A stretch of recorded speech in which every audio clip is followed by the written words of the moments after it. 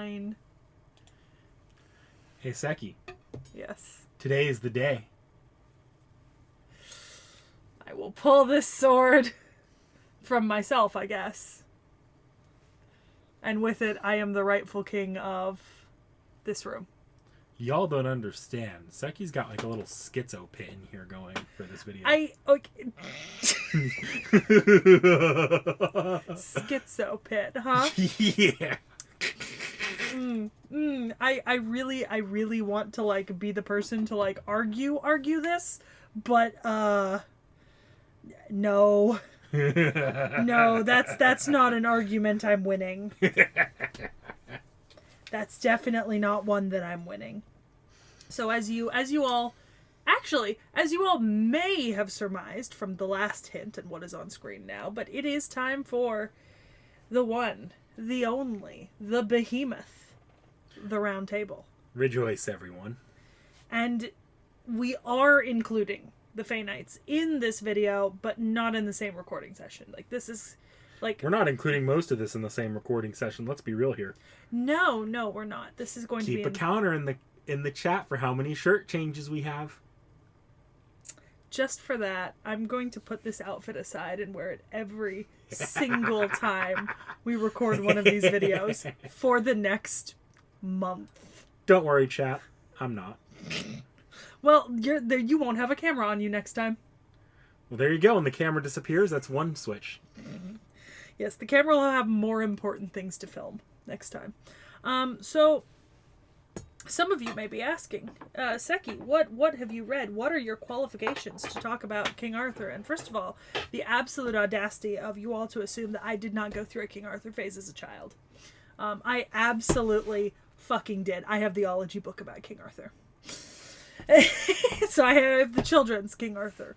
And I got a lot of use out of it. The spine is a little bit dinged up. And there's definitely some missing pieces in here because it's got like pop outs and pull outs. So I absolutely have the credentials of childhood for this.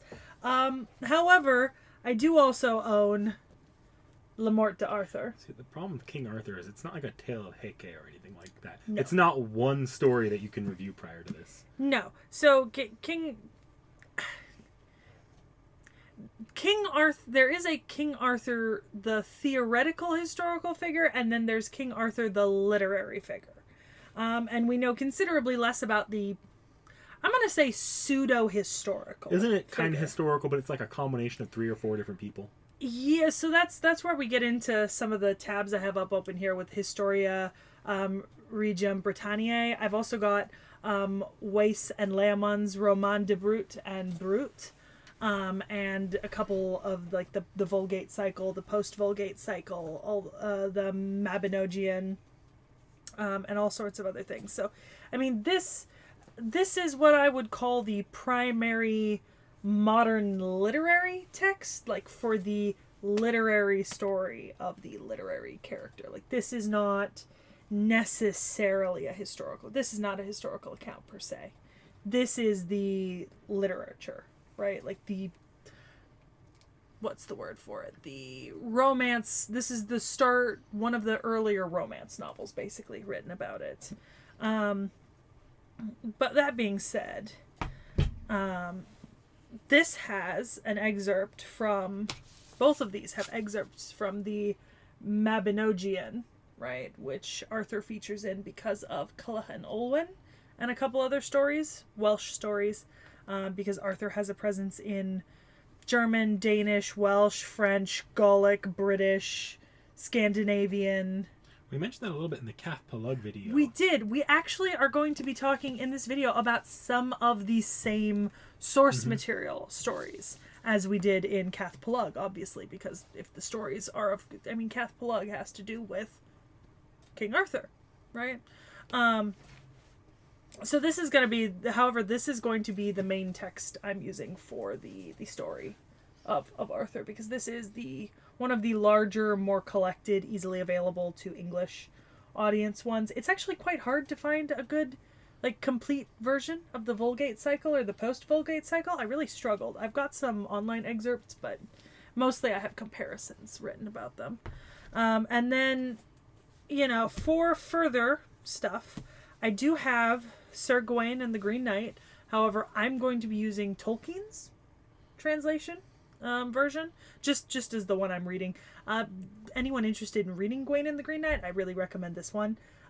He's a little bit more poetic with his translation, which makes it flow better. Also, gay. I've got an Arthurian myth book. I have The Romance of Tristan and Isolde. And I have The Complete King Arthur, Many Faces, One Hero. And all of those are going to combine to create the behemoth that is my schizo pit, as you so nicely put it, earlier. This is just the beginning. There's another book that you guys didn't see because it's related to something we're going to talk about later, but isn't Arthur, because Fey Knights. There's stuff in here that isn't Arthur because of the Fey Knights. Let me just say, when we conceived of this video at the very beginning of the Sekhie React series, like I think towards the end of the King Arthur video, it was about like 1/5 the size that this one's going to be. Because it was just the knights. And only the ones that were like present. I think I had some weird thought in my head that I was only gonna cover the ones that are present in Fate, which is absolute bullshit, because you just like Elaine was on our list, right? And I sent a message to, and I was like, which Elaine? Because there are 5. The mother of Lancelot, the lover of Lancelot, the mother of Galahad, who is not the same as the lover of Lancelot, the Holy Grail one, and then I sent a message like 2 seconds later before you even responded. I was like, never mind, I have to touch on them all. Because they're all part of the larger story. Like, I don't get to pick and choose. I think they're when we started, all going the in. history section was also very different too. Yeah, I think I had originally a slightly larger cast of characters in the history section, actually. I'd included a few more, which have been since cut from the records. But, so, Arthurian legend. We can't really call it King Arthur because it's Arthurian legend. It begins before he is born and it extends to after he dies. Arthurian legend ends traditionally with the death of Lancelot, which happens about a decade after King Arthur, and it begins when Uther Pendragon goes seeking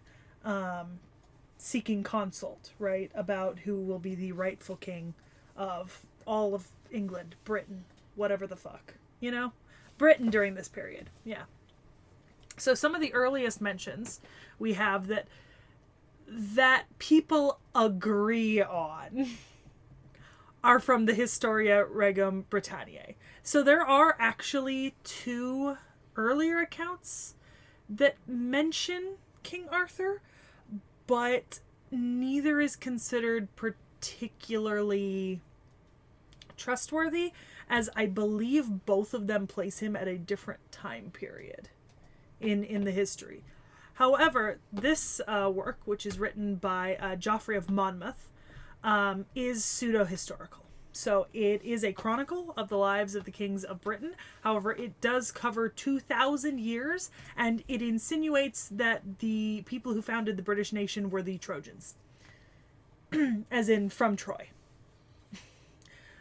Which is a fun little thing, because certain accounts will claim that he is a descendant of, like, Alexander, or like something like that, which I think is absolutely fucking hilarious. It's ridiculous, and I love it. Imagine if Fate had run with that. Actually, I think I imagine redheaded Arthur Pendragon. It'd be adorable. I'm trying to think about if the Banquet of Kings from Fate Zero was just a family reunion.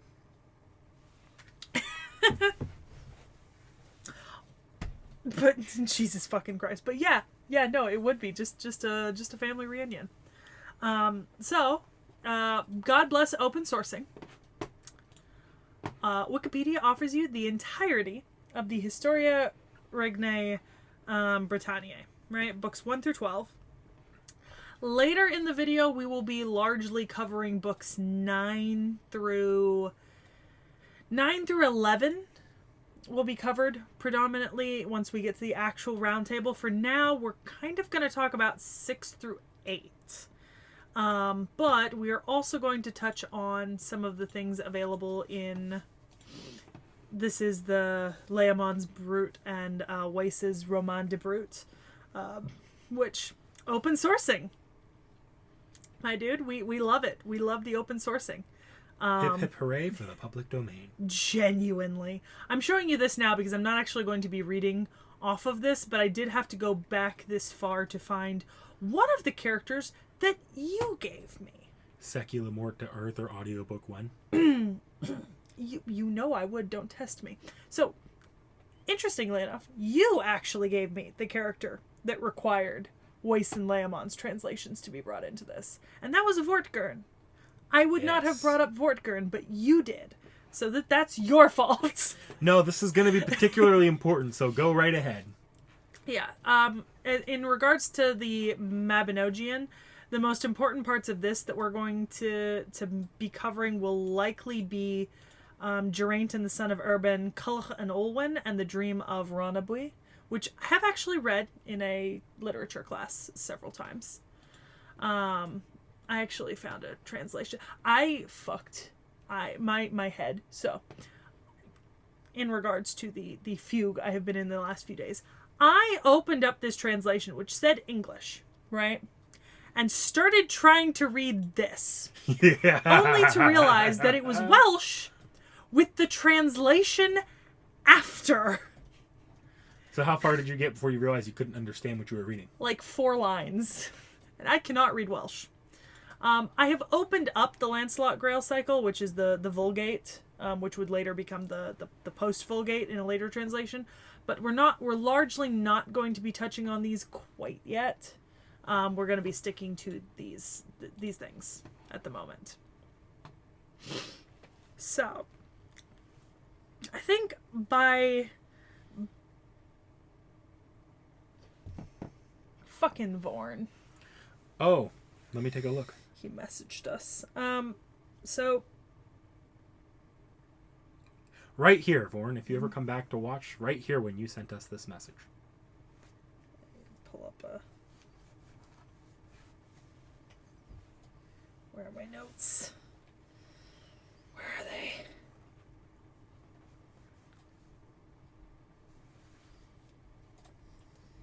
You've got a second. Let me find my notes. Okay. So, I suppose by order of primacy in terms of the characters from the actual round table, we're going to start with Vortigern, right? It was not a character I had ever bothered to spend any time reading or investigating about until now. So thank you for that. I'm not going to attempt any of the Welsh pronunciations of his name, or the Old English, or the Old Breton. In fact, the only one you'll get out of me is the Latin and the English. Because I know my limits, and that is too many vowels. I don't. Let me try. Homie, no.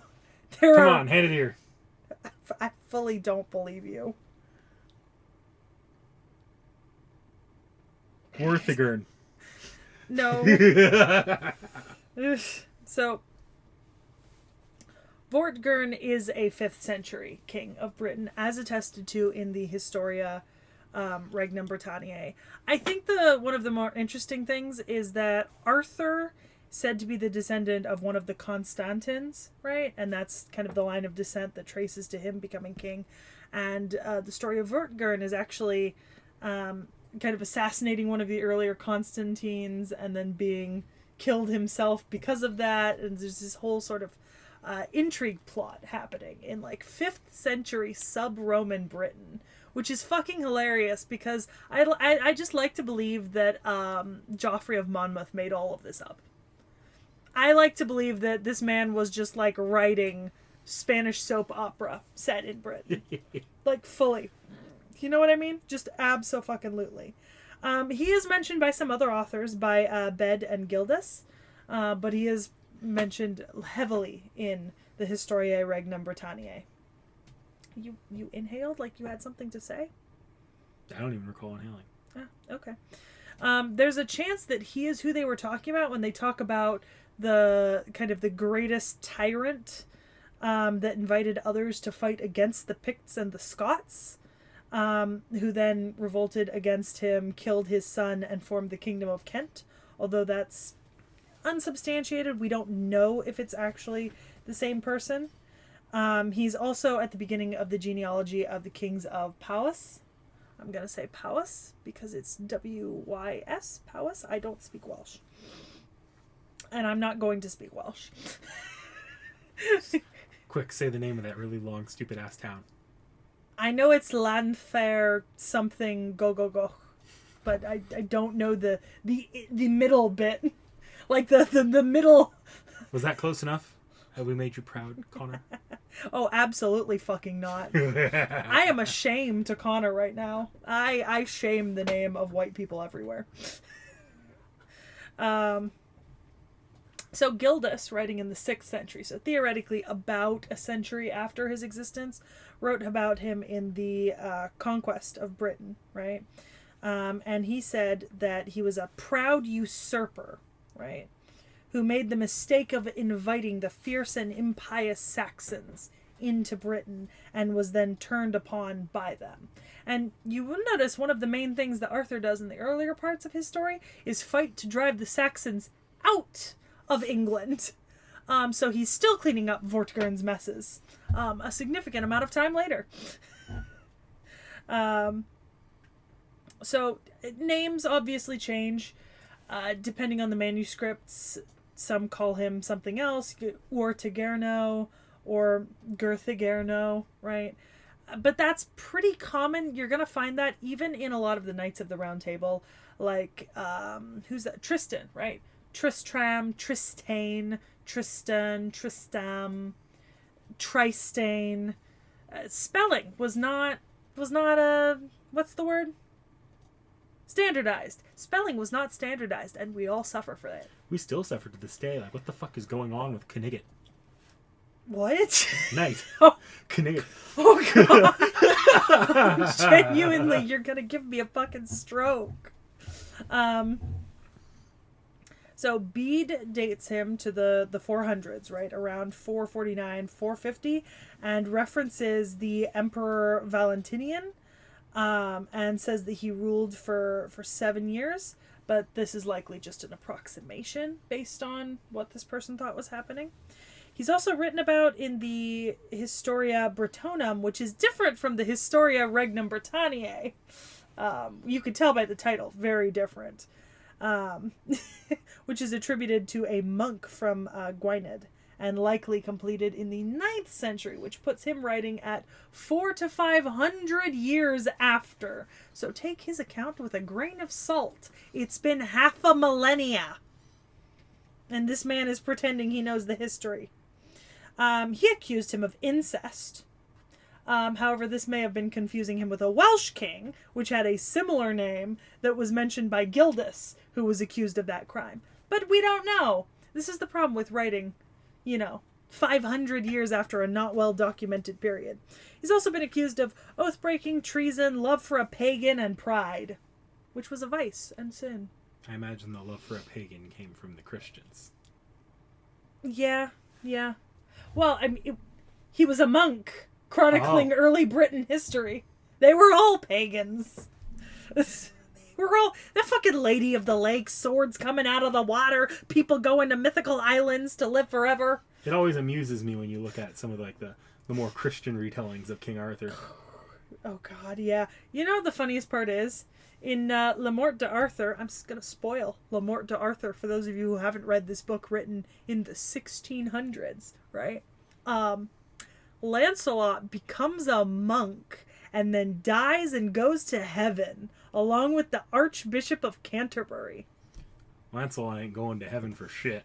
He actually does go to heaven in Le Morte d'Arthur after making his peace and earning forgiveness and all that sort of stuff. Because his only crime was love. The fucking Catholicers. Yeah, they were still Catholic at that time. Awesome. There's some more mentions of Vortigern, right? He's mentioned in the Anglo-Saxon Chronicle, mostly in relation to some famous battles in that work. And right before Geoffrey of Monmouth and his Historia, he's mentioned by William of Malmesbury, who I had never heard of before. But William of Malmesbury wrote the Gesta Regnum Anglorum, basically the English kings, right? Which, kings of fucking Britain. This is the problem with the lack of standardization. Anyways, he wrote, "At this time Vortigern was the king of Britain, a man calculated neither for the field nor the council, but wholly given to the lusts of flesh, the slave of every vice, a character of insatiable avarice, ungovernable pride, and polluted by his lusts." ChatGPT, please make shorter. He was a despot. To complete the picture, he had defiled his own daughter, who was lured into the participation of such crime by the hope of sharing his kingdom, and she had borne him a son, regardless of his treasures at this dreadful juncture, and wasting the only resources of the kingdom in riotous living, he was awake only to the blandishments of abandoned women. Basically, this bitch was living in sin. This boy sinning. I hope someone writes about me someday with such disdain. Yeah. That's what I hope to inspire. Disdain. Disdain and fear. I'll be sure to remember if you want that. So beginning in book 6 of the Historiae Regnum Britannia by Geoffrey of Monmouth, we are introduced to the character of Constantine. Constantine is made king of Britain, and he leaves 3 sons behind. Those sons were Constans, Aurelius Ambrosius, and Uther Pendragon. Constans was the oldest, and he was sent to Westminster, hoping that he could become a monk, but the other 2 he sent to Guethin for their education. And then 10 years later, a Pict entered his service, and under the pretense of holding a private discourse with him, in a small grove of young trees, stabbed him, betraying him dearly. Upon his death, nobility dissented over who the successor to the throne would be. Some believed that it should be Aurelius Ambrosius, other Uther Pendragon, and others some other people. Essentially what happens is that Vortigern, who wanted the crown, went to Constans the monk and said that he should be the one promoted to be the king. He said that I will offer his advice on the condition of you giving me more power, and I will support you. Constans, who was overjoyed by this, and promised to grant him whatever he desired. Vortigern took him, conducted him to London, and essentially made him king, although he did get the consent of the people.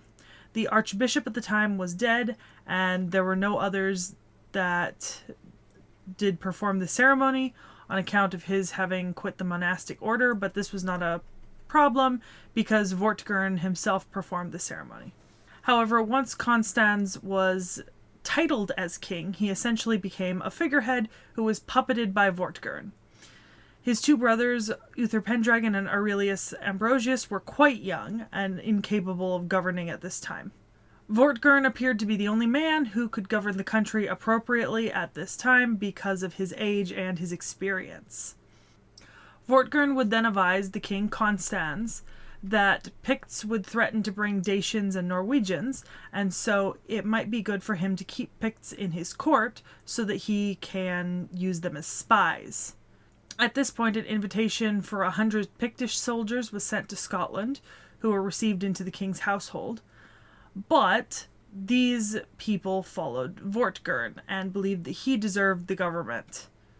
They encouraged Vortigern to show them favor, and then essentially had conversations that were similar to why do we allow this monk puppet king to live so that Vortigern can rule in his stead. Vortigern is definitely fit to succeed.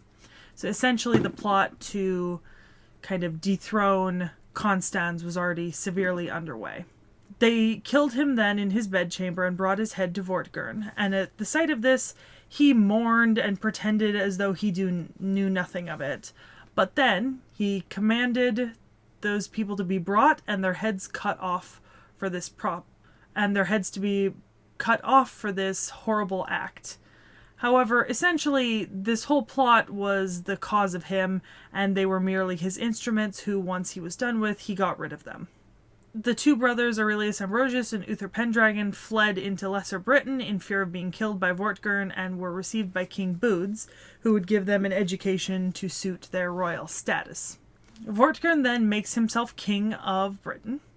However, once his plotting and scheming became well known to the people who he had used in his plots, a large portion of his army went to war, and he had much trouble from his former allies. At this point, the Saxons had arrived in England via Kent under the command of a couple of brothers. Vortigern pleaded to them, saying that they had come by God's providence to help him, and that he would entertain them honorably and bestow them with lands if they were to fight for him in the coming conflicts.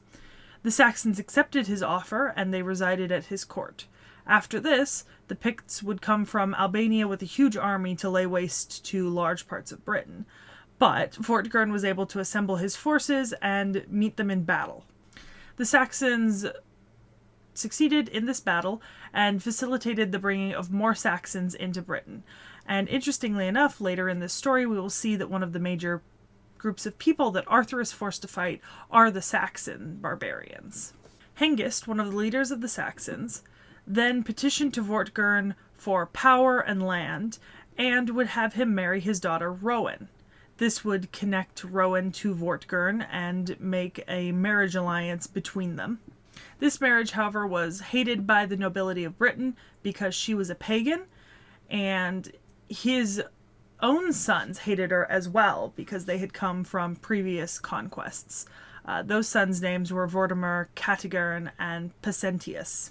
Then the bishops Germanus and Lupus attempted to restore Christian faith that had been corrupted in Britain, and campaigns at Octa and Abisa were defeated handily by Vortimer, one of Vortigern's sons.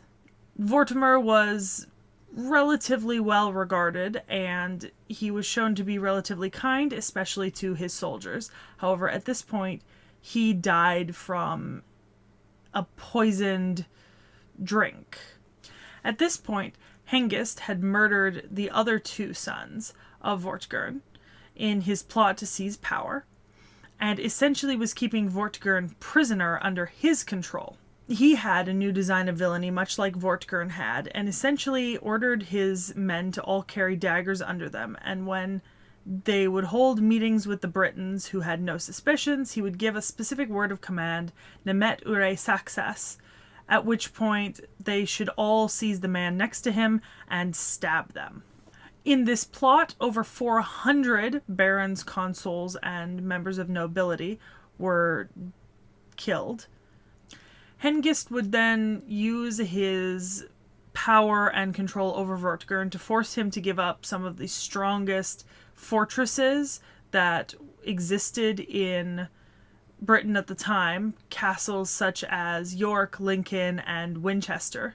Vortigern at this point managed to retire to Cambria and took the advice of a few magicians who told him that they should bring a youth that had never had a father and kill him, and then sprinkle the stones in cement with his blood so that he would have a firm foundation. They came to a city called Caermerdin, where they saw some young men, and they sought to see if they could find what they were in quest of. They met two young men whose names were Merlin and Debutius, and Debutius quarreled with Merlin, saying, "You fool, do you presume to quarrel with me? Is there any equality in our birth? I am descended of royal race, both by my father and mother's side. As for you, nobody knows what you are, for you never had a father." So the messengers that Vortigern sent out looked upon Merlin, thinking that he was the person they were told to find. They ordered the governor of the city in the king's name to send Merlin and his mother to the king. When they were introduced, he received the mother respectfully on account of her noble birth, asking of how she had conceived, and she said, "By the life of your soul and mine, I know nobody that begot him of me.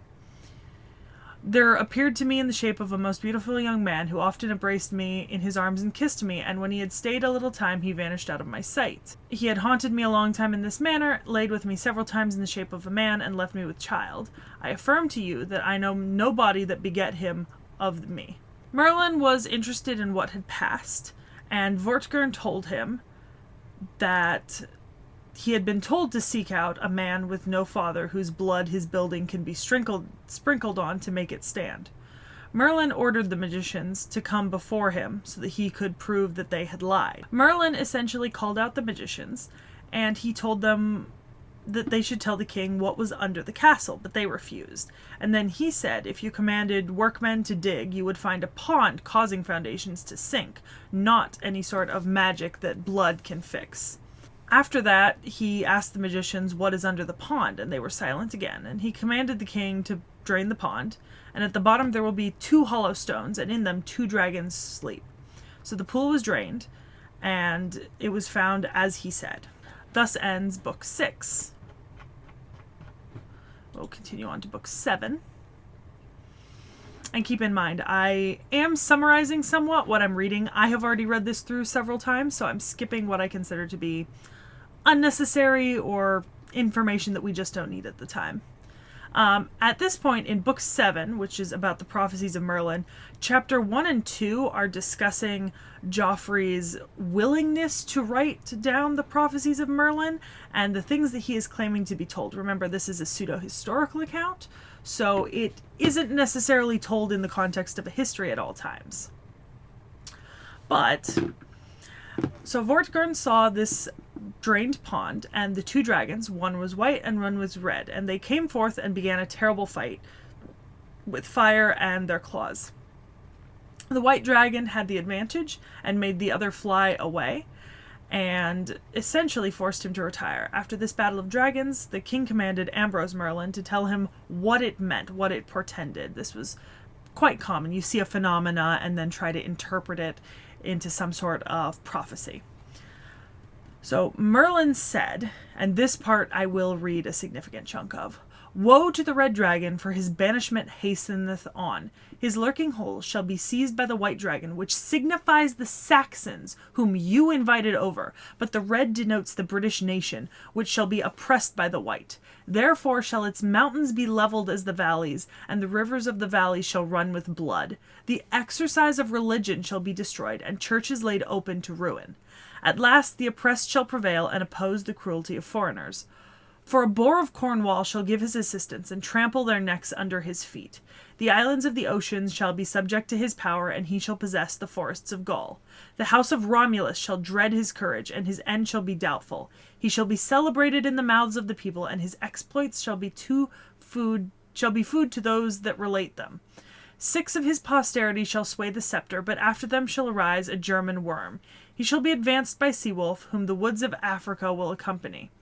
Religion again shall be abolished, and there shall be a translation of the metropolitan seas. The dignity of London shall adorn Duraburnia, and the 7th pastor of York shall be restored to the kingdom of Armorica. Menevia shall put on the pall of the city of legions, and a preacher of Ireland shall be dumb on account of an infant growing in the womb. It shall rain a shower of blood, and a raging famine shall afflict mankind." Let's see. I'm going to skip ahead a little. He that shall do these things shall put on a brazen man, and upon a brazen horse shall for a long time guard the gates of London. After this shall the red dragon return to his proper manners, and turn his rage upon himself. Therefore shall the revenge of the thunderer show itself, for every field shall disappoint the husbandmen. Mortality shall snatch away the people, and make dissolution over all countries. The remainder shall quit their native soil, and make foreign plantations. A blessed king shall prepare a fleet, and shall be reckoned the 12th in the count among the saints. There shall be miserable desolation of the kingdom, and the floors of the harvest shall return with fruitful forests. The white dragon shall rise again, and invite over a daughter of Germany. Our gardens again shall be replenished with foreign seed, and the red one shall pine away at the end of the pond. After that the German worm be crowned, and the brazen prince buried. He has his bounds assigned to him, which he shall not be able to pass. For 150 years he shall continue in trouble and subjection, but shall bear sway 300. Then the north wind rise against him, and snatch away the flowers the west wind produced. So keep in mind that the white dragon signifies the Saxons, and the red denotes the British nation. So it's saying that the Saxons and the Britons will rise and fall and fight against one another at various times. The prophecy keeps going and talks a lot about specific kind of fated people and that sort of thing. But in general, essentially what he's saying is that even though the Saxons are currently oppressing the Britons, someone from Britain will rise up in order to be able to break Saxon control, at least for his lifetime. And that typically indicates Arthur in most people's analyses. There's a lot of what's a good word? Allusion to both pagan and Christian folklore, and you have to think that this is a time when people were trying to reconcile Christianity with some elements of folklore so that they could appeal to people in these areas. So the prophecy continues below and speaks even more of what will happen. This section talks about ships being built. And this portion down here brings up the boar again. And there's a section down here at the bottom where it even talks about the zodiac signs, which is pretty interesting. But essentially, every single bit of this is all part of the prophecy that Merlin gives to Uther. The prophecy that Merlin gives to Vortigern. Vortigern then asks about his own death, and Merlin answered, "Fly the fire of the sons of Constantine if you are able to do it. Already are they fitting out their ships. Already are they leaving the Armorican shore. Already they are spreading their sails to the wind. They will steer towards Britain. They will invade the Saxon nation. They will subdue that wicked people." Essentially what he's saying is that Uther and Aurelius are already on their way back. They're going to revenge their father's murder upon you, but they're going to restore the nation. Aurelius Ambrosius will be crowned, but then he will bring peace and restore churches, but die of poison. And his brother shall succeed him, but his brother will also die of poison. There shall be present at the commission of this treason your own son, issue, whom the boar of Cornwall shall devour. And the next day Aurelius arrives. So Aurelius is anointed king of Britain and burns Vortigern in a tower. He does not succeed in escaping. And then he is praised greatly for his bravery and the winning of his battles. At this point, Hengist, who is still around, marches against Aurelius, and they fight in the fields of Maesbelli, and there is a furious battle between the two of them. However, Hengist is killed by Eldol, and the Saxons are defeated by the Britons in this battle. Hengist is then beheaded by Eldol. Octa, which was taken by the Saxons before, is besieged in York and surrenders themselves to the mercy of Aurelius, who at this point has entirely routed his enemies and proceeds to restore the churches and religion to Britain, especially ecclesiastical affairs, to their ancient state. Merlin advises him to remove the Giant's Dance from the mountain Kilaros, and Uther Pendragon is put in charge of this. Another foe is routed by Uther, and the Britons bring over the Giant's Dance into Britain, and then Pasentius brings Saxons again against the Britons. Remember, Pasentius is the third son of Vortigern. He's assisted by the King of Ireland and once again tries to invade Britain, and Aurelius would then die by the treachery of a Saxon named Iopa. Then Uther would be crowned king in wake of a comet sighting that essentially would signify that it was his turn to rise to the throne. And Pasentius, the son, and Gilomanius, the one who he was working with, are killed in battle, and he is made king of all Britain. He then takes back Octa and Aosta. We get into what will be covered in Le Morte d'Arthur.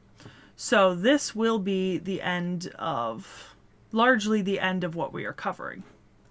But essentially, after his victory, Uther becomes king and holds court. And one person he meets is the Duke Gorlois, who has the castles of Tintagel and Tarabel? I believe it's Tarabel. It'll be written in my notes when we get to Le Morte d'Arthur. But this is the story of him seducing Igraine out of wedlock and Arthur being produced from the union. Uther would then marry Igraine, which kind of legitimates Arthur, but it really depends. However, Octa and Aosta then renew the war, and Lot marries the king's daughter, which is interesting because Lot will come back, as will his new wife. Uther is then ill and is carried up against the enemy, during this last battle, and Octa and Eosa are defeated with a great number of their men. However, Uther, at the end of this conflict, drank spring water poisoned by the Saxons and dies just as Merlin Ambrose had predicted. Thus ends Book 8. Book 9 begins with Arthur succeeding his father in the Kingdom of Britain, and this is where we will pick up with La Morte d'Arthur. We will not continue in the Historiae Regnum Britanniae. I'll bring this up now just because you mentioning Uther and fate, and it's not something I'm really going to go into much detail on. There is some, albeit very, very minor evidence that Uther might, at least in like your normal Fate timeline, is actually going to look a lot like Arthur from Fate Prototype. I mean, that would make sense. It's his kid. Yeah. Genetics, people. Genetics. It's his fucking kid. It's gonna look like him. You say that as if it's supposed to be a shock, I know. They're fucking related. But yeah, it would be. It definitely would be. I mean, I could have said he was gender bent and he looked like Arthuria. Go die in a ditch. Nope, we're not going there. We're not going there. Okay. But moving... Well, we are going there eventually. Moving on from there, I'm actually going to set aside King Arthur for now. We're not going to come back to them till we actually get into the proper narrative that I will be going much deeper in detail with, right? Where we're going to talk about all the knights, the different quests, the interpersonal romances and tragedies that befall the vast majority of Arthur's round table. Mostly as a result of women. Soap opera. Women. The greatest problems. So, something I want to mention that I brought up earlier is the Mabinogion, which is one of the earliest Welsh prose stories.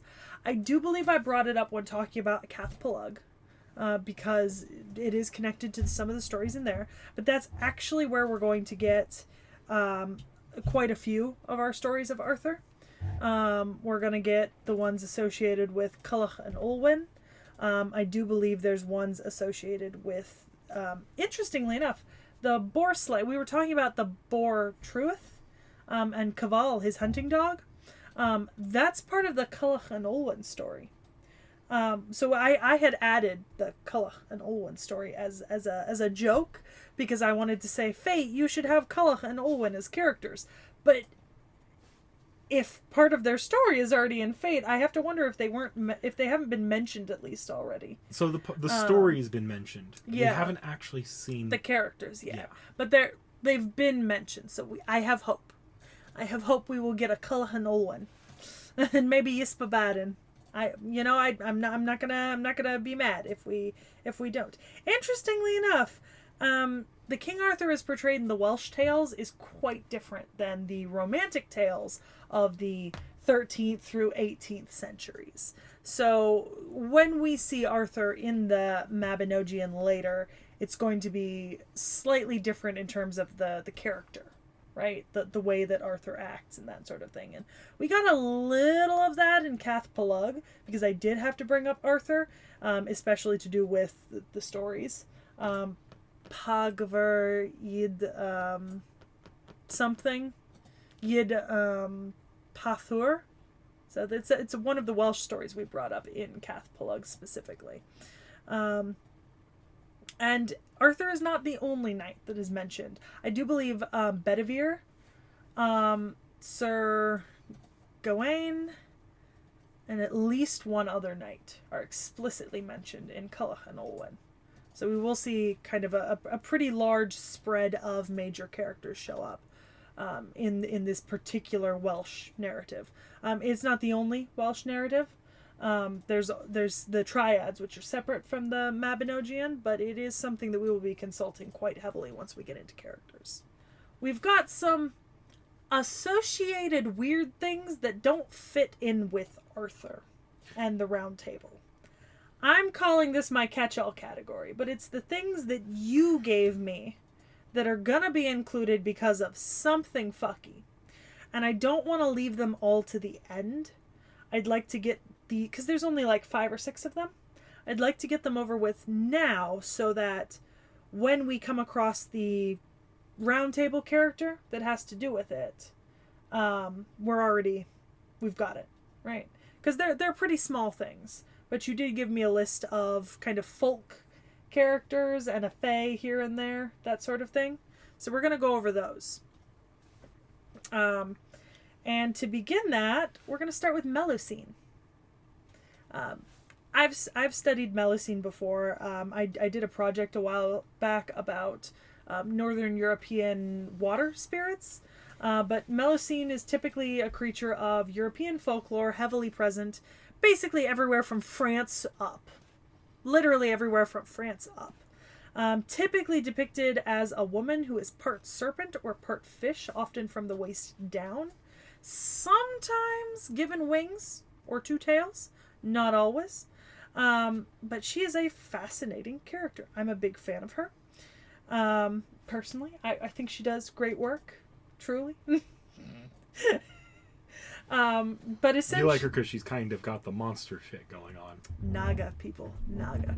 The tongue thing. So, but one of the most coherent versions of her story was written by Jean d'Arras in the 1380s. It was part of a collection of spinning tales told by ladies at like a spinning gathering. So it tells of a story about a time before the Crusades. There was a king of Albany, which is an older name for Scotland, who one day when he was hunting found a beautiful woman in the forest.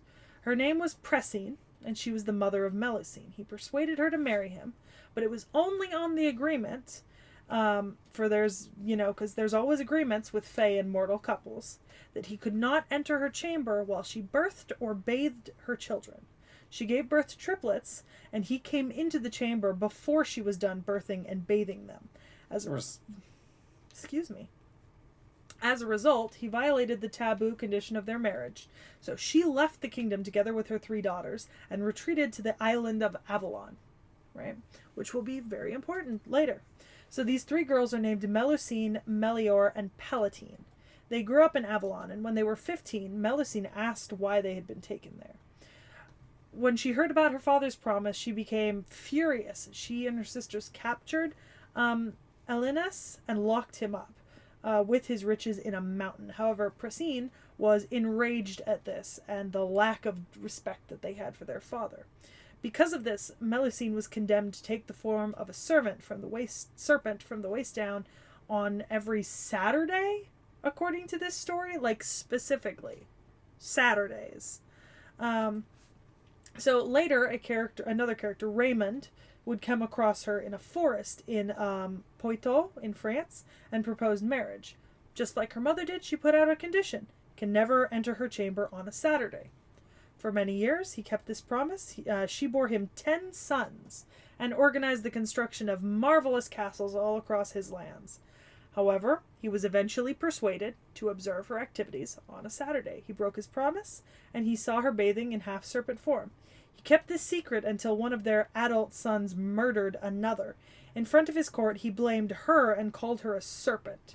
She then assumed the form of a dragon, gave him 2 magic rings, and flew off, never to be seen again, although she did return at night to nurse her 2 youngest children, who were still infants. And the interesting thing about this is not the first time that we have seen a story about shape-shifting cursed maidens, right? Who have conditions like, you cannot look at me on a certain time, or you cannot do this to me. That comes to mind from Fate, that we'll see eventually, is the story of Miss Crane. Mm-hmm. In Europe, you have characters like the Swan Maidens. You also have the Swan Prince, or the Knight of the Swan. And I do believe we talked about Lohengrin in the Percival story when we talked about Cath Palug briefly. And we're actually going to talk about Percival again, because Percival is the German story of Percival, one of the Knights of the Round Table. And that's also a shape-shifting character like that. The legends are really common in France, Luxembourg, Germany, Britain. And interestingly enough, in Britain, one of the most famous examples of this character is in Richard the Lionheart, who claimed that he was descended from Melusine, or a character like this. In the 14th century romance, Richard, Coeur de Lion, right, Heart of the Lion, Lionheart, it became commonplace to say that his mother, Eleanor of Aquitaine, had been descended from either Melusine, or that she had been similar to Melusine in that she took her children and flew off, right, after a broken promise. Then apparently Richard I of England, Richard the Lionheart, did tell the tale that he was the descendant of a Countess of Anjou who was very similar to Melusine. Which I think is absolutely fascinating. Normally a king wouldn't claim to be descended from, like, a demonic fey creature, but Richard the Lionheart was like, yeah, that one. Well, guys, you know whose Bond line to look for when he gets added to FGO? Yeah, because you told me to look up Richard the Lionheart. I wasn't gonna. Yeah, not in too much detail. Yeah. We're not going in on him today, by the way, guys. Not heavily. Yeah, I wasn't. That was the most specific thing I was gonna bring up about him. But so that's the general story of Melusine. Interestingly enough, one other connection is that the Lady of the Lake is considered a water nymph of the same category as Melusine. In pre-Christian kind of water fairy in Britain, right? Like, not the same creature, but the same kind of creature, right? Which is pretty interesting. So the next name you gave me was the Baobhan Sith. Yes. You excited for that one? No, I was stretching. Oh, okay. So the Baobhan Sith is another female fae. Popular in this folklore in predominantly the Scottish Highlands, although it does share similarities with myths from many other places over the world. According to Donald Mackenzie, who's a really famous Scottish folklorist, and I have some of his work on my computer, typically a Baobhan Sith appears as a beautiful young woman wearing a long green dress that conceals the deer hooves that she has instead of feet. However, she can also take the form of a hooded crow or raven. One of the most famous tales recorded about the Baobhan Sith was about 4 men who went hunting. They took shelter in a shieling, which is a hut, and one of the men decided to sing while the others danced. They expressed desire for partners to dance with. And soon after that, 4 women entered the hut. 3 of them danced while the 4th sat beside the vocalist. He then noticed drops of blood falling from his companions and fled the hut, taking refuge amongst the horses. His dancing partner chased him but was unable to catch him. When daylight came, she disappeared. The man went back inside and found all 3 of his friends dead and drained of blood. Another folklorist claimed that the Baobhan Sith was unable to catch the 4th man among the horses because of the iron in which the horses were shod, iron shoes being traditional for horses at this time, and also being one of the traditional fae and fairy vulnerabilities in folklore from this area of the world. Iron will banish evil spirits from your home. In another version of this tale, one of the men actually noticed the hooves and fled, and returned the next morning to find the hunters had their throats cut and chests laid open on the floor. There's another version of the story in a cave. You wanna let the kitten in? Hi, honey. Hello, my darling. Hi, hon. Go on, Chonker. Good girl. Yes, across the books. There's another version where there's a bunch of hunters took hide in a cave, and one said that each one of them said, "Oh, I wish my sweetheart were here," except one of them, who had a black dog, who said he wished his wife would remain at home. And then a group of young women entered the cave, and the men who had wished for their sweethearts were killed. But the man who had said he wished that his wife was safe at home and had his dog was protected, and his black dog drove the women from the cave. So the reoccurring part of the Baobhan Sith story is that it appears to men who express the desire for female companionship, like immediately after they express this. So in all fairness, I would classify this as Like, this would likely pop up if you were to look up a list of either succubi or vampire, like, mythology from around the world. Because there are a lot of different types of, like, vampire-esque or succubi-esque stories, and this fits both of them. I don't think you need anything more on the Baobhan Sith. Not really. So next, you've given me the Barghest, which is a monstrous black dog with huge teeth and claws. That is super notable in Northumberland, which is kind of an area that's now part of Scotland. And essentially, it's a mountain ghost. They come down from the mountain, and take men, right? They kill them. They can shapeshift into the face of a headless man as well. But they are an omen of death, typically.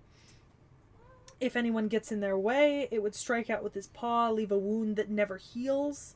It takes the form of a large black dog with fiery eyes. It can be invisible, walk around with the sound of rattling chains, and it is unable to cross rivers.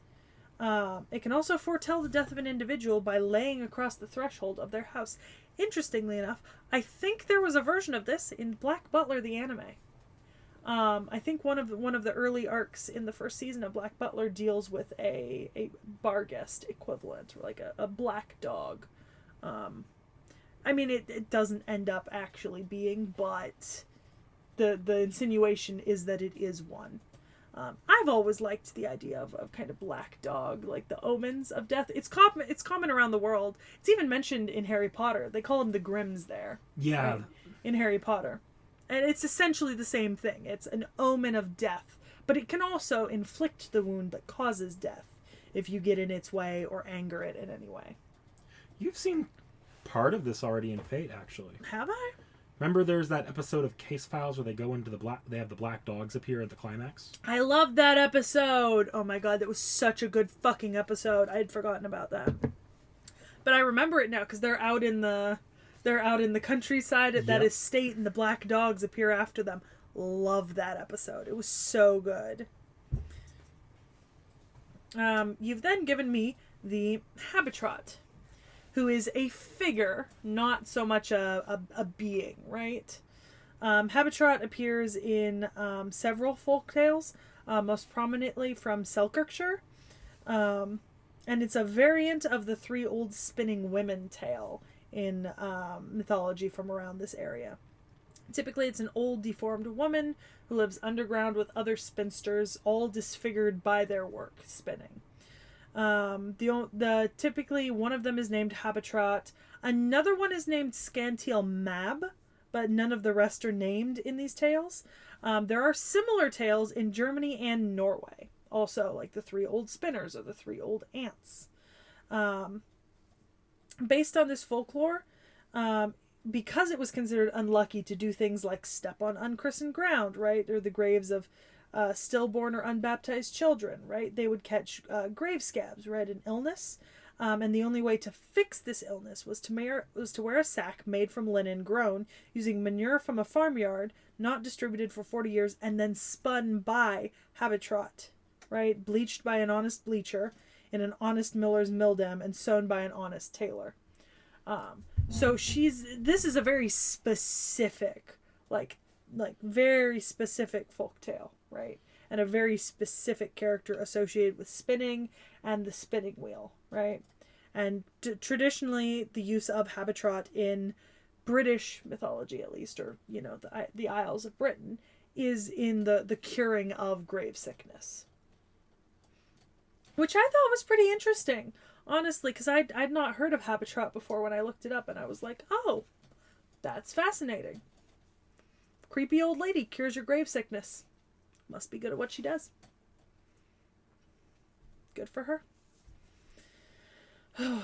Okay, I've got some weird shit now. You gave me Oberon, and I know that Oberon is combined with another character. I don't remember who, but I did put an order out on the Fate and Android that Oberon is combined with. Ooh, I wonder what version of him you're getting with that. Go look it up on Big Bad Toy Store. I'll do it later. Is it not the same one you pre-ordered? I ordered the Morgan. Yeah, I ordered both. I did not order Oberon. I think it came out after. Yeah, I think it's a little bit newer, but it's next. I just pulled Oberon on stream yesterday. Actually. I did not hear about that, but I did hear that you were trying. So I really don't want to go super deep into Oberon because that is opening like a can of worms that can never be closed. Because Oberon is the king of fairies in A Midsummer Night's Dream as written by William Shakespeare. His wife is Titania, queen of the fairies. And Oberon and Titania are pretty important characters in that story. They're also pleasant. There's also a dwarf named Oberon in the Nibelungenlied, which we have talked about too much on this channel. I don't ever want to talk about the Nibelungenlied again, but we definitely have to. And to be honest, just his presence in Midsummer Night's Dream, like he is very, he's very prominent in the story, right? Because the story follows a couple different couples, and the man with the ass's head and all that sort of stuff. It's basically a sordid, soap opera from the 16th century, right? Thank you, Shakespeare. Look, all of Shakespeare's work was not for the more discerning viewers. We appreciate that about Shakespeare. His shit was for the masses, and we love him for it. Oberon and Titania are both very powerful nature spirits, right? King and queen of the Fae.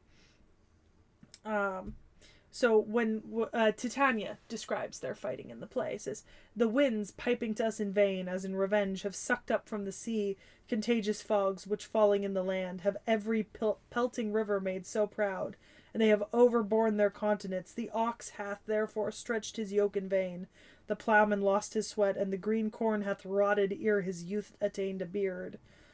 So basically, even their fighting causes... Their fighting causes evil in the world. The same progeny of evils comes from our debate, from our dissension. We are their parents and original. So they are such powerful characters, right, as the king and queen of Fae associated with nature, that their very arguing causes things to die and weather to go wild and all that sort of thing. In the play, Oberon tricks Titania into giving back the child, right, that she had taken by using the juice from a special flower that was accidentally struck by Cupid's arrow, which he sent Puck to fetch. Puck is his servant, the mysterious trickster. So he puts this juice in her eye, and the first thing that when she awakens, she'll fall in love with the first thing she sees, and it is an actor whose head was transformed into that of a donkey, thanks to a curse from Puck.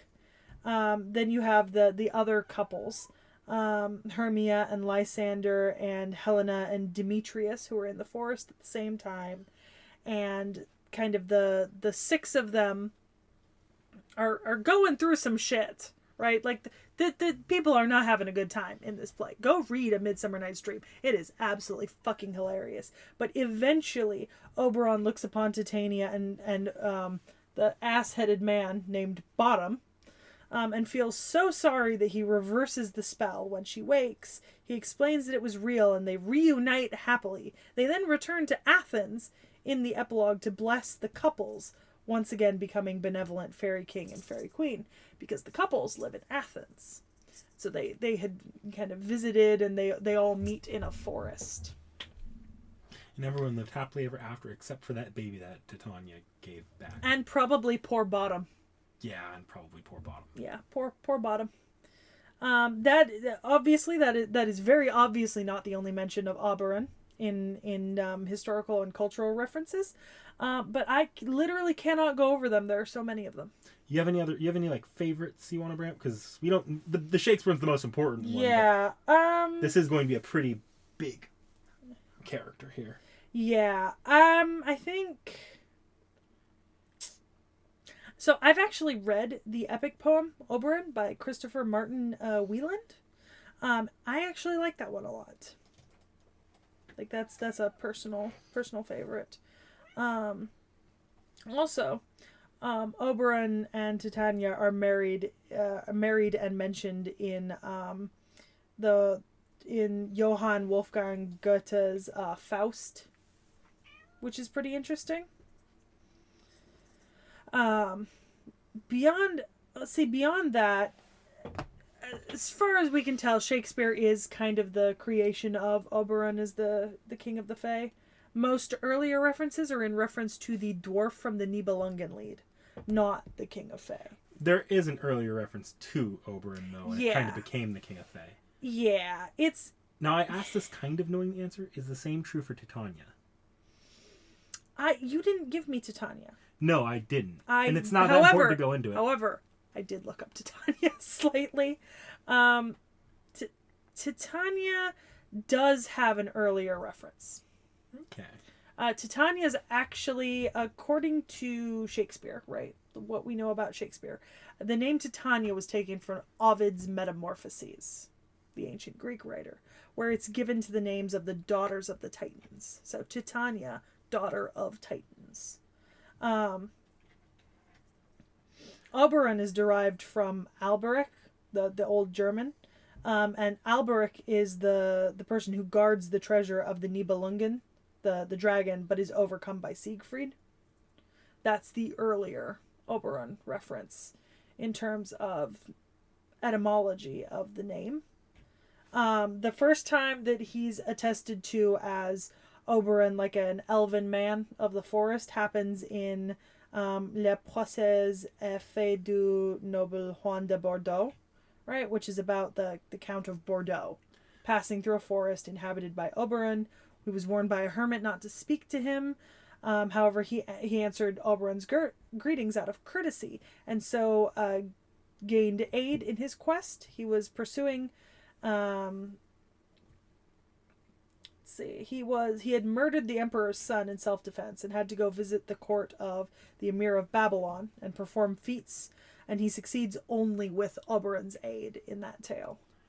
Okay, so but with Oberon there's a clear line, like this character led to this character led to this character, kind of. The Nibelungen and this particular French story are the earliest literarily attested. However, there was a real Count of Bordeaux that Seguin was based on.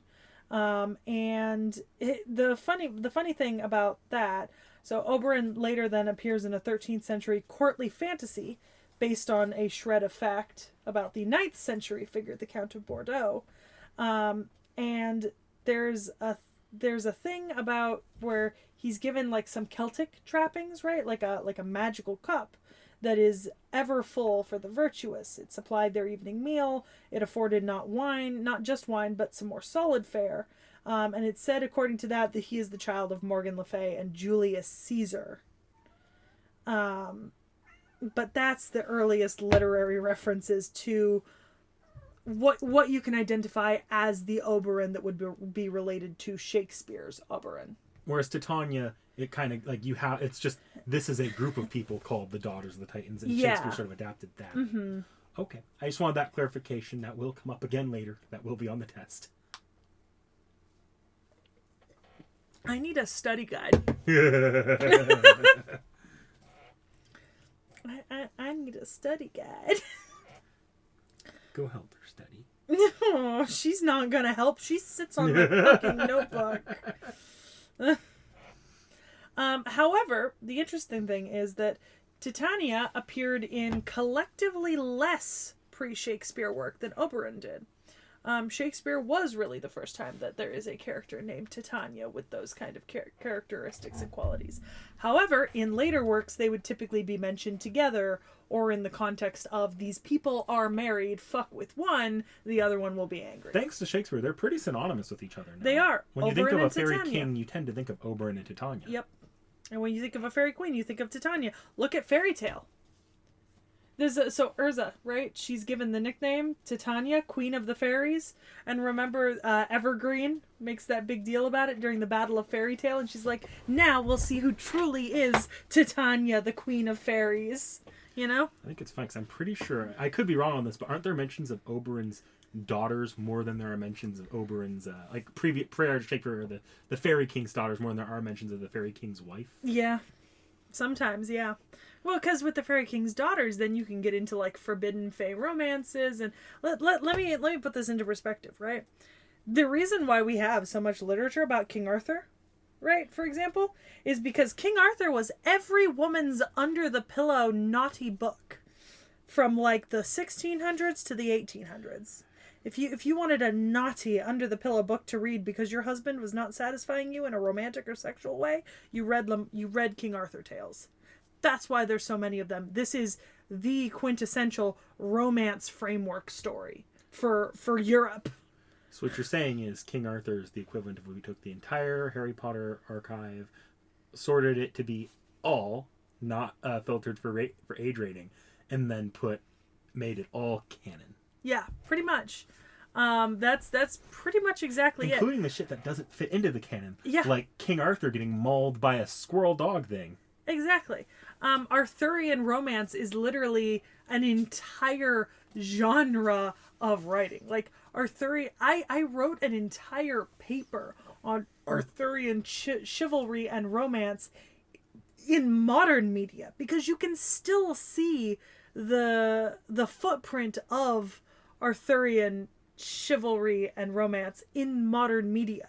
I literally wrote a paper comparing it to fucking James Bond. Like it's everywhere. Like directly on my notes. And your phone. Yeah, my phone has my notes. I didn't write them today. I didn't print them because I didn't want to waste that much paper. Honey, I'm just gonna sneak that out. Bitch. Darling, you are so precious. You are so cute and so fat. And you look so tired. Look at that face.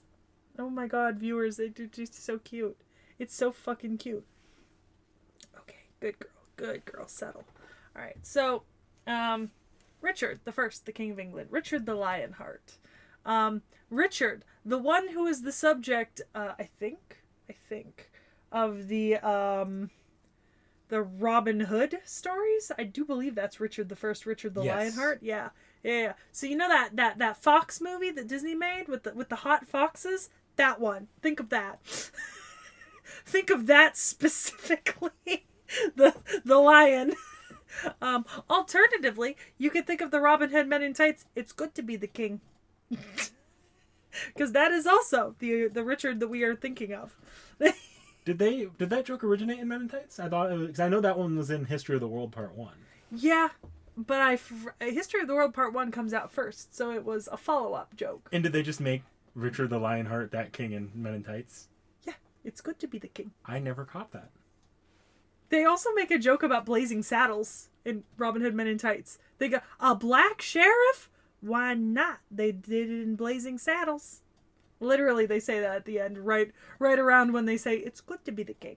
I only ever saw Blazing Saddles like a couple months ago. So it was the first time I saw it. It's a hell of a movie, viewers. It is a hell of a movie. I think people overhype how awful, or not how awful it is, but how, like, it is. It's... that depends on if you saw the edited version or not. I saw the version you showed me. Okay, I can't remember if that's the slightly more... Like, there was some, like, real racy jokes in there, but usually it was at the expense of the people being fucking racist. Very true, very true. So, Richard the Lionheart, actual historical figure, 1157 to 1199. This was the Richard who participated in some of the Crusades. Take back the Holy Land. He was one of the sons of Eleanor of Aquitaine and Henry II of England. He did have a brother. He had several siblings, but there was a notable one. Was it John, Prince John, the phony King of England. A pox on the phony King of England. Why is it that my knowledge of that period in history boils down to a single Robin Hood book and the Disney movie? I swear to fucking God. I will reiterate, we don't need too much on this today. I know, but I know you really want to go movie, in, but okay, the important thing is, right, he was king, and he went off to lead a crusade, and when he was leading his crusade, his brother decided to basically usurp his throne without putting too much effort into it. And then when he came back, he shunted his brother off the throne and became king again. And he was a very good king while he was king. That's the important stuff, right? That's about what you need? Just this is who he is. Oh, well. He fought in the Third Crusade specifically. He's going to get a better video later on. I know there's that Richard the Lionheart fan in our fan base. I know. And when we do Richard the Lionheart, we can talk about Saladin, who I am upset is not a fake character yet. Saladin should be a fake character. He really should be. And you have a look on your face. And I don't like that look on your face. So I'm going to stop here and move on to a different character. Okay. Could not for the life of me figure this out. You told me to pull up the Knights of Charlemagne. Or the Paladins of Charlemagne. Yeah, the Paladins of Charlemagne. We don't need and I much did. on them at all. Well, we talked about them in KotRT briefly. Once again, we covered them because of some of the different stories. I mean, they play a similar role to the Knights of the Round Table in fiction and romantic portrayals. The Paladins of Charlemagne are also the subject of Arthurian romance style stories. And they were led by Roland, right? In the Song of Roland, right? Which we are going to talk about later, not in this video, but in other videos. And this has to do with like the invasions of the Gauls, and the Frankish Empire conflicting with the Cordoba and that sort of thing. So I figured that the connection you were trying to make had to do with the fact that they were both like the fact that the Knights of Charlemagne essentially occupy the exact same place in literature as the Knights of the Round Table do, especially in like medieval French literature, is that they are also the subject of Arthurian style romances. I'm not going to build it up like it's going to be something big later, but there's a little bit more of a connection in Fate. See, I don't... I'm curious about that, right? Because I know that, like, in French court fiction, right? Roland and his knights are to Arthur and his knights, right? They occupy the same space. 12 is an important number because of the apostles. France was very Catholic, very sort of... and then, along with the Paladins, another notable character is Huon of Bordeaux. Huon of Bordeaux was the dude who had the thing with Oberon in the forest, doing that little, having to go to the Emir of Babylon, right? Because he killed the son of the emperor. And baby, we're still recording. Honey Boo Boo Bear. Thank you. And I know that there's I know that we talked about Fierabras. What? Nothing. Oh, you're good. God. I know that we talked about Fierabras in the KotRT video, I think. But I don't know. Is it the whole like versus like the fighting thing? I don't know. I assume that I will be told what the connection is at some point. I'm going to say you're probably not going to guess it based off of just the surface level history, or I don't know if it's based in the existing literature at all, or if it is, it might be like one of those, this is like one of the 50-cent stories that happens to connect, and then Type Moon ran with that. Exactly. So I will be eagerly awaiting when it connects in video, and at that point, I will, if I see fit, drop some more knowledge. I really have no way to see what the connection is at the moment. I don't see it other than what I've already said, but it's not going to be crazy big. Otherwise, we'd be going in on Astolfo today, and that's not happening. No, we're doing Astolfo later. Which brings me to the last character that we are covering in today's recording. Cernunnos! All hail the horned god, Cernunnos. So I love Cernunnos. I've known about him for years and years and years because he's an ancient Celtic deity that was also present in kind of Gallo-Roman religion, and he's actually been identified with Hermes by the... You identify as a problem. I'm paying attention. We're still recording both feeds still. Do we want to maybe push the... Can it go any farther back? Yes. You identify as a problem. I do love you, though. Good girl. Continue being affectionate and loving. Cernunnos, the horned god. I know you all people. I know that you all like Cernunnos. I know that Cernunnos has some sort of joke about it. I don't know the joke yet, but I will. She will, Nunos. I will, Nunos. I will know Nunos. So this is a god depicted with antlers, often seated cross-legged, associated with stags, horned serpents, dogs, and bulls. He's usually seen wearing a torque in representations and sometimes holding a bag either containing coin or grain or a cornucopia. Some mythologists and folklore historians believe that he may even be proto-Celtic, as in he existed in those regions even before the Celtic mythology and religion was established, which is why most of the time when you're looking at British folklore, right, and you're looking at things like the Tuatha De Danann and Dagda and the Morrigan and stuff like that, he's not going to be included because he's actually older than most of that stuff. And when that was being worshipped, he wasn't necessarily the counterpart of that. Like, he was even older. Like, we have depictions of Cernunnos from much earlier, right? Like, much earlier. Like, we have epigraphic evidence from just after the turn of BC to CE.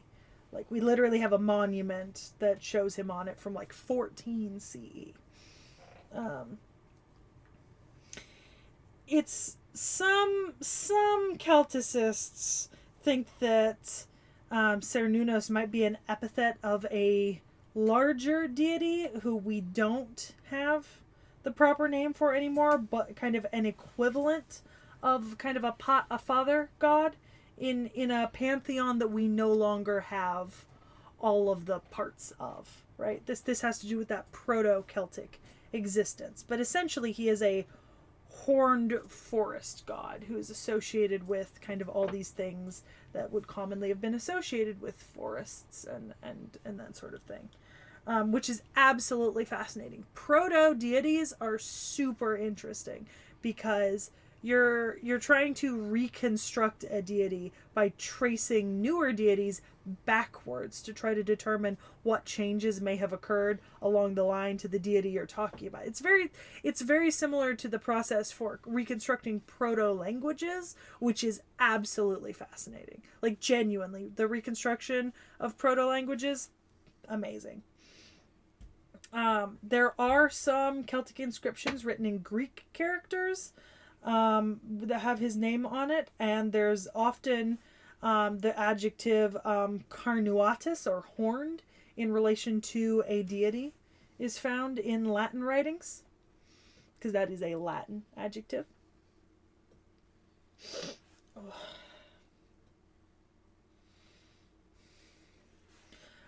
So iconography for him is old, right?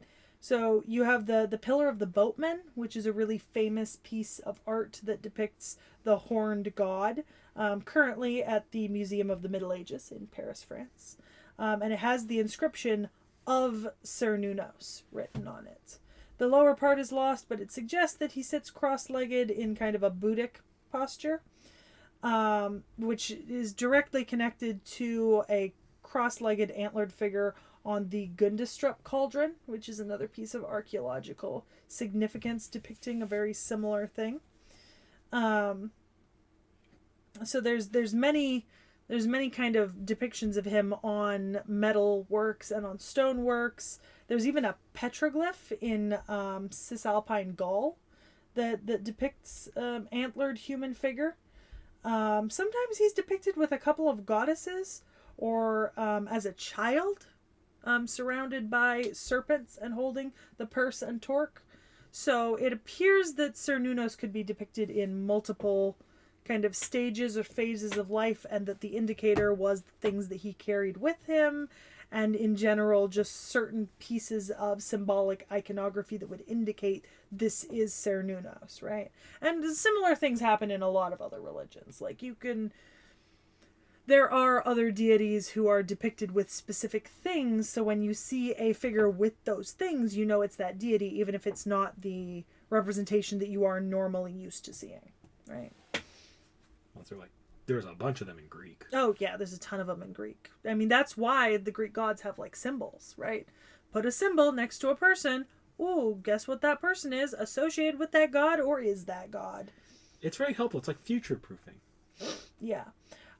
So some scholars have compared Cernunnos to Mercury or Actaeon or Jupiter. Actually, Julius Caesar considered Cernunnos to be the ancestor of the Gauls, like an ancestral father figure. Caesar's name coming up a surprising amount of times today. Well, Caesar's campaigns in Gaul.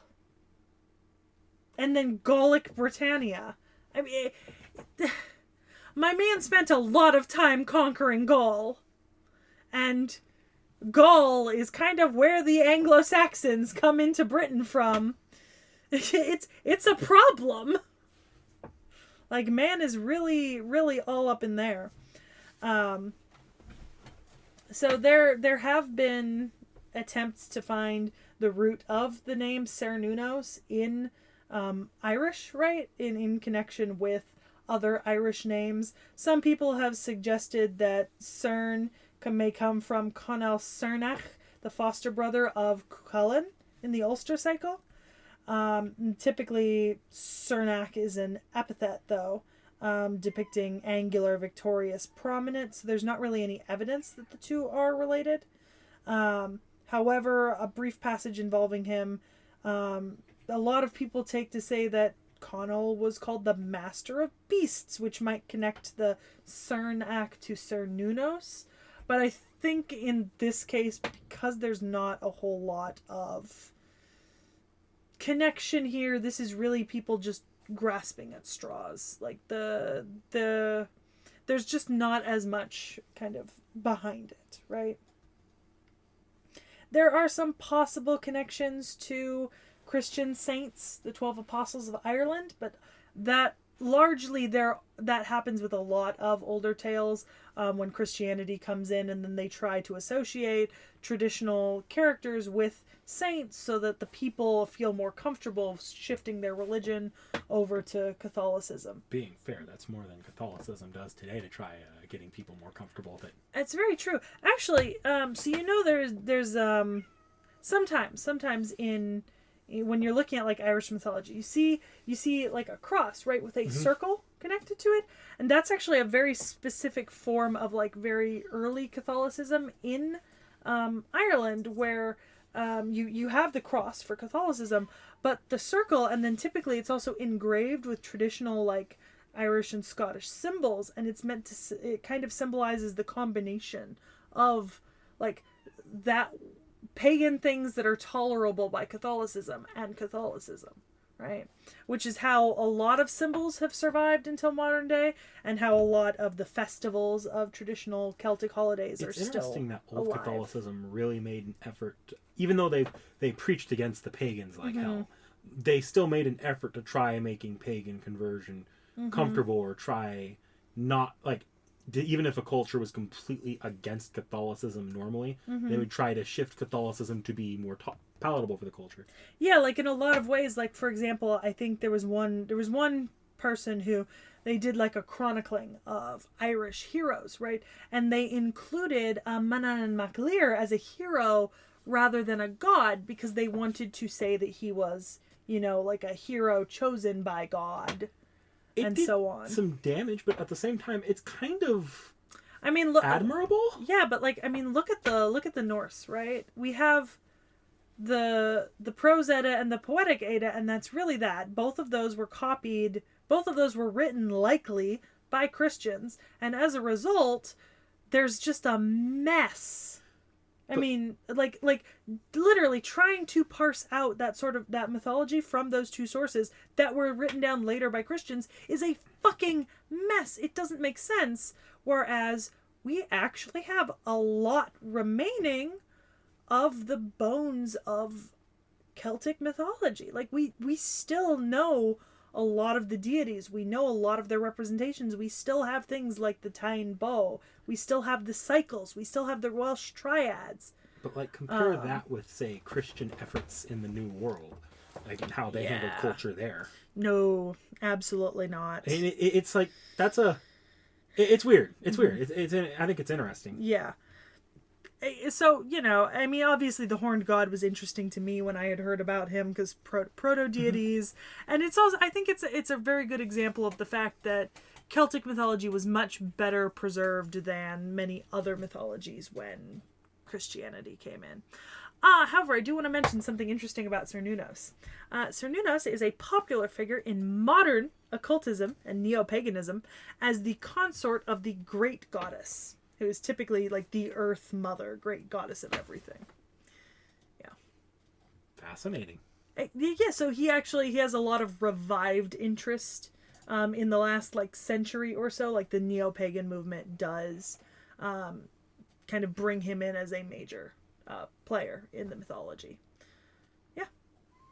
Oh, that's going to be interesting. I didn't even think about that wrinkle. I actually have a lot of stuff about the neo-paganism to do with him because I do have several books about neo-paganism, but I figured I'd get into that when we got to the fate shit because I want to see... I want to watch that unfold in front of me. I've got a show when it comes to a lot of these, this phase shit. Believe you me. Yeah. I might need a conspiracy board for that fucking phase shit. I do have a second pin board. I don't have the time to make a conspiracy board for that fucking phase shit, so... Y'all are gonna see my conspiracy board next time on Roundtable Ballsy. We're still going strong. Strong is maybe not the best word. As you can see, I've swapped out our background of Wikipedia. I feel like you got enough of that staring at it for the last, half hour to an hour. This is actually the official card art for the Noble Knights of the Round Table from the Yu-Gi-Oh! Round Table deck, which I have in its entirety with the special sleeves that repeat the art of the Knights of the Round Table. Of course, in English, they're completely mislabeled. Yeah, well, not all of them, but yeah. So, the ironic thing is too in Japanese, the names are correct. So I don't know. Well, except for Merlin, that's correct. But I don't know what they were trying to get around. But you've got Dristan and Bedwyr and Arturigus. Those century-old warriors from the crypt are absolutely vicious. Didn't you know? Gawain with a Y. I won't tell you where. Look at what they did to Arendite. For y'all to see, Arendite is spelled like Arfeuduter. Arfeuduter. I don't think that'll show up because these are holographic cards. I got the holographic packs. Yeah. But anyways, you'll be seeing more of these cards, however, in a slightly smaller, slimmed down version, because now that we have moved on to the true Knights of the Round Table, assistant, raise the board. The conspiracy board. I told y'all it was a freaking schizo den. This is what I was working on before the last recording. I'm gonna be honest, this is nowhere near... I needed a board at least 3 times this size. I actually did not have space to make all the connections that I wanted to make. I seriously considered getting a second board, but I didn't think I'd be able to, find a way to accommodate both on camera. And I realized that this is not very clear for any of you, but it's there. And because, Knick-Knack couldn't obviously give me little printouts of character faces and spoil me who's who, it is the Yu-Gi-Oh! Cards printed in tiny version for me to use. I'm sure she can take a clear picture of this and flash. We'll take a very nice picture of it. Yeah. Also, where I do not have Yu-Gi-Oh! Cards, I have supplemented images from BBC's Merlin. Which I have watched in its entirety. Except for half of the last season, which my mother watched without me. And then half-assed told me about. It was very disappointing. I mean, I know how the show ends, and I've never watched it to the end. I've never watched season 1. Shut the fuck up. It'll make me cry if I think about it. It will make me cry if I think about it. So we are getting... We've covered all of the extra characters. And just for me to remind myself, we covered Cernunnos, Melusine, the Baobhan Sith, Barghest, Habetrot, Oberon and Mab, with like brief mentions of the Knights of Charlemagne, Richard the Lionheart, and Culla and Olwen. Right. A la Truth, which is the boar. Right? And, well, Truth is not the boar. Truth... Caval is the dog. Truth is the boar. Is it Truth? I'm just gonna say Truth. Right? I don't know how to pronounce that fucking thing. It's Welsh. I can't. I try. Just, I suppose, for further edification, we've got Book 1, Book 2, Book 3, Book 4, Book 5, Book 6, Book 7, Book 8, Book 9, and Mallory's version. You'll notice there's no notes today, because that would be an entirely new book written by Sekhie. I don't need to write a new book, right? I can just quote and tell you about the book that exists. Also, keep in mind, like I said, this book covers like multiple books, right? So this was separated out into like books. But if you look at the chapters, even in Mallory's version, the chapters are really only about a page and a half each, right? So I hesitate to call them chapters, but that's what we're going to go with because that's how they're called in Mallory. And that's kind of how you fit so much information into, you know, even this book, which is relatively large. But I mean, when your chapters are so short, it's not hard to fit a shit ton of stories. You know what I mean? So, briefly, we're going to hold on to this. Briefly, before we move into the thing, I just want to set out a vague timeline, right? This is based on Mallory's Morte to Arthur, right? So, the legend of Arthur, right, starts in the year 500 when Uther consults with magic peoples, right? About the governance of Britain and who will be its true king, right? So in 510, Merlin puts the sword in the stone after a lot of civil war, right? Whosoever pulleth the sword from the stone shall be crowned the rightful king of all England. That is what I refuse to start with in the Mallory version, because I think that's like some of the first lines are like, it befell in the days of Uther Pendragon. And so I couldn't read that on stream. You've almost got the cameras aligned perfectly, or if you reach over, like your arm is perfectly in both of them. It is. Like yeah. if I raise like your camera up a little bit, I think it works. Not that you should right now, but yeah, it probably would. But yeah, so 510. 510 is when the sword is put into the stone. Let's see. So in 512, Arthur pulls the sword from the stone. Uther is dead at this point, I believe, already. Like, he dies before Arthur becomes king. In 516, Arthur participates in the first of many battles to drive the Saxons from Britain. Now, if you remember from the last section of our video, the Saxons, like the Anglo-Saxons, were brought in as like mercenaries under Vortigern. Yep. Yeah, Vortigern. So, but they became like... How offensive do I want to be here?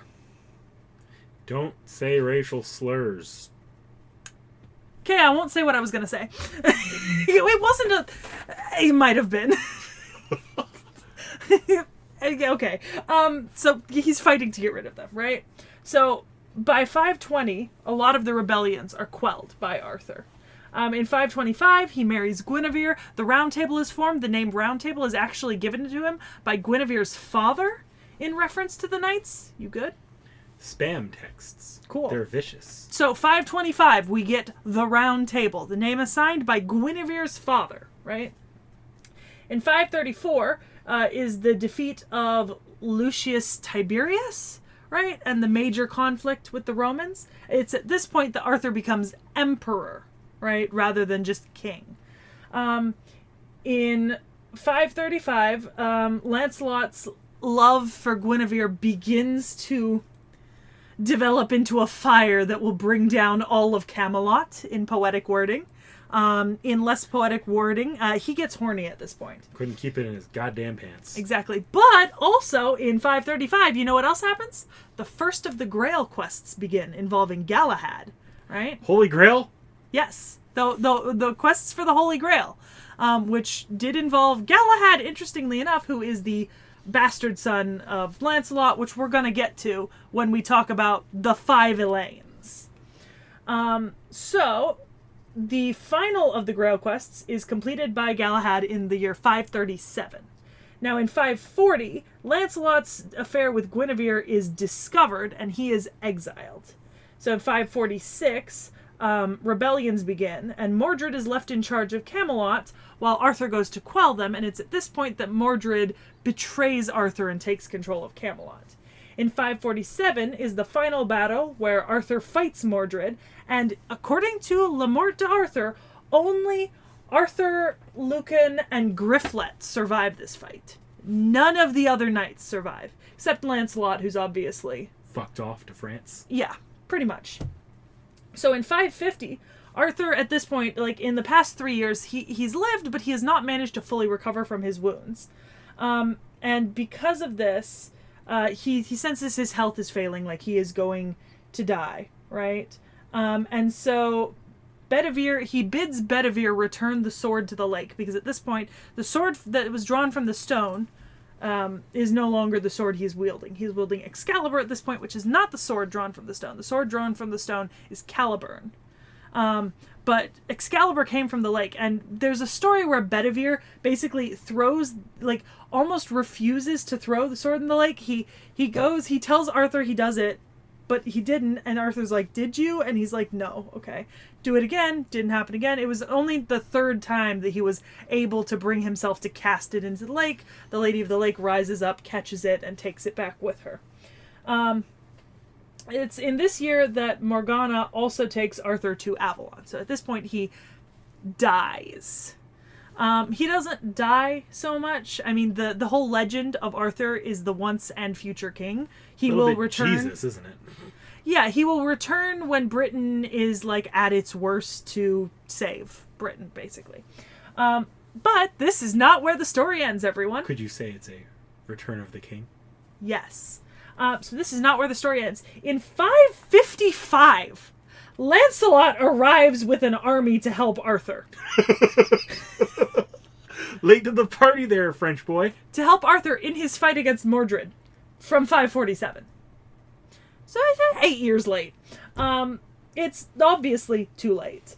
At this point, Mordred's sons are in power, like they have taken control of Camelot, and Guinevere decided to become a nun and then offed herself.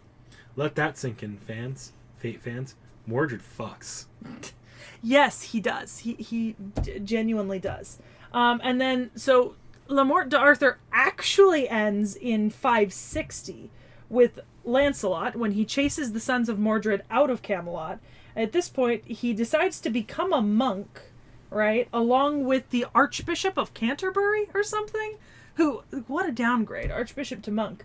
And then he falls ill later on in life, dies in his sleep, and is taken to heaven, according to Le Morte d'Arthur. So this story spans from 500 to 560, right? Man, we got more and more Jesus here.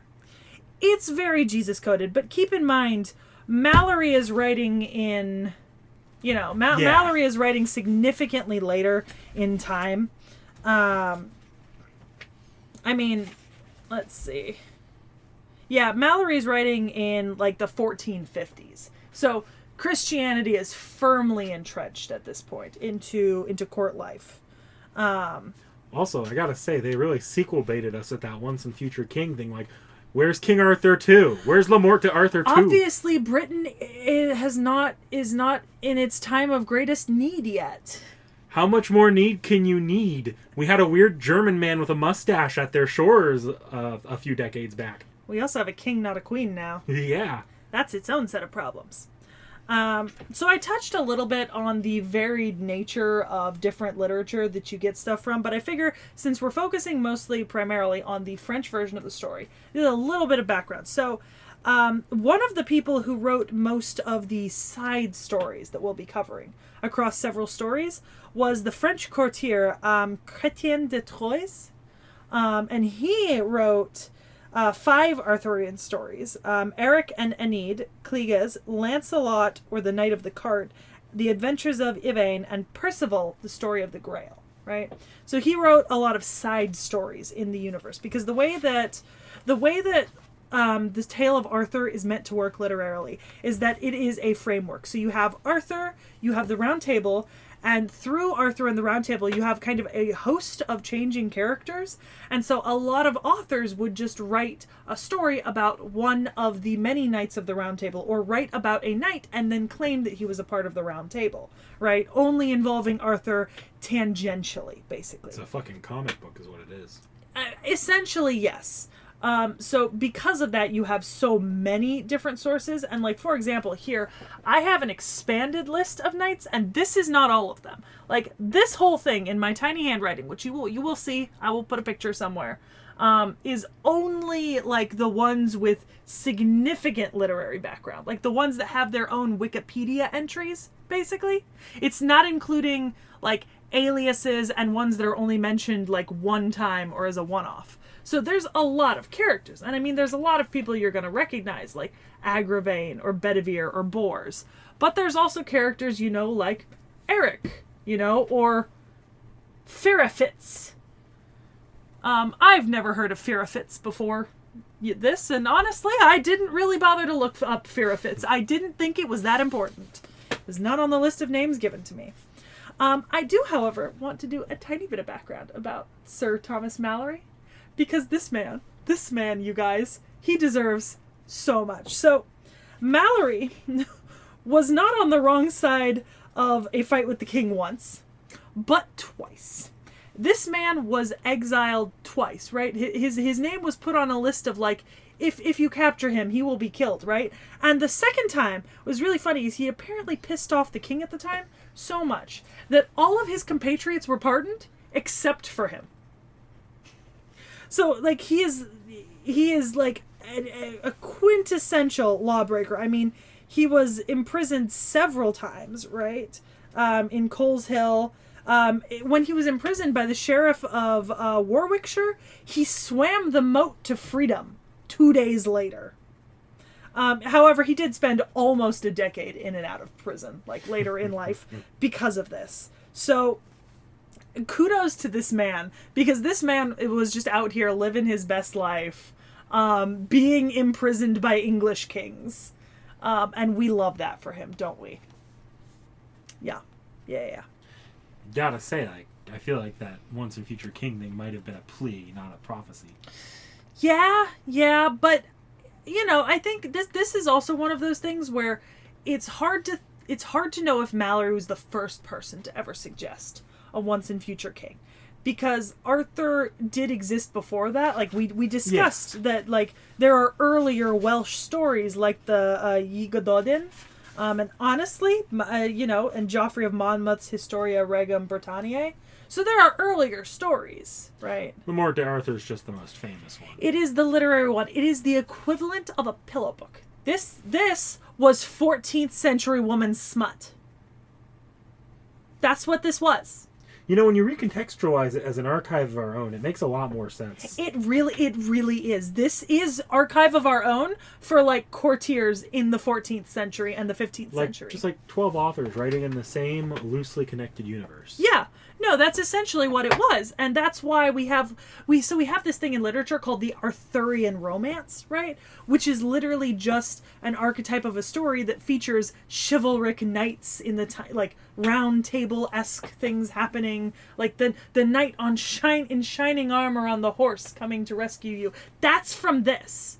This was like woman's romance. Like the Grail Quest was just a flame fic against Lancelot. Look here. I'm going to say something controversial. This is no more literarily valid than Taming the Highland Bride on my bookcase. which has a half-naked man in a kilt on the cover. So what you're saying is that in 60, 70, 700 years, 50 Shades of Grey will be a literary classic. Yes. That's how that works, people. So, based on the list you gave me, I mean, we're obviously going to focus on kind of a specific set of characters. We're not going to have time to cover all of them. And we really don't... Well, and we really don't need to cover all of them, right? Like I said, some of these characters you've never even heard of. But Sir Acheron. Actually, we might cover him a little. we might touch on him. We might. But yeah. So, some of the key characters we will be talking about, though, are going to be Arthur himself, Lancelot, Morgana, Morgause, the Elaines. All 5 of them will be mentioned. Even if I have to pull them up on my phone, because I do need to mention all 5 of them. Galahad, Gawain, Percival, Tristan, Mordred. Did I say Merlin? I mean, not in this list. Merlin, Arthur, and maybe a few. I mean, I know that there's a few more characters on that list, but a lot of the other ones are going to be mentioned in connection with other people. Like Nimue and Vivian go along with Merlin's story. Bedivere, Kay, Ector, Gareth, Agravain. Those are all knights of the Round Table. Lucius Tiberius, the Roman that Arthur defeated in 534. Thank God for that timeline. Bless. Because I could not remember it. Interestingly enough, I will mention this. So the first of the Elaines. Lancelot fucked Elaine of Corbenic. And that and produced Galahad. So, first of all, we have multiple generations in the knights. Like, I think Agravain or Aglavane, one of the two of them is Arthur's uncle. So, older generation. And then there's several knights that are like his father's age or older. And then you also have people like Galahad, who is literally Lancelot's son. So, like, Lancelot is at minimum 15 to 20 years older than him. So and from King Arthur Gorilla ripping a sword out of a rock and the death of King Arthur, how many years is that? So he pulls the sword from the stone in 512 and dies in 550. 48 years. So the prophecy was given in 500. He wasn't born yet, so he was born sometime after 500. 38 years. 38 years between sword, stone, and approximately, death. And then add, I think he was like 10 or 11 maybe when he pulled it. So he died just before age 50. Yeah? Short reign. Well, and if Lancelot was approximately the same age, right, then presumably Galahad is 15 to 20 years younger. So Galahad's in his, like, late 20s to mid-30s. Yeah. So we've got a pretty large range, because obviously if someone's from Arthur's uncle, right, then that's probably another 20-year gap. So we've got a good, like, 50-year kind of frame with which ages can vary between across the multiple characters. And then some characters go off to star in their own stories and all that sort of shit. And some of the stories contradict, once again, AO3. Yeah, writers writing without really consulting. I mean, eventually Christianity made its way in there. So obviously, like, that's the merging of 2 completely different literary universes right there. Exactly. So Arthur is known as the Boy King, right? When he is anointed by Merlin after becoming the rightful king. Merlin is instrumental to this entire story. Merlin is the one who talks to Uther. Merlin is the one who puts the sword in the stone. Merlin is the one who kind of facilitates magic throughout the reign of Arthur. And, I mean, he kind of acts as a Dumbledore figure, not gonna lie. It's kind of a Dumbledore Harry Potter sort of thing, except written better. Because, you know, fuck her. I'm just saying. So there's a lot of magic mentioned in the story, and there's a fair bit of, like, a lot of the female characters are associated with adultery or witchcraft, which is pretty interesting, because you do have, like, Morgana, Morgause, and their sister, right? Because there's a trio of them. And then you have, like, Guinevere. There's very few, even the story of Tristan and Iseult, which I will get into a little bit when we get to them. Like, the story of Tristan and Iseult involves, like, a lot of strife, right? Like, unhappiness, sadness between them. And it's Tristan, Iseult, and his other wife. I forget her name. I'll figure it out later. That's good. That's gonna be a common recurring theme. Remembering names later, right? Le Morte d'Arthur, Volume 1, Book 1, Chapter 1, Take 3. So, Book 1 details kind of the beginning of the story, and I'm gonna try not to linger too much chapter to chapter, because in the first set of recordings, I found myself lingering a bit too long and running out of words at some points and stuttering, and I'd like to avoid that as I'm trying to make these videos a little bit more understandable by avoiding improper grammar and that sort of thing. So, Chapter 1 is the story of how Uther Pendragon sent for the Duke of Cornwall and Igraine his wife, and they're departing suddenly again. We technically covered this at the end of Historiae Regnum Britanniae, but I figured we could get a little bit more detail from here. So, Uther Pendragon is king at this point, and there was a Duke of Tintagel, which Tintagel is a famous castle mentioned many times in King Arthur's mythos. So he sent for the Duke, telling him to bring his wife with him because she was a beautiful woman. When the Duke and his wife came, they were awarded great honor, but the king fell in love with the lady. She felt uncomfortable at this, thinking that something was happening that would be bad, and bid her husband ride all night into their own castle. They departed without telling the king or any of his counselors, and he was absolutely furious. He called his council and told them of this, and they told him to send for the Duke and his wife, and if he does not come, then you can bring war upon him. So they sent the messengers, and the Duke and his wife refused to come. He then waged war against them. Igraine was held away in Tintagel, and the Duke of Cornwall, Gorlois, was in Terrabil, another castle owned by them. They sieged the castle of Terrabil, and because of his great love for Igraine, King Uther fell sick, and so Sir Ulfius a knight asked why he was sick. He said he was sick from love.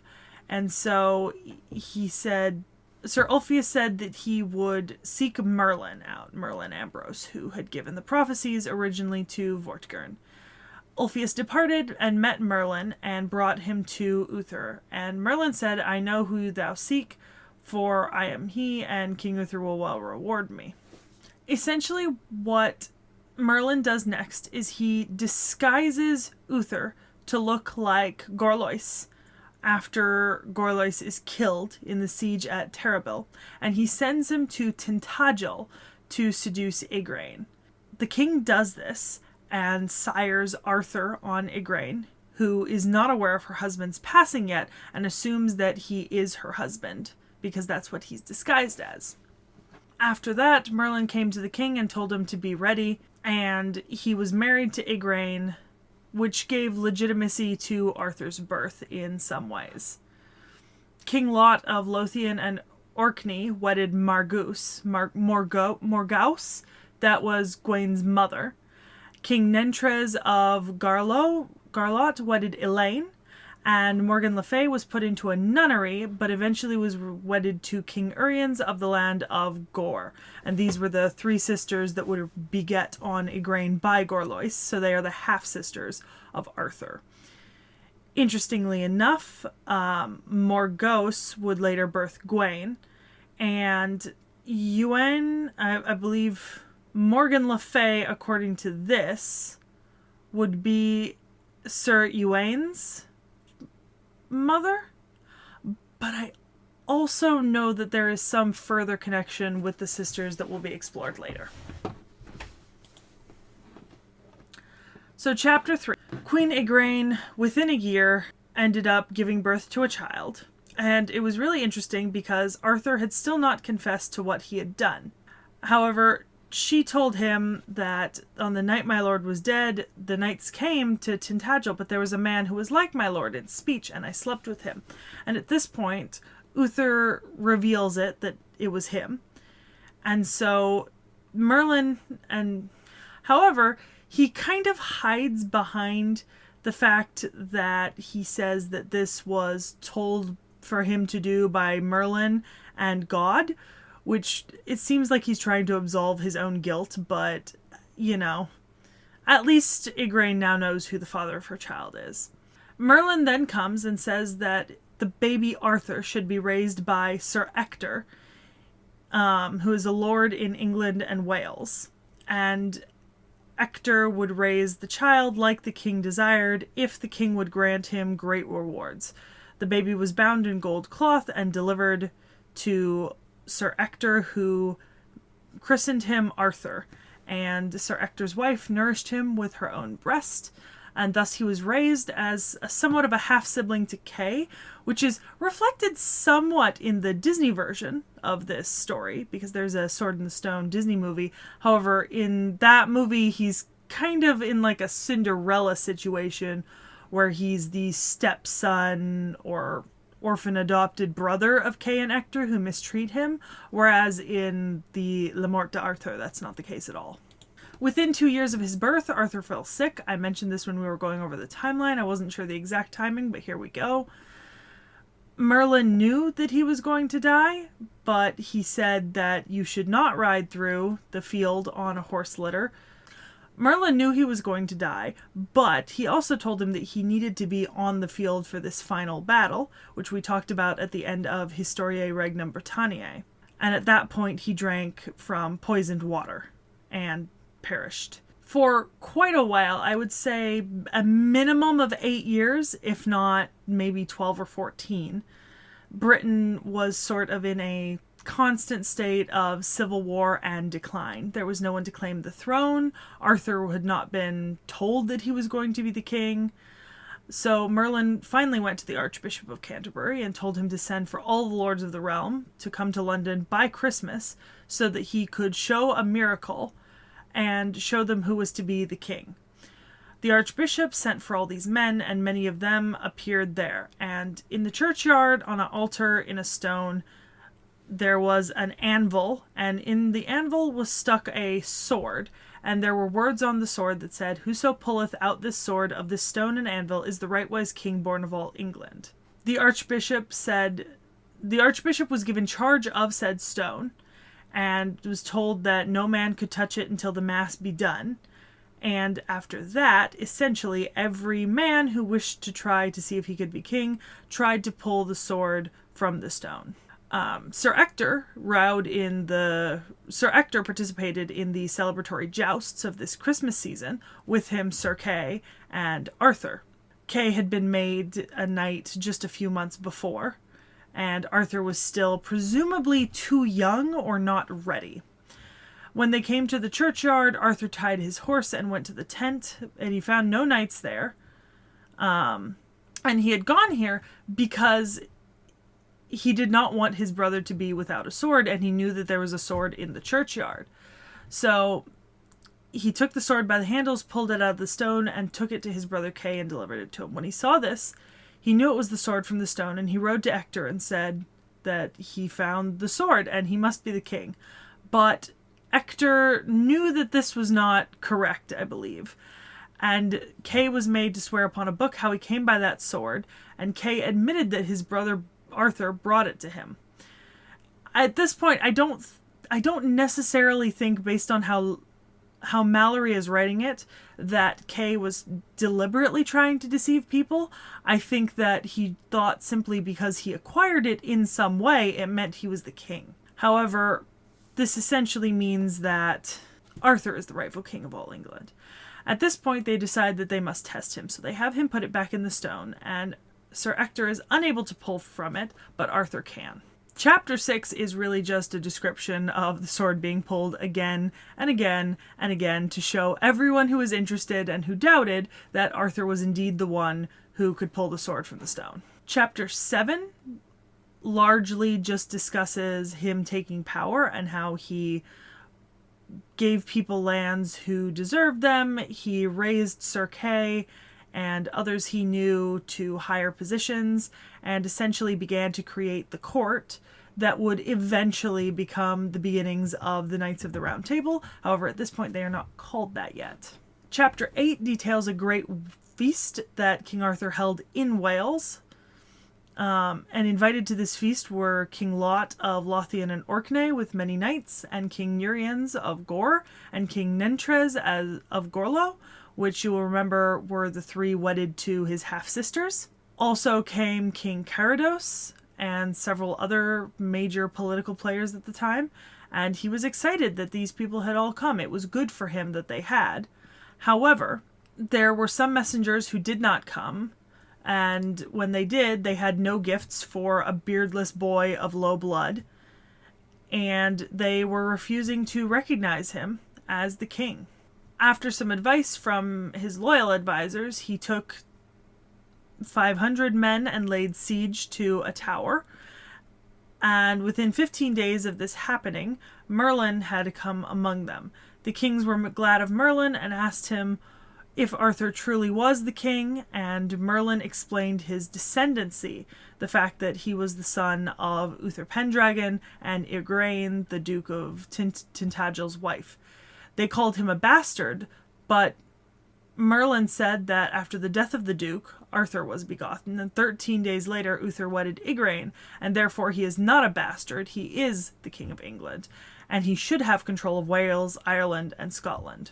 Some of the kings believed Merlin, and some thought that he was correct, but a lot of them didn't. For example, King Lot did not believe in this, and some called him all manner of names. But they said to Merlin that King Arthur should come speak to them.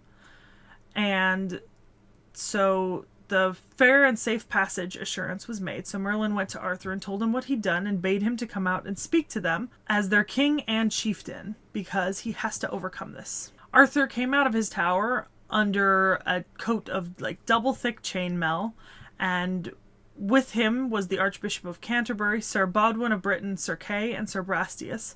Baudwin and Kay he had raised in station when he took the crown. And he showed no sign of fear. He was courageous and brave. The king then returned to the tower with his knights, and Merlin went to the kings asking what they were going to do. Arthur would then go on to attack the kings who were still not in agreement over whether or not he should maintain power. And he fought against King Lot, the king with the 100 knights, King Carados, and others. However, Arthur smote them well, and he continued to press forward until his horse was literally killed under him.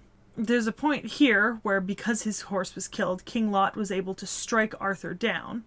However, he did not deal a fatal blow. His knights managed to take him and send him back on horseback, and he drew Excalibur, and it was so bright to his enemies because it gave light like so many torches. And he, with the power of Excalibur, was able to push them back and kill many people. And this turned the tide of the battle, which caused the kings and their remaining knights to flee. And Arthur would have chased them, except Merlin counseled him not to. By the time we reach chapter 10, Arthur knows that a significant amount of the men who hold power over sections of Britain are against him. He talks to the people who are on his side, and he basically asks them if they will consult with Merlin and try to advise him fairly as to what he do. Merlin gave him the advice that beyond the sea there are two really good kings, King Ban of Benwick and King Bors of Gaul, and on these two kings a man called Claudius wars with them. But Claudius has a really good trade routes, and he's able to equip his knights really well. So if you were to help those two kings in their war against Claudius, they might be willing to help you in your wars against your people. Ulfius and Brastias were made messengers, and they wrote to King Ban and Bors.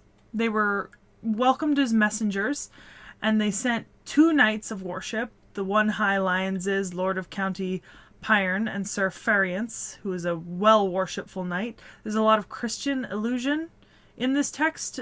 By the 1450s, Christianity was rife throughout all of Europe and Britain, so much of this text is going to have allusions to Christianity. I'm skipping it where I can if it's unnecessary. When they asked where these 2 knights had come from, they said they came from Arthur, the King of England, and they wanted to speak with the knights and the kings and offer their support. They were welcomed happily into the city, and Ban and Bors considered them good friends and said that they would aid Arthur if Arthur aided them. The 2 kings came over the sea at Holomes with over 300 knights, arrayed for peace and war, and they met outside of London.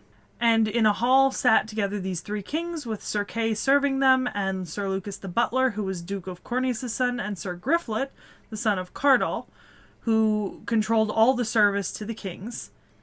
And they essentially held a jousting tournament while they were working out a peace and mutual defense agreement. Jousting tournaments are really common all throughout the story. Jousting is basically, in the Middle Ages, was a form of pseudo-war mock battling. You could attend jousting tournaments with countries you were enemies of, and victories could be judged by who won at various tournaments if you did not go to war explicitly. While Arthur was making alliances with King Ban's and King Bor's, 11 other kings gathered in the form of a great host to fight against King Arthur. And over the next few chapters of Book 1, they would wage an all-out war against one another.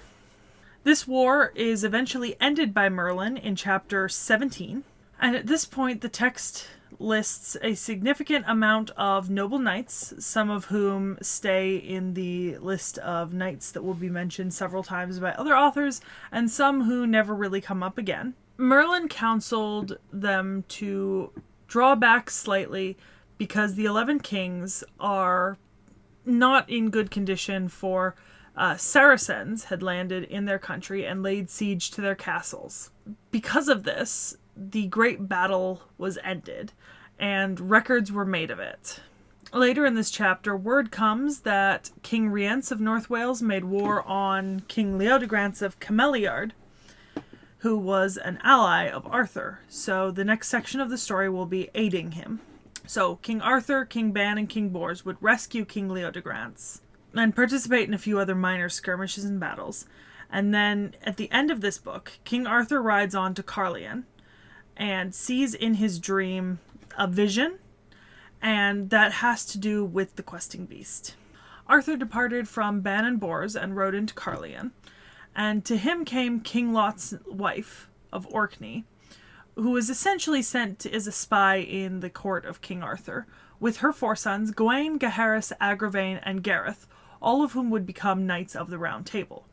She was a beautiful lady, and the king was madly in love with her and desired to lie with her, and so he begat upon her Mordred, and she was his sister on his mother's side, Igraine. He did not know that, however. Later, Arthur would have a dream where he thought that there was a land of griffins and serpents, and he thought that they burnt and slew all the people in the land, and then he fought with them, and they did him great harm and wounded him, but at the last he slew them. And when he awakened, he passed it off as a dream. He rode into the forest, and he saw a great hare and spurred him into a chase. And he followed the hare on horse for so long that his horse literally ran out of breath and fell down dead, and another horse was fetched for him, and he kept going. He finally came upon a strange beast near a well, and the noise of the beast's belly was described as the baying of 30 couple hounds, but there was no noise when it drank, and then it departed with the great noise. A knight came by after he fell asleep after seeing this sight, and asked if he had seen a strange beast pass. Arthur said he had, and the knight said that he had followed him a long time, and he must follow his quest, and so he asked the king to lend him his horse, because he had followed this quest for a 12-month, and he is determined to either catch him or bleed all the best blood of his body.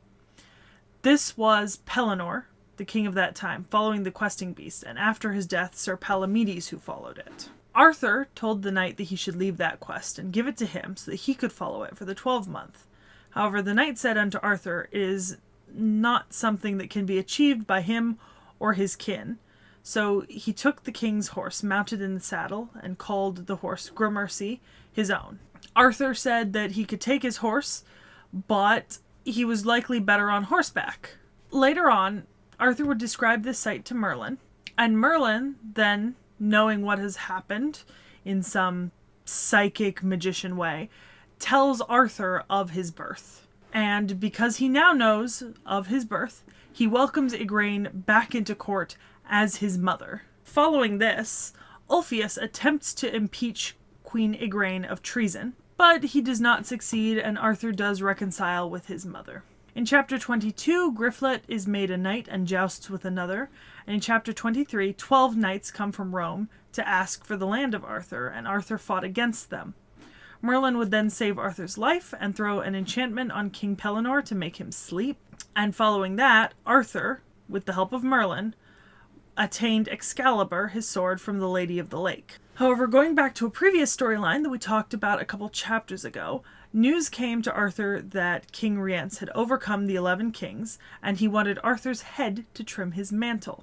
This meant that Rience had managed to overcome 11 kings and Leodegrance and others, and he intended to wage war against King Arthur.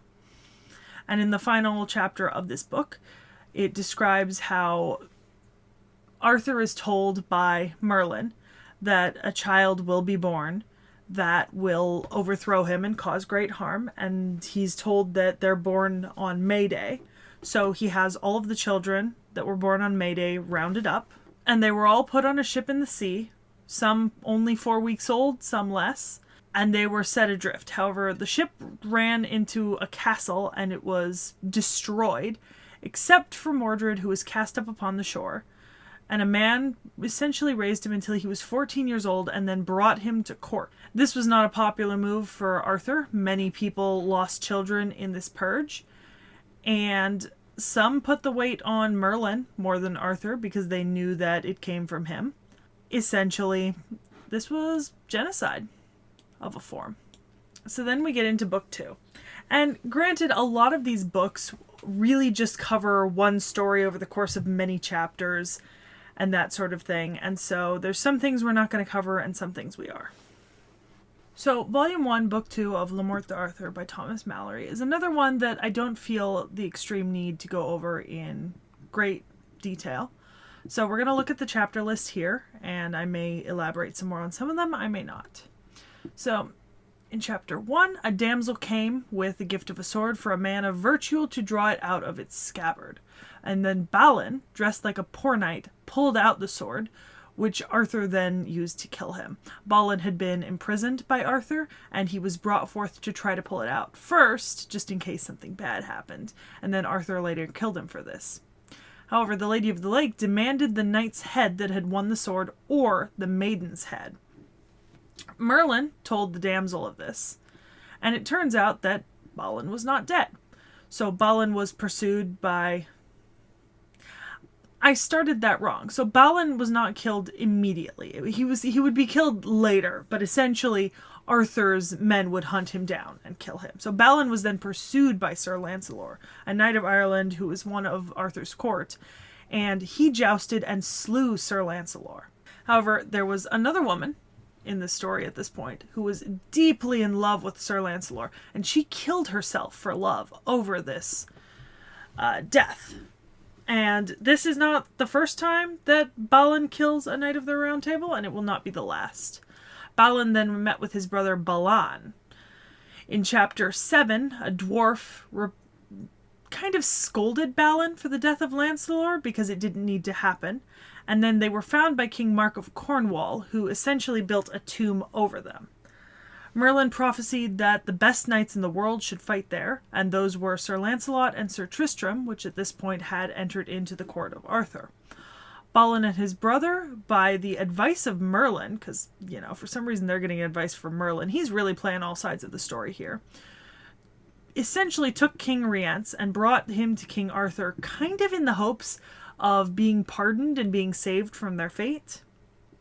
At this point, King Arthur conducted a large battle against Nero and King Lot of Orkney, who we've had dealings with before in the story, and then King Lot was deceived by Merlin, and the 12 kings were slain. So these 12 kings have been a thorn in his side since he took the crown back in Book 1, because they were the people who didn't want to acquiesce to his rule.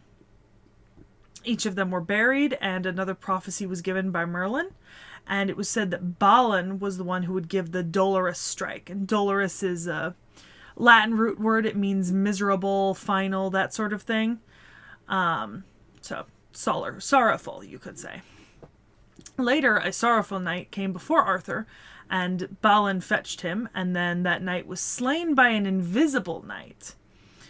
In chapter 13, Balin and the damsel from before, who came with the gift of the sword, met a knight who was also slain, and the damsel bled for power and safety in a castle, which is pretty interesting because she has that power. So Balin met with a knight named Garlon at a feast, and there he slew this knight as well, and then used his blood to heal the son of his host. Then Balin would fight with King Pellam, and his sword broke, and he got a spear that he used to smite the final strike. So Balin's really traveling around, getting into conflict, and really just killing people one by one. Balin would then be delivered by Merlin and saved a knight that tried to kill himself for love. But that knight had slew his love and another knight for lying with her. So basically he had come upon his lady love and another knight having sex, killed them, and then killed himself. And Balin rode towards this castle where he had lost his life. Then Balin met once again with his brother Balan, and each of them fought with one another until they were wounded to the death, and then they were buried together in one tomb along with Balin's sword. So this is a quintessential tragedy story. Essentially, he was in bad circumstances and they didn't really get any better, but he also didn't make the best decisions to make them get any better. So, super fun. But it is largely unimportant in the scale of things. Balin is not a major character in Fate. I say recording this again after we already did that section. So the most important thing here is the fact that Sir Lancelot and Sir Tristram are considered the strongest and the best knights in the world, and they are part of Arthur's court, and Merlin really plays behind all scenes. Moving on to book 3, we get into some more interesting stuff to do with the Round Table. Chapter 1 begins with Arthur taking his wife, and in this, he beds and weds Guinevere, daughter of Leodegrance, the king of Cameliard. Leodegrance of Cameliard is one of his staunchest allies, and he was the one who had fought against King Rience originally. He is also the one who names the Round Table and gifts it to Arthur to house him and his knights. Then the Knights of the Round Table were ordained, and their sieges and various other accoutrements and actions were then blessed by the Bishop of Canterbury, who has had a very good relationship with Arthur throughout the course of this entire story. Following this, another interesting arrival of a knight to court comes, and a poor man, a shepherd named Ares, rides in, and he desires King Arthur to make his son a knight. And his basis for this is that his son Tor was beget upon his wife by a king. He was the son of King Pellinore, in specific, however, the son out of wedlock. And the interesting thing about Pellinore is that Pellinore had several other sons, and we've talked about them before. Gawain is rather upset by this decision to make Tor a knight because he is the son of King Pellinore, mostly because Gawain and Gaheris had talked about Tor, and apparently Tor is the cause of death for their father King Lot, and they swear to slay him, or Gawain swears to slay him. Although Gaheris says that he cannot do it because he is a squire at the moment, but when he is made knight, he would have his vengeance. So it's best if he suffers till another time so that you can have him out of court so that you will not be troubled. So there's some interesting intrigue going on in the background of the story here. In chapter 5, it details the feast of the wedding of Arthur and Guinevere, and the White Hart from book 1 returns along with a significant amount of hounds, which is kind of a connection to the story of the questing beast from earlier. So Sir Gawain was sent to ride to fetch and catch the hart. However, he fought against one of his brethren for said hart. The hart means rabbit. It was chased into the castle, and there it was slain, and that was how Sir Galrain accidentally killed a woman, and that is not a good thing to do. These are chivalric romances. That's pretty much the biggest no-no. Then 4 other knights fought against Sir Gawain and Gaheris, and they were overcome, and their lives were only saved at the request of 4 merciful ladies. Tor then rode after the knight with the brachet who had seized the who had seized the heart initially. And he had his own adventure here. He found it with a lady, and a knight attacked him for this. And he overcame this knight, and then he lost his head at the request of the lady. King Pellinore then rode after the knight and the lady desired his help, and so he fought 2 knights for that lady, of whom he slew one at first stroke. He then got the lady and brought her to Camelot to the court of King Arthur.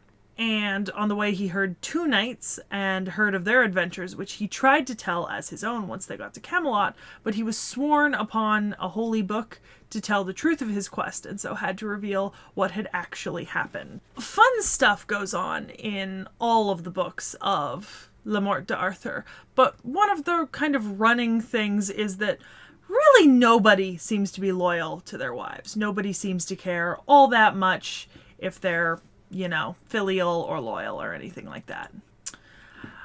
Book 4 is a bit of a behemoth, but the chapters are not altogether the longest. It begins with Merlin being doted on by one of the ladies of the lake and how she managed to trap him in a rock under a stone, and he therefore technically died. Following that, a group of kings, 5 of them, came to fight a war against King Arthur.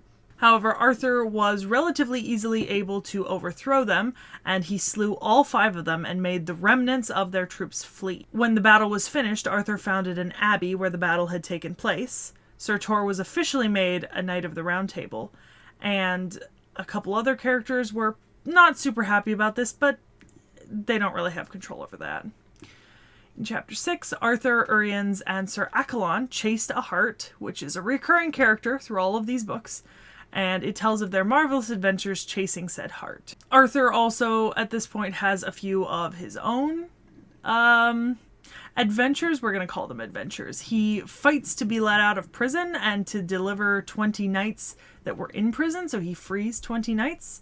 There's a story of Accolon finding himself by a well and doing battle against Arthur. That goes on for 2 chapters. 3, actually, because the sword that he fought with broke, and then Accolon had Excalibur. He had obtained him during an earlier adventure, and he managed to seize Excalibur back and overcome him. And then you learn in chapter 11, that Accolon had been in league with Morgan Le Fay, who was King Arthur's sister, and they had conspired to commit treason so that she could slay him. Sir Accolon died after this, understandably so, and managed to save the 20 knights. Morgan then would have also slain Sir Uriens, who was her husband, but their son, Sir Gawain, saved him. Queen Morgan Le Fay then made a great play on being sorrowful for the death of Accolon, and then she stole the scabbard from Arthur. She then saved a knight that should have drowned while Arthur returned home again. And the Lady of the Lake, I believe the one who was in love with Merlin, saved King Arthur from a mantle that was enchanted to burn him. The next couple chapters follow the adventures of Sir Gawain, Sir Uwaine, and Sir Marhaus. They met with 12 fair damsels, and they complained to Sir Marhaus, who jousted with them and overthrew them both, which is pretty interesting. And then they met with 3 damsels, each of them took 1. So they met with the 12, had a joust, Marhaus beat them, and then they met another 3, and each of them took 1 as a lover. And then there's a story of how a knight and a dwarf fought over a lady. And then chapter 21 talks about King Pelias being taken prisoner just so that he could have the sight of his lady. And Sir Gawain came across him and promised to get him the love of his lady and set him free so that they could be together. Sir Gawain then came to the Lady Ettarde, and Pelias found them sleeping together. But because of this, Pelias did not love Ettarde anymore, so he had the Lady of the Lake brew him up a potion so that he could stop loving Lady Ettarde and start loving the Damsel of the Lake, and he would love her forever. Sir Marhaus rode with his damsel and he came to the Duke of the South Marches, who he fought with, the Duke and all of his 4 sons, and caused them to yield. Sir Uwaine, with his damsel, who was of 60 years of age, rode, and he gained much prizes at tourneying, including fighting 2 knights and overcoming them. And at the year's end, all 3 knights and their 3 damsels met at the fountain where they had originally met. which is absolutely hilarious considering that like the second half of this book is just the misadventures of these 3 knights with a bunch of attractive and semi-attractive women over the course of a year, and it's honestly some of the most fun to read out of the entire cycle. So we're moving on to book 5 now, which is relatively short. However, it's pretty impactful. This is one of the parts that alludes to what should be more historical events, although much like in Historiae Regnum Britanniae, allusions don't necessarily mean truth, as this directly insinuates that there was contact between King Arthur's Britain and Rome, and theoretically Rome would have been documenting this at the time, and documentary records don't necessarily confirm this 100%. But we're going to get on with it anyways. So in chapter 1, the 12 ambassadors of Rome came to King Arthur to demand truage for Britain. And that basically means that they wanted him to pay a tithe as a king under their control. And so Arthur's kings and lords all promised to help him in a war against the Romans because they did not want to be under the thumb of the Romans. He held parliament at York, and he basically laid out all the ways that the kingdom of Britain, the realm, would be governed while he was off fighting in this war, who had control of which things, what they were allowed to do, and essentially set down kind of like a living will, like a trust for the king, so that he could go off and fight this war. And so Arthur was sent to Arthur on the ships to fight in this quest against the Romans. When he was in his cabin one night, had a dream of a dreadful dragon attempting to kill many of his people, but the dragon flew away and smote the boar on the ridge, and so he asked philosophers to tell him of the significance of his dream, and they said that the colors of the wings in his dream be the realms that you have won, and his tail signifies the noble knights of the Round Table, and the boar that the dragon slew is a tyrant that torments your people. Essentially, he's having prophetic dreams. In chapter 5, he meets a man in the countryside who tells him of a giant and the battle of how he fought and conquered him, which is absolutely funny, because it's just kind of in the middle of this more serious book. You get this little anecdote about a giant of a man being fought and conquered. King Arthur then sends Sir Gawain and others to Lucius, and they were initially captured and attacked, but they managed to escape. And Lucius sent back spies in kind of a convoy because his knights were being taken prisoner. And then a senator told Lucius of their uncomfortability and of the great battles between Arthur and Lucius.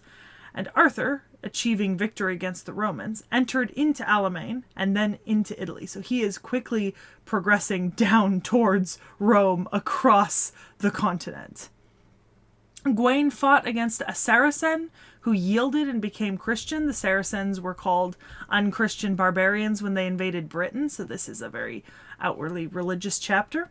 And then the Saracens came out of the woods to rescue their beasts, and there was a great battle. They did not win. And Sir Gawain returned to King Arthur with his prisoners, and the king won the city and was crowned emperor. So it's at this point that King Arthur becomes the emperor of Britain and largely a huge chunk of Europe. The next book, book 6, details mostly the journey of Sir Lancelot through some very interesting exploits, right, involving women, as most of these works do. But chapter 1 begins with Lancelot and Lionel departing from court to seek adventure, and Lionel left him sleeping and was taken, essentially. Sir Ector followed to seek Sir Lancelot, and he was taken by Sir Turquine, and then 4 queens found Lancelot sleeping, and by enchantment, he was taken to a castle. So several knights now have been imprisoned and taken away in their quest for great adventure. 4 queens then found him sleeping. I've already said that. Lancelot was saved by a damsel in this case. And the condition for him being saved by this damsel was that he had to help this woman's father in a tournament between him and the king of North Gallus. Her father is King Bademagus, and we mentioned Bademagus a couple books ago, which is pretty interesting. Because one of the things that these books are really good at is keeping an ongoing character base. Occasionally, characters will just pop up that have been absent for half a story, and they just return back. And having read this, it never feels particularly weird. I mean, sometimes you can get confused, but with a little bit of, like, effort to keep characters in order, it's fine. So, a knight found him lying in his liege's bed, and Lancelot fought with this knight. And then he was received by King Bademagus' daughter, which we've discussed, and he made complaints to her father about his treatment and her treatment. So he fought for him in the tournament, and he met with Sir Turquine, who was leading Sir Gaheris, and Lancelot and Turquine fought together. And because Lancelot, along with Tristan, is one of the strongest knights, he slew him relatively simply, and then Lancelot bid Sir Gaheris to deliver all the prisoners. Deliver in this context means free, so to free all the prisoners. He then rode with the damsel and slew a knight that distressed all ladies and a villain that kept a bridge. And by knight that distressed all ladies, that means a knight that basically harassed women and didn't treat them properly. He also slew 2 giants and freed a castle. And he rode in Sir Kay's harness, disguised, and smote down a knight, and then jousted against 4 other knights of the Round Table and overthrew them. And it's hilarious that they didn't recognize him at this point. He then followed a Brashite into a castle where he found a dead knight, and then he was required by yet another damsel to heal her brother, who was presumably the dead knight. Lancelot then came into the Chapel Perilous, and he found a dead corpse with a piece of cloth and a sword, and at the request of a lady, he recovered a falcon by which he was deceived. And then he overtook a knight which chased his wife to have killed her. And then he came back to King Arthur's court to recount all of his noble feats and acts over the course of this year. Which is pretty interesting because I don't think that in particular most of his feats and acts during this year were particularly noble or heroic. I think there were certainly times where Lancelot did save one character or another, typically female, but it's surrounded by a lot of other stuff that's not so savory. And you have to keep in mind that, for example, one of the Elaines, right, is the woman that Lancelot had Galahad with. Right. And I believe there was another Elaine that he also fucked. So, fun times. Lancelot really gets around. He is kind of a slut. They all are, but he really is. So moving on to book 7, we have another behemoth of a book. This begins with the knight Balmains coming to King Arthur's court and demanding petitions of King Arthur. After this, Lancelot and Gawain got a little heated because Sir Kay mocked Balmains, and a damsel comes to court who desires a knight to fight for a lady. Balmains despaired this battle and how it was granted to him, and he desired to be made a knight of Sir Lancelot, which is pretty interesting. And then he would depart from Camelot, and he got a spear and shield from Sir Kay and jousted with Sir Lancelot. When he told Lancelot his name and how he was dubbed the Knight of Sir Lancelot, he almost succeeded in seducing a lady that way, but he really, really didn't. Balmains would then fight and kill 2 knights at a passway, and he would fight with the Knight of the Black Lands and fight with him until he fell down dead and died. The Knight of the Black Lands goes by many names. I think there's 5 or 6 characters attributed to being the Knight of the Black Lands across King Arthur mythos. So, as to which one this is, I'm not particularly sure. One of the brothers of one of the knights that was killed by Balmains, met with him and fought till he had to yield. But the damsel kept refusing Balmains and would not allow him to sit at her table and called him a kitchen boy. He was really not winning anyone over with this. The third brother, the Red Knight, jousted and fought against him, and Balmains defeated him. And once again, he suffered a lot of kind of retribution verbally from the damsel, but he waited it out. He fought with yet another knight, Sir Persant of Ind, and made him yield. And they had a decent talk between them, and Sir Persant told him that his name was Sir Gareth. Gareth is a Knight of the Round Table, the brother of Gawain and Gaheris, so more connections are mounting up. The lady that was besieged then achieved word from her sister of how she had managed to get a knight to fight for her, and what battles that he had succeeded in. So the damsel in Balmains then came to the siege in a sycamore tree, and there he blew a horn, and the Knight of the Redlands came to fight with him. The Knight of the Redlands is another character that is not attributed to a specific person necessarily, but rather several characters. The two knights met together, and they talked, and then they began to battle. And after a long and grueling fight, Balmains managed to overcome him and would have killed him, except at the request of the Lord, he saved his life and made him surrender to the lady. The knight surrendered to him, and Balmains then forced him to go to King Arthur's court and cry to Sir Lancelot for mercy from him. He then came to the lady, and when he came to the castle, the gates were closed, and the lady said some not so great, not so helpful words to him. He rode after to rescue a dwarf and came to the castle where he was being held, and then he came into the presence of his lady, and they met and kind of participated and discussed their love, and at this point it's revealed that Sir Gareth and Balmains are the same person. They're one and the same and all that sort of stuff. I think I missaid that earlier. I said when I was surmising another chapter, I said that there was communication between Sir Persaint and Balmains, and I said that Persaint's name was Sir Gareth, but I did mean Balmains. A lot of the knights go by different names in certain chapters, and it really just makes it more confusing. This book is a struggle to read at the best of times, especially considering how long it is. At night came an armed knight, Knigget, knick-knack, who would then fight with Sir Gareth, and he would smite his head off. He beheaded him. That happens a lot here. Said knight came again the next night and was beheaded again. And at the Feast of Pentecost, all the knights that Sir Gareth had beat came and surrendered to King Arthur. King Arthur then pardoned them and asked them where Sir Gareth was. Then the Queen of Orkney came to this feast at Pentecost, and Gawain and brethren came to ask her for her blessing. Which is interesting because up until recently, the Queen of Orkney was Morgan Le Fay, and she had conspired treason against Arthur. Arthur sent for the Lady Lioness, and she held a tourney at her castle and invited many knights. He went to the tournament with his knights, and the lady received him with great fealty. So, the next couple chapters cover some of the tournament bits. Sir Gareth was seen by the heralds, and he went running. He came to a castle while he was running, and he was held well. Like, the host of the castle hosted him well. He jousted with a knight and killed him.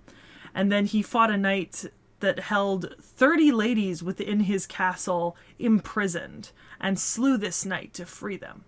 Following that, Sir Gareth and Gawain fought against one another, even though they were brothers.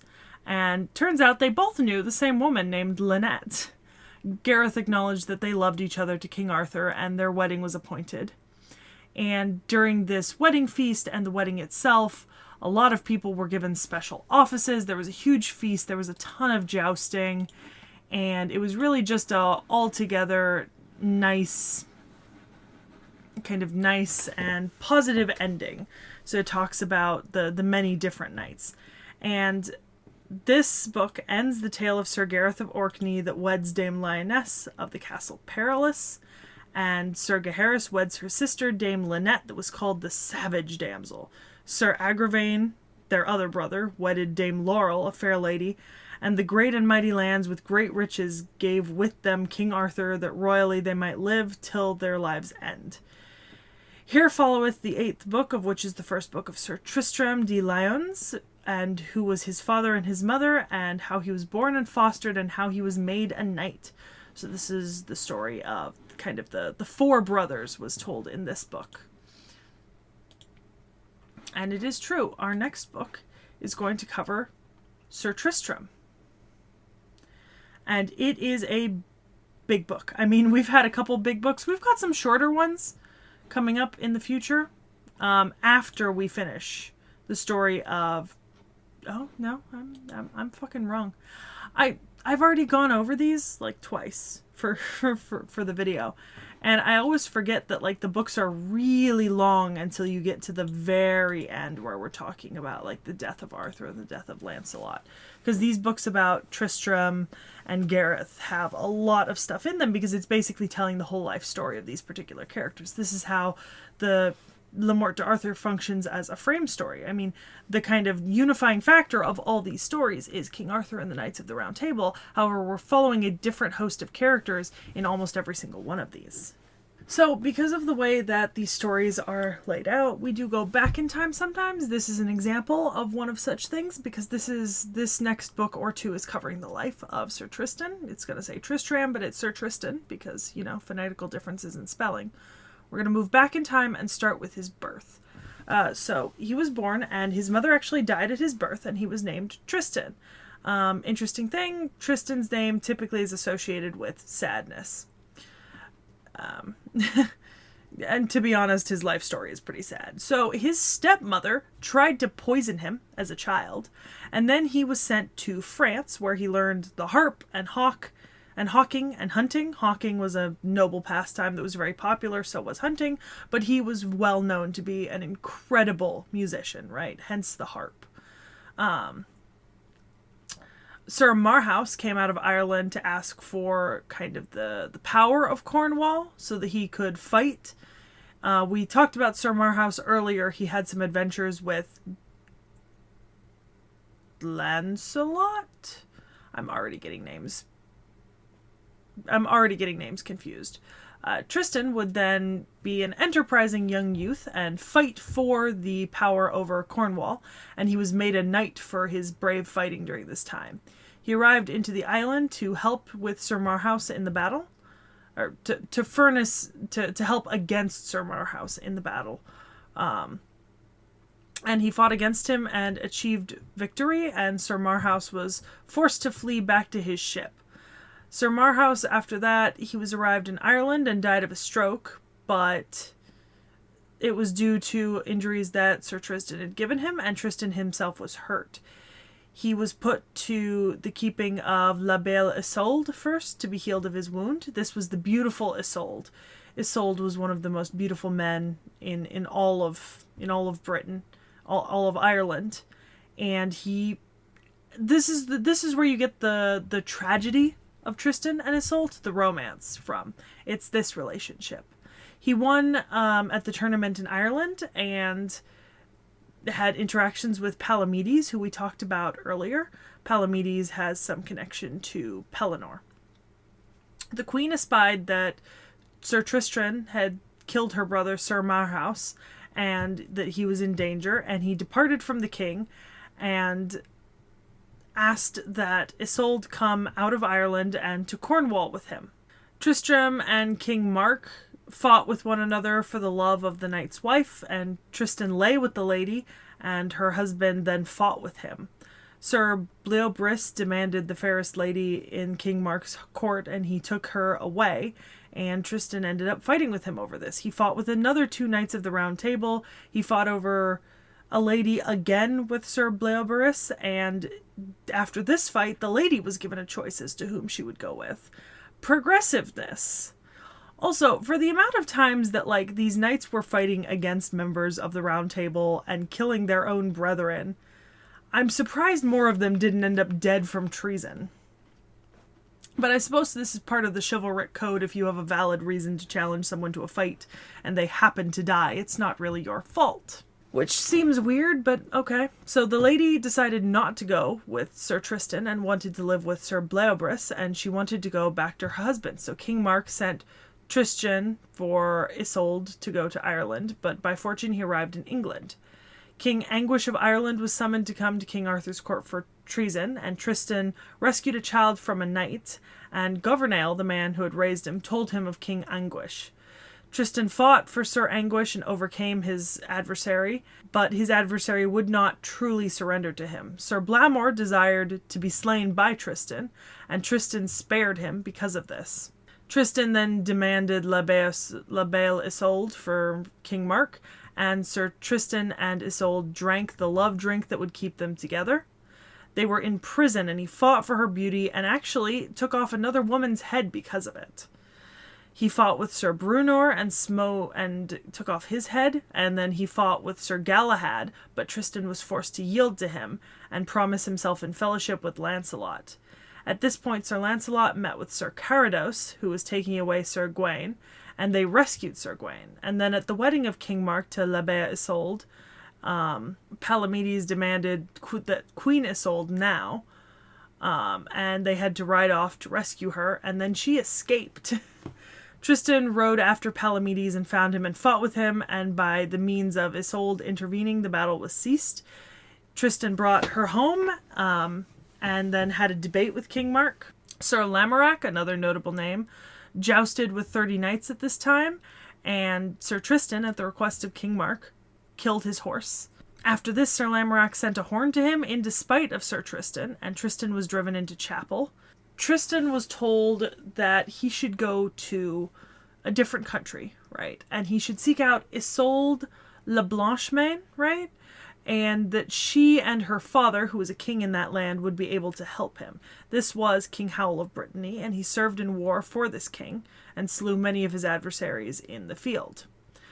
Then Sir Supinabiles told Tristan that he had been defamed in the court of Arthur and of the interactions with Sir Lamorak. And so Tristan and his wife, who was Isolde Blanchemain, arrived in Wales and met with Sir Lamorak. He then fought with Sir Nabon and overcame him, and made Sir Segwarides lord of this isle. Lamorak then left Tristan, and he met with several people, including Lancelot, and then Lamorak slew one of the original people he had met with, and fought with Sir Belliance. Now, the tragedy of Tristan and Isolde is that Tristan and Isolde couldn't be together, right? The story is told that they couldn't be together for a long, long time, and so he went to England, and he married Blanchemain, but the two of them were not truly in love. Like, he was still in love with Isolde, but he could not be with her, and he was gravely wounded and was very ill near the end of his life, and he begged that he be taken to see Isolde one last time, so he was put on a ship that was bound for Isolde, and he sent a messenger when he approached the coast that said, "If she feel anything for me, raise the white flag, and if not, raise a black one." And he was so sick at this point he couldn't check it himself, so he was relying on Blanchemain to tell him, according to the tragedy of Tristan and Isolde. And Blanchemain was jealous, and so she told him that it was a black flag, which made him lose hope, and because he had lost hope entirely, he succumbed to his illnesses and died. And because of this, Isolde also died. And then the two of them were actually buried separately, which was a huge tragedy. And so it's said that Ireland's briar and Cornwall's rose, right, grew together and became the thorny rose. And one grew out of each of their graves, and they intertwined above them so that at least they'd be united in some way eventually. It's really a poignant and sad story, and it's such a beautiful thing to read. And it's not detailed explicitly in the Morte d'Arthur. You'd have to go look at like a different book, but it is amazing. So we'll continue with the story of Tristan, moving backwards from what I just described. But so in chapter 1 of book 9, a young man came to the court of Arthur, and Sir Kay called him La Cote Maltail, and then following that, a damsel came to court who desired a knight to take a quest, and this person, who had been nicknamed La Cote Maltail, took that on. This person overthrew Sir Dagonet, the king's fool, and was kind of scolded by the damsel, and then he fought against 100 knights and escaped with her help. Sir Lancelot came to the court and heard of this person, and then he followed after them and took him prisoner. Sir Lancelot fought with 6 knights, and after with Sir Brian, and then he freed the prisoners, and Sir Lancelot met the damsel named Maldesante, and named her the damsel Bienpensante. Then La Cote Maltail was taken prisoner, and after rescued by Lancelot, and Lancelot overcame 4 of his own knightly brethren to do so. Lancelot made this man the lord of the castle of Pendragon, and after he was made into a knight of the Round Table. Isolde was sending letters to Tristan via her maid Bragwain during this time, and was also being told of other adventures of Tristan. So Tristan met with Sir Lamorak of Gals, and they fought, and then they decided to never fight together again. Sir Palamedes is still following the questing beast, and he attempted to strike down Sir Tristan and Sir Lamorak with a single spear. But this did not work out. Sir Lamorak met with Sir Meleagance and fought together for the beauty of Guinevere. the first of many conflicts over Guinevere. Sir Kay met with Tristan, and after of the shame spoken of the Knights of Cornwall, they jousted, and King Arthur was brought into the Forest Perilous, and Sir Tristan saved his life there. Sir Tristan came to Isolde, and Caidius began to love Isolde, and Tristan found a letter about this. He departed from Tintagel, and his sorrow was so long in a forest that he stayed there till he was basically out of his mind. I mean, he, fucked off and basically went mad from grief at one point. Sir Tristan soused through Dagonet in a well, and Palamedes sent a woman to seek him, which led to Palamedes meeting with King Mark. It was said that Sir Tristan was dead, and if he did, La Belle Isolde would have killed herself. King Mark found him naked and made him and required him to be taken home to Tintagel, where there he was known and taken care of, kind of restored. King Mark then, by the advice of his council, banished Tristan out of Cornwall for 10 years, because he just couldn't have the two of them around one another. So this is where you get Ireland's briar and Cornwall's rose. Isolde was Cornwall's rose, and Tristan is Ireland's briar. Sir Tristan and Sir Dinadan came to a lodging where they had to fight against two other knights. They jousted with Sir Kay and Sir Sagramore le Desirous, and Sir Gawain turned Tristan from Morgan le Fay, who he had been potentially getting close to fraternizing with. Don't do that. Morgan le Fay is never a good person to fraternize with. Then Tristan and Gawain rode to fight with 30 knights, but did not come out the same. Then Bragwain found him sleeping by a well and delivered him the letters from Isolde finally. Tristan had a falling in with Sir Palamedes, and Lancelot then overthrew 2 knights and jousted with Palamedes and overthrew him, but then 12 knights attacked him. Tristan behaved on the first day of the tournament, and he won the prize, but he returned to fight against King Arthur's party because he saw Palamedes there. He found Palamedes by a well and brought him to his lodging, where he struck him down, and then he fought against King Arthur. Lancelot hurt Tristan because Tristan had smote down Palamedes. Because of this, the prize of the third day was given to Lancelot, but Lancelot gave it to Tristan kind of as a consolation. Palamedes, then not totally dead, came to the castle where Tristan was, and there was a quest for Sir Lancelot and 10 knights that was made for Tristan here.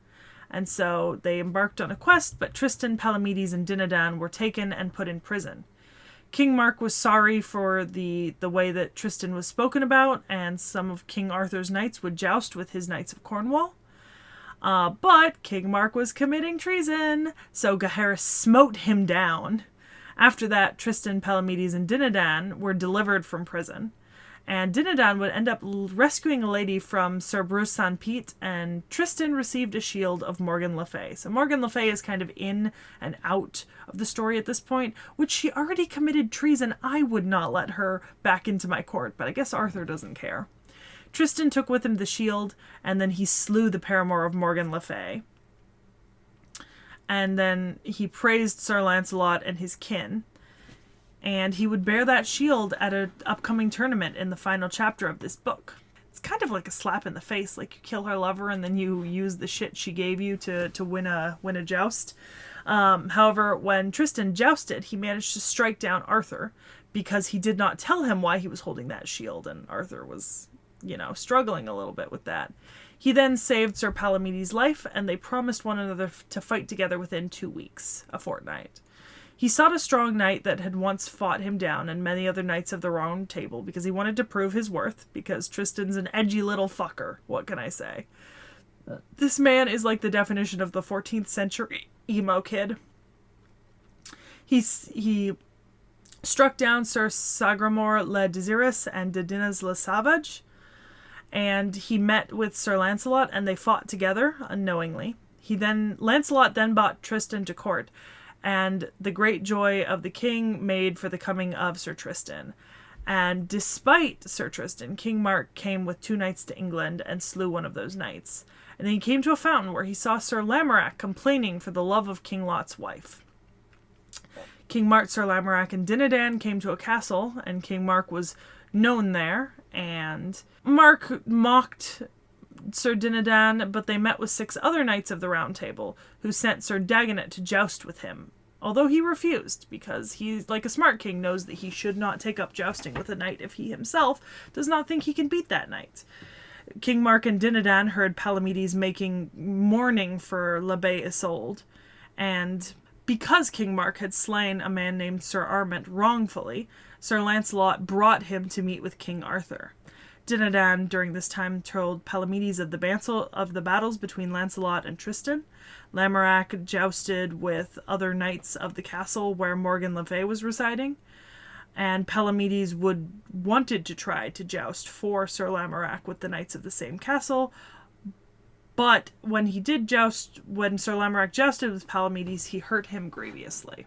Book 10 of Le Morte d'Arthur is a saga in and of itself. Much of this is, once again, still interaction between Lancelot, Lamorak, Gawain, King Arthur, King Lot, and others. So we're going to kind of cover this with all of these people were fighting one another. And that's really the most important thing. Morgan Le Fay does some healing. Galahad shows up. There's several days of tournaments and so much more jousting. A couple of kings die. Tristan, Palamedes, Lancelot, and Arthur keep going in this weird kind of like circle thing where they're fighting with each other and then fighting for each other and then fighting against each other and for different causes. But essentially this entire book is one prolonged fight tournament. And nothing really important happens. Book 11 spices things up a bit. Lancelot rides out on an adventure to help a sad lady from her pain and ends up fighting a dragon. He came upon Pélès, right? And of the Sangreal, and Elaine, King Pele's daughter. Elaine was the Grail Maiden. The Sangreal is the name for the Grail. And Lancelot would rape Elaine. And she, I believe, delivered Galahad. Bors came upon Dame Elaine and saw Galahad and how he was nursed with the Sangreal, the Holy Grail. Bors then made Pedivere yield to him and had some marvelous adventures, and when he departed, Sir Lancelot was rebuked by Queen Guinevere for what he'd done. Dame Elaine, Galahad's mother, came unto Camelot with her servants and her retainers, and Lancelot had to behave himself while she was there. Then Dame Brizzen, by magic, brought Lancelot to her bed, and Guinevere once again got very mad at him. So at this point, he's been conducting the affair with Guinevere, but he's also conducting the affair with Elaine that produced Galahad, so he has to try to appear loyal to Elaine, and Guinevere punishes him for this. Dame Elaine was commanded by Guinevere to leave the court, and Lancelot became a little upset about this. Queen Guinevere essentially caused some sorrow and problems for Lancelot, and members of his family sought him out about this. One of Sir Aglovale's servants was slain, and he and Percival sought vengeance. Percival has now been introduced. Then Percival departed secretly from his brother and let free a knight who was bound with chains and went on a kind of a quest. Sir Percival met with Ector and they fought and almost killed one another, but they were both made whole by the coming of the Sangreal, the Holy Grail. So the Holy Grail quest is a really important part of the King Arthur story. There were 3 quests to retrieve the Holy Grail. The final one was with Galahad and 2 other knights, and Galahad was the only one successful in it. However, he dies at the end of that quest. The Grail tale is told more in the Lancelot Grail, or the Vulgate cycle, and the post-Vulgate cycle. as well as somewhat in Percival. Book 12 talks about more of Sir Lancelot's story. So we've moved from Gareth past Tristan and into Lancelot. So Lancelot, in his madness, took a sword, fought with a knight, and leapt into someone's bed and ended up being carried in a horse litter, and then rescued his host Sir Bliant. He fought against a great boar and killed him, and he was very hurt, and therefore he was brought into a hermitage, which is basically kind of like a place where holy men and poor men live and care for others. He was known by Dame Elaine and was brought into a chamber and healed by the Sangreal after it was found. And after he was whole and he had regained his mind, he was ashamed, and Elaine desired a castle for him to be separate. So he came to the Joyous Isle, and there he named himself Le Chevalier Malfait. It's like the Knight of Bad something or other. My French isn't perfect. And I do believe that this is the first reference we get to Joyeusgarde, which is the castle that would essentially become his love nest with Guinevere later in the story. And I think it's absolutely fucking hilarious that, like, Arthur is, like, either choosing not to acknowledge or does not know that the two of them are just absolutely going at it under his nose. Like, they have a fucking love nest. So he held a great tourney in Joyeuse Isle, and Sir Percival and Ector came with him, and Percival fought him during this tournament. They knew of each other and of their politeness and courtesy, and Bors and Lionel came to King Brandegore, and Bors took his son Helen LeBlanc to Sir Lancelot. Lancelot, along with Percival and Ector, came to court, and there was great joy at this. La Belle Isolde is still alive and counseled Tristan that he should go to court to the great feast of Pentecost. So he departed and met with Sir Palamedes, and they struck each other, and Palamedes forbeared with him. Tristan got him the harness of a knight which was hurt, and that was how he overthrew Sir Palamedes, and they fought long together, and then they came to an accord, and Tristan was made to be christened, and so was Palamedes, because Christianity, yay! So book 13, things are getting spicy. At the vigil of the Feast of Pentecost, before Arthur came into the hall, a woman entered and desired Lancelot to come forth and name a knight. Letters were found and written in the Siege Perilous that discussed the marvelous adventure of the sword and the stone. And Gawain tried to draw out the sword, and an old man then brought in Galahad. The old man brought Galahad to the Siege Perilous and set him therein, and the knights all marvelled at him. Arthur showed the stone hoving on the water to Galahad, and Galahad managed to draw out the sword. Arthur had all the knights together for the joust in the meadow beside Camelot, and some departed. The queen desired to see Galahad, and after that many of the knights were replenished with holy sangreal, and they avowed to go on a quest again. Great sorrow was made of the king and queen for the women of the departing knights, and then the knights departed. This is yet another Grail Quest. Galahad gave him a shield, and they departed with that shield, and it was interesting because that shield was received from King Evelake via Joseph of Arimathea. It was the shield of Joseph of Arimathea. Joseph made a cross on the white shield with his blood, and Galahad was brought by a monk to a tomb, and he saw marvels and heard marvels in that tomb that made Melius the knight. Melius had adventures, and Galahad avenged him, and he was carried into an abbey. He then departed, where he was commanded to go to the Castle of Maidens to destroy the wicked customs that kept them there. He fought with the knights of the castle, and managed to destroy them. Gawain then came to the abbey to follow Galahad because he had become shriveled into a hermit, and Galahad met with Lancelot and Percival and struck them down and departed from them. Galahad and Lancelot do not have a good relationship in most depictions of the King Arthur story because Galahad is a holy and pure, pious knight, and Lancelot is kind of a disrespectful rake who goes around unfaithful to women, and Galahad does not appreciate that his mother's being treated like this. Lancelot was healed by the Sangreal after seeing a sick man in a litter, and a voice spoke to him, and he found his horse and helm stolen away, so he had to go by foot. This caused him great strife, obviously, because, how could a knight ever get off his high horse? Book 14. Sir Percival came to a recluse and asked for help and advice, and she told him that she was his aunt.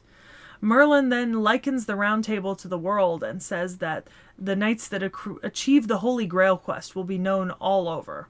Percival comes to a monastery where he finds King Evelake, who was an old man at this point, the one who had given the shield to Galahad of Joseph of Arimathea. Sir Percival saw many men of arms bearing a dead knight, and he fought against them because of that. A yeoman desired to get a horse, since Sir Percival's hackney was slain, and he had to get a new horse. So this section covers Sir Percival a lot. Of the great danger that he was in by his horse, he saw a serpent and a lion fight. And of the vision that Sir Percival saw, his vision was expounded. It was built upon, and it was discussed. Sir Percival saw a ship coming towards him, and the lady of the ship told him that she had been disinherited, and he promised to help her, and all he required of her was love, and so he was saved from a demon. And for penance, he drove himself through the thigh because he knew that she was a devil. This woman was essentially like a representation of Satan, according to Mallory and Le Morte d'Arthur. And because he had fallen in love with her and tried to love her and fought for her, he had to punish himself for those actions. Book 15! There's only 16, so we're close. So, this book starts with Lancelot coming to a chapel where he found an old man, probably at least over 100 years old, in a white shirt, dead. And Sir Lancelot took the hair of this man, and then he told this to a hermit, and he asked him for advice. The hermit decided to expound upon his vision, and told him that Galahad was his son, which Lancelot did not know at this point. Lancelot then jousted with many knights, and he was taken, kidnapped, basically. And then he told his vision to a woman, and she also explained it to him, because this man did not understand it the first time.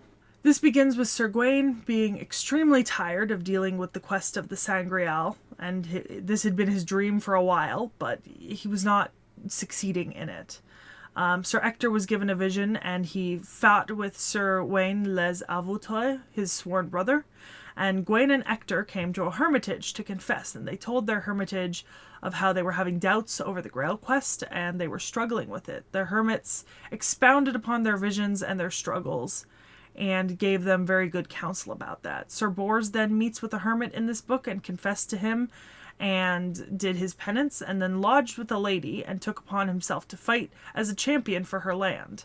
He had a vision that night where he could fight and overcome his adversary, and he succeeded in his battle and returned her lands to her. And as he departed, he met Sir Lionel, who had been taken and beaten with thorns, and a maid who should have been eaten. Because of this, he left to rescue his brother, and he rescued the woman, and the woman told him that Lionel was dead. However, Bors told his dream to a priest, and the priest gave him good counsel. He said that the devil was in a woman's likeness, and would have had Bors lay by her, and only by God's grace had he escaped this fate. So, this was the holy communication of an abbot to Sir Bors, and he was counseled by this person, and then he managed to meet with his brother Sir Lionel, and Sir Lionel almost slain him because of a similar problem. The next chapter details how Sir Colgrevance fought against Sir Lionel, and how the hermit was then slain, and Lionel managed to slay Sir Colgrevance, and after that he would have accidentally slain Sir Bors too, but there came a voice which charged Bors not to touch him, and a cloud came between them.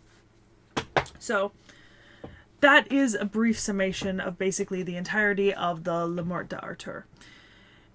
Interestingly enough, it doesn't focus so much on the death of Arthur and that sort of thing, which I think is absolutely fucking hilarious, because it really should. But, you know, you live and you learn. It is an interesting read, and I would recommend that any of you read it. I could not possibly go into more detail and keep this video at a decent length. However, I do want to touch on a couple other books. We're going to talk about the Lancelot Grail Saga briefly. So this is the Vulgate Histoire del Saint Grail. This is a very early tale of the Holy Grail and how it was brought to England, and it's part 1 of the Lancelot Grail cycle. So the Lancelot Grail cycle was is a piece of 13th century Arthurian literature that's part of the King Arthur cycle.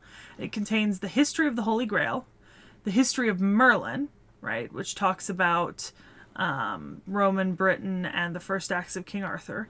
And then it contains the text of the prose Lancelot, which tells the story of Lancelot, and the quest for the Grail and the death of Arthur.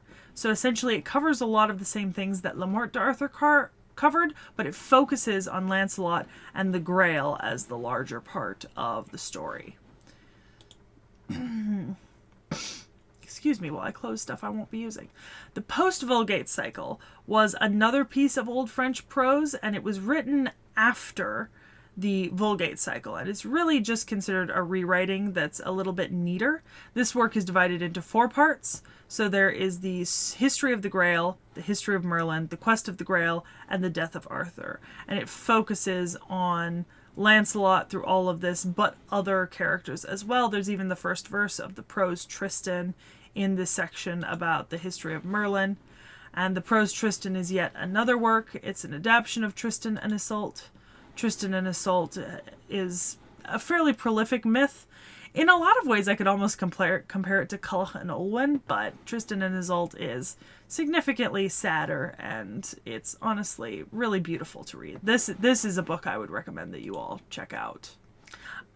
Percival is not easy to get a hold of. Percival is a German telling of the story of Percival, and there are a few English translations, and it essentially does what the post-Vulgate cycle does for Lancelot, kind of covers all of their important things and quests.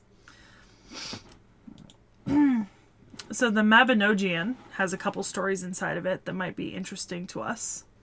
So I bring up Galahad and Olwen because there's a couple specific things in here that I think we should care to mention. So this is the story of Culla, who seeks the hand of Olwen, the daughter of Ysbaddaden. But Ysbaddaden basically tries to set him an impossible quest, and Culla goes to King Arthur because I think he's his uncle or something, and he asks him for help. But some of the important things that we should take into note are there's a part where Arthur says, right, save only my ship, my mantle, Caled Wilch, my sword, and Rongo Minient, my lance, right? And Guinevere, my wife. So we've got a mention of Rongo Miniad, which we know in Fate is a thing. I know that the story of Cavall and Truth is also part of this particular story. And Bedivere is a major character, although he's called Bedivere.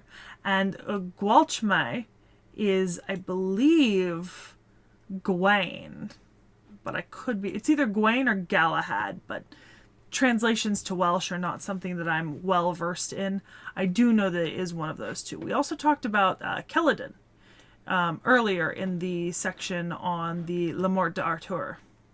Essentially, Ysbaddaden says that they need to find Mabon, son of Modron, right? A child who was taken from his mother when he was only 3 nights old.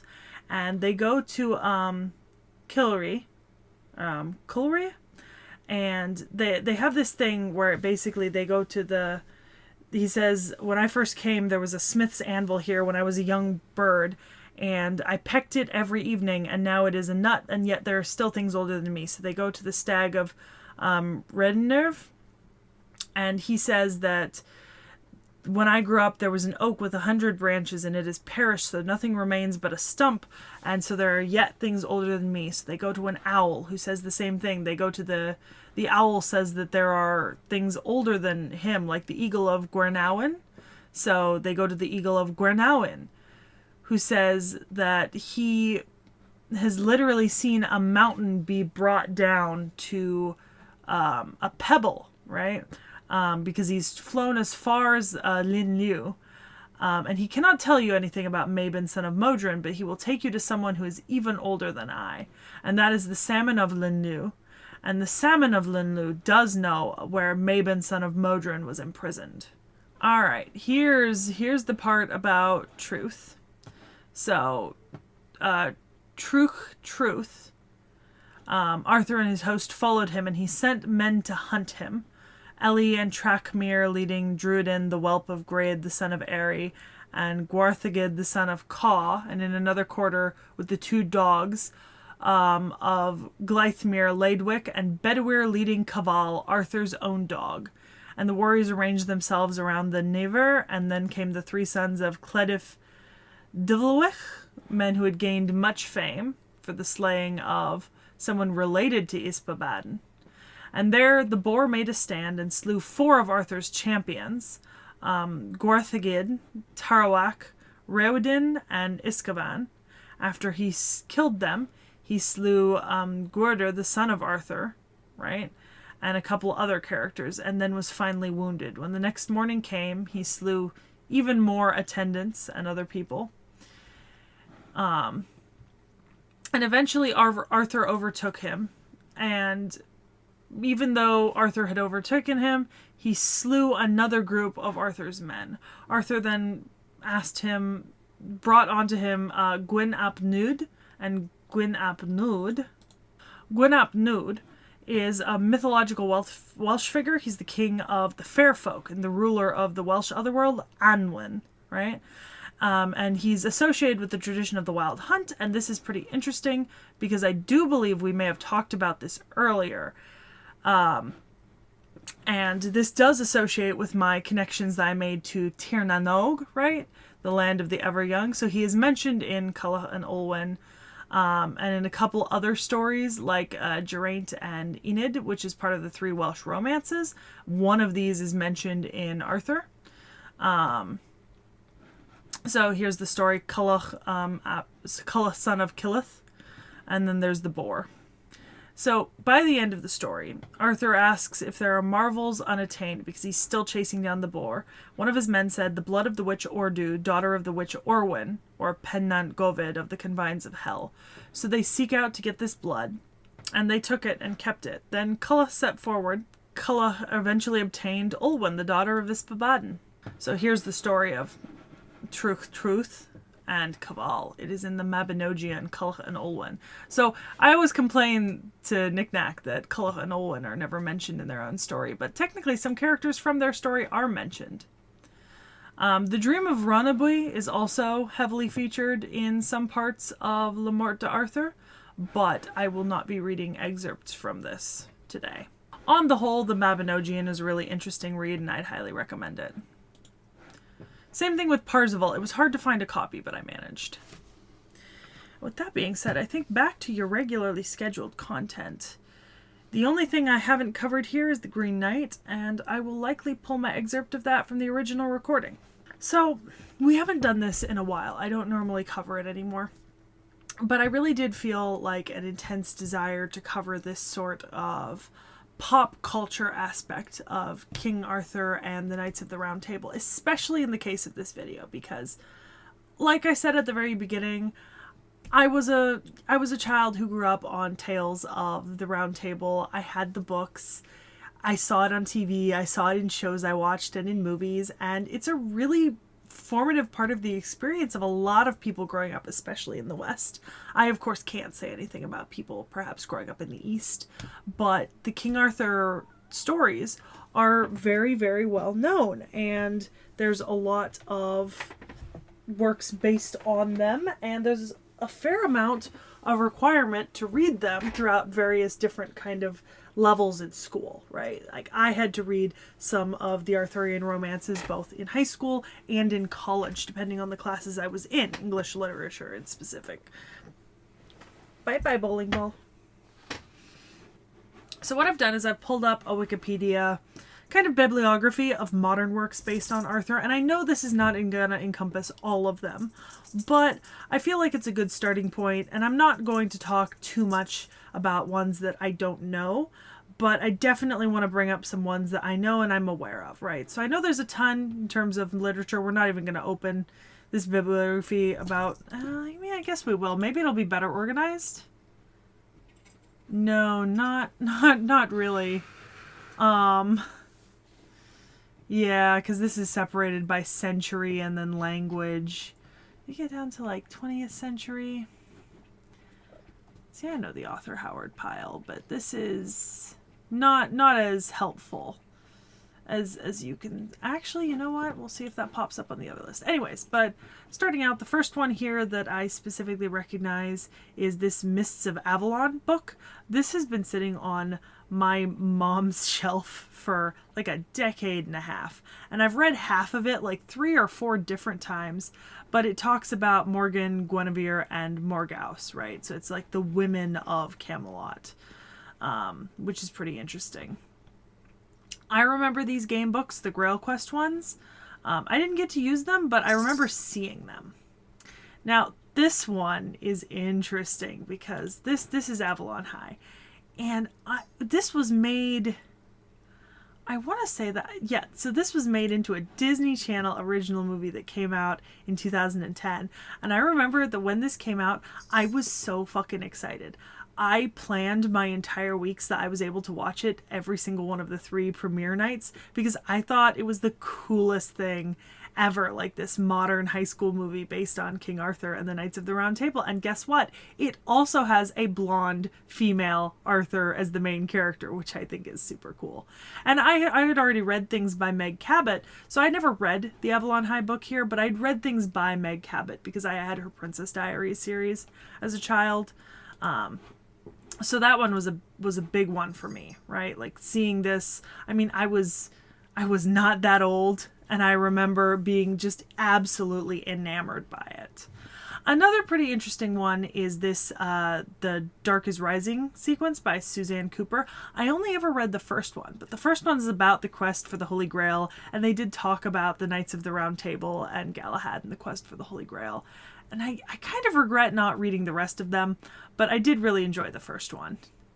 The later books get, the less likely I am to have seen them, I'm going to be honest.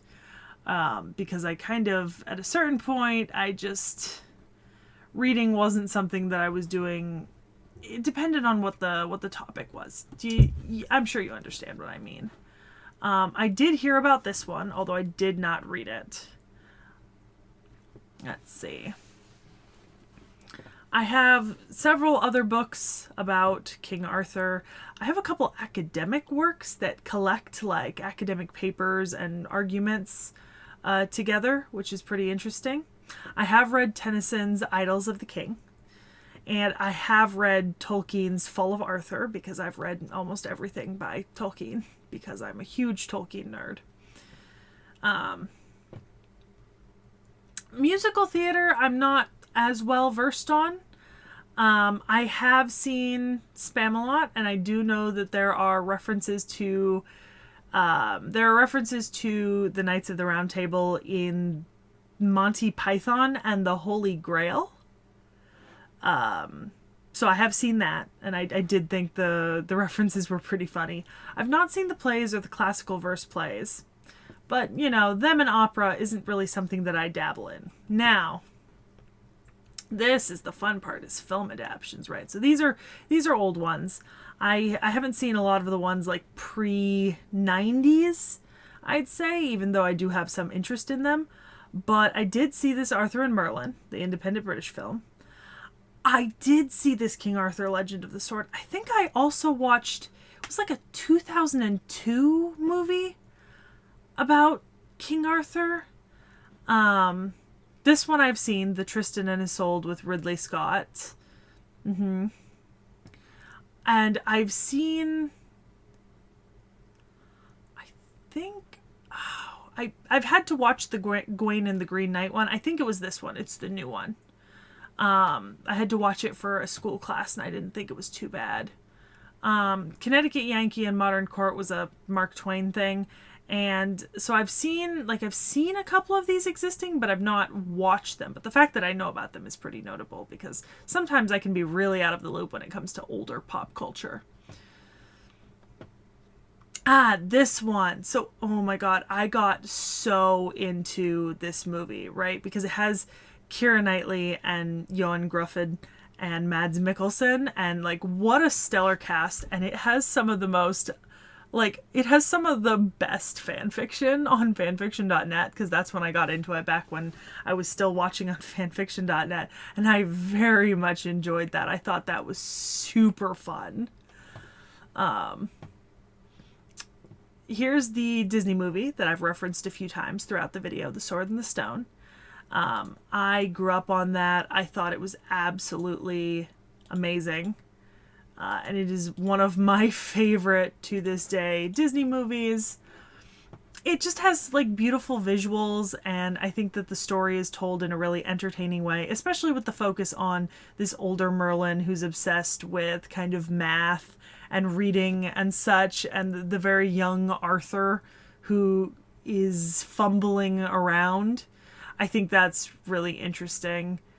It's a little bit out there. Obviously, it's not 100% perfect, but it's really fun. I highly recommend. And honestly, Disney, why are you sitting on this? You know, do better. Advertise this more. Re-release it. We want it. Now this is the shit, right? This is amazing. So I own this. I've watched it literally twice in the last week, right? Because it's currently free on YouTube. And I didn't want to log into the account I have where I own this, but this was amazing. I used to rent this every single week from Blockbuster. This is one of these like criminally underrated 90s animated children's movies. There's a bunch like it, and I absolutely love it. I mean, Carrie Ells voices in it, and so does Pierce Brosnan. Like, what the fuck? The soundtrack is also fire. Like, and I am so upset. It is so hard to find the soundtrack on, like, music streaming platforms. You can find the corresponding musical, like the stage play musical, but it is really hard to find the movie music. And there is a slight difference, which is really fucking annoying. But I absolutely love this. I personally think that it deserved way more awards than it got. This is the stage adaptation, and it was okay, but the music's not as good. It's not as good. We stand this one. This is who I think of when I hear Gareth and Lionel, her father. This is who I think of. Also, I'm pretty sure the Mordred from this movie, the evil Mordred, is kind of what I picture when I think of Mordred. So we love that. All hail my favorite Trek movie. I'm lying. That's a lie. My favorite Shrek movie is the second one, but I actually really love the third Shrek movie, which has King Arthur in it. Uther Pendragon and Prince Charming feuding. And I adore it. I think this one's super fun. Nick Nack doesn't like it as much, but, you know, that's because he's a spoilsport. I've also seen The Sword and the Scoob, and I watched this movie because it was a King Arthur Scooby-Doo crossover sort of thing. I watch almost all the Scooby-Doo movies, but there are some that I don't watch. And this is a more recent one, so, you know, it was kind of jury's out on whether I was going to watch it, but it was King Arthur, so of course I fucking watched it. As you can see, the adaptions of King Arthur, even in like the strictest of sense, keeping to the original characters, or at least characters mentioned in the story, are massive. They're everywhere. I mean, here we've got parodies here. I mean, I've seen Transformers The Last Night. I know that's a parody. I've seen the king who would be, or the man who would be king, you know? And so I recognize those. And then there's the TV. Oh my God, the TV stuff. Holy shit. So I've seen this Quest for King Arthur, hosted by Patrick Stewart and Ewan Grufford, because it came out around the time as the movie, because they were meant to go together, so I've seen that one. Let's see. Fuck miniseries. We're going to talk about my personal favorite. I have seen this. The 2008 Merlin with Colin Morgan and fucking Bradley James, and I adore this adaptation. And I think out of a lot of the adaptations I've seen, I do love the way that the ending does, in a lot of ways, remain true to the original story, even though there's a fair amount of liberties taken with kind of the rest of the story. I think this one is just really well done. It's an overall entertaining series to watch. And this is what I think of when I think of a lot of the characters from King Arthur related media. So, yeah. I know Doctor Who's had a crossover. Stargate! Oh my God. So I am the hugest Stargate fan. My mom and I recently rewatched every single episode, every single movie of all 3 different series, and Stargate SG-1 has the entire section about literally Camelot. So much like the Norse were aliens who came to the Earth, very much the same as that Merlin was an alien being, like an advanced being who set up Camelot and this sort of stuff, and Avalon, and it was just super fun. When we got to that in the rewatch, like, I didn't remember it from when I was a child when I was watching, because it was in the original series, and it was a little bit later on. We'd kind of transitioned over to Stargate Atlantis by the time it was coming out, and I absolutely adored it. It was amazing. I thought it was so much fun to point out, like, the consistencies and inconsistencies. I'm not going to talk about Once Upon a Time because I didn't watch it, but I know it has a lot of references. I can talk about The Librarians. So for those of you who don't know The Librarians is a TV series based on the Librarians film series, and The Librarians is basically just more realistic, nerdy person Indiana Jones. And one of the main characters of the TV show, especially the first season, is Lancelot and Galahad.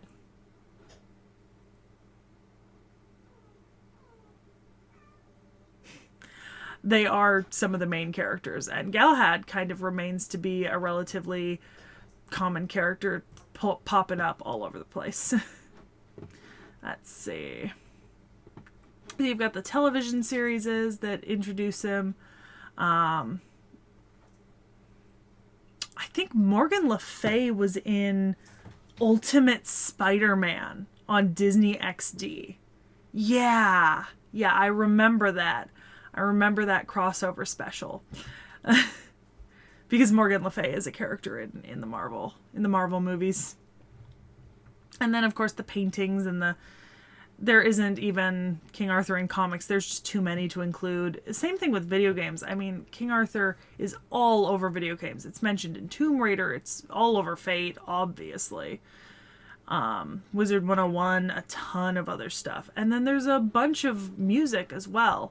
I talked about it in another part of the video, but there are some absolutely beautiful albums about the stories of King Arthur by that one musician I showed on screen with those like AMVs that I remember from when I was a kid, and those are absolutely stunning. So I think they're a must watch or must listen to for anyone who's into the Knights of the Round Table, especially kind of in the Fate sense. Y'all should listen to those songs because they make a lot of sense, and sometimes they kind of can put more complex stories in a more easily understood medium, like in a 3 to 4 minute song. You kind of strip away all the excess and you can kind of just hear the core of this story without really needing to exert yourself and have to focus too hard.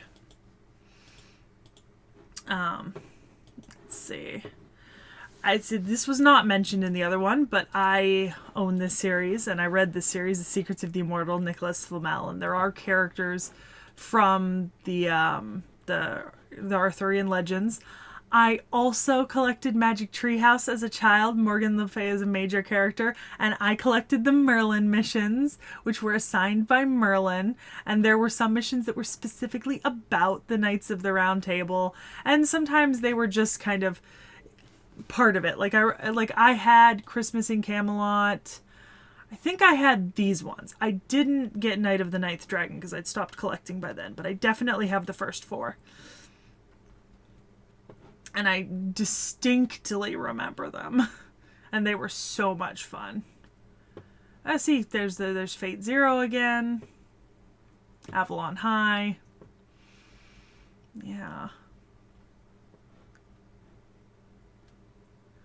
I say there's definitely some other stuff too that I've read that's based on it. I do have several of these nonfiction books as well. Honestly, nonfiction books about King Arthur can be some of the most interesting things, because I'm pretty sure I have King Arthur, The Making of the Legend, and I believe I also have The Age of Arthur, A History of the British Isles from 350 to 650. So King Arthur in pop culture and media is really, really prominent. It's present all over the place. And I think that's really amazing. I mean, this is a super common story. And one of the things that I really like about it is that it can often be mentioned as just part of a book or a larger universe or a TV show, because it is kind of that framework story. So you can casually name drop a character or a concept from King Arthur, and you don't necessarily have to explain yourself, because honestly, some of those stories didn't really explain themselves either in Le Morte d'Arthur. It's really more of an anthology than it is like one dedicated story, which is pretty cool. I think framework stories have a lot of space to be expanded upon and made unique by each author writing in that space of framework or utilizing that framework. And so I really, in retrospect now, right, I applaud Fate for what it's done with that, because I think it has carved out its own niche of space where it's created its own lore while using the existing framework. And I think that can sometimes be incredibly complex for people to do, but in the case of this particular story, I think it's honestly very simple and just really well done. So I think for me, that's probably going to be it for this video, and we'll see how long this comes out in editing and how long this video ends up being. So we have the arrival of some new knights, right? However, we've now hit the point where Pellinor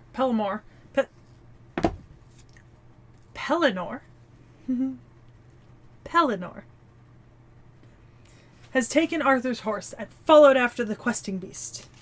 Notable story of Gawain, since we're talking about Gareth, right? We have Gawain and the Green Knight. Now, some of you may have heard the story of Gawain and the Green Knight, and my quick summary of it, based on the fact that I've read it many times, is that a Green Knight came to Arthur's court and said, I want someone to cut off my head with this axe, right? And Gawain said, I shall do it for you. So he did. And the knight picked up his head and he said, in a year's time, you must come to my castle, and what you've done to me, I will bestow upon you, basically. So when the time comes, he travels to this man's castle because he is an honorable man and he is not going to go back on a promise he made. And when he gets to the castle, he's entertained by the king and his wife, basically, or the lord and his wife of the castle, who he doesn't know is the Green Knight yet.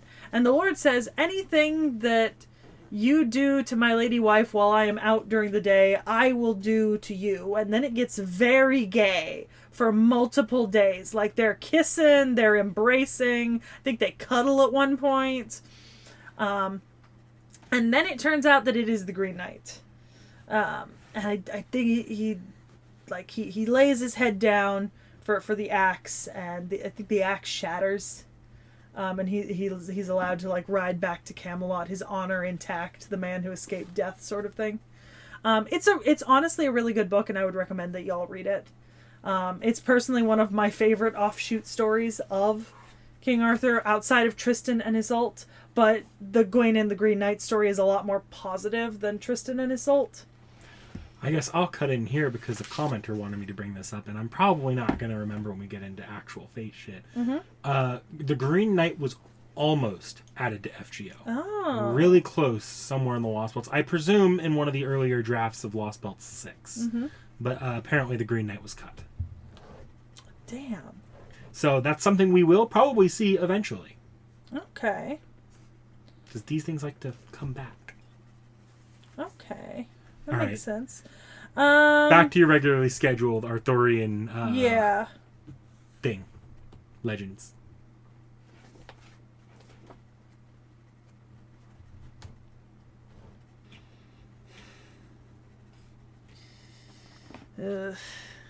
Basically, this bitch ain't faithful. We established that. Yeah. Yeah. So then Queen Guinevere rode out with certain knights of the Round Table clad in green, and Sir Meliagrance took the queen and her knights in. So there's an interesting construct in the stories, right, of Guinevere and Arthur, where there are King Arthur's knights, the Knights of the Round Table, and then there are the Knights of the Queen. And what happens in most of the tellings is essentially when you first become a knight at Arthur's court, you are assigned to be a knight of the Queen, and as spots open up in the Knights of the King, then the Knights of the Queen are moved up into those places. So most of the Knights of the Round Table had been Knights of the Queen at one point, but are now Knights of Arthur. Surprised you didn't get the Knights of the Queen confiscated after the Lancelot debacle. You would think. You would think. Like, I mean, come on, it seems like there might have been an abuse of power there. Yeah. So then Lancelot got word of how Queen Guinevere was taken hostage by Sir Meliagrance, who had laid a trap for him. And his horse was slain, and he rode in a cart to rescue the queen. And Sir Meliagrance required for the forgiveness of the queen, and she appeased Lancelot, who was mad. And then he came in the night to the queen and lay with her. And then Meliagrance accused her of treason. Lancelot, fucking learn! And then Lancelot answered for the queen, waged a battle against Sir Meliagrance, and was caught in the trap. Lancelot was delivered out of prison by his lady, and he took a white courser, which is a horse, and went to his keep for a day. I'm also... his Lancelot's castle... The name of it is synonymous with, like, love nest in fiction or something like that. Like, I read it somewhere else, but basically he had, like, this castle that was supposed to be just, like, a home for him and Guinevere to, like, bone. And it's literally, like, synonymous with, like... Like, did that occur because of the story, or did that happen before? Was that the... It was in the story. But, like, before the story was this already that name already synonymous with the love nest? It couldn't be because the story wasn't written. I mean, but the story why it's synonymous? Yeah. Okay. Yeah. Because like I'm trying to decide here, is it just that popular of a story at the time, or is this like no in-universe equivalent of like Ken's Mojo Dojo? Yes, this is Ken's Mojo Dojo Casa House. Yeah. But it's Lancelot and Guinevere's fuck nest. Yeah. My level of like fucks given about my language in this video has like slowly trickled downwards over the last 2 hours. I do not care. Look, like I said, the only rule is no racial slurs. In one way or another. Merlin just sitting here like I'm a tree. Yeah. I'm fucking done. Do you need any more from me? The fuck more can I ask from you? More? I don't know. If you missed something, I'm gonna be honest. You didn't catch it? I've been like white noise in the brain for the past 45 to 50 minutes. I would beg of our viewers to be more merciful with any mistakes I made. This was a truly massive amount of material to cover. And I admit that it may have been a little much taking it on all in one go. But I have read these stories before. And I really did not think that it would have benefited for me to just rewrite 21 books of the story of King Arthur just to read it out to you guys.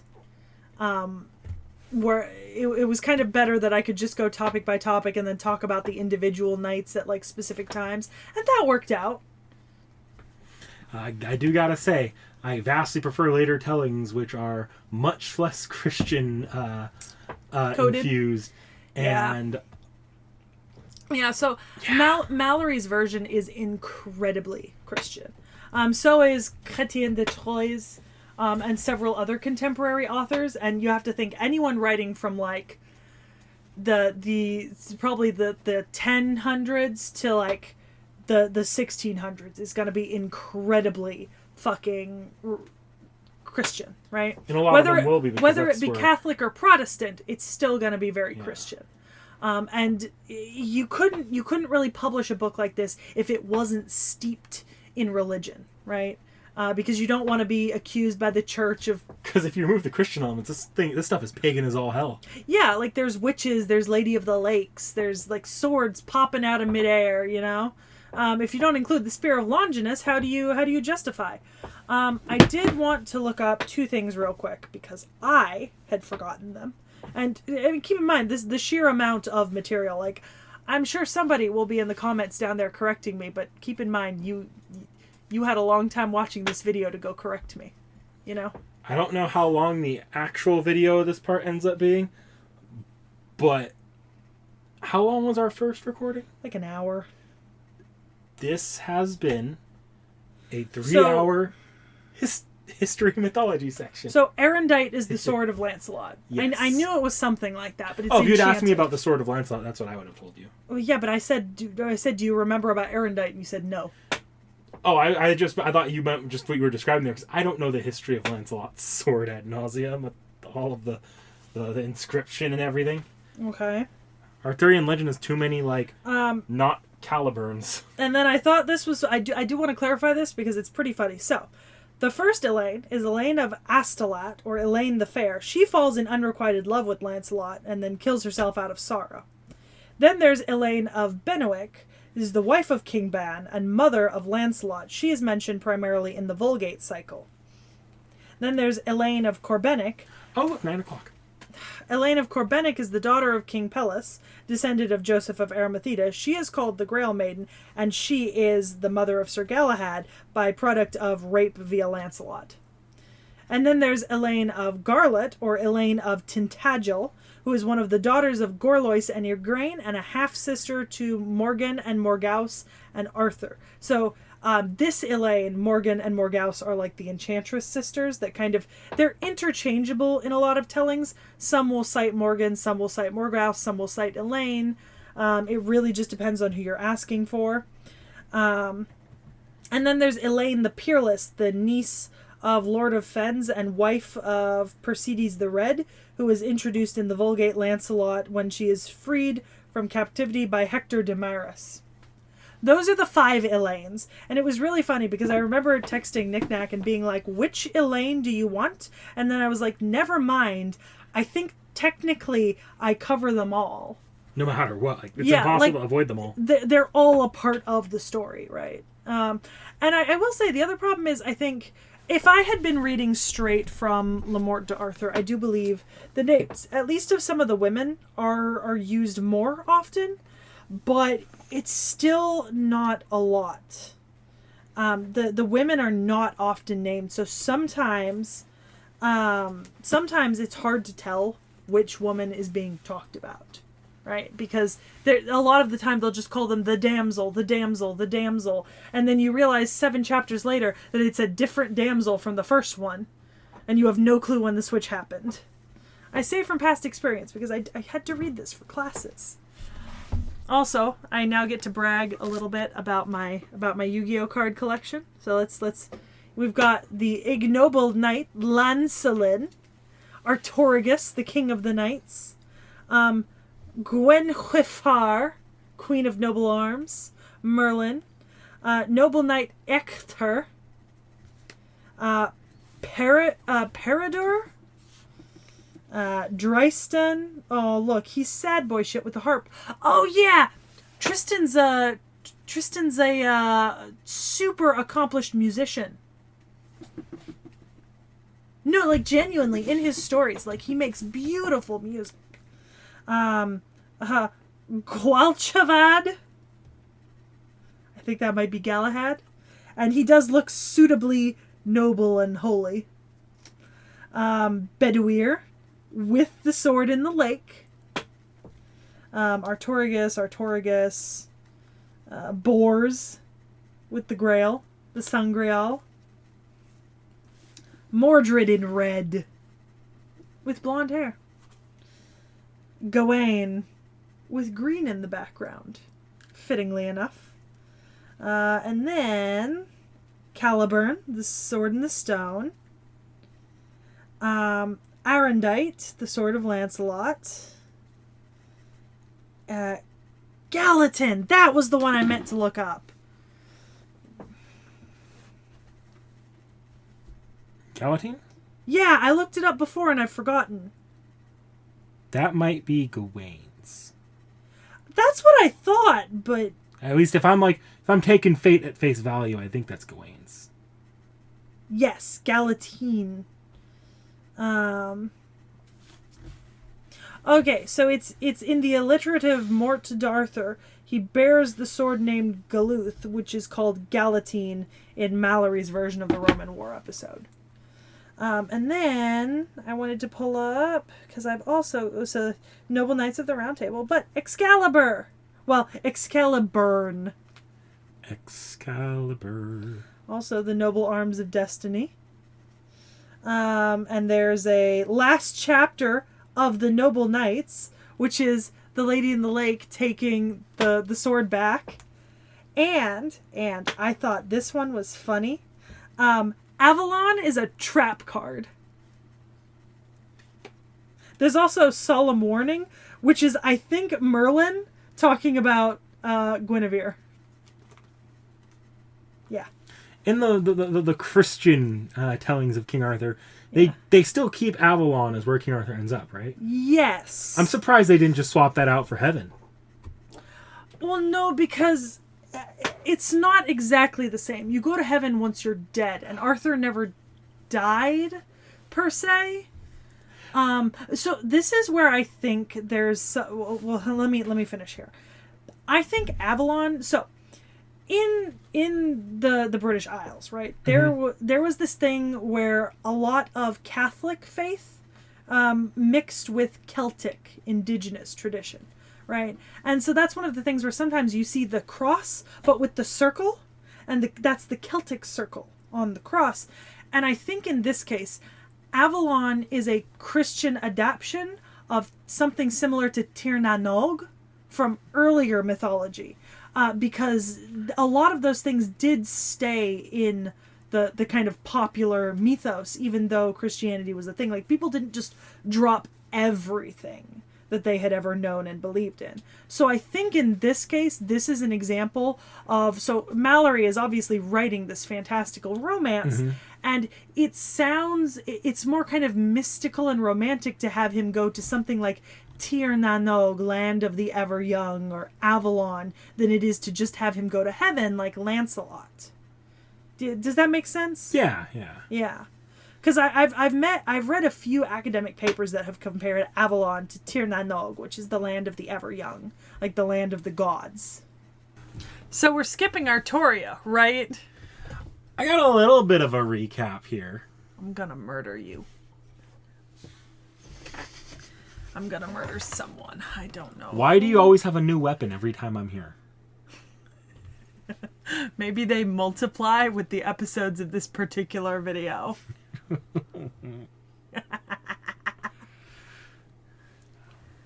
All right, so we're gonna turn back the clock. I'm going to try speeding through this as much as I can. I don't want to turn back the clock. I know you don't, but sit here, take it. I took what? 5 out 4. Hey, that was interesting. I don't want more Saber. So Arthuria, heroine of the franchise, or at least the poster girl of it at this point. Yeah, you know what the best part about the actual Knights of the Round Table is? Arthur's there every 30 chapters. Well, trust me, if you look at this is about the only time Arthuria Saber is going to be brought up today. See, you say that and you clarify Arthuria Saber, which makes me think that other Arthurias are going to be brought up today. Today is a strong word. Lies. I have been lied to. So, King Arthur, born female, raised male, groomed to be king, would unite the Round Table, retake Britain from many evil forces, and unite a group of knights across the land known as the Round Table. Gender kept secret as much as possible. She wielded many weapons during her life, including the Sword of the Selection Caliburn, the Sword of Promised Victory Excalibur, and finally, during her final battle and fate, she wielded the lance at the end of the world Rhongomyniad. Mm-hmm. A combination of evil schemes against her and her own decision-making would result in the collapse of the Round Table into factions that saw her as one that saw her as a just king, and another one that saw her as a heartless, inhuman monarch running Britain like a machine. The battle between these factions led Or, let's say this alternatively, one dude who thinks it's okay to fuck his master's wife, and one dude who thinks it's not okay for that. Well, that also contributed to it. The battle between these factions led to most of the Round Table being wiped out, and Altria moving on to the events of Fate's Day Night before finally passing away. Excalibur would be returned to the Lady of the Lake, and Altria herself would be guided to her final resting place of Avalon, a garden on the reverse side of the world with British folktale saying that she was the once and future king destined to return when Britain needed her most. So, still hasn't happened. Obviously, we are not in the end times. No. Apparently, it gets much worse for Britain. I'm sorry. Since we've already done Altria, this is it. We're not covering her NPs again. Today we're covering everybody else. You're not going to see, to my memory, a single Altria NP fired off today. If you want to see Altria NPs, go watch the original Altria video and then go watch the updates. Don't go watch the original because I don't think we covered very many NPs, if any, at time. No. Go watch the updates. Yeah, because we covered all of them as of March. All right, so moving on to a non-recap here. Boom. Or I guess our first night of the round here. Swear to fucking God. Saber Arthuria. No. Oh. Well, why would we cover Arthuria again? So, Tristan, what class do you think he's going to be? Tristan. Ooh, you're starting with Tristan. That's a strong choice. On the assumption that none of the Knights of the Round Table, except for Arthur, have a ruler class assigned to them, I'm going to guess Lancer. Okay. Meet Tristan, who is an archer class servant. Yeah, I could tell from the bow. We do love a good redhead. With long hair, too. Of course. It's like the second best thing to the long white hair, is long red hair. Oh, wait, click back. Harp strings on his bow. I'm glad you caught that. I brought it up in the story part. Tristan was an accomplished musician. That beautiful artwork, by the way. It really is. He is very attractive. It is a he, right? It's yes. A he. Yes, this is not gender bent. He also has a summer outfit. Me likey. He just got this, by the way. He's had the design for a while, but they just added it to the game as an outfit. God bless. Oh, with the tears. Oh, love that. All right, and then I'm gonna pull up the sprite so you can see them. I love Tristan. Tristan, Tristram, Tristain. Here's that sprite. Ooh, yes. All right, so Tristan. Mm-hmm. Actually, he does go by Tristan at one point, just as a Tristram, you mean? Yeah. So, Tristan, child of sadness. Yep, child of sadness, knight of lamentation, the grieving knight. The story of Tristan and Isolde is a sad one. So, Tristan in Fate is kind of narcissistic at his core. It's because of this that there was a bit of a falling out between him and King Arthur that led to him muttering that King Arthur did not understand the hearts of men before leaving the Knights of the Round Table altogether. The line would haunt Altria herself and lead many other knights to take more drastic action. He is also quite taken with women, which can even affect his normally well-tuned sense of reason. Mm-hmm. Though he's unlikely to fall for someone as he hopes to one day see Isolde again. Of course. He is simultaneously less loyal than the other knights by not blindly and fanatically following the king. Yeah.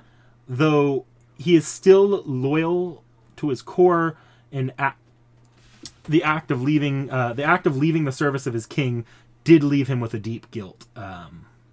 One that follows him to his contract with his master. He's not willing to do anything that would compromise his values, but he is extremely unlikely to ever betray the master for a purely selfish gain. Nice. So, let's scroll down here. Well, also get some artwork here. Oh. You'll probably see some of this again. Raise the black or white sail. Yup. Oh. We'll come back to all the CE art. And here we go. All right, let me see. Just... Interesting. Like gunk on the bottom of my mouse somewhere.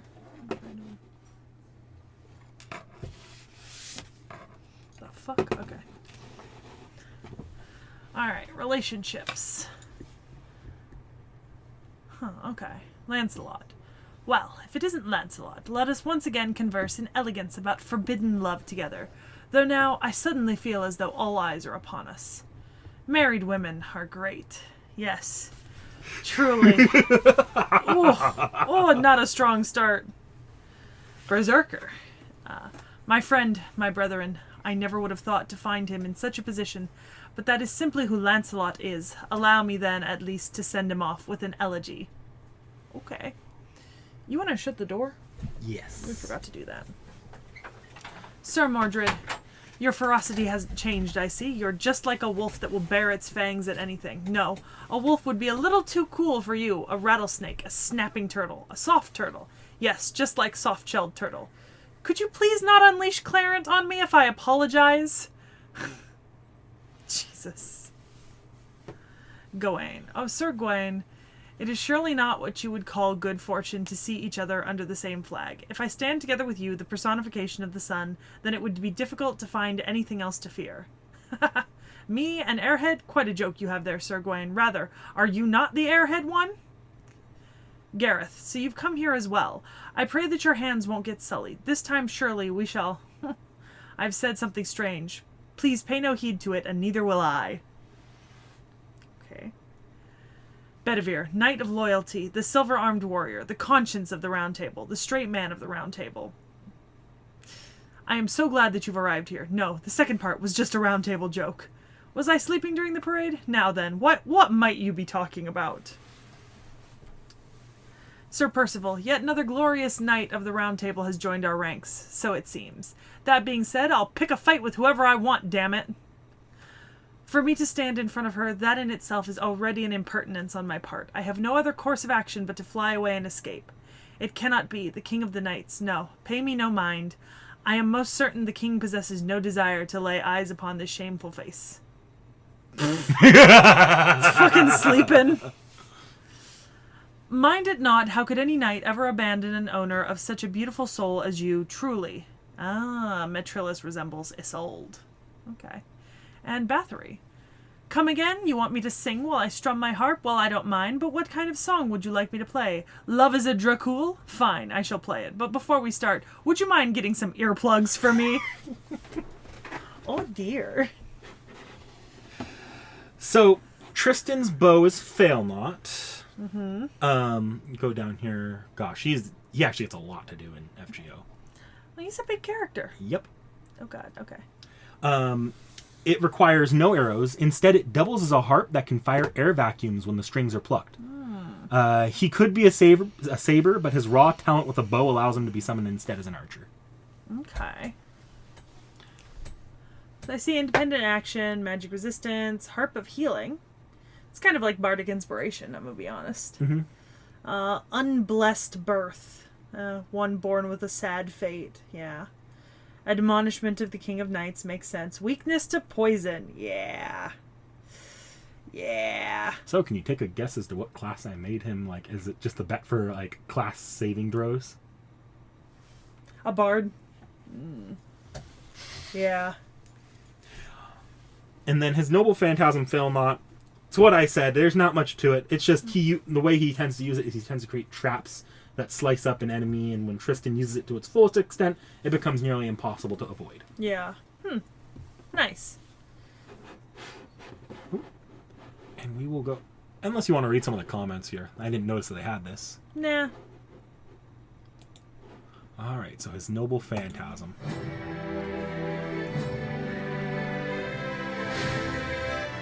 The song of our sorrow.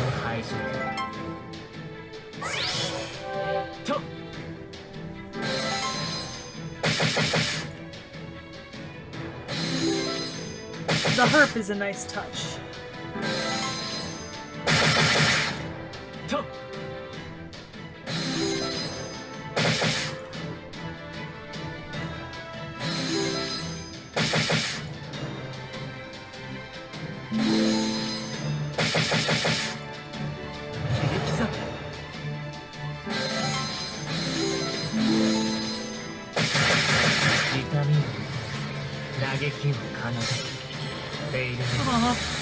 Song of my pain and sound of my grief, fail not. This is my arrow.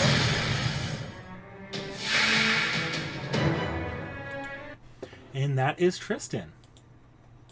close this. The next knight is going to be Gawain. Okay. Take a guess to his class. Gawain?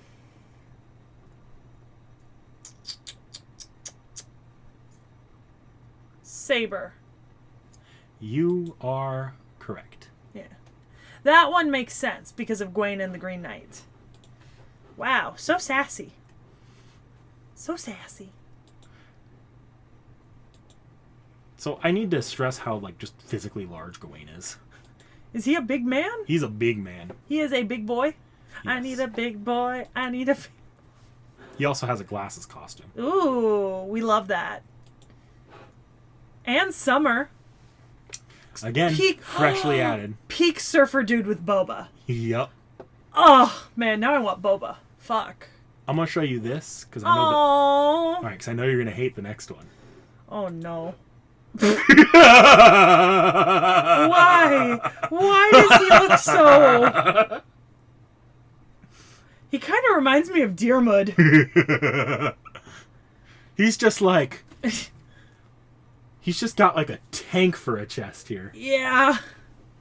But his face is unsettling.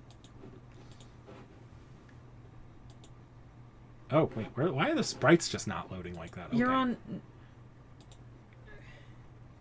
I like the green cloak in the second art. Can you click into that one? See the glasses. No, I just wanted to see if the color really was green. Yeah. I think it's kind of bordering almost like a Prussian blue, but Prussian blue still has some hints of green in it. Although I think I would have, and maybe this is nitpicky, but just because of the story with the Green Knight, I think it would have been thematically appropriate to just make his cloak green and not bluish green. Maybe that's just me. Maybe. I don't know, just, you know, I mean, that is his most famous story, Gawain and the Green Knight. And then, of course... Yeah! God bless summer. God bless. So Gawain here is the Knight of the Sun. Built like a brick house. Mm-hmm. He is fiercely loyal, serving his master or king to the very best of his ability. Yep.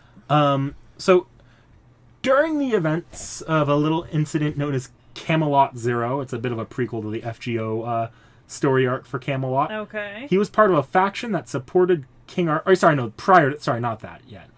He was part of during the actual Avalon, like Camelot situation. He was part of a faction that supported the King Arthur during the breakdown of the Round Table. But his grudge against Lancelot would cost him both his life and possibly have been one of the immediate causes of the death of the king. Yeah. Something worthy of note for him is that he cannot cook for shit. Part of Arthuria's addiction to food when summoned in the modern day is a direct result of how bad Gawain's meals were. Aww. Poor yet baby. He insisted on cooking. Seem familiar, Knick-Knack? In the servant universe... Yep. There was even an incident at the Enmete where his cooking came to life. Oh, a la poison cooking Bianchi.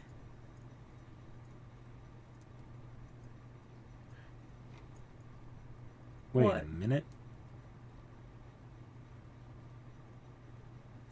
Okay, can you back up for a minute? What? Because apparently there's a different sprite for that I didn't remember. I'm just gonna new tab this. Bam! Oh, Chef God. Gawain. Chef Gawain the Mash. Wait, hang on, because I was reading something down there in the fucking personality that was super fucking funny. The quantity over quality when it comes to food. He is satisfied with large quantities of potatoes, vinegar, bread, ale, and veggies. Honestly, with the exception of the vinegar and the veggies, I kind of agree. Large quantities of potatoes really do solve all problems. I'm gonna be honest. All right, so I guess we just have his relationships next. Some of these are actually from his original appearance, which was in Fate Extra. Yeah, so I'm not gonna read like this chunk here because that's not a quote. I will say that apparently he calls Nero Claudius whore of Babylon.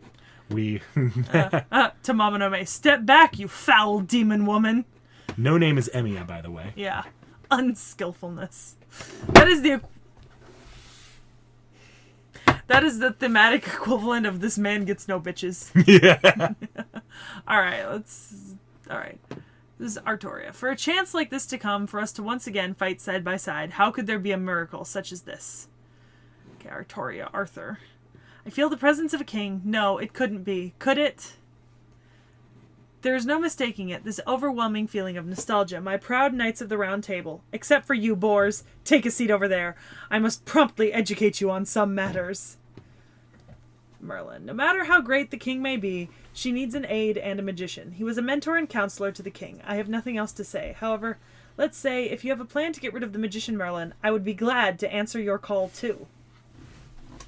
Mordred, how did that traitor become a heroic spirit? No, I can't allow myself to hold a grudge. Whether good or evil, we must work together now. I understand your situation, not much else to say. Sir Lancelot, I understand your grief. Neither of us were able to save our king after all. The truth is, it was immature of me not to forgive you. So, in Fate, if I remember this correctly, Lancelot does not get that entire epilogue where he goes to fucking heaven. Okay. Instead, he does return in time for the battle. Okay. But Gawain sees him and stops him, and they end up fighting to the death because Gawain is that pissed off at Lancelot over everything. Okay. Putting aside Lancelot, Galahad is a splendid knight. One can say that someone like him is a human like that of an angel. Oh, even Sir Bedivere is here. Since he is a humble one, he himself would often say that he is a knight of the Round Table in stature only. But that is not true. His calm, cool, and sometimes sharp figure when he is putting a stop to Sir Tristan's eccentricities would send a shiver down everyone's spine. The quieter a knight gets, the angrier and scarier he becomes. Gareth is my little sister. If she herself decides to fight as a knight, then I have no right to stop her. Not now, not then. Damn. Oh, Master thinks that Tristan is a carefree poet? That would be correct. Aha. My apologies, I spoke too soon. Tristan himself isn't quite... No, he would never admit it, but at the Round Table he is the most serious. No matter when, if he is awake, then he will grasp the situation. As it is for him, he spends his daily life constantly disciplining everything. Sometimes I actually am sleeping, sir. Sir Percival, a renowned, prestigious guardian knight. Among the knights of the Round Table, he was the most trustworthy figure. I, too, could relax in front of him as well as consult with him. How nostalgic. Now that I think about it, the time when he was alive was truly the golden age of the Round Table. Passion Lip. According to a servant named Bibi, I apparently have some sort of connection with this alter ego servant. I'm not sure of the details, but I do know that Lip is a hard-working and sincere lady. Yet she seems to be a bit shy, so it's probably best for you to be supportive of her. That's the spider lady, right? That's the lady with the big hands and the big tits. I call her Spider Lady, because she kind of looks like a spider. Barghest. Barghest, the mythical dog from Irish folklore. Her armor seems to resemble mine. Is she a fan of mine?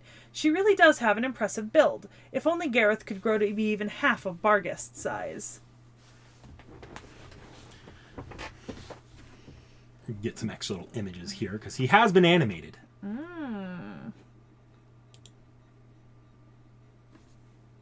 Oh, okay. Not that many. No. Jesus. Aww.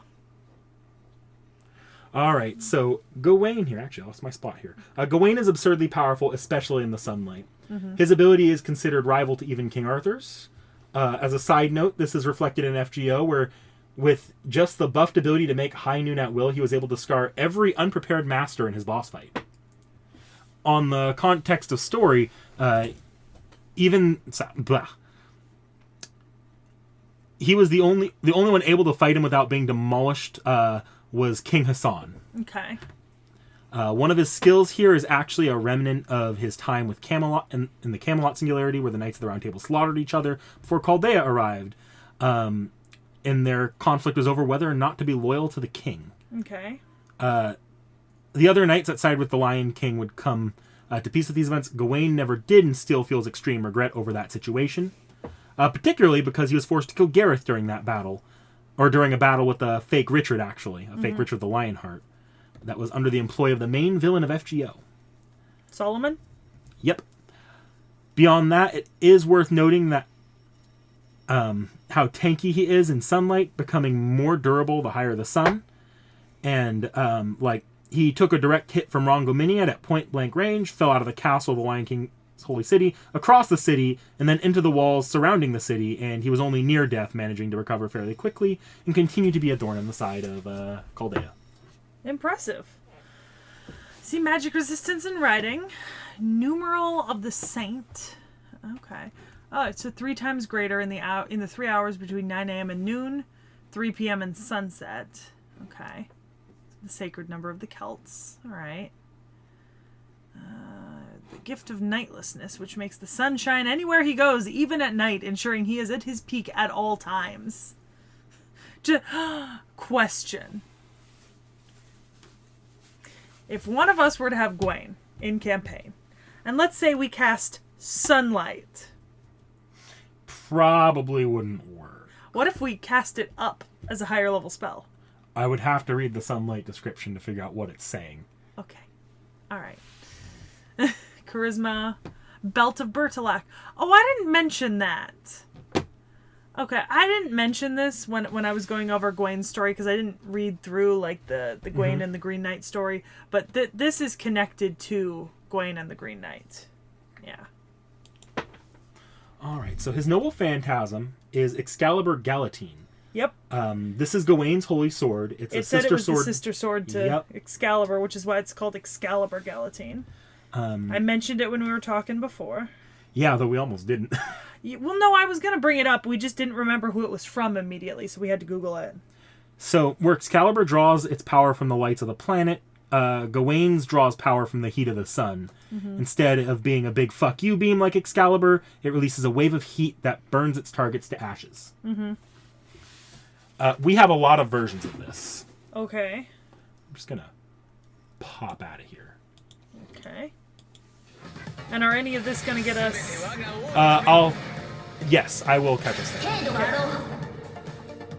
Oh, wait, that's not. What the fuck? I found it earlier. Here it is.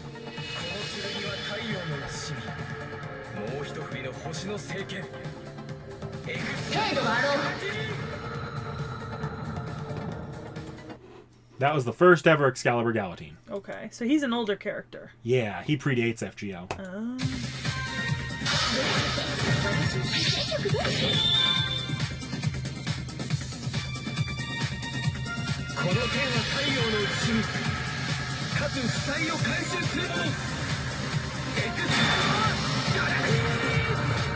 So pretty much the same.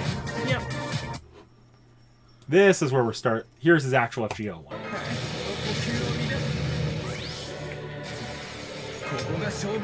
I'm actually going to mute this because this is not FGO themes. Okay.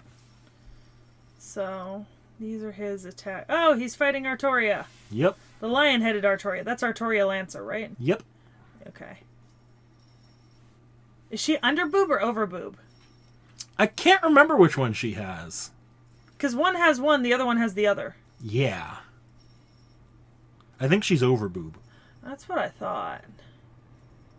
Because then Alter Arthuria Lancer has underboob. Okay, I'm going to skip ahead a bit. Mm-hmm. Just because we have plenty to cover today. Yeah, we do not need to be...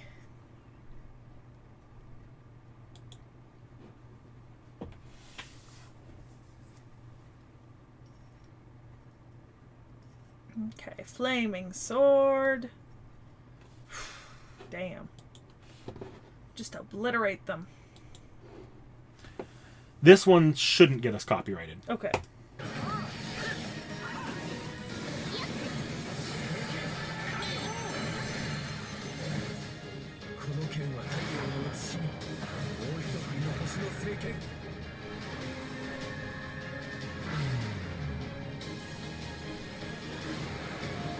Damn.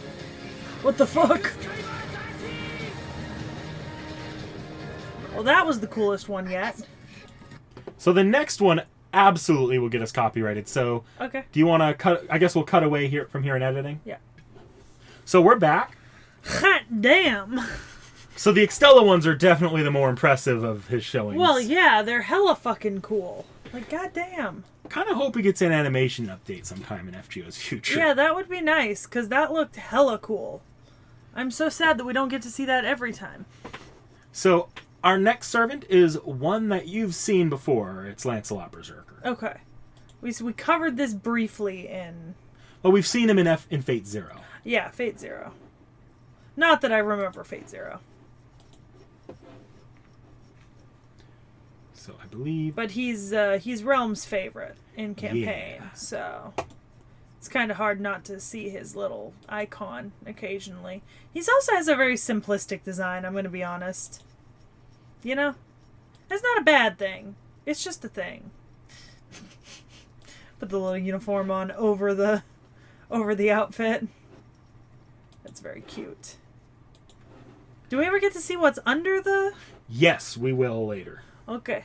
Although there is a funny gag in FGO where this is before we actually found out what Lancelot fully looked like underneath. Yeah. Where Mash and the Master were really curious as to what the fuck he looked like. Yeah. So eventually they try tricking him at first, and eventually they just ask him to take his helmet off. He takes it off. There's another helmet? No, all that's under there is just fucking smoke. Like it looks like he's headless. Oh, like a Dullahan joke. Yeah, but he's not actually headless. There's like so much smoke they can't see it. Yeah. The Knight of the Lake, the Black Knight, the Mad Dog.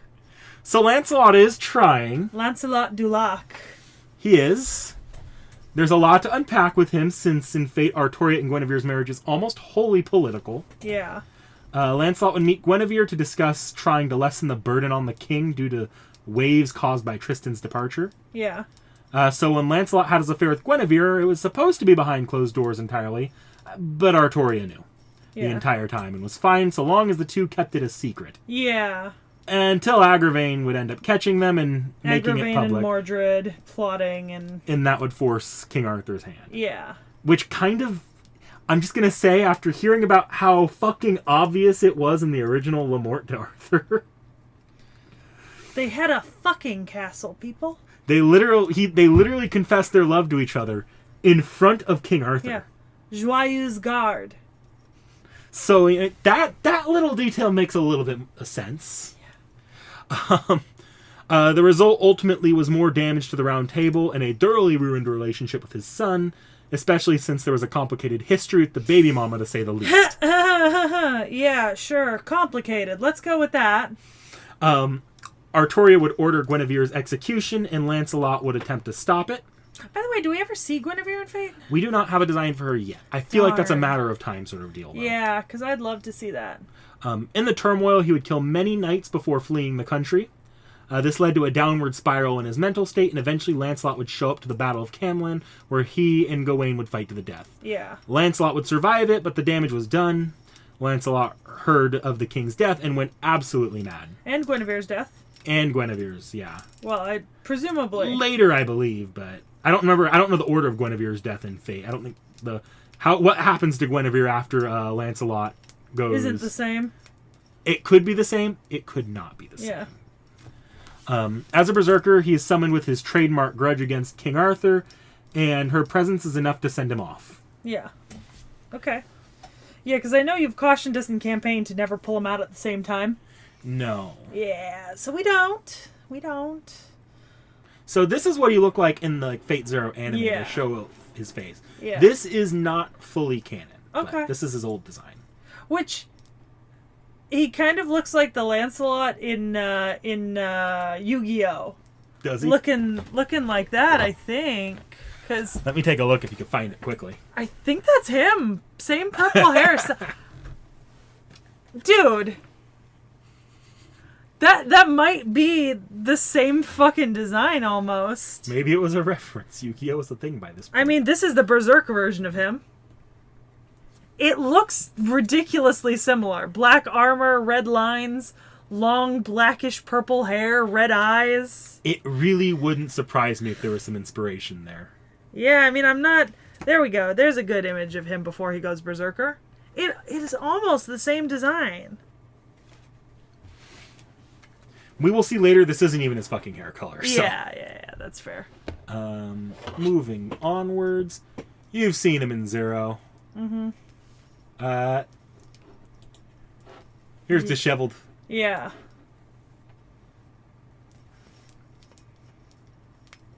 When did Fate Zero come out? It was the anime is 2012. The actual light novel came out not long after Fate's Stay Night. The original didn't. Okay. So I think I'll say 2004, 2005. So let's say the anime came out what, like 2012ish? Yeah. Pretty sure that card set came out in like 2015, 2016. That predate. Because the anime definitely was 2012ish. Yeah, so I think the anime predates those designs. Oh shit. Like, I'm not saying they're copying, but you know, I'm Nasi, not. you might want to get your lawyers to look at this. I'm not saying that they're copying, because I think I'd be willing to bet that if I went and found the Egwene card. Do we want to test this? Tristan, sad redhead with a harp. Oh no! Where's my Egwene? Because Lancelot, Egwene, big tank man with blonde hair and a green cape and a sword raised to the sun.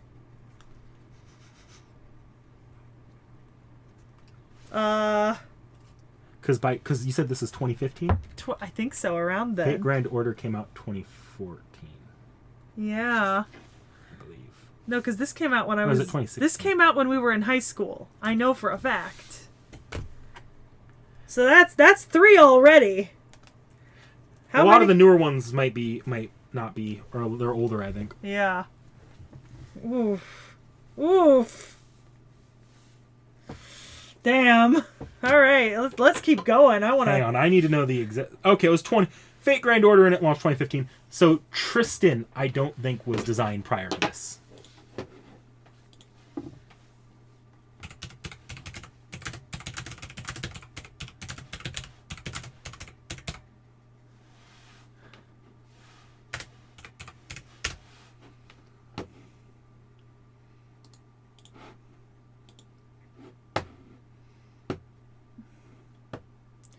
$2014. Okay, so their Tristan actually predates Fate's Tristan. Okay. I just thought that was funny. So, relationships. Arr! That's your reaction to Arthuria. That is. I agree with you, Lancelot. You and me, we're on the same... Stop showing people my horrific amount of tabs.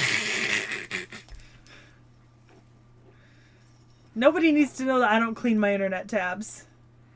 Alright, so down to abilities. You're going to be somewhat familiar with this shit. Yeah. Because you've seen him used in campaign. Well, okay, but remember in campaign he mostly uses a gun sword. Well, that's because Realm gave him a fucking gun sword. Realm made him a fucking gun sword. Lancelot's an imposing servant. His stats and skills are impressive on their own, but really it's impossible to gauge his ability without his NP. Mm-hmm. His NP, he actually has 3. For someone's glory... That's the thing that keeps him unidentified and obscured. Yep. Knight of the Owner. That's what allows him to just use whatever fucking weapon he wants. Yep. Which Realm always forgets to utilize fully. I don't know. The gun sword says otherwise. He uses that quite well. Yeah, but he always forgets to add new shit to his roster when we pull it out in front of him. I don't know. He's torn his fair share of tree trunks out of the ground before. That's true. And then Arendite. Yes, this is Lancelot's actual noble phantasm. At one point it was a holy sword, but it has since lost its status and has been corrupted black. Well, yeah. It is alone capable of increasing Lancelot's parameters by multiplying his magic energy. Yeah. So we're going to go through his noble phantasm animations, because I'm going to show you a few here. Okay. So there's actually 2 I'm going to show you, because they changed his noble phantasm drastically in an animation update. Yeah. So this is his original one.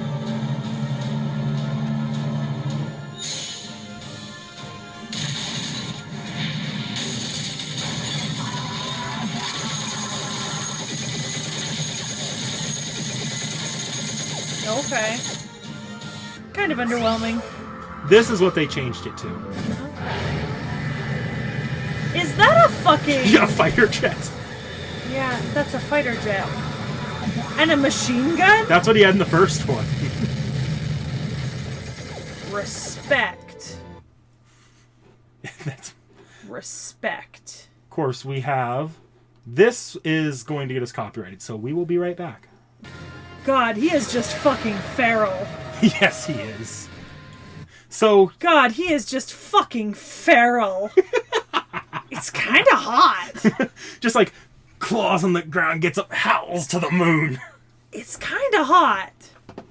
You know, in that, like, feral, unhinged, I could fix him sort of way. Or, you know, I could make him worse. So, FGO Arcade. Last of the Berserker Lancelot here. I'm so glad we got an arcade. There's actually surprisingly few in the Knights of the Round here. Yeah. Also, I see that Gilgamesh versus Enkidu Fate Strange Fate. Such a good fight.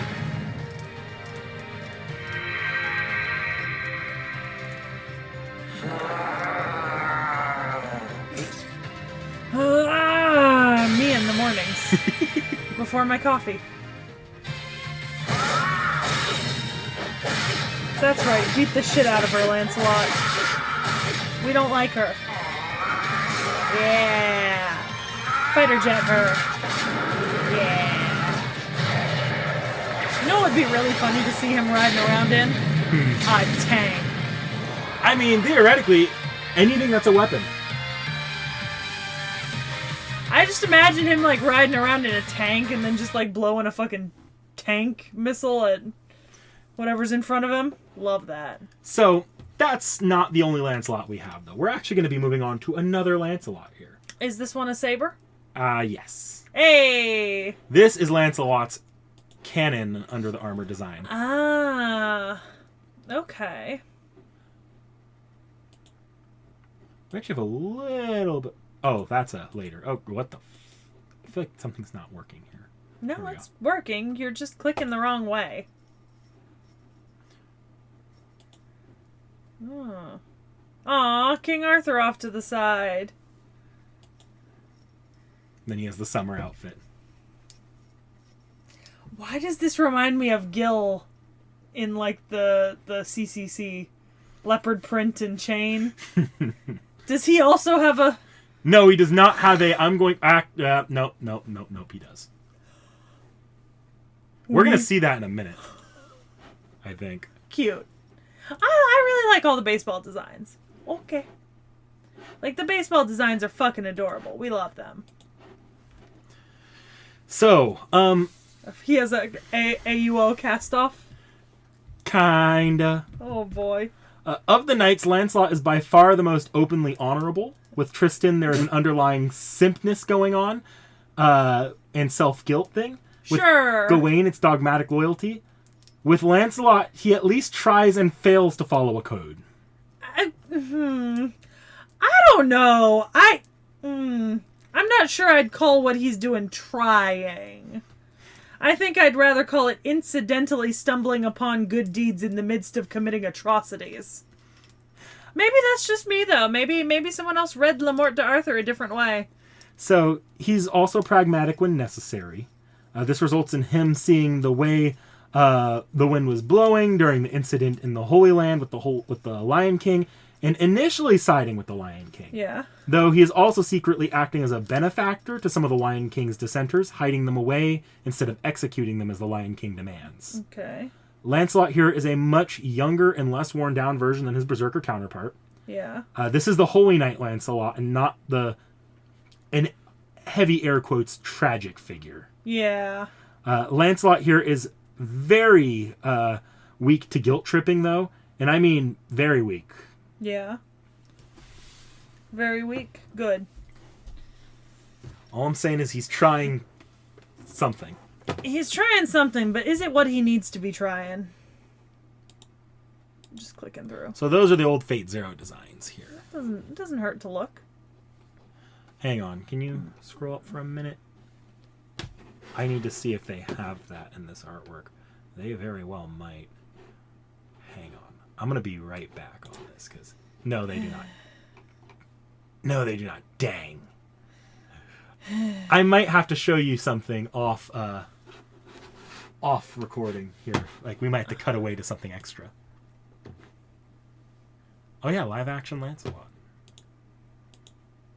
They had them for the other knights as well. Why did we not start there? Because I forgot about them until just now. Why would you not show me the... Okay.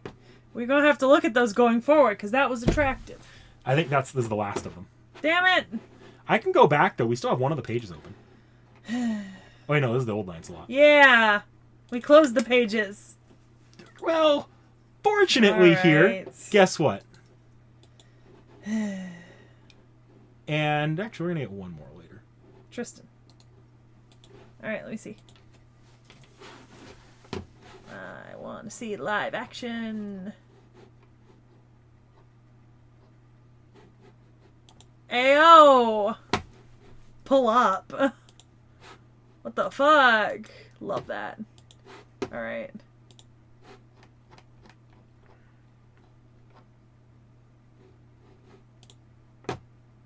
Yo. Love that. Okay. Alright.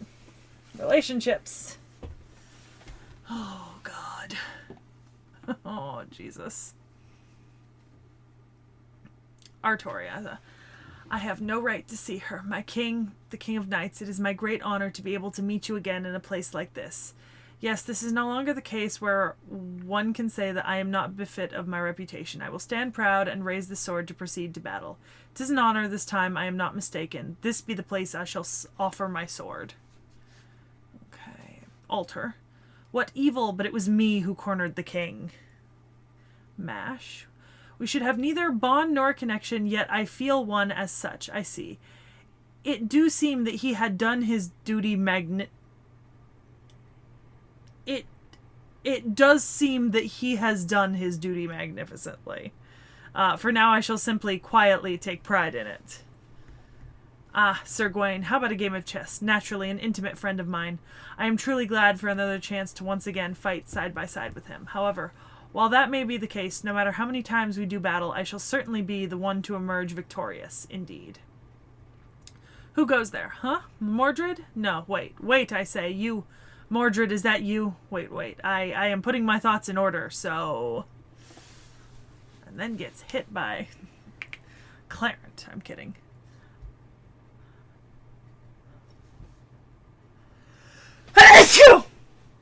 Bless you. Ah, Sir Tristan, my friend. I see you still pierce and slice others as you grieve. I am truly relieved you and I were never enemies. Either way, you should probably talk about your relationship woes somewhere else. Very well, Sir Tristan, let us put that matter for another place. In the dining room and the hallways, let us speak nothing but heroic tales. Oh, it's you, Gareth. I look forward to seeing you in action that will reflect well on the name of the Knights of the Round Table. I am in no position to give you any other advice. The courage and loyalty you display, that is what we lose sight of at times. So do not be like me, Gareth. That is the last piece of advice you, as my attendant, will receive from me. In fact, I should be the one learning from you. Bedivere. You helped me in more ways than one. Let us fight together again as fellow knights of the Round Table. It's been a while, Percival. That holy spear of yours shines as brightly as ever, and your commanding expression remains like that of long ago. Then, just like old times, let us lead the way together. Of course, that is what we would always do, is it not? And then we're missing a couple of... Yeah, but they're not there, so... So Lancelot has a connection to the Lady of the Lake. Mm-hmm. This manifests by increasing his stats and making him extremely capable. Yeah. Arguably, Saber is his best class. He still wields a mastery of, or a weapons master capable of using anything. And his Noble Phantasm as a Berserker Knight of Honor just became a skill here as Saber. Yeah. Okay. And then Erendite is still what he wields. Yep. Functions the same. He just shows... But he also has Erendite Overload. Yeah. Yeah. This Noble Phantasm is the sword's full power. It normally is used, not unlike Excalibur, as an anti-army attack, but Lancelot prefers using it as when released on one single person. Okay. It is extremely destructive to its target, but strains Lancelot to use. Berserker Lancelot uses it as well, but it's not nearly as powerful and is mostly just another attack method that he uses while fighting using the sword. Okay. Makes sense. Can I close this and move on? Yes. So we have his NP here.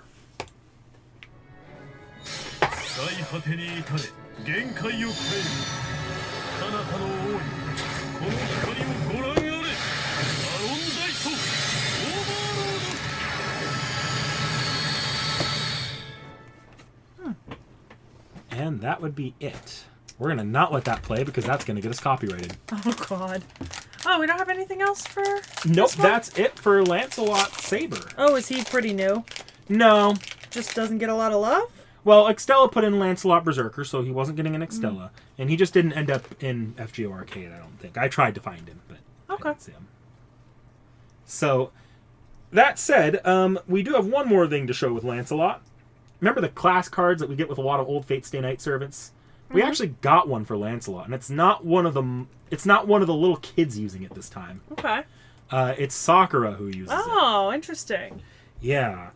Yeah, it looks good. Looks pretty cool. All right, so where's my AUO cast-off? hang on. I deserve this. Yo, I'm going to be back because I have to pull up a Grand Carnival clip. Do I need to look away? Yes, look away.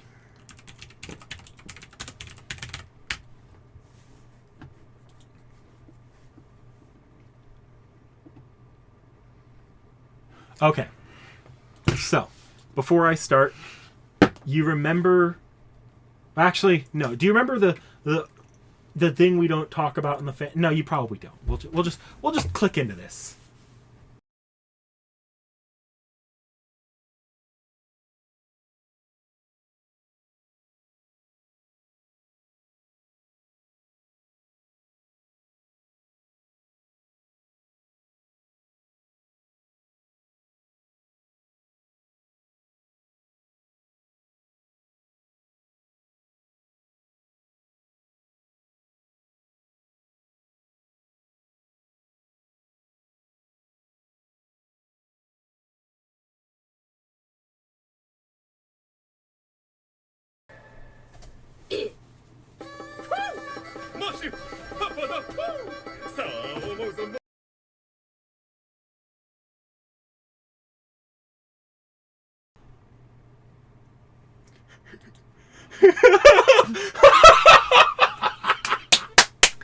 I think my brain just blue screened. Here's the thing. I was expecting something. But could you really ever expect that? You mean you didn't expect Lancelot in sexy Fu cosplay? I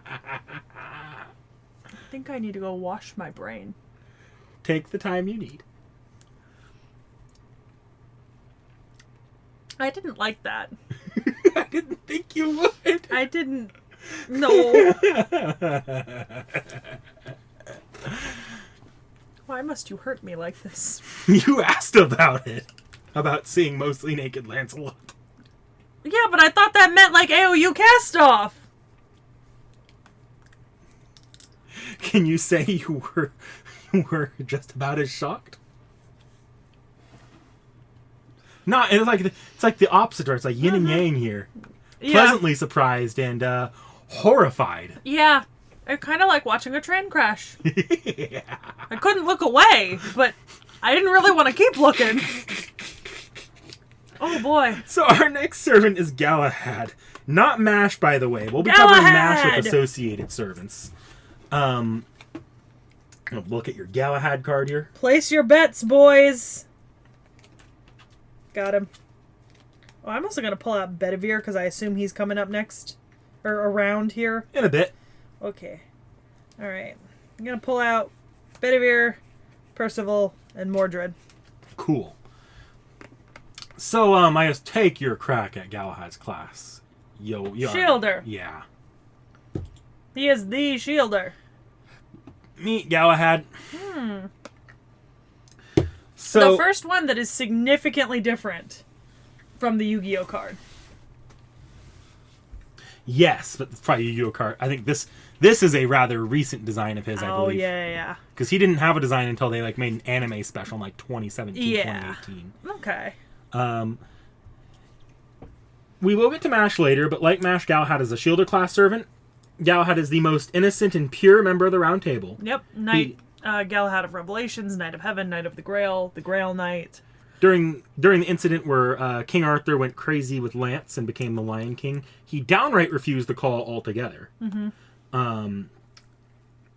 In the case of Mash, he was summoned to enter her through the inhumane creation of Mash, as well as seeing...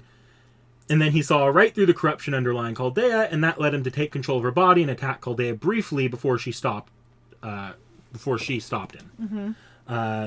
He is shown to be an on-again, off-again relationship with Chaldea, as after the events of Part 1 of FGO... Like all of Chaldea? All of Chaldea. Okay. After the events of Part 1, due to the events surrounding the Cryptors and his beliefs that it was all Chaldea's fault, which more and more may be true, he has begun denying his powers to Chaldea, downright attacking the Master during a vision in what's called the Moonlit Lost Room, as a scolding for contributing to the cause of the events that later happened in Part 2 with the Lost Belts. Okay. Trying to convince him to just let the world... He tried to convince the Master to just let the world end as it was deserved. Mm-hmm. We don't entirely know what his deal is, and this is a plot thread yet to be fully resolved. Mm-hmm. We don't have a lot, because he's not actually playable in FGO, but I believe... What's this? Oh, so yeah, this is just a little artwork design here. Interesting. And this is just the... From the anime. Yep. Okay. Oh, he's in... Scroll up a little. He's in Tristan's Ascension art. Yes, Tristan actually had all the knights in the background. Oh, there. I see Mordred in the corner. Yep. Yeah, from when we covered Mordred. Okay. Scroll down here to abilities. No relationships? Not in FGO. Don't have them listed yet. So Galahad is exceptionally powerful, capable of taking down 6 servants at once, one of which was a version of Arthuria. Mm-hmm. He fights primarily with his shield, which is the centerpiece of the round table, but also has a sword that hangs from his belt, but it's unknown whether this is one of his noble phantasms, as he never seems to bring it out. Mm-hmm. Okay. He has 2 noble phantasms. The first one is the Round Shield. Mm-hmm. This is the shield itself. It is extremely strong, working especially well at deflecting noble phantasms of those from the Knights of the Round Table. Mm-hmm. The shield is also used by Chaldea as a catalyst for not just the Round Table, but as the Round Table is a gathering place of heroes, it forms the centerpiece of Chaldea's summoning system itself. Mm-hmm. Then he has Lord Camelot. This is the true name deployment of the shield. It calls forth the wall of the castle of Camelot itself, forming a defensive shield capable of repelling extremely powerful attacks. Okay. Presumably we have no videos of this. It's an anime video. So we can't watch it. Okay. Yeah, I could pull up a GIF of it, probably. Nah, we're fine. Okay. I'll see it at some point. Yeah. So, that's not the only version of Lancelot we have today. Wait, do you mean... We're not even... Galahad, or are we going back Lancelot, to Lancelot? Galahad. Okay. Yeah, we have another Galahad. Mm-hmm. This one is not MASH. It's not even in FGO. Okay. Is it in something else? Yes, this is in Fate Requiem. Okay. This is Galahad Altar. All right. Oh. White long hair. Also looks a little bit more like this version of Galahad. White Fate long and Yu-Gi-Oh! hair. Just ripping each other off. Yup. So, within Fate Requiem, Galahad was summoned in an altered state to be the Saber class. Mm-hmm. Also hot. This is a theoretical version of Galahad who gave up on his journey to find the Holy Grail and thus survived to see the fall of Camelot. Galahad, like this, is a lot more snarky and a lot more cynical. Yeah, because Galahad perishes at the end of the Grail Quest. Mm-hmm. Yeah. He is shown to enjoy booze and hookers. However, unlike other altars, he is not openly evil. In many ways, he is still as knightly as they come and shows great loyalty to his master and those he cares about. He just gave up on the Grail Quest. He just gave up on the Grail Quest and, fuck it. Mm-hmm. That's a vibe. Honestly, respect. Got some extra artwork here. Oh. So, where is he? Right there, holding his sword up in the side. Background. Obviously. Yeah. And I approve. You're not going to show me the last one? Okay. Right there. That's him and his master. Oh, love that. Oh, a little bit more. Galahad teasing Koharu. So, we don't have any abilities or skills yet. We just know he's very capable. His 2 NPs are the Sword of Strange Hangings. This is a noble phantasm that once belonged to David. It is a powerful holy sword, but little else is known about it. And then the second one is Balin's Sword. I think you mentioned this too. Balin's Sword. Something about Balin? I could be wrong. Did, yeah. So this is the more powerful of Galahad's noble phantasms. Yeah. I did mention this. I remember it. We currently don't know its name, as Galahad refuses to use it, as it would risk harming his master upon activation. Okay. So yeah, that is Galahad Saber, or Galahad Altar. And that's like all we have on it. Yep. Aw. Fate Requiem literally has 2 volumes, and it's been on hiatus for like 3 years now. Okay. So the next servant we're covering is Gareth. Oh, okay. Who I already know is female. Yes. Any guess on the class? It feels like too much of like a kind of throwaway for them to make them all archers, but at the same time I'm just not seeing a lance. So not all archers, all sabers, but I'm also just not seeing a lancer or berserker, for Gareth. Well, I mean saber maybe, but like I said, that feels like a cop out at this point. Did I forget No, it's the next one. I forgot to pull up the FGO wiki page. No, I didn't. I just have it out. No, I forgot to pull it up. Let me see. No, I don't think you did. No, I have the Type Moon page there. I just don't have the FGO this wiki. one. Yeah, so I'll have to pull up the sprite. No, that's another Gareth. Oh, it's not this Gareth? Yeah, no, not that Oh. Gareth. Give me... I told you to double check your work. Do you see how many tabs I have? Did you...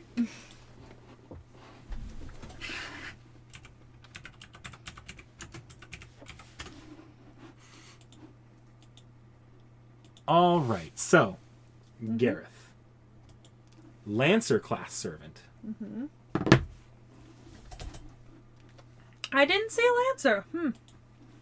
Interesting. So yes, our first gender bend of the day. Yep. Hopefully our own Mordred. Yeah, you already know about Mordred. Yeah, damn. I'm not necessarily a fan of the design. Like in any of these 3. No. That's adorable. Aw, she's so cute with the big shielded spear. I think I maybe like her first or second design best. Yeah.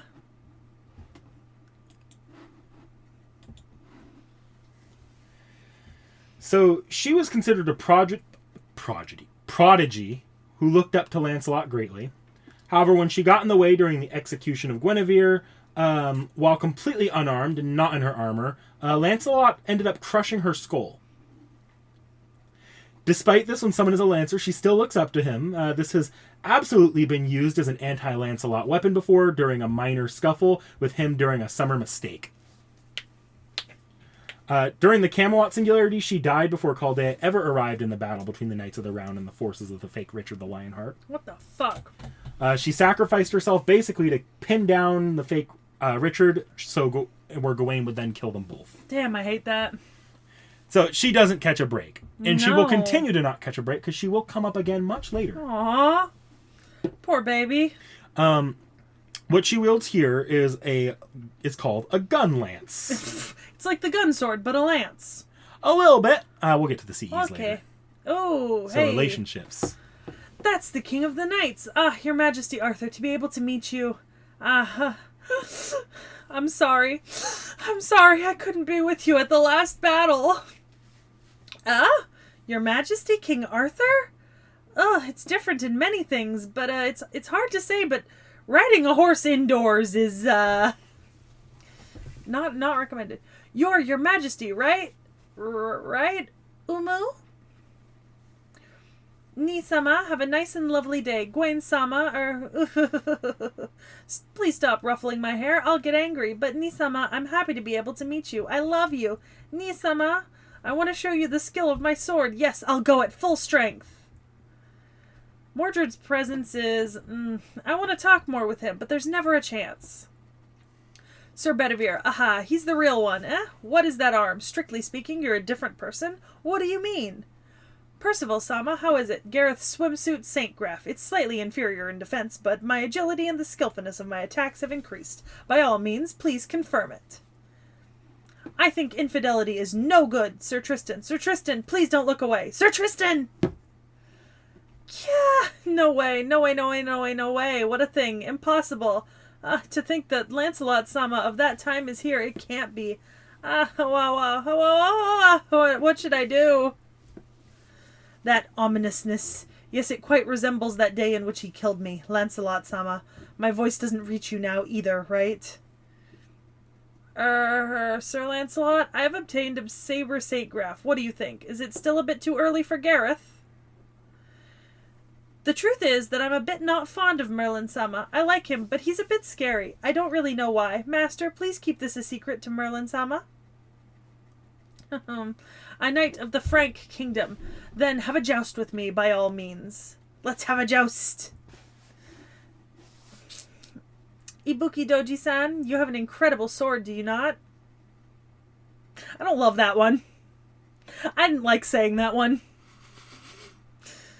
Haven't we met before? Could you be Merlin-sama? Oh, his little sister. Is that so? Is that so? Okay. I don't know who the fuck That's the original character. Alright, I'm not going to read that then. Skahak Skadi-sama, she is a queen, but she rather looks like a princess. Beautiful. Third, always looking after everyone. That's a proper, beautiful One-sama. If I had such an One-san too. No, it's nothing. Hildur is a cheerful One-san. I don't have an One-san, so this I kind of feel jealous of Ortlind. Ah, Ortlind. Hello, it's fine if it's fine with you, how about we go for a stroll at the simulator together? Of course it's a stroll as well as training. Yep, together with Enid. So the gun lance doesn't shoot things, per se. Mm-hmm. It does use ether magazines. Clear your voice. It does use ether magazines. But instead of shooting things, it explodes them against the target on impact. The lance was created and enchanted by Merlin. Uh-huh. Okay. Ooh, battle continuation. The wolf who never sleeps. Gareth Beaumain. We talked about the Beaumain story. Right, with Sir Kay. I remember talking about that. So, the noble phantasm is Ira Lupus. This is Gareth's... The Wrath of the Wolf?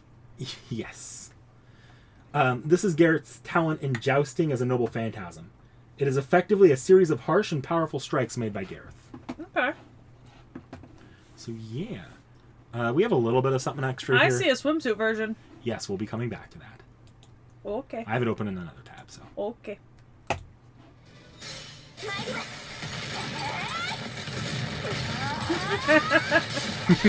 Who needs a horse?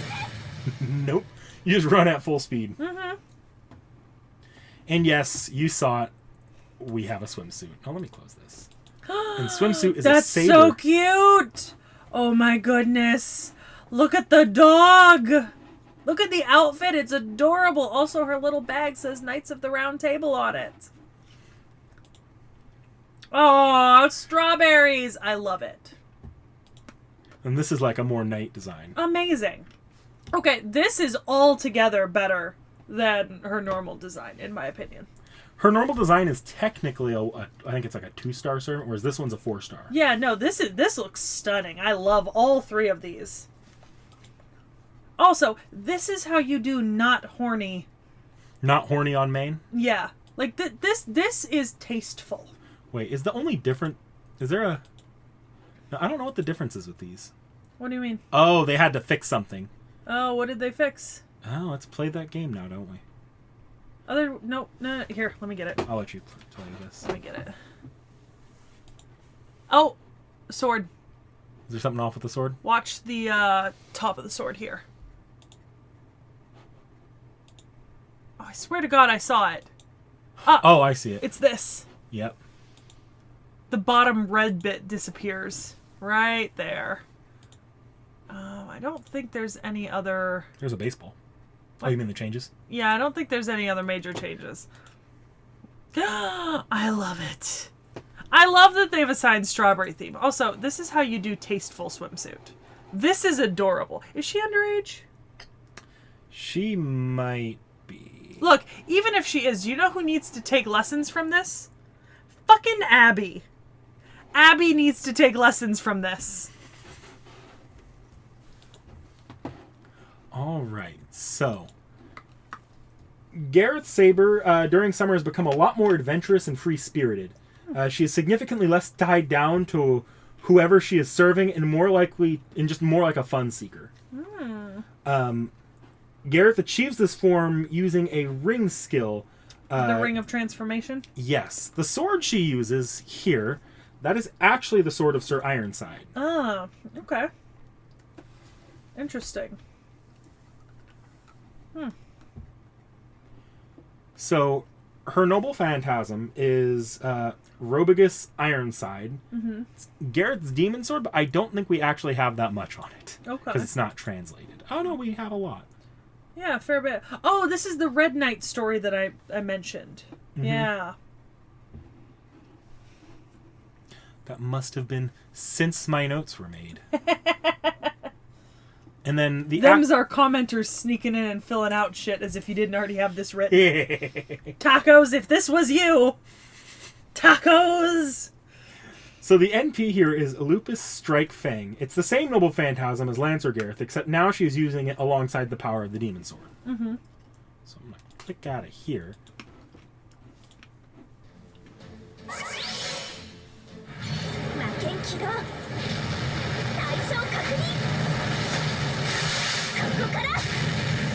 Oh my god, she's got like a number on the back of her outfit. That's so cute. I take it you really like Gareth Summer. I really like Gareth Summer. So, our next servant here is going to be Percival. Any guesses? No, that's Bedivere, right? Yes, yeah. Okay. Percival. Saber. Another game. Gender bent or not gender bent? Not. It's a Lancer, Yes. but you were right about it being male. Okay. Hang on. Why does he look like Sigurd?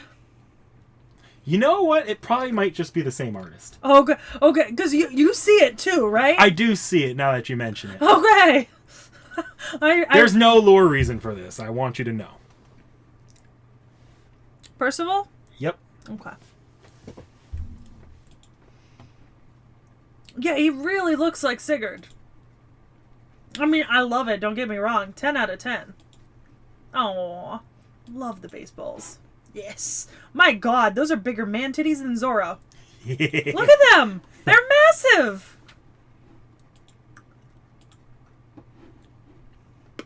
So, Percival here is one of, if not the kindest knight on the Round Table.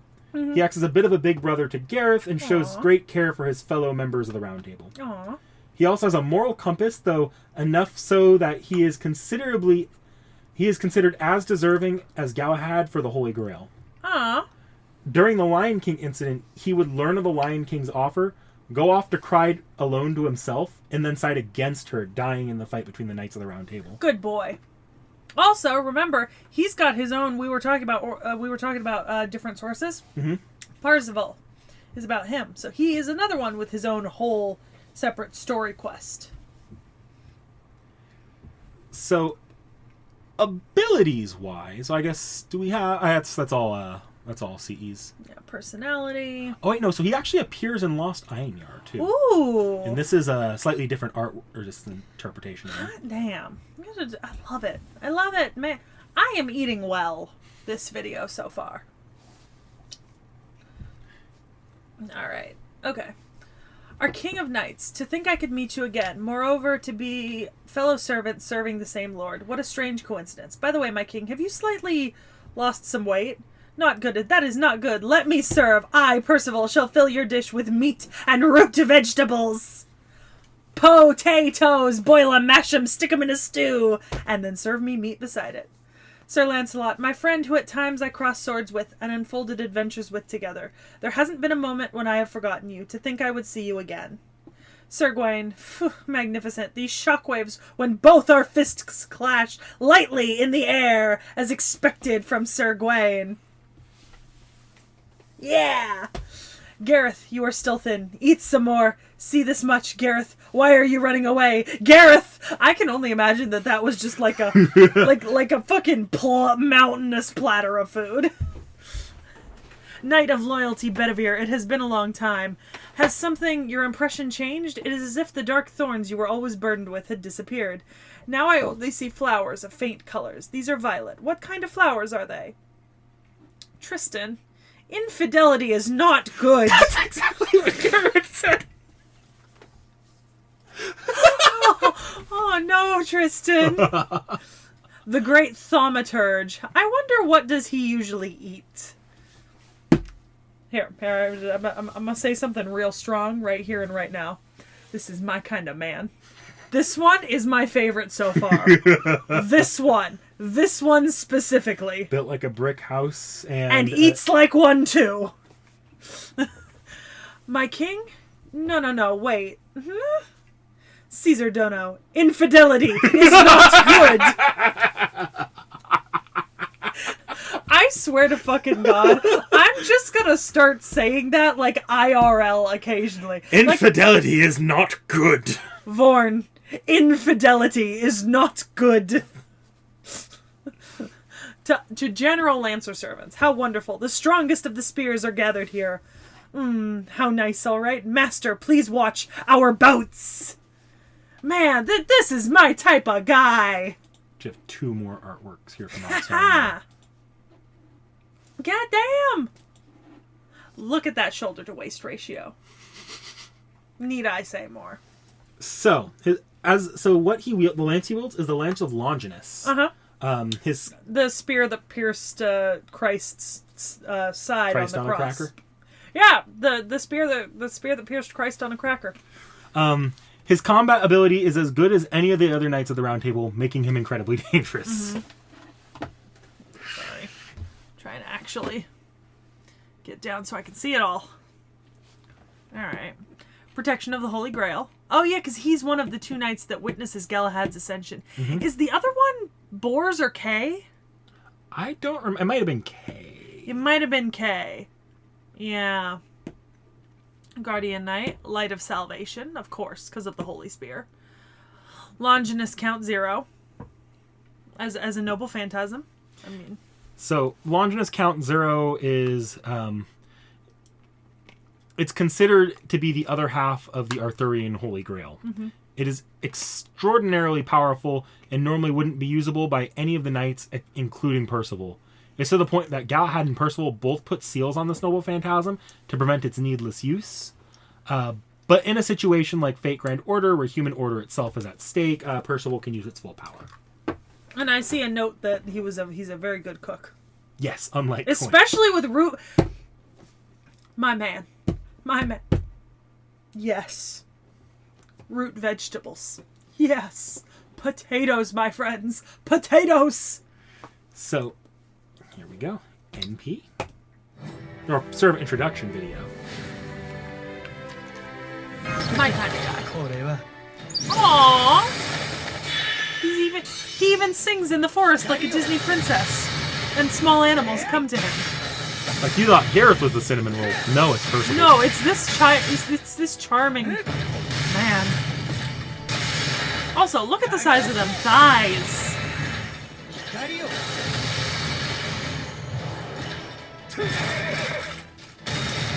Look at his good boy. Look at that goodest boy. His muscles have muscles.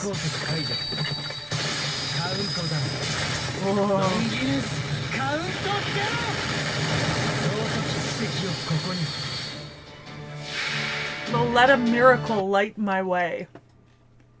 Hot damn. So I take character. I take it you enjoy the pairing of Percival and Galahad as the siblings. Best character. Hands down. So next up is Bedivere. Okay, is that? Kinda. Is it that version? Not quite, actually. Okay. So Bedivere here, this is human Bedivere. We have not seen a straightforward version of Bedivere as a servant, actually. Okay. We see Bedivere mostly in flashbacks and cameo appearances. But Bedivere has yet to be seen as a servant. Okay. Yeah. Now, the Bedivere we see as a servant, the one that you have, I'm just going to close out of this because this doesn't matter that much anymore, is Bedivere Saber. I accidentally acquired a Bedivere of your own. A little sitting Bedivere. And I didn't, like, I was trying, I've been not looking at this deliberately this whole time. Because I'm like, you know. One thing to note, Bedivere is a guy. Okay. You asked about that, whether or not Bedivere was a gender bend. I genuinely did. I really, really fucking did. Because I wasn't sure. Oh, that's interesting. This is a second artwork Bedivere. Yep. Based on the pants, not first artwork. Yep. Yeah. Cute. This is one of those For You ramen topper figures. It's great. Bedivere. Aww.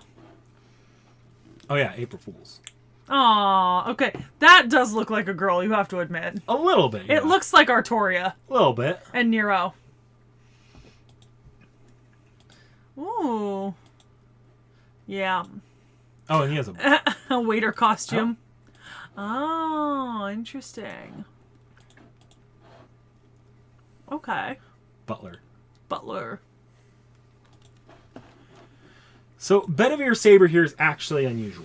This is an alternate variation of Bedivere that comes from the same timeline as the Lion King. Okay. The Lion King's creation was a result of her using the sacred lance too often during life, and when she would have been put to rest, Bedivere failed to achieve his duty of returning Excalibur to the lake. Mm-hmm. King Arthur would disappear, becoming the Lion King. In shame, Bedivere would wander the world, eventually running out of strength after reaching Avalon. Okay. There, Merlin grants him power through a prosthetic arm to rectify his mistake and battle the Lion King and the other knights of the Round Table, despite at the time not being a servant. Okay. He is just about the single most loyal knight to the king, despite making it his goal to stop the Lion King. Interesting. Okay. The Night King alike with mine own king. To say that the sight of her brings not disorder to my heart in the slightest would be a lie. Be that as it may, yes, she is not mine king. Mine king who hold off the holy sword, how very similar. An ally who is the same person, yet at the same time different. May her future be blessed and filled with shining happiness. My king, even if not Britain, my loyalty to you remains unshakable. Ah, my king from a different world, how do you do? If you have the time, would you care to speak with me? As I thought, once again, they are not who they fought. They are not they who fought together with me, and yet they are important for me, my dear brothers. Indeed, from my heart can I speak those words. Knights of the Round Table, I have seen dreams of times like this, our forces aligned. Tristan. It may be that he does not fully comprehend that I am not the Bedivere that he knew. He would not have been so familiar with me otherwise. Nay, I may have spoken beyond imprudence. He is a knight deep in emotion. It would not be strange were he already knew of everything and have thought of it considerably. Some of these are not the best translated. Mordred. This air of rebellion, no wait. Sir Mordred may have a foul mouth and a bad attitude, but secretly, she's a proper knight. Prejudice is not good, I think. I would not wish for such heartbreaking thought for the second time upon little Gareth. Actually, here is Gareth Chen, but I'm not comfortable using it. Smiling face suits her the most. Ah, Sir Gareth, I see. At last you have also arrived. Oh, have you gone to see Sir Lancelot? What about Sir Gawain? Uh-huh, I see. No, there is no need for alarm. It's just some dust in my eye. Oh. Sir Percival, oh my, what are you scanning your eyes around for? Ah, this right arm of mine? It's a long story. I'm not exactly the Bedivere of your timeline. Ah, no, I don't mean to confuse you. Yes, allow me to explain. A bunch of random characters. Those who remember of those days are only I, Master, Mash, and Da Vinci. Still I am glad, for I can, once again, exchange words with them. And Lucius Tiberius. An enemy who once crossed swords with mine king. In the histories of the kings of Britain, Historiae Regnae Britanniae, he killed me. In actuality, while I was indeed injured in that battle, I did not lose my life, and yet at the end of a long journey, my body was already no different from that of a dying one. Therefore I used the name of the enemy general who was said to have killed me as my own.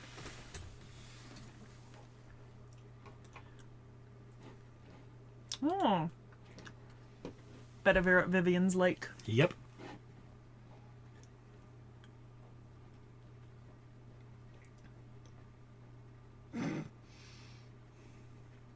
So Bedivere is as loving, as loving a person as a normal. Mm-hmm. Struggling? A little bit, yes. Okay.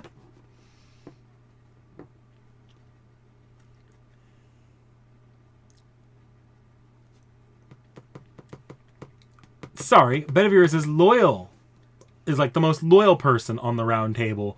Everyone else has some crazy stuff going on, but for Bedivere, he is just a human who found himself sworn to the king. Like, everyone else is big. Like, you see, like, Gawain, bigger than life. Bedivere doesn't have much to him normally. He's just a person on the round table. Yeah.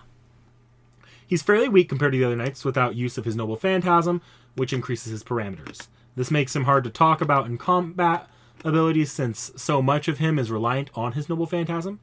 It can be noted that with it, he is amongst the strongest of the knights. Otherwise, he is a great defensive asset in combat, raising his allies' defense showing leadership ability when under pressure.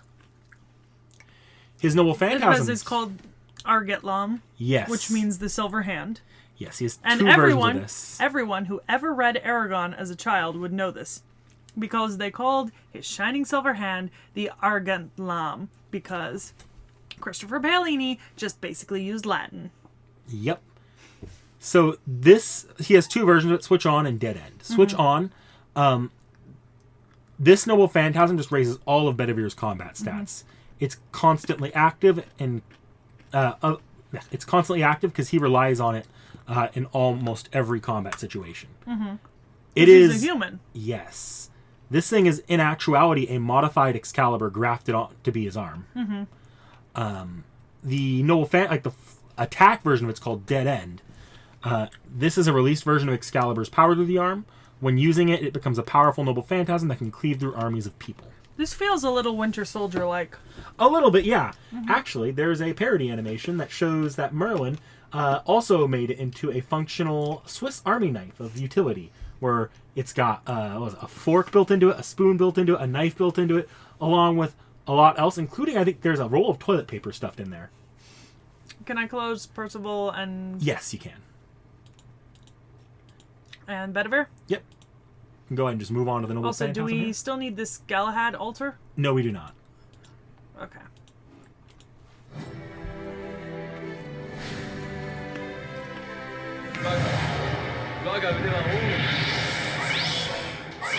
I do like the outfit.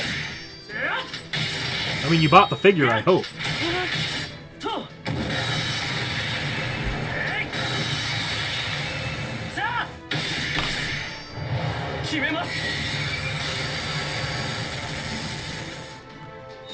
Like, either you like the outfit or you're the one person in the world who actually needed a noodle topper.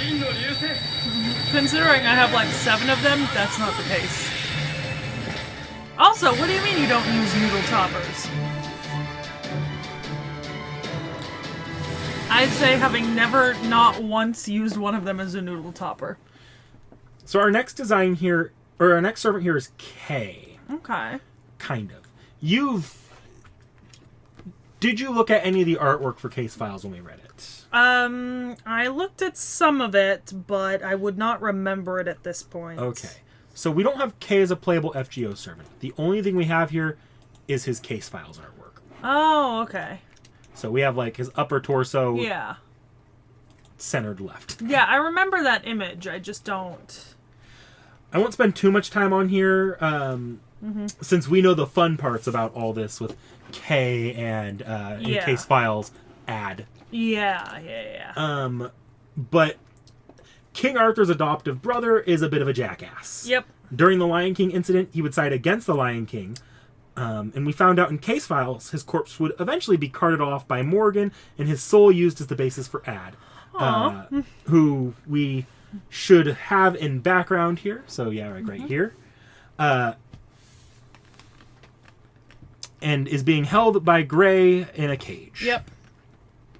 We will return to them both a little bit later. Okay. So K can be gone.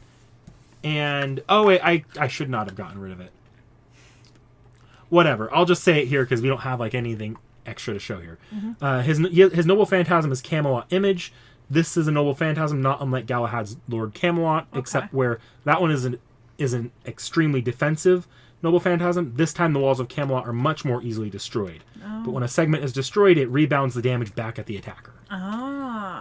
Okay. Okay. So we actually have a series of knights that are just largely have no design. I noted this knight had no design, but I opened up the wiki today, and there was one. For Ector? Yes. I have a Yu-Gi-Oh card for Ector. So, fuck you if it was one of our audience that added it knowing I was prepping. I hope it was one of our audience who added it while we were prepping. Tacos, 10 out of 10. So, the first one here is Ector. Okay. I mean, there could be some resemblance, but I can't tell if his hair is red. This could be non-canon, by the way. I believe this is the original Fate Stay Night manga. Yeah. I'll just probably jump back and forth between these guys. Yeah. We also have Gaheris.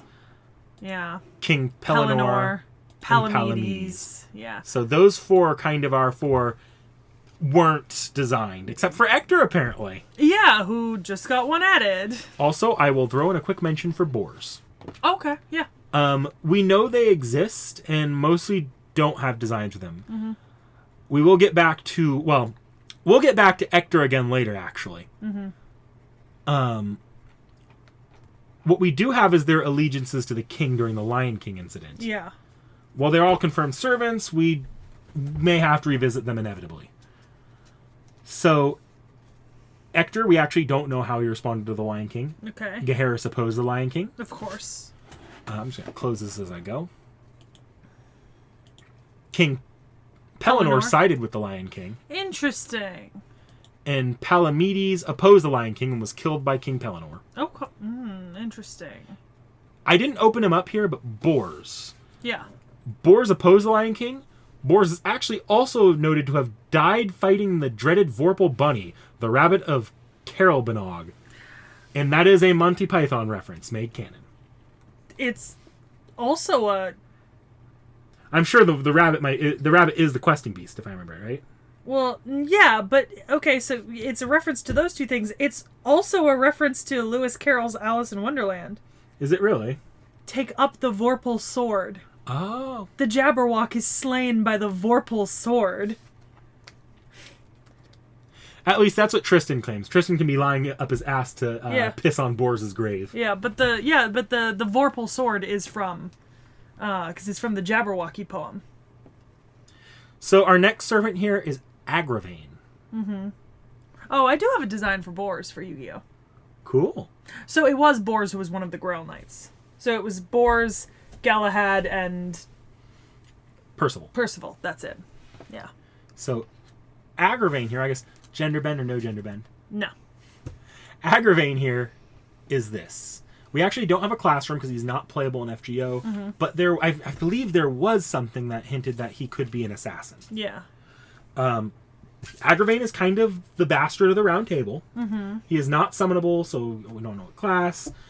He of the knights is the one that thinks the king is inhumane, but unlike other knights who thought that, he thought this was a good thing and would advocate for the king to be harsh and cruel. I mean, look, I'm not gonna, it's not an unattractive look. I'm okay. I can't lie. It's not an unattractive, especially that, This is even less unattractive. I'm just saying. He kind of has a. This might be mean. He kind of has a Gaston face going for him. He kind of has a Severus Snape face going for him. He outwardly appears to be sowing dissent in the knights and seems interested and partly responsible for the fall of Camelot. Yeah. And in some ways he is responsible, but he is as loyal as the other knights. He just believes the kingdom should be perfect and that can only be achieved with a tyrant on the throne. Lovely. During the Lion King incident, he would serve as the king's right-hand man and is amongst the last of the knights in the to fall during the chapter. Yep. That's abilities. There is no list because he is not... Yeah, it does say he qualifies for the assassin class. Yes, I did mention that actually. Yep. He's also shown using a halberd. Yes. Interesting. Yeah, while we don't know his class, we have seen him fight in a fucking anime, so they just refused to release him as a servant. He's been in NPC jail for God knows how long. Aww, I'd love him. He's not a frontline fighter. He's more of a planner and a schemer. Yeah, he wields the halberd. In a straight fight, he probably stands no chance against the Round Table. None. But he prepares himself a drug that allows him to fight to mutual death with Lancelot at one point. Jesus. No, thank you. So our next servant here is Mordred. You've seen chunks of Mordred here. I think we've shown you Mordred.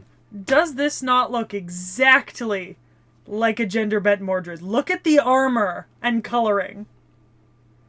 Yu-Gi-Oh! Just rebent the gender back to male. So I'm going to mention a fun fact here. What? So Mordred here. You've seen Mordred a bit. Yes, before. I've seen Mordred. We'll go into the designs here. Yeah. Yeah. Oh, nope, that's just not Nope. working. Yep. Yep. Apparently there is a... Oh, no, just with glasses. Yep, with glasses. And then, did they... Oh, they changed it. Changed something. Okay, let me play. Spot the difference.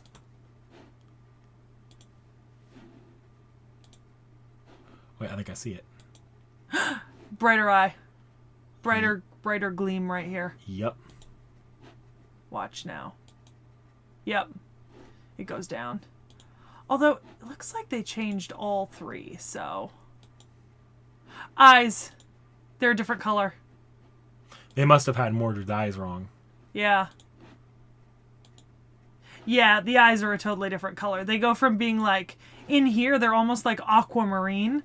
And then in here, they're like more of a deeper green. Yeah. So, yeah, they just change the eyes every single time. Okay. Baseball. Oh, she's got a little whistle and everything. So there is a lot to say about Mordred's gender here. Mm-hmm. The first thing to say... Yeah, we covered this in the original Arthuria video. Well... The whole Merlin... No, I'm not covering the... Oh, okay. I might have a note in here of that. Okay. But just as a fun fact, Mordred first appeared in the end credits of, I think it was either Fate Zero or the original Fate Stay Night as an end credits image. Mm-hmm. They actually had a full design for Mordred at that time, with the helmet off, I believe, but they made it ambiguous as to whether or not Mordred was male or female. Huh. And they only decided it when they made Fate Apocrypha. Interesting. And Mordred is kind of a gender bend, but you might remember from the campaign that gender is a bit of a funny thing for Mordred. Yeah, I do. It goes back and forth depending on the writer, but at least the most recent event in the localization seemed to indicate that Mordred's going to tend to prefer they-them pronouns, actually. Oh, interesting. At least the people that speak respectfully to Mordred. Yeah. That makes sense. So, let's see here. And that's actually different than my original one, because other writers will make it seem more like Mordred's female, but just would rather you don't bring up the gender. So it's different writers. There's a lot of interpretations on what's going on here. Okay. Things are happening in the community. All right. Just don't imply that being male or female means literally anything to Mordred. That's how you get punched. Oh, okay. I will say she do look a little bit like a red-coated version of Toph when her armor's off. She kind of acts like it too. Yeah, a bit. Yeah, a little bit. I'm not wrong. Actually, Mordred specifically calls themselves King Arthur's son. Well, yeah. That's not incorrect. So, as far as heirs go, King Arthur absolutely rejected Mordred. Mordred believes that it was because she was an R-word baby born to Morgan Le Fay. Yeah. We're not going to go over again how that occurred. I don't know. Maybe it's the fucking incest. The incest and the R-word. Also, a bastard child, regardless. Yeah. And at the point in time where Mordred joins the Round Table, King Arthur and Morgan Le Fay are not exactly on good terms. Yeah. But this is actually more so a result of King Arthur believing that in many ways the king should be firm and impartial when making decisions by separating himself from his own emotions to take the route that would lead to the greatest possible good. Mordred is certainly anything but able to put a cap on their emotions and be impartial. Okay. Let's see here. So Mordred was raised by Morgan to hide their face and never reveal their identity. They were meant to be a mole for Morgan in the Round Table and bring about its fall, and then step up as the king in their father's place. Which, I mean, they kind of did. But that's not how it happened. Nope. Mordred would actually end up revering King Arthur to a degree of true loyalty, going so far as to grow a distaste for their mother and eventually reveal their parentage to their father. Poor Morgan. The rejection happened, of course, and of course Mordred rebels, leading to the death of both them and King Arthur during the Battle of Camelot. They would actually be dealt a mortal wound first, but their body, in an act of unimpressed rage, being literally too angry to die, would take a final lash at King Arthur, dealing a mortal blow. I, too, someday wish to be too angry to die. Somewhat hilariously, during the Lion King incident, Mordred would actually side with the Lion King, but would find themselves never truly taken seriously by the Lion King. Aww. Rejected even by weird Godfather. Aww. So yeah, we have the relationships. Yep. The King of Knights is here. No, I don't need to see her. I wield the sword for you now, and only you. Even I'm not so fickle as to serve two kings at once, you know. Father? No, this isn't Prydwen. It's just a similar-looking noble phantasm. Anyways, off to fight the barbarians. A younger father? Hey, this is Prydwen. This Prydwen is, in other words, an equipment rental. I'm off to eliminate some savage tribes. Oh, shut up. Is there an objection in taking a leave of absence for a vacation? God, I wish. Lancelot, huh? I know this is rich coming from me, but you got a lot of guts showing your face here. What's with that look of surprise? Shock since this is the first time you've seen my face? You're a real piece of work, you know that. Here's the infidel bastard. Yo there, philanderer. Go hang yourself. Get stoned. Get Shakespeare to write a provocative article about you. When even Mordred is fucking taking pot shots at you. Right. Crap, it's Gwaine. Where do you get off always acting like everyone's big bro? Get lost, lunkhead. The honor student, he looks good looking. He looks like a good-looking dog no matter how you look at him. It's kind of irritating. If Gareth hadn't been there, I would have picked a fight with him already. Also, this has been on my mind a lot, but being invincible until sunset, that's pretty fucking unfair, isn't it? It was freaking, but it would be fucking in reality. It would, yeah. Ugh, it's Tristan, the horrible archer. You're here too? Master, you should get rid of this guy. See? He's sleeping while standing. Hey, it's the teacher's pet. I gotta admit that your silver arm's pretty cool. Let me see. Aw, come on. It'll be fine. I'll give it back. I won't break it. Birds of a feather. Okay. Mordred. Oh, hey, it's me. When I look at it from here, that armor looks so cumbersome. Hey, you, bikini pirate girl. What even are those things? Did you stuff some melons or something? Master, wipe that dumb look off your face. Idiot. Idiot. So one of them is stacked. Yeah. I mean, I know which one it is. Oh, wow, it's the tiny red chick. Huh? Look who's talking? What do you mean it's not fair? Don't you have that other form, Pride or Bright or whatever? You have a swimsuit too? Isn't that just some strings? Out of the question, idiot. Okay. There's actually a contingent in the community that ships Mordred and Frankenstein. Aw, that's adorable.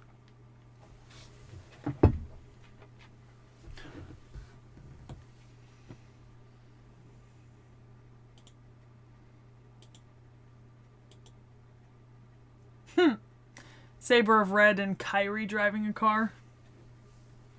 Those two are an amazing pairing, but we'll eventually watch that anime. Yeah, I was gonna say.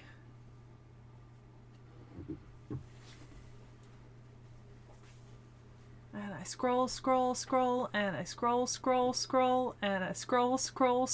and I scroll. Holy fuck. There we go. Oh yeah, scroll for a second. There's the original gender ambiguous art of Mordred. Oh, interesting. Yeah, okay. Alright, skills. So Mordred is absurdly powerful, but doesn't quite reach the levels of their father or Gawain. Mm-hmm. It's often commented that they fight like a berserker despite being a saber class servant. Uh-huh. Like their father, Mordred possesses a powerful monoburst. Mm-hmm. Okay. with apparently 3 paragraphs of a 3-paragraph essay describing it. Yep. And then Blood Red Clarent, or Clarent Blood Arthur. So Clarent is the sword Mordred stole from Arthur's treasury and later corrupted it. It is presented as a succession to kingship, or is presented as a sword given to people during the succession of kingship. So it makes sense why it's stolen. Yep. Normally it would provide combat bonuses to its user, just like Arendate, but since Mordred, stole it, it doesn't do so. Yeah, it's not really supposed to be hers. Yeah. The big giant fuck you beam is Clarent Blood Arthur. This is Mordred's strongest attack. Basically, they throw all their hatred for their father into an attack that, I will remark, becomes stronger against their father because they're right there. Yeah. It ends up being a massive beam, not unlike Excalibur itself. Interesting. The last noble phantasm is the Secretive Pedigree. This is their armor, which will not only protect them, but will also obscure their identity unless it's removed. It will even protect their identity when their helmet is removed. So even if one recognizes King Arthur's face, they just wouldn't be able to pin it to them. Or they'd be like, that dude looks real familiar. Yeah. They look real fucking familiar, but I just can't place it. That said, that goes away as soon as the Noble Phantasm is released. Oh, yeah. So we're going to close out of this and move over here.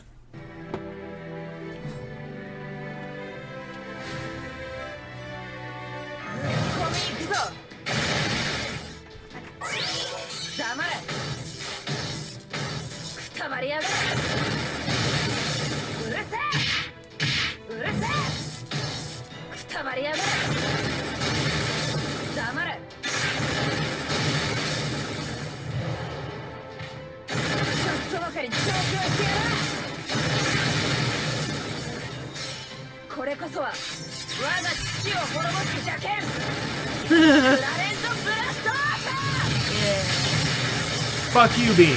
Yeah, big fuck you, Beam. Vorn's seen the inside of this. Vorn had an applied invincibility when that got fired right at him. But he has seen the inside of this. And then, of course, we have an arcade.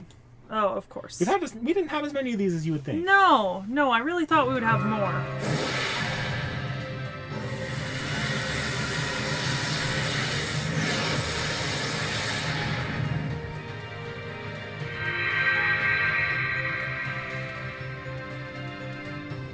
Saber! Mordred 水産だ。父上はいるか？うん。はい。せいぜい俺のために努力しろよ、マスター。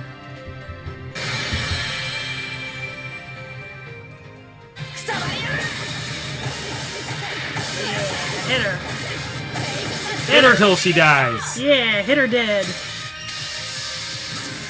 これこそは我が父を滅ぼす邪剣。 Hit her till she pays, child support. You deserve it, Mordred. Get your child support. All right. We're not quite done with Mordred yet, though. Mm-hmm. Because, swimsuit. Oh, is that new? No, it's actually one of the oldest swimsuits Oh, for FGO. okay. You want to take a crack at the class? Archer. Right. There's a lot of archers in. Okay. So, Rider Mordred. Mm-hmm. Oh, that's cute. I like that too. Surfing. Aww. She's in her swimsuit. That's not practical, but okay. Got a frickin' paddleboard instead of a surfboard. Yeah. Or a boogie board. That's not even a paddleboard, I don't think. That's a paddleboard. Is it? Yeah. Yeah. Boogie boards are like that That's long. right. Yeah. So yeah, Mordred swimsuit. Mordred during summer takes up the rider classes and is a lot more friendly and good-willed towards people. She will get into it with her father if left alone, but here she is just a free spirit. Yeah. Abilities-wise, she's a pro surf at the surfboard, which will act as her mount, a blunt object, and of course, a gun. Mm-hmm. So the surfboard itself is actually Pridewind. Yeah. The ship. The legendary ship of Arthur. Yeah. This is a noble phantasm in which Mordred catches some sick waves that she crashes into an opponent. At this point, it is a canonical thing that this noble phantasm is incredibly easy to pull off, to the point of it being spammable. Oh, God. This was done after it was notorious for being one of the game's first spammable noble phantasms. Yeah. And to my knowledge is the only one to be actively acknowledged in story for its spammability. Oh, jeez. That's kind of great, though, you know? Mm-hmm. Like, that's absolutely fucking hilarious. So, said noble phantasm. Vorn will enjoy this greatly when he gets Mordred. Like I said, a gun.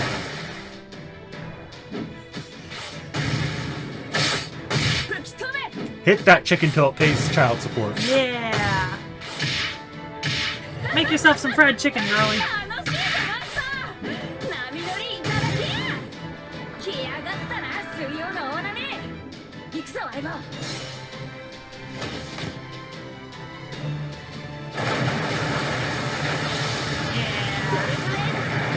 She's the queen of the waves. Check it out, she's spinning that board around. Queen of the waves. So, No one's gonna take away her crown. that's Her- still not it for Mordred. Her Majesty is dropping in. Surfs up, bow down. She's the queen of the waves. You don't know what that's from? No. That is from Barbie and a Mermaid's Tale. Ah. So, the final Mordred here Yep. is Mordred Prototype. It's going to be more of a Oh. footnote here, but Mordred Prototype is currently design unknown, but is not a gender bend. The yeah. sun. Okay. Yep, and that's just about all we know here. Damn. Yeah. He's a saber. Clarence still. So yeah, that's it for the actual Knights of the Round Table. We'll go ahead and run through their CEs here and then figure out what we want to do next after that. All right. Let me have at it. Okay. All right. Yep.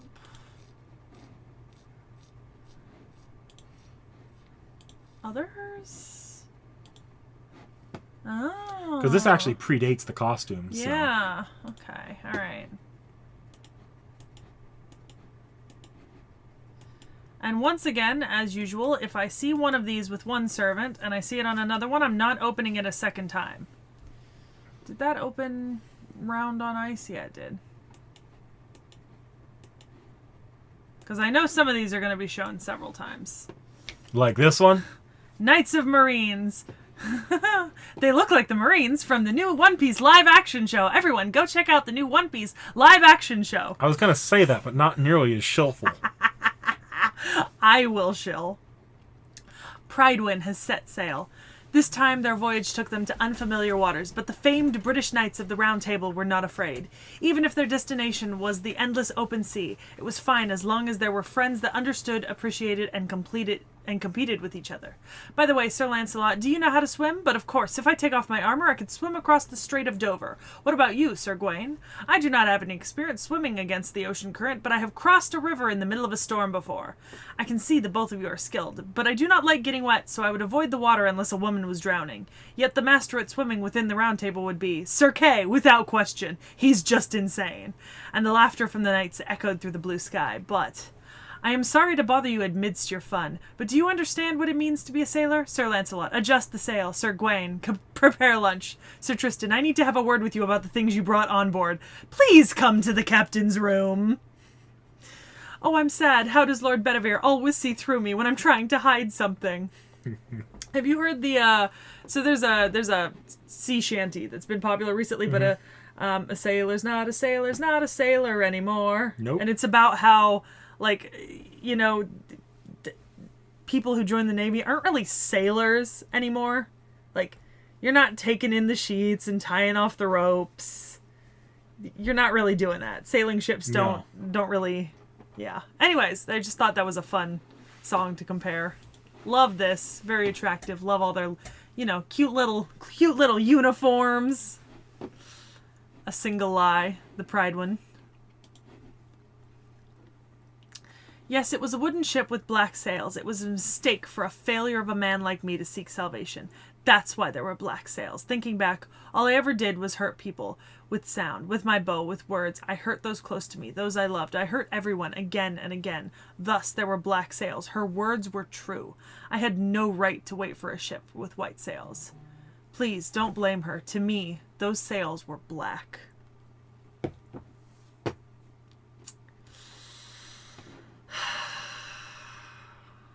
Ouch. Ouch.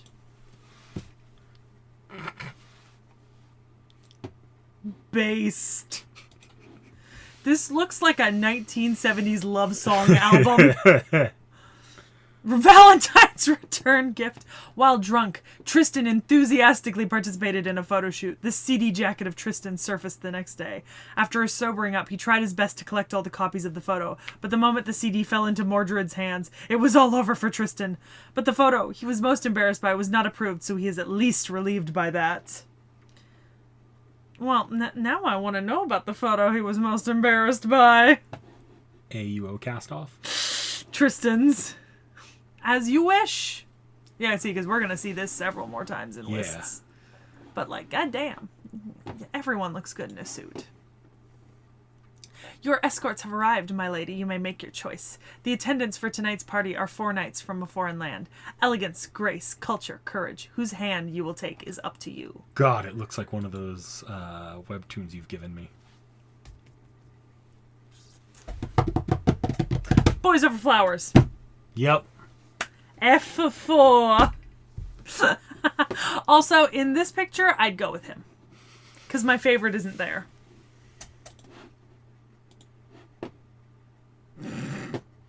Where's Belle of Society. Where's Tristan actually? Is that just... It's Iseult, I think. Or his second wife? Right?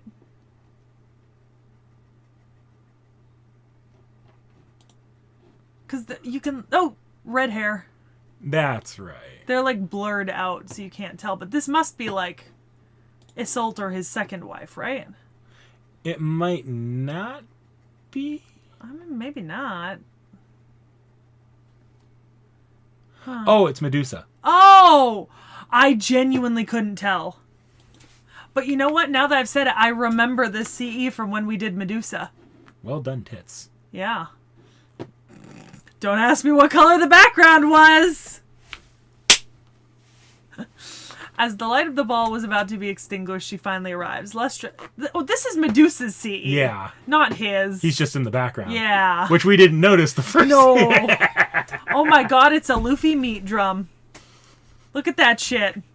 Look, the Agravain. He's got all the knights there. Isn't that Cath Plug? No. It's not. Cath Plug is actually down in the corner. Oh, yeah, there he is. With a little baby mash. Yeah.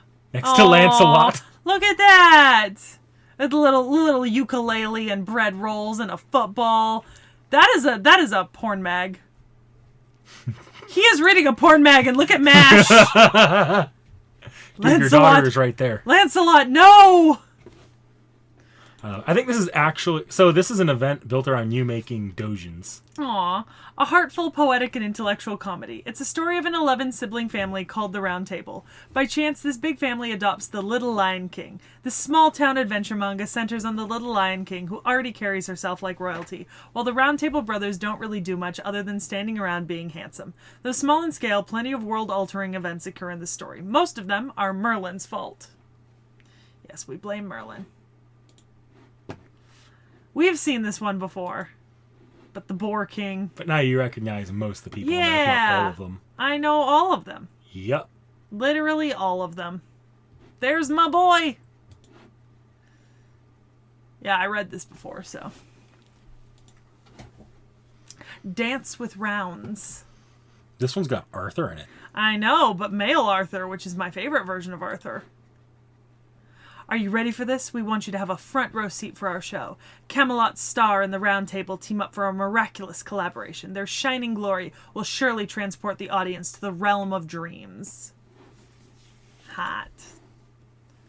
Hey, look. Round on Ice. The same group of people. Radiant lights dance, and the music promotes them to skate energetically along the ice. Come, join us. It'd be a shame for you to just watch. Escorting guests on the skating rink is just another nightly duty. Sir Tristan, are you by chance skating while you're asleep? It may appear that way, but allow me to explain. As you can see, as a swan over the ice... By the way, I completely forgot to mention during the Gawain part. You know how I was like, Tristan, he admires women, but he longs for assault, so he's not going to make any approaches. The same does not hold true for Gawain, despite the fact that he was also married. Oh, boy. His thought is, the vows were till death do us part. I have long since died, and my wife is not here. And therefore, death did us part. Jesus fucking... That's not maybe the most diplomatic way to look at marriage. Hang on, this is bothering the shit out of me. I've got a chunk of fucking... Sorry. Nah, you're good. But it's like, it's scratching me. So I'm trying to, like, peel it off.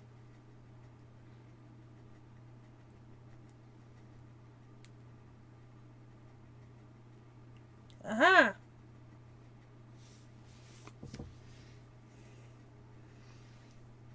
Okay. Not scratching me. Alright. Make a toast. We raise our glasses for a toast and exchange pleasantries. We speak of our long journey, allude to memories of the past, and any differences that may have separated us slowly fade. We will take our time as we slake our thirst. Aww. Rounds Beach. I see Tristan back there. And Lancelot. And somebody. My boy! I think it's... Oh, no. Because Bedivere's here. So is that... Because this is Percival. Huh. It's Gawain, I think. Oh, yeah, I think you're right. Auto-translate. Translate section to English. In this place I revisited, 2 knights reached out to me. One was an escort like a butler, and the other was as caring as an older brother. If you don't hurry, the people with purple, red, and gold hair will also call out to you. Nice. Fairy Kingdom's summer vacation. Oh, interesting. There's a lot going on here. There is a lot going on. I'm gonna recommend... I do see him up there, though. I'm going to recommend you skip this one for now. We'll come back to this. But I do see 3 knights right up here in this corner. I don't know about the rest, but I do see... Well... Oh, boy. That's long. Right. Southern Islands Festival. Oh, it's like a bunch of drawn artwork. Oh, yeah, I remember getting the CE.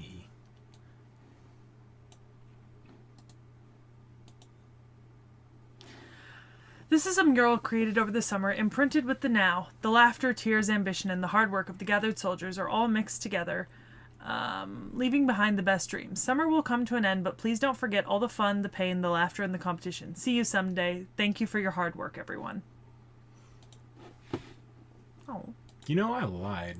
What? There actually is going to be another Arthuria NP in this video eventually. I'm gonna fucking murder you. So next, I think this is Gawain. Well, this is still Tristan. Oh. Now we're on Gawain. Big man.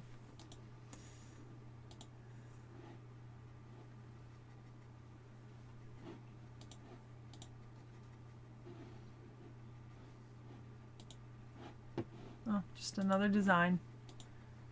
Oh, another one to add to the collection. He's there! He has a polar bear? He has a polar bear. What the fuck? That's so cool.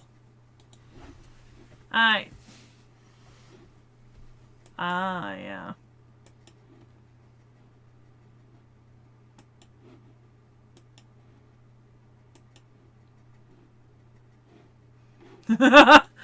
The number decreases. Gringolet. I don't think I mentioned this in this video, but I feel like I know that name, so I think I might have mentioned it in another video at some point. Maybe. Could be wrong, though.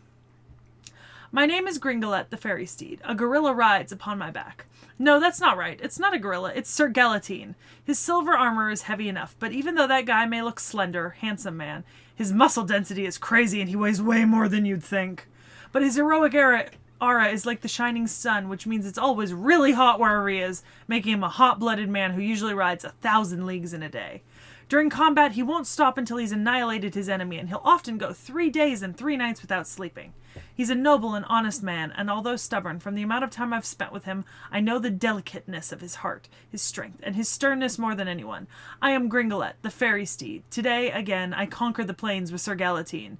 No, that's wrong again. It's Sir Gawain. You're still not right, my dude.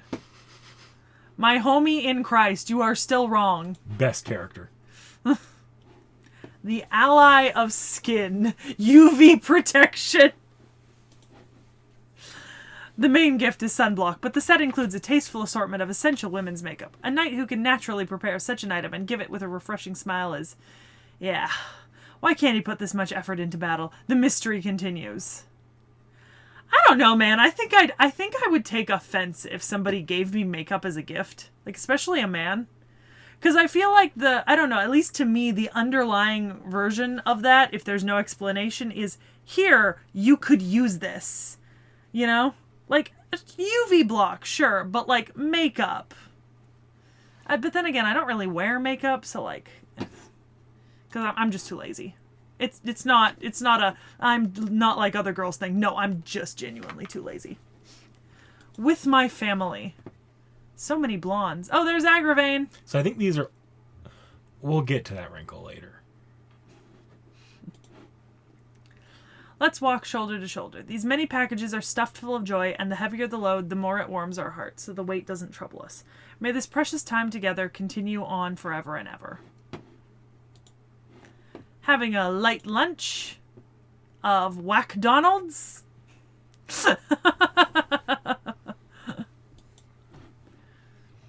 It is a meal of no real consequence, nothing to get excited about nor feel reserved about, and food that is so big it won't even let you close your mouth. All of that makes it just right. This is the perfect setup for the start of a trivial conversation. Valid. You might want to just push this one off for later. Okay. Lancelot. The first non-Arthurian Knight of the Round in FGO.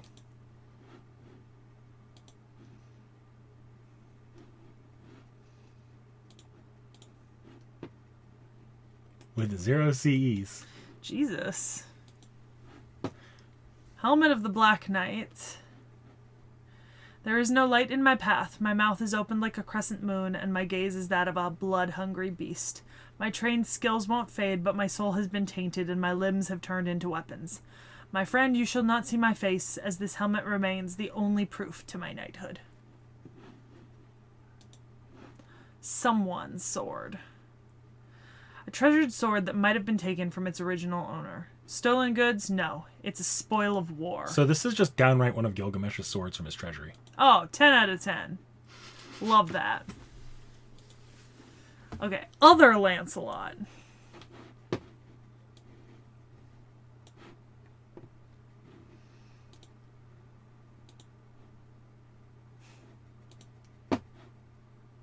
They're round table print boxers.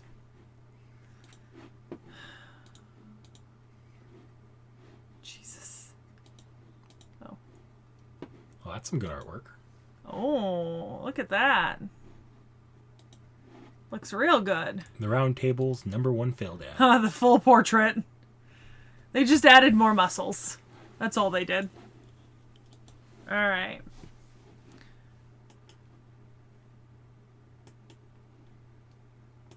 Oh good, a formal dress. Finally. That's it. It's good to be doing all these at once. Yeah. Lady of the Lake. Everything began here. My life was filled with sorrow, love, hatred, and joy. I grieved that I could not be with the ones I loved, and I loved developing stronger bonds from the bottom of my heart. Maybe you should have loved that a little less. I felt both respect and hatred toward my inhuman king, but even more so I was filled with joy. There's so much I lost, so much I did wrong. So many people I hurt, and there were things I gained, things I believed were right, even though they may not have been, and things I protected. But there's been enough of all that. The time has come to leave it all behind. I'm a little tired. I'll take off my armor, take off my helmet, throw down my sword, and I'll sleep here for a while. Here in this lake where it's so peaceful, just for a little while. Oh, noble flower of hope. It's an iris. An iris gifted by Lancelot, the significance of the iris is hope and good news, among other things. But could this be a bit on the nose? At least that's what Lancelot the Playboy is worried about. Jesus. Heroic spirit dress, finally. It has been so long since we've seen, like, a good, like... Although I don't love this, it's a little too military for my tastes, but, you know. We haven't seen one in so long. Yeah, 2nd anniversary. Hand in hand. Aww, with MASH. It's like a father taking his daughter to a dance. The moment the curtain drops, we leapt out of our story to walk a long path leading us to a great banquet. It's only natural to take each other's hands to show off our sophistication for the occasion, just as it is inevitable for a faint smile to flit across one's face. Aww. That's cute. Finally, doing his duty. Gareth.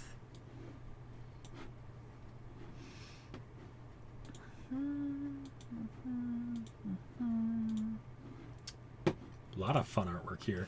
Oh. Oh, that didn't go right. No, God. Aww. That's kind of cute. With the box of scrunchies and all. Alright. 1, 2, 3, 4, 5. Gareth Hey. getting a lot of CEs. Ring of Metamorphosis. Okay, that's not...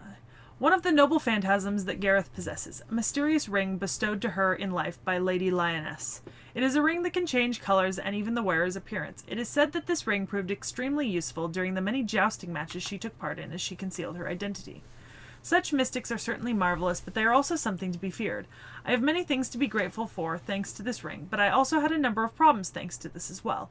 The biggest trouble it ever got me into was when, definitely when my identity was concealed using the ring, I had to go up against my big brother Gawain one-on-one.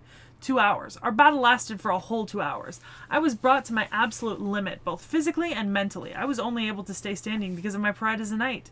But my big brother, and the fact that it was daytime, he was oh so enthusiastic the whole time. Not tired at all. Choco cupcakes. A mountain of sweet, moist chocolate cupcakes. They were made for Brother Gawain, Lancelot, Mordred, Jekyll, and especially for Master. They were baked with so much heart, with hopes of everyone eating them and commenting how good they are. Gareth secretly hopes that Brother Agravain will get a taste one day. Aww. I misspoke earlier. I said that the fan base tends to will ship Mordred and Fran. That's just because we have a friend that did an artwork of that once. No, actually, the fan base tends to ship Mordred and Dr. Jekyll. That was my bad. So comments, if you already typed in a comment, go back and delete it. Yes, please don't let us see that. Shame. How dare you not know the mistakes Knick-Knack makes in his head before he makes them and know that he's going to correct them. This is cute. I like the art. Camelot lesson.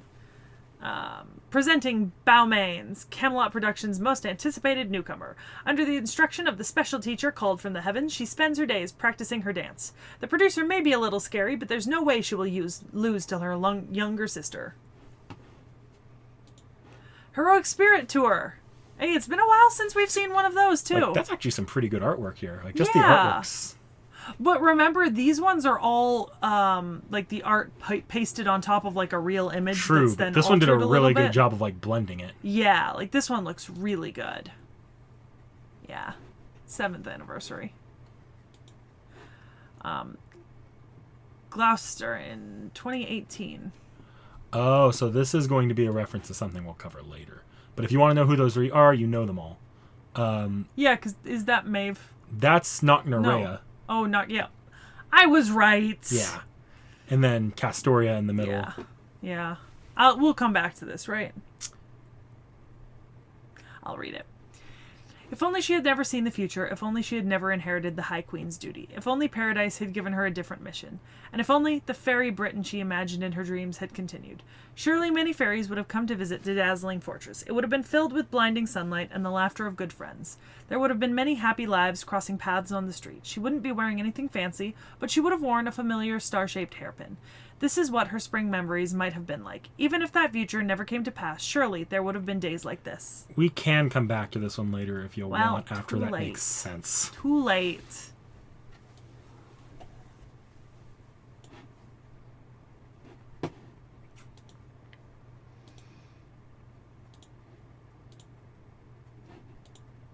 Aww. Oh, Knights of the Round Table, number 7. Yeah. Love it. She deserves more. She's pretty new. Last care. summer, not this one. I don't care. Oh. Yep, it's that red. It's the red alteration again. The sword wielded by the Red Knight. It was shattered in the middle of the battle, and now the crimson demonic sword rests beneath the earth. The one who broke the sword was none other than me. I brilliantly snapped the Red Knight's sword by wielding my spear that the great mage Merlin had reinforced himself. The same great mage has once said, "The Red Knight is the embodiment of the demon of calamity himself." Then have you rid Britain from all of its disasters for once, from all the calamities? I couldn't reply. My silence was the omen for the endless calamities that would still threaten Britain, and all that my young self did was remain idle, just peering over the sword that lay there broken.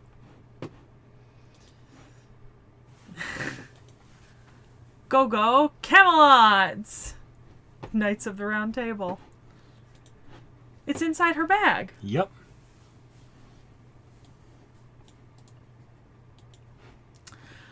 A gift from Gareth, a perfectly frozen sports drink in a plastic bottle. This is perfect for summer. Not only does it keep you hydrated, but it's also perfect for beating the heat. Gareth's secret to beating the heat. It might be a little too cold in February, but that's it. This is it. Honestly, I could have used this in Greece.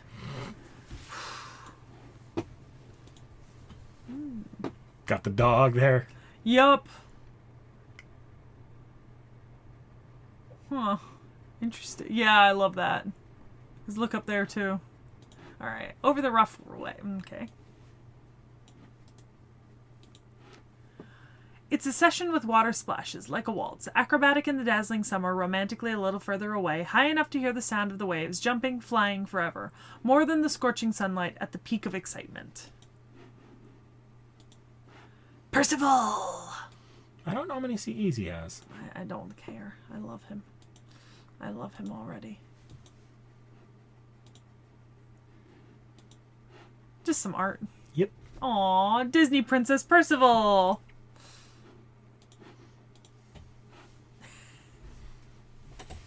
Love it. So good.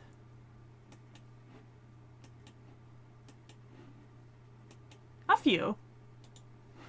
Alright, Holy Lance Longinus. This spear has always had an intended resting place. No matter how glorious its wielder, be he even a member of the Round Table, it was never meant for a knight's hands. But humanity decided that the sacred lance, Longinus, should be my noble phantasm. Perhaps it speaks to the enormity of the threat we face. In that case, I shall answer. Let me stand at the front of the battlefield, spear in hand. Let me stand at your side, master.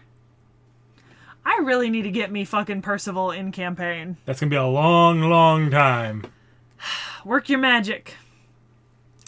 A single beautiful yet short-lived flower. It was the most beautiful flower among those that Percival has seen, recreated by Merlin's magecraft. It is said that this flower was nearby when Percival first picked up the Holy Lance.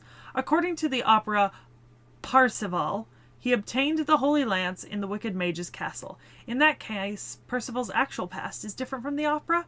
Perhaps the mage's castle was actually adorned with flowers, or maybe it was the flower that the witch who kissed him brought along. Only Percival himself knows the answer. Buddy Cop! I want to say, is that a Shinsen? Yep. Oh, it's Saito Hajime! Yep, and it's got a voice. 犯人は路地裏に逃げ込んだようですね。ここは慎重に行くべきかと、先輩。まあまあ、後輩くん。あんまり肩肘張らずにね。こういうのは適当にやるぐらいでちょうどいいのよ。It seems the culprit has escaped through the back alley. We should be careful, senpai. Now, my dear Kohai, no need to be so stiff. It's better to just do whatever comes to mind when it comes to these kinds of things. These two were suddenly paired together to solve a case. They may come from different origins and backgrounds, but they are united in their desire to pursue justice. I think we had to skip this one during Saito. During the Shitsugumi. Oh, did we? Huh. Because it has the voice and the names listed. Damn! Oh, Still by Beating Heart. Oh, boy. Heroic Spirit Dream Portrait. 7th anniversary. Beautiful. Beautiful. Bedivere. Betty, my boy.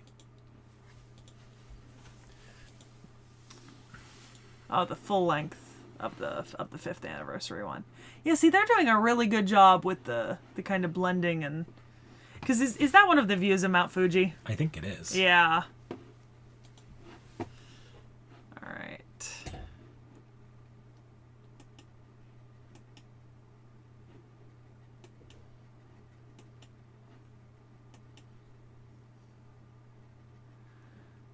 Oh, we have a lot of festival wares with him. Because he's very important story-wise. Okay. That's all of them. My long-lost right arm. Yeah. Okay. Erget Lam, the shining silver arm. It was originally the prosthetic arm of a god. It was the replacement for the arm of Nuada, the war god in Celtic mythology, which was lost in battle. The arm was god-forged armor created by Dian Cecht, the god of medicine, blacksmithing, and craftsmanship. Of course, this was created as a replacement for Bedivire's lost right arm, and is not Nuada's arm. It is a temporary noble phantasm made stronger by giving it the name of an item from legend. Its true identity is the sacred sword that he was never able to return. In Chapter 6, the sacred sword was returned. Thus, as a special exception, the right arm that he bears when he sits on the throne of heroes is not the sacred sword itself, a virtual sacred sword. This noble phantasm no longer wears away its user's soul. It is, in a sense, a new noble phantasm activated by the bonds between servant and master. Silver box. A variety of expensive cookies inside a silver can, a sensible choice that gives the impression the gifter has refined taste. If you tell him what you thought of its taste, he'll probably be thrilled. This is the kind of box that your mother or grandmother keeps on a shelf, and you open it to find cookies, and it's fucking sewing supplies. And the one time that you go there hoping to get sewing supplies and open it, it's got fucking cookies instead. Aww. FGO, the stage.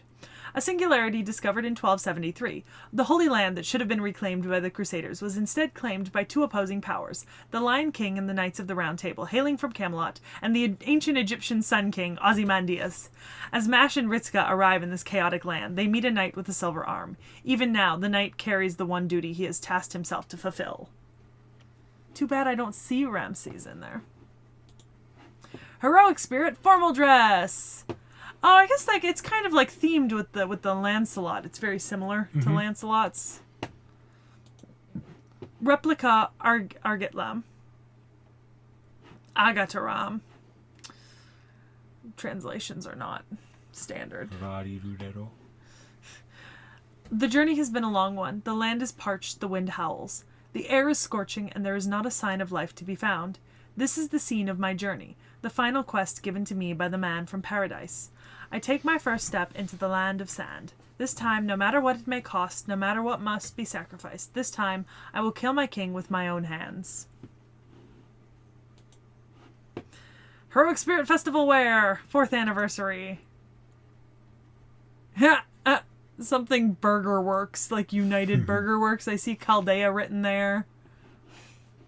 Jesus. Another Heroic Spirit travel journal. When we saw the full version. Oh! これほど穏やかで楽しい道はそうないかと。 I doubt there are many roads as peaceful and enjoyable as this one. Under the same sky in this our world. Gentle steps. Oh, it's Big Ben. And potatoes! He listens to the dancing footsteps coming from the street. Even as his own steps are slower than the speed of the hands of the clock, he is undeterred. Squinting as he gazes at the clouds that float by, he chases the scent of the wind. He is going to cherish this brief moment for the time being. There's just some cool art from... Yeah, it's just promotional artwork. For Yeah, the movie. so I'm gonna close that up. Mordred! Yep. There should be a fair number of these. Yeah, I figured.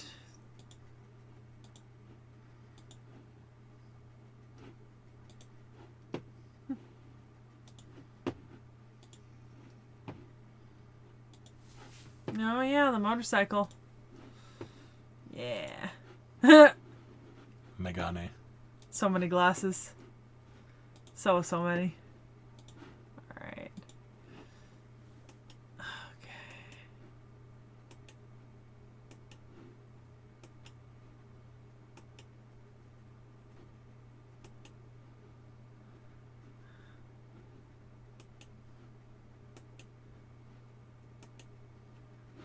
Okay. Strawberry and Thunder Crunch Chocolate. Isn't it deliciously crunchy? But next time, go buy some yourself. Next year, well, I guess it can't be helped. If I remember next year, that is. Hey, Knick-Knack, you want some strawberries? Go to hell. Okay, so do you want me to tell the story? Yes. So, I get off work today. I'm putting like my laptop bag in my trunk. I open up the trunk, put the laptop bag down, close the trunk, then I stop. Why does my trunk smell fruity? I reopen the trunk and find an entire thing of strawberries that fell out of my grocery bag last time I went grocery shopping.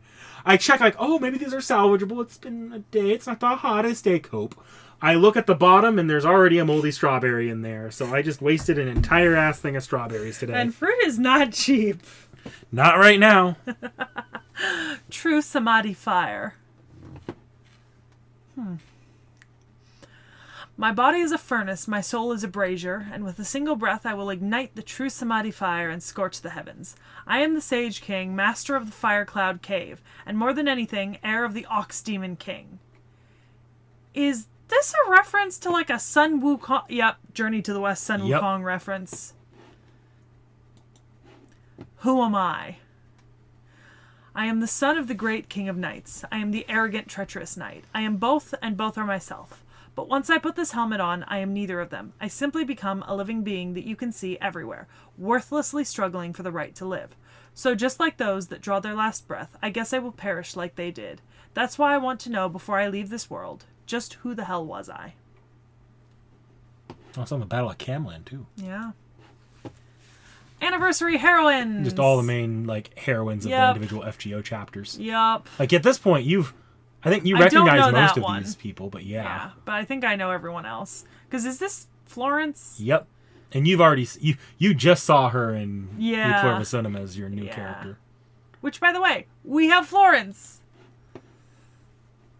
A heroic spirit portrait. Heading towards Tryphus. Again, Mordred and her master.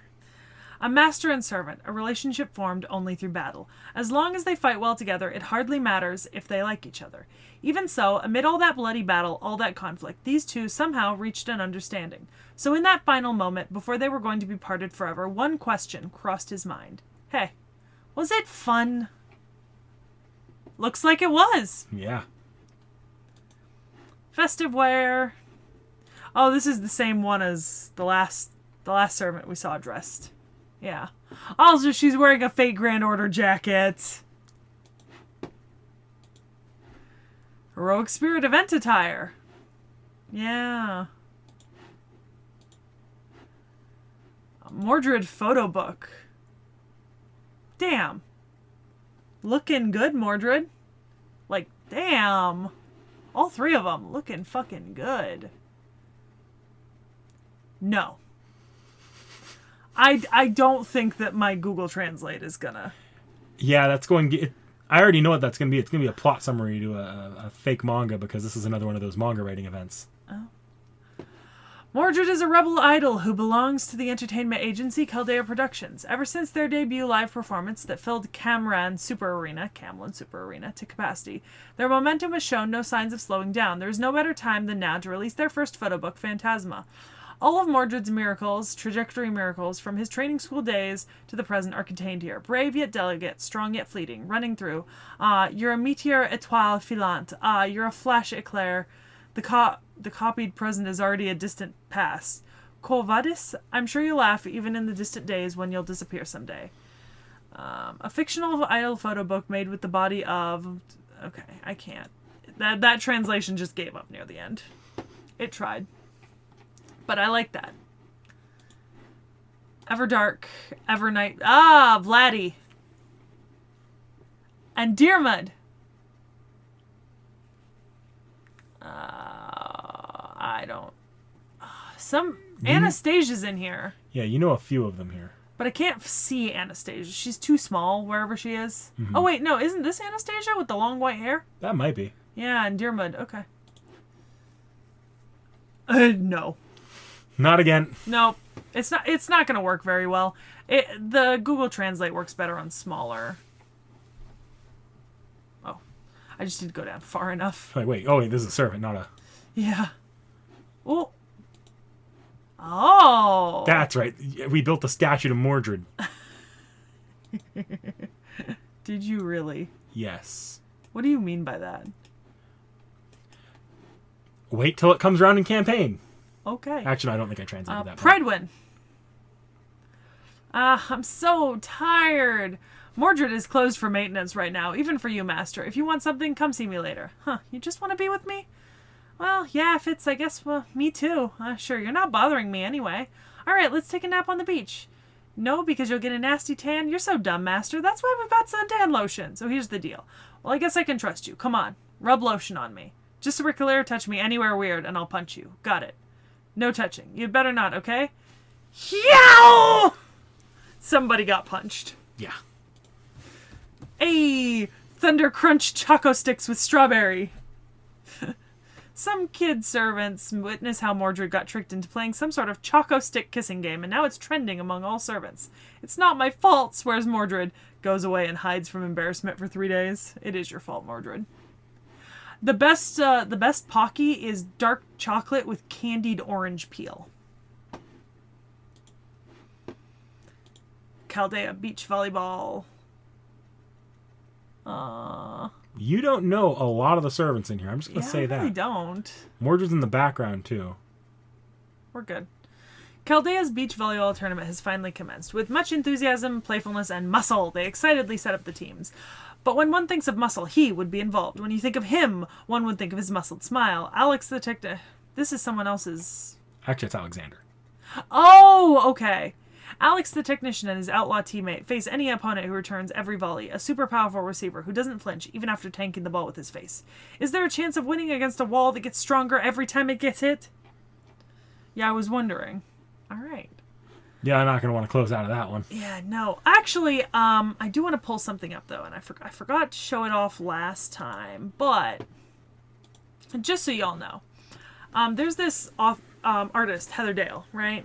And she's actually done a couple Avalon albums, like all about the tales of like King Arthur and the Knights of the Round Table and that sort of thing. So you've got she's also got a Green Knight album and a Trial of Lancelot album, which has some of the same songs as the Avalon one, but they're actually recorded separately, so there are some differences between the songs. And I wanted to show these off because I was laughing with Knick-Knack about these, but back in middle school, before I'd really gotten into anime, before I was friends with you, and before I knew anything about Fate, I watched these, like, music videos. AMVs. Call them what they are. They're AMVs, like lyric AMVs, and I did not realize that this person on YouTube, God bless Abby48581, but she did... they did Tristan and Isolde, the song, right? Using Deermud and Nero for half of it, I think. And they also did the Trial of Lancelot, right? Lyrics. And they're using, like, all Fate character art. So I had actually seen a bunch of this unknowingly, and I have been avoiding... That's even fucking Enkidu. And I had been avoiding... watching these recently because I didn't want to accidentally spoil myself for a bunch of like art. But yeah, so you guys should check out this this musician and at least these albums if you're into the whole Knights of the Round Table, because the music's actually like stunningly good. All right, we're gonna be back later because I am not filming anymore today. It has been 3 hours. And the train keeps on rolling. Oh, welcome back Well, to no, another... They've been here this entire time. We're the ones coming back. Welcome back to another exciting installment of the Round Table. Is that you hedging your bets in case we have to split? I refuse to split this. Even if it is 11 hours and 59 minutes, this must will go past upload the as upload one video if it kills me. And it might. So this is part 2 of my sections here that I've split off here. There's just going to be the associated people, places, and enemies of the Round Table. Mm-hmm. So obviously I started us off with Uther for 2 reasons. A, because it always starts with Uther. And B, because there's no design, so I don't have to worry about spoiling anything by having this page open. I mean, to be honest, we could just imagine an older looking version of Arthur. Yeah, probably. Let's all picture that in our heads, everyone. A moment of contemplation. Imagine Daddy Arthur. Oh, Nick Nack's face was worth that one. Oh, that was worth it. Yeah, not that they could see it. No, in reality, I'm picturing Uther from BBC's Merlin. I'm going to be honest. So Uther is at this point not a servant in FGO. You know what tacos should do? They should put Uther from BBC's Merlin's picture on the Wikia page. No, let's not get tacos banned from making Okay, Titan Wiki okay. edits.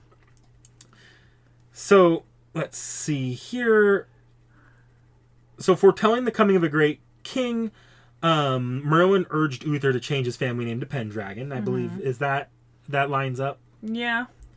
And in Fate, at least, he helped imbue the concept of the red dragon onto Uther's unborn child. The child thought would be. Bleh. The child Uther thought would be born male was born female, much to Uther's chagrin. Raise him as a boy. That works every time. Uther would still end up naming the child the successor, and yes, eventually raised as a boy. You know, it's not like at some point the kid's not going to realize that they've got an innie instead of an outie. Oh, the kid like knew. the rest of the boys. The kid knew. I know. I'm making a joke about the intelligence behind this decision. I'm a little bit done with the Knights of the Round Table. Well, before his death, he would send the child off. When he finally passed, his brother Vortigern would actually take over as king. Yep, we talked about this. Yep. I don't have much here. Like I said, Historia Regnum Britanniae details this in books 5 and 6, I believe. Mm-hmm. Nothing here. Yep. So Vortigern, still nothing here. As you can see. So Vortigern's involvement in Arthurian legends usually begins and ends with the tale of Merlin witnessing the 2 dragons. Yeah. In Fate, though, he moves beyond that and he ends up being amongst the first villains that Arthuria must defeat. I mean, that's not... I mean, it's a little bit out of order, but it's not wholly incorrect. I mean, Vortigern was defeated by his brothers because he was a tyrant king. We're just, moving the timeline down a little bit. Yeah. Yeah. Totally understandable. So in Fate, when he witnessed the dragons, he would then go back to drink the blood of the white dragon, making him an effective avatar of the British Isle itself. Huh. And then over time he would just become the white dragon. Huh. So the least spicy man in existence. Yes. At his death by the hands of Arthuria and her knights, he would warn of the end of mystery in Britain. In Fate, the end of mystery tends to not be a good thing because that's the end of magic itself. We actually don't have any idea what he looked like. Not really. But we do know for sure he wore dark black armor that looks like the set worn by Saber Alter. I was just gonna say, so I'm picture this. Male Saber Alter. Yep. Older. That would possibly line up. You'll never guess what I'm going to say about Igraine. Picture Arthuria, but older. What about the Lion King? Picture Arthuria, but different. It's all Arthuria. You've been lied to. This is the same person in 70 bodies playing every character in a story. This is all actually just like Fate is all just a stage play, and the only actor on stage is Arthuria and like 3 others. Exactly. I've seen a play played like that before. So, you ready for our first real servant here? Sure. Who is it? Merlin. Oh, yeah. Can you take a crack at his class? Oh, gee. I don't know. Could he be a lancer? Yes, he is absolutely a caster. Not only is a caster, he's Grand Caster. He's one also one of the candidates for it. He's also the Cathpalug caster. That's what I call him. He He looks like Cathpalug. Cathpalug. Yeah. That's how I always identify him. He's just the human version of Cathpalug. I mean, yeah. He's also got a summer outfit. Oh, that's kind of cute. I don't mind his summer outfit. I don't really know what this is. Oh, it's just a... Glasses. Oh, yeah. Megane. Gotta love him. You know I can tell the glasses. So he's got... He has 2. Yeah, so I'm gonna go back here first to base. Oh. The foo on the back. I love that. He's the fan. I don't really know what this is. Oh, it's just a... some... I think that was for a horse racing collab. Okay, so this... I think they did this one because they had to make it custom. This is for the customizable ones, if you remember. I think they had to get rid of the next... They had to change it because this one isn't exactly good for mixing and matching. No, it's really not. But I like this one a lot. I feel like we may have seen this when we did Foo. I used the kicking Foo as the thumbnail for the video. That's it. I stared at that thumbnail for so fucking long.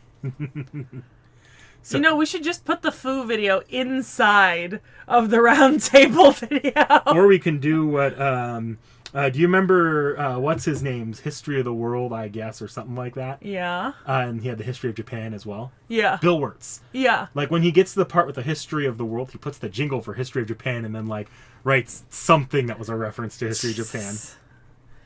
It's funny, though. All right. All right. So I've seen this art many, many times before. This is not a surprise to me. Speaking of... in looks or class or... Oh, yeah, you have a little mini... I don't know if that's on camera. It is. There Thank we go. you. Actually, he's a little broken. I lost the back of his hair. Oh. He's old at this point. I need to find a new Merlin. He's been around for a while. Or a new keychain. Yeah, I remember he's been around for a while. I've lost him before. I know. I remember the panic. So, finally, a real ass servant here. This is Merlin, the Cock Wizard. Man, you can't just... You say things like that, and I'm gonna call more characters you don't want to hear called Daddy. You gotta remember, when, to correct the mistake in the universe that Arthuria didn't have a penis, he gave her one. So, blame him for Mordred. Okay. I remember this, and Yeah. The absurdities will never end. It's fate. So, Merlin in Fate is not actually human. He's an incubus. Oh, that explains so much. It explains the random fuckery that leads to his death. It explains so much. Vivienne, Nimue, all of it. Oh, open the door. For the precious Bibba. For the bowling ball. Hello, my little bowling ball. Come to me. Come to me, my darling. Oh, God, you're gonna come to me if it kills me. Kick her in the face. Oh, who is a precious kitty? This is my little Cathpalug. Yes. Watch, I'm gonna put her in like, fuck it. Oh, Jesus, she's fat. Now imagine if she had the intelligence of Cathpalug. Nah. Her little pea brain couldn't handle that. Look into those eyes. Look into look like those the eyes of a murderer to me. Those are the eyes of someone with no brain. Head empty. It's okay. Oh, it's okay. So he doesn't actually feel emotions in the same way as normal people. Mm-hmm. Instead, he feeds on the pleasant dreams of people, and through those, he's invested in the well-being of humanity.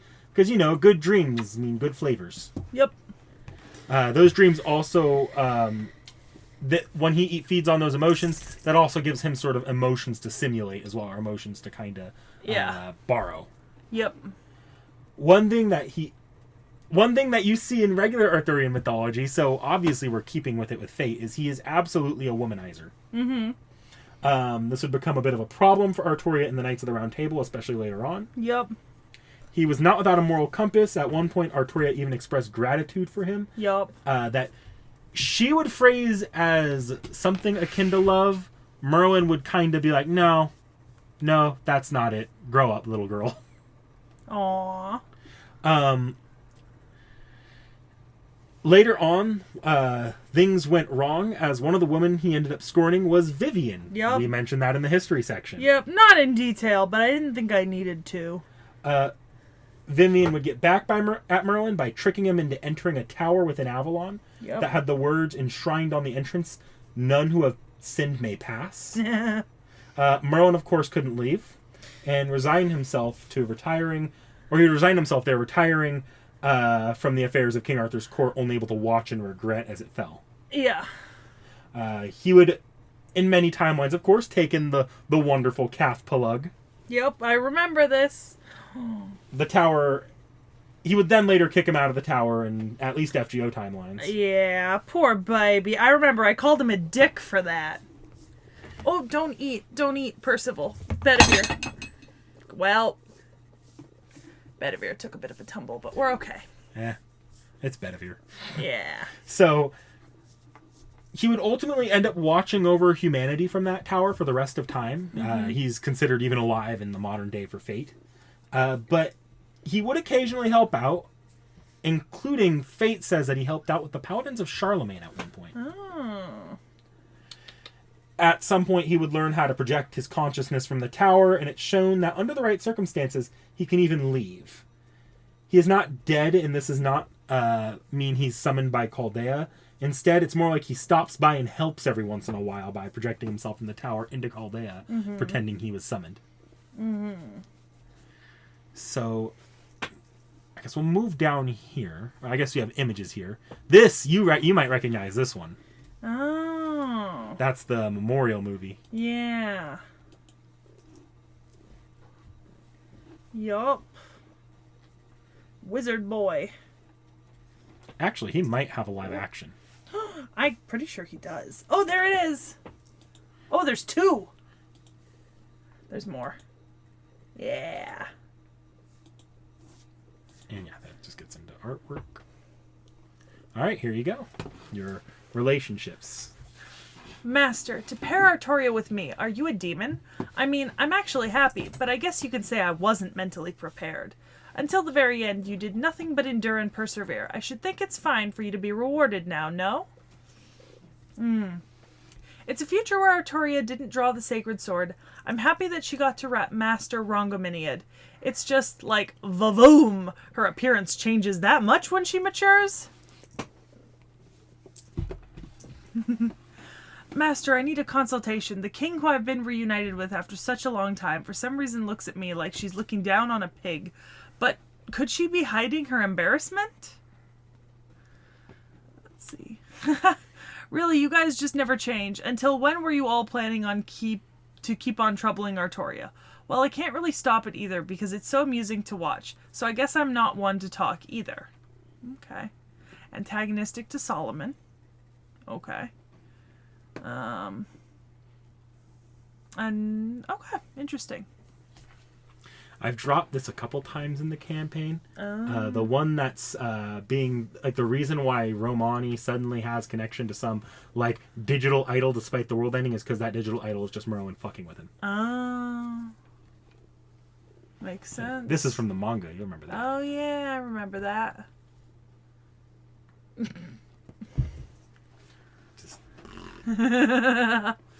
Here we go. So, Merlin is the caster class servant, and he later obtains the Grand Caster cast designation once Solomon has forfeited the position during the events of FGO Part 1. One of the Grand Caster qualifications is the ability to see things beyond normal sight. This can be future sight or clairvoyance, but for Merlin, it's the ability to watch the entire world at once from wherever he is. Yep. Somewhat hilariously, he doesn't actually care for magecraft, preferring the simpler option of just beating things down with a sword. I can respect that. I was gonna say, he just like you for real. He just like me for real. Have magic, do not use magic. I used Fireball for like one of the first times ever the other day in campaign. Oh, The Fate campaign. a wizard that never uses fireball. But I use a spear real good. So he can also walk right into people's dreams or induce illusions via daydreams. One of the things worth noting is that while he's a grand servant, he also has the potential to be a beast, as evident by his independent manifestation skill there. I was gonna say. Also interesting. I love the mixed blood there. In combat, he'll primarily play a supportive role while empowering his allies using his illusions as defensive distractions. Yep. Yep, I can see that here, along with the hero creation. And then I see his noble phantasm. Yes, so that is Garden of Avalon. Yeah. Here he's just temporarily manifesting his tower from Avalon, which will turn the entire area around him into a pseudo-Avalon that grants strength and healing to him and his allies. Good for him. Good for him. So, with him as the Grand Caster, we've now met Grand Lancer, Grand Caster, Grand Archer? Yes, Super Ryan. Yeah. Anyone else? You haven't seen... You've met Grand Assassin. No, yeah, Grand Assassin.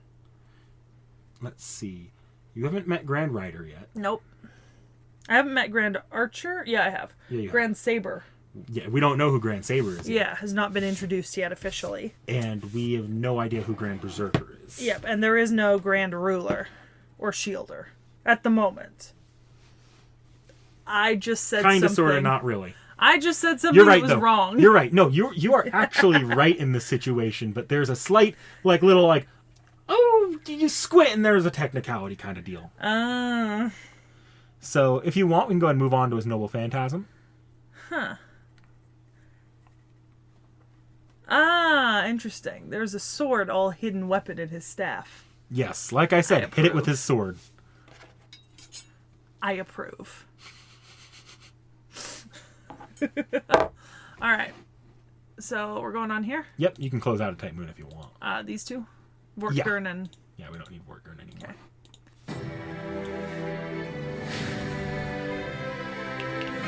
Okay.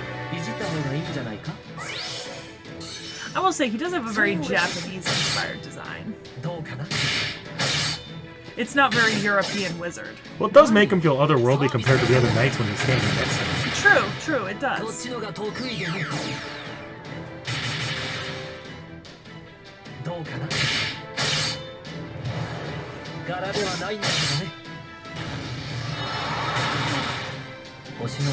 I do like that the design's not just Arthurian Gandalf. Yeah, that's true. Once again, this shit kind of, I feel like I've seen something very similar before. And we actually have an arcade as well. Also, I see that. You're welcome to click into that if you want. It's just the same thing, but it's going to be in a costume. Oh, well, I'm interested. She might want to go out.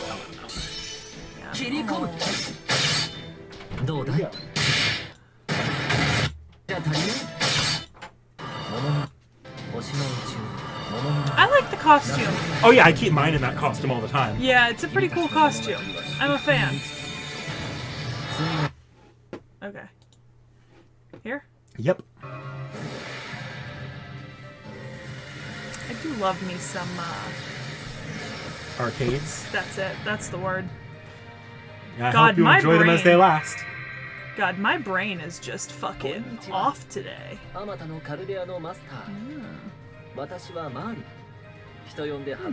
I can see the sword hidden in the staff now. Now that I look closer at like a 3D rendering of it, yeah.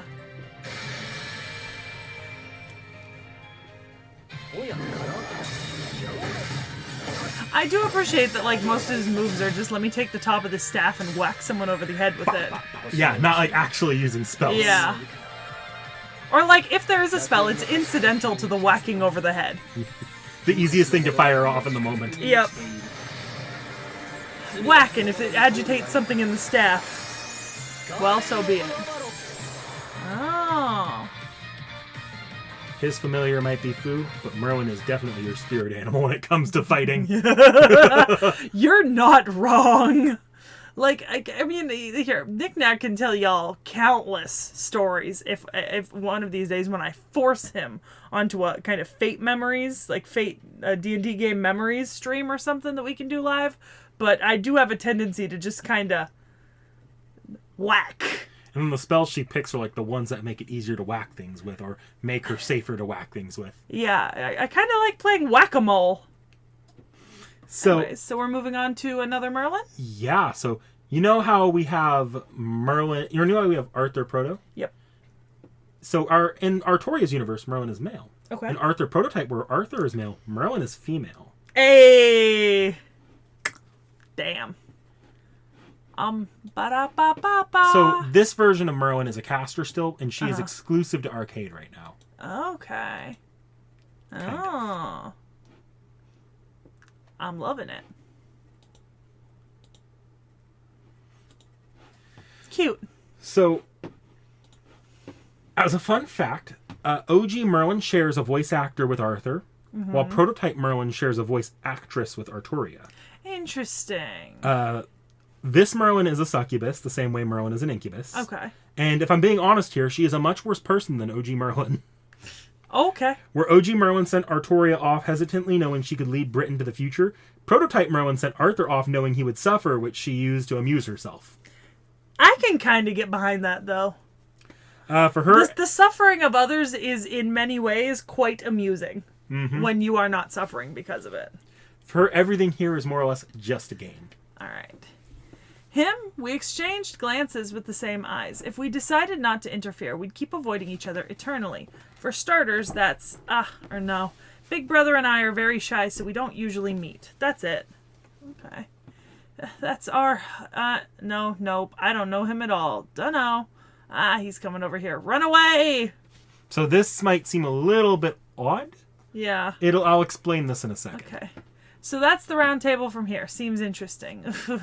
Looks like they'd get mad at me in many ways for some reason, so I won't meddle too much with them. This place's last Pendragon? Am I related to her? No, me being the little sister of the former inhabitant of Paradise, Brother Merlin, may be our relation, but that's all there is to it. I myself, you could say that I'm probably the being most unrelated to her in the world. Understand that much. Okay. So, abilities-wise, she's a little different than her male counterpart in temperament. She absolutely prefers magic to swordsmanship. Okay. And also notable is that she is not Grandcaster. Yeah. She could easily be one, but she ignores Human Order's requests for her to do that, as that's an obligation that she does not want. Okay. Valid. She's also significantly more sus than normal Merlin, with Draco as Beast 6S, and her regard each other as like direct enemies. Okay, but like normal Merlin's already sus. Let's be honest here. Yeah, but like she's given off big like actually might become a beast vibes. Ah, interesting. Because at one point Draco even calls her a beast of the planet, so the chances of her going full beast mode are far higher than regular Merlin. You know what? I can empathize with that. She's also less restrained in her using her abilities as a succubus, using eye contact to cause mental interference in others and absorbing mana from them via her presence. Okay. Yeah, I see most of the same skills, a couple different ones like Succubus's Vicinity, but that's all within. So her noble phantasm here is Hope of Avalon. Merlin has shown he can leave the towers before. This Merlin just left the tower and never came back. Oh. As a result, unlike normal Merlin, she cannot see the endgame for humanity, and instead can use the tower to project her ideal version of what she wants the ending of humanity to be. Okay. The results are largely the same, just a little different. All right, I presume I can close this because you have... Yes, I have more stuff open there. Go ahead and just... Oh yeah, she's arcade only.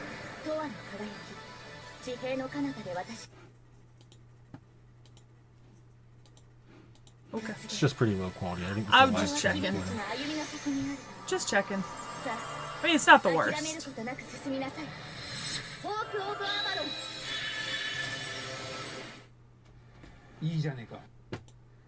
Interesting.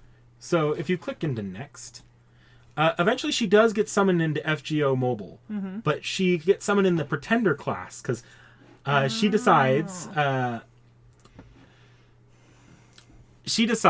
that since Merlin is already around, she'd pose as his younger sister, and she goes by Lady Avalon in FGO Mobile. Oh, interesting. The first time she ever appeared was in a summer, so she's kind of Summer Merlin. Okay. With her last form just being a direct swimsuit.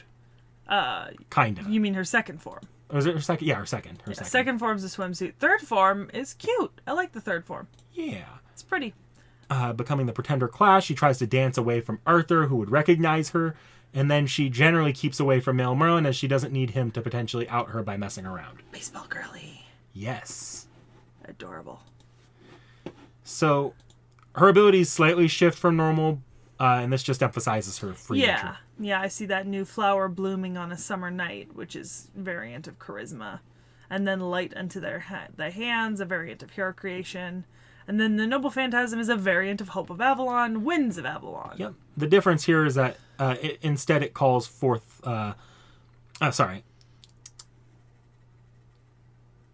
Okay, so instead of calling forth Avalon to project her ideal end, she just gives people a vision of it, achieving pretty much the same effects. Okay. And yeah, we have the Noble Phantasm there whenever you're ready, but it looks like you have a Yu-Gi-Oh card to pull out. Just looking for Merlin? Well, there's an Avalon card. The Merlin card does not look like. Okay. The Merlin card is much more traditional, like... Arthurian Gandalf? Oh, yeah. Yeah, Yu-Gi-Oh! Merlin is very, very Arthurian Gandalf. Look, Gandalf is a tried and true wizard design. It truly is. All right. Oh, God.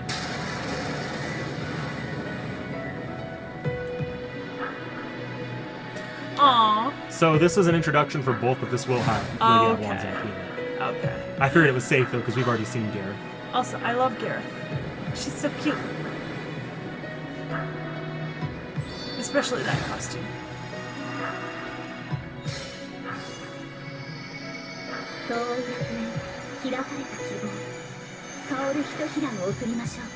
I do wish she was in her third costume. Not the... Oh, there's the third costume. Yeah, I'm not as big fan of the swimsuit. Okay. I see you have a bunch of non-characters for me. Yes, so now we get to the part of the video where we knock out a bunch of side characters. This first one actually is a design. It's Lucius Tiberius. And I talked about him in my prequel video. Or the first part of this video, which, you know. Yeah. In Fate, he wields a demonic sword and led an army of demonic beasts, as he was an emperor of the Rome at the time. Yep. And he went by Caesar. Not that he's not Julius Caesar, though. Yeah. I assume just more like a title. Yeah. Yeah. And that's just about all I have on him. He's more a part of Arthur's backstory than anything. Interesting. Still, it's cool to have a design. Yeah. That's like the doorway to starting actually being in Fate. I'd vote for a Lucius Tiberius servant. Then again, I'd vote for most of the Roman emperors. And in fact, one of my friends at school just showed me this dude on TikTok who made a video about how Hadrian is objectively the hottest Roman emperor, right? And somebody left a comment on his video saying Marcus Aurelius, and someone else left a comment saying Octavius, Augustus, right? And this man snapped back with a video that just absolutely fucking dragged Octavius through the mud. It was this dude is not attractive. And he was like, Marcus Aurelius. Marcus Aurelius is attractive if you like brains. And I was like, I mean, I said Marcus Aurelius, so I don't know. I don't find very much difference between those stone busts. There's actually there's a large difference between a lot of depictions of some of those, but that's mostly because they came at different times in the empire, and obviously art standards change as kind of eras pass, and how emperors want to be depicted changes. For example, Hadrian was depicted very often with a really, really full beard, whereas Octavius Augustus, he was always depicted kind of the cropped hair and the more baby face. because he's where we get that the really famous. Oh fuck! There's a really famous statue of him wearing a breastplate that like depicts the story of his divine heritage, and there's like a cupid by his feet. We talked about it, and I can't remember the name. I literally was talking about it just yesterday with my friend, the Augustus of.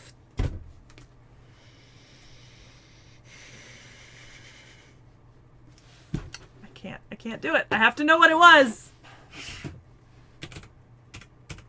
Prima Porta.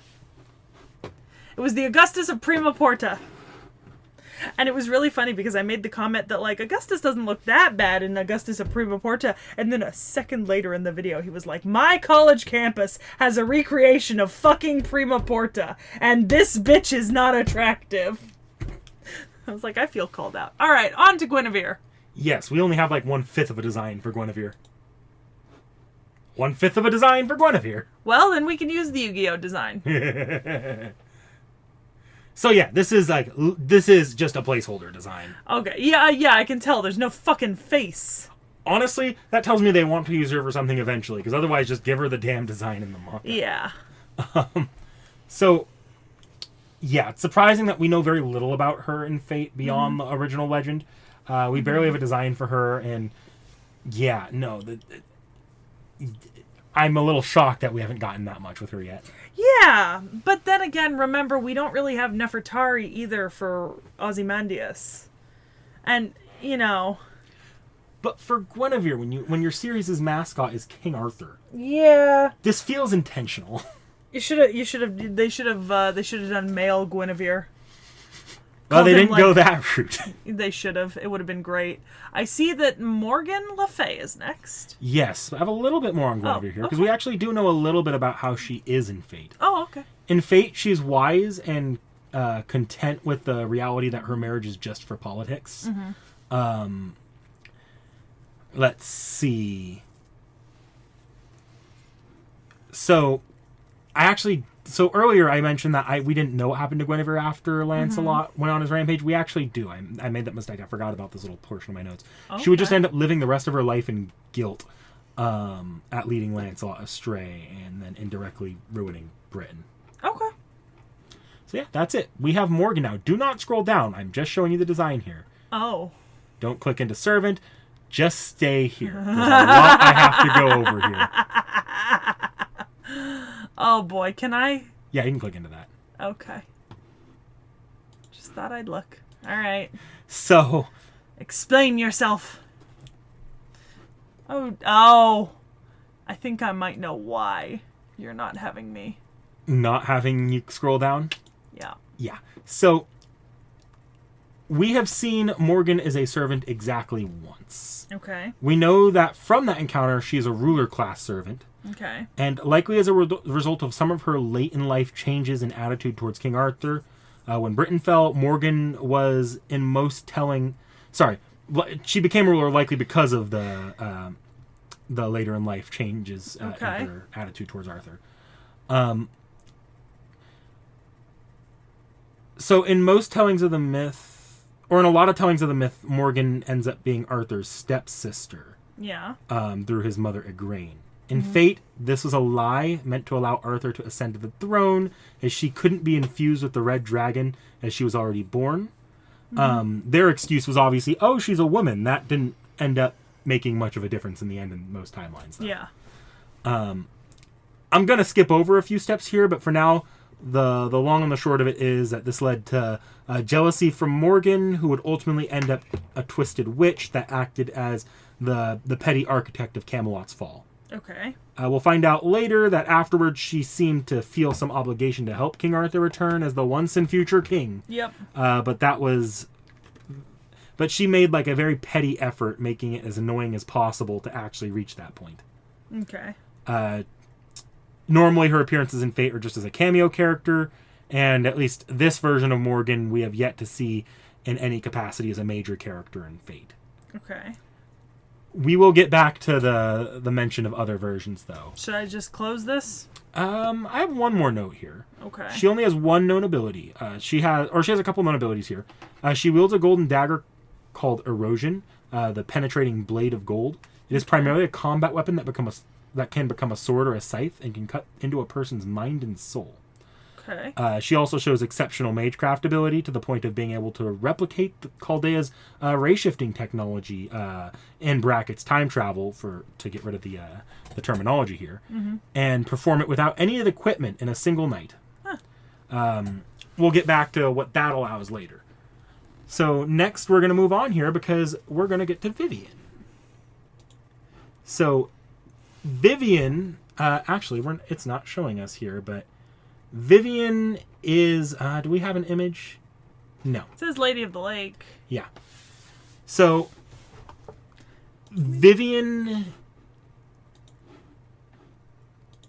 Sorry, let me catch myself here. So, Vivian and Morgan and Fate are one and the same. We kind of have an image. Yeah. Morgan is Vivian. Mm-hmm. And if Vivian is the Lady of the Lake, Morgan's one of the women who comes with the Lady of the Lake in the original story to take Arthur to Avalon, so it works. Also, I believe it also couples in all of that sort of Lady of the Lake things, along with like Nimue. A lot of those figures end up just getting coupled into one because a lot of them serve redundant purposes. Yeah, I mean, the only thing you need, fucking Nimue for at this point is to trap Merlin. But, if Vivian does that, also, you're like, the whole table's shifting. Sorry.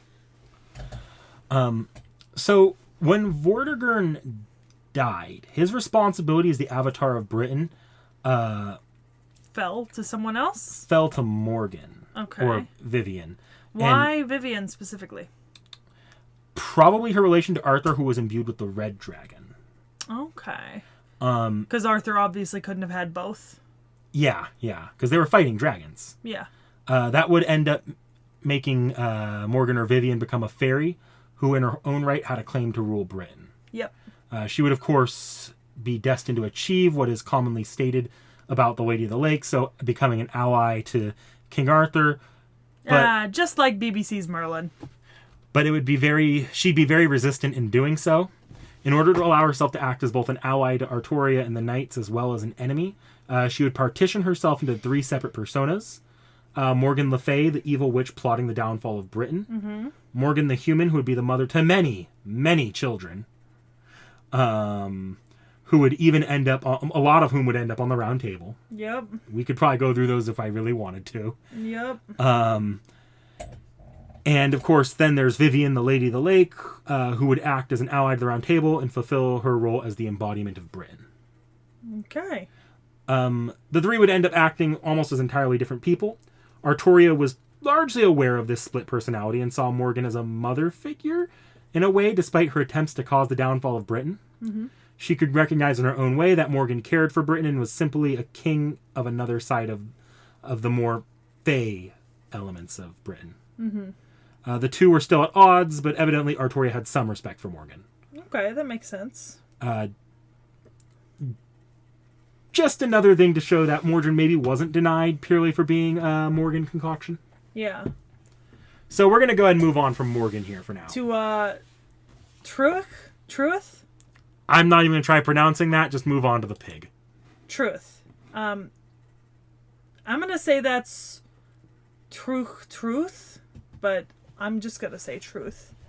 Because that reads in English as truth. Or truth.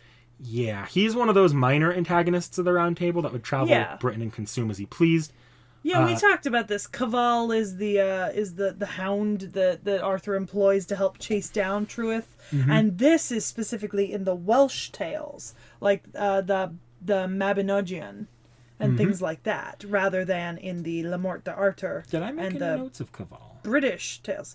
You gave me Cavall as a name. Oh, I did not. Apparently, I forgot to note him in my notes, but I do want to like very, very briefly touch on him.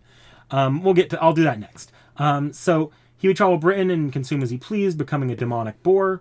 Arthuria would personally go to deal with him, and she would chase him from Britain, where he would eventually end up in the Land of Shadows, unknown to Skahak. Oh. This would eventually lead to trouble, as the section he was on would drift away into the sea, and he would become an evil god of sorts there, where he would terrorize the local pig population. Love that. Chaldea would eventually arrive and put a stop to him, and leave the pig population no longer held down by him, where they would use the remnants of Chaldea's stay to grow into a civilization of their own, before he would then return to life and render it a wasteland. I don't suppose this is the pig island you had us fight in Oceania. No. Damn. There is... we had to fight an island full of pigs in the Oceania chapter, and we killed the biggest one and made jerky out of him. Yeah, no, this was not him. Okay.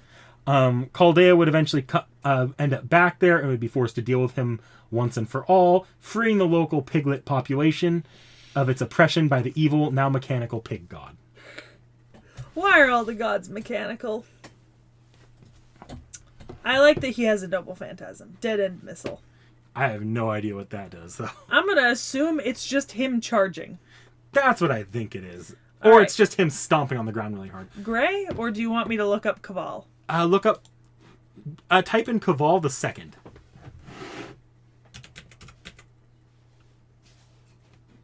Not Caval? Not Caval.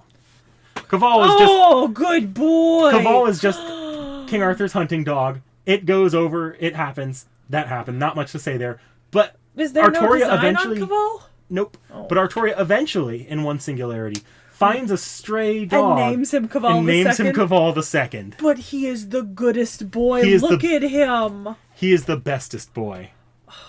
The Also, he goodest dislikes boy. James Moriarty. You know, I don't agree, but that's probably smart. Here's the thing. I like Moriarty. That doesn't mean I don't know that he's not nutters. Don't... Remember, Moriarty is the cause of your scarring by Lancelot. What? Remember the clip the other day?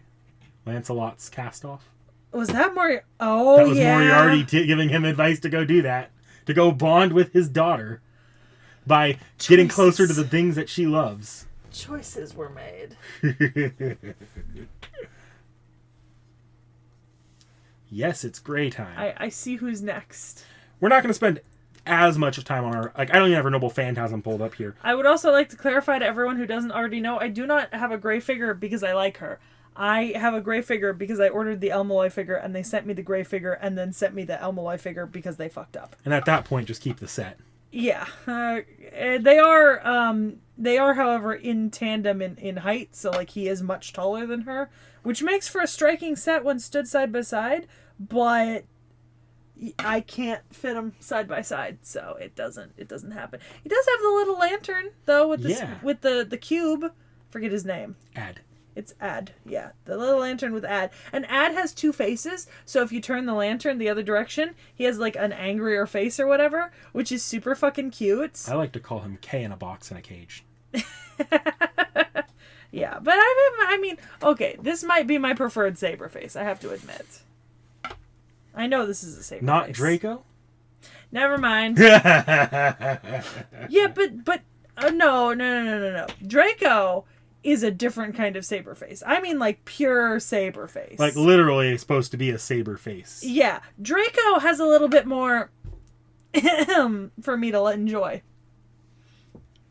So, I've literally in my notes subtitled this section, Morgan, are you fucking kidding me? So, we've read Elmaloy, so I don't really need to spend that much time explaining it here. Yeah, like, we've read all of Elmaloy, and we've started the second Elmaloy series. Yeah, but Gray's just that forced attempt at the Future King part of Once and Future King. Oh. It would end up failing. Events of Elmaloy would occur. And let's see here. There's a couple notes that we don't get in Elmaloy because it's coming up a little bit. Yeah, I will say the she's not necessarily the super best explained.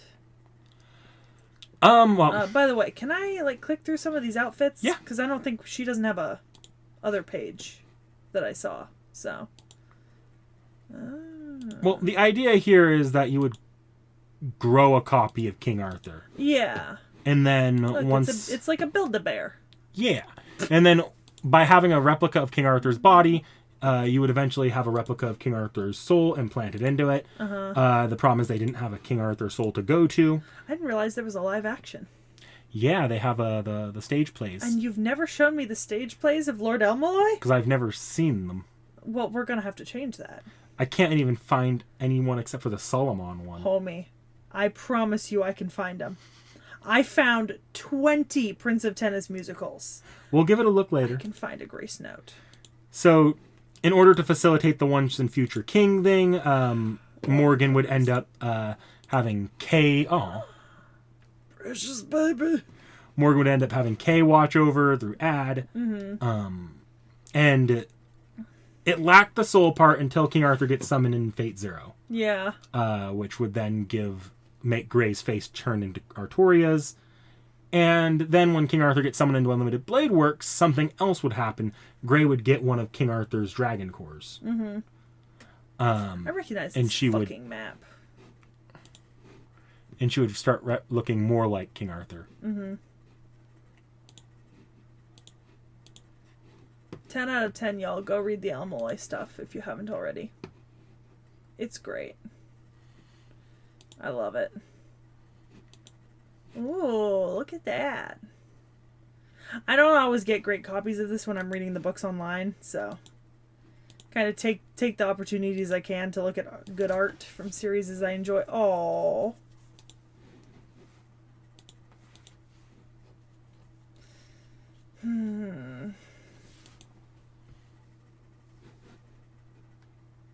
They're so different in height.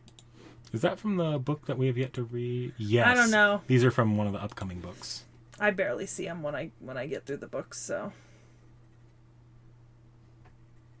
I know that image. Oh yeah, because she's not a character. I don't have. Yeah, we don't need to go over much else here. We're going to leave it on this page for a second, though. Although, it says here... We went over her in Elmaloy. Oh, yeah, we did. I don't need to go through and do abilities or NP again. Yeah. So, I told you to look up the Knights of Charlemagne, or the Paladins of Charlemagne. Yes. Britomart and Richard the Lionheart. Yeah, we talked about Richard the Lionheart. You actually did not tell me to look up Britomart. I must not have... It's not that big a deal here, I'll say. This is just because there are a bunch of figures that end up connected to the Round Table in Fate lore. The Rapid Succession, the Paladins of Charlemagne would see, would be because of a support from Merlin, who would back them up like he did the Round Table. Britomart is the child of a figure that once met King Arthur. Yep. And seems possibly to connect to some events of Avalon the Fae. And finally, Richard the Lionheart would fashion himself as a bit of a sequel to King Arthur, mimicking the legends and becoming something of an obsessive fanboy to the point where he could be summoned with a catalyst meant to summon King Arthur. Amazing. So, the next thing I have here, I believe, next should be... Yes. Go ahead and click out of Gray. Reverse side of the world. Specifically this Avalon. section here, Avalon. Oh. Avalon in Fate is part of the reverse side of the world. The reverse side of the world is just a place where all magical creatures fled as mystery began to fade and the Age of Gods ended. The time of King Arthur seems to be amongst the last time you see most magic creatures on the face of the earth. Yeah. Especially strong fairies would have to run to Avalon after Camelot fell. And they would specifically go to the portion called... Or they would go to Avalon here, yeah. They'd go in the reverse side of the portion called Avalon. Interesting. I'm reading this as Small World that was called The Land of Eternal Spring and the Island of Apples. I would wonder if Island of Apples isn't a reference to the land of the silver apples in Norse mythology. It might be. They do connect some Norse and Arthurian stuff once in a while. It opens me a Wikipedia page. It opens me the Wikipedia page to the Isles of the Blessed, actually. That's interesting. Yeah, they fold over a few things with this. Oh, yeah, I didn't read far enough down to the Apple of Immortality in Greek mythology. Although I thought the Apple of Immortality was Norse. The Apples of Idun. Greek is Greek wasn't apples. Greek was the nectar and... I would have to comb through their sourcing to figure out what's going on there. Or if it's I'd love to hear from the comments, because I'm sure someone in there will know whether this is a mistake or just something I'm missing, but Apple of Immortality should be Norse, not Greek as far as I'm aware. Right? I don't know this story, so... No, but you've heard of the apples of Idun. No, I actually haven't. Never mind then. So yeah, I can't back you up on this. Like, comments, if she's wrong, she's on her own here.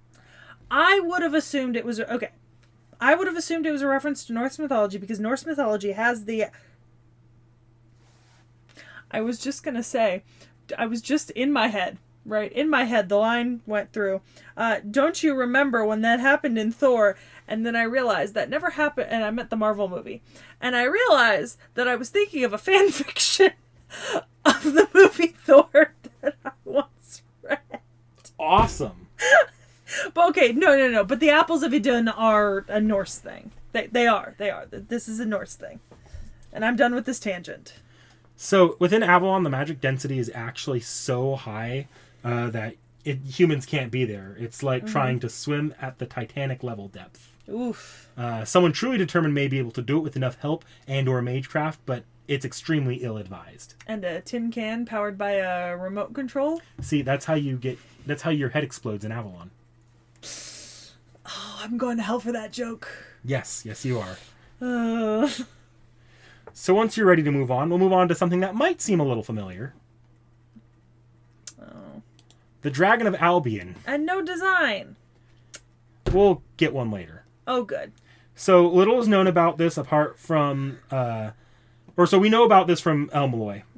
Basically, amongst the first magical beasts to flee to the reverse side of the world were dragons. Albion was the last dragon to try leaving Earth and would end up locked out, where he would basically slowly die of magical starvation. So he tried to bury underground in the Isle of Britain, made it most of the way there, but would die. Okay. His body becoming fuel for modern magecraft. Yep. And yeah, that's all I have on Albion right now. Interesting. We'll come. I bring this up for a reason, but we'll come back to him later. Okay. So next, it's time MASH. And you'll notice this is most of the servants in this section. I'm just gonna... You're going to get a few designs that you probably won't actually understand here. Anything that says Ortenaus, I recommend holding off on. Okay. Can I go to costume? Yeah, you can go to costumes. Okay. You got Summer MASH. Summer MASH 2. Idle MASH. I like Idle MASH. April Fools. What the fuck? That's to Ortenaus. Oh, well. It didn't say that. So, yeah. I like this one. You like the suitcase Idle MASH? It's cute! There's, It's cute. the Idle event had all the servants with Idle costumes sing songs. I would Yeah. gladly have you look at them, except that would get our channel stricken to hell. Yeah. We don't want that.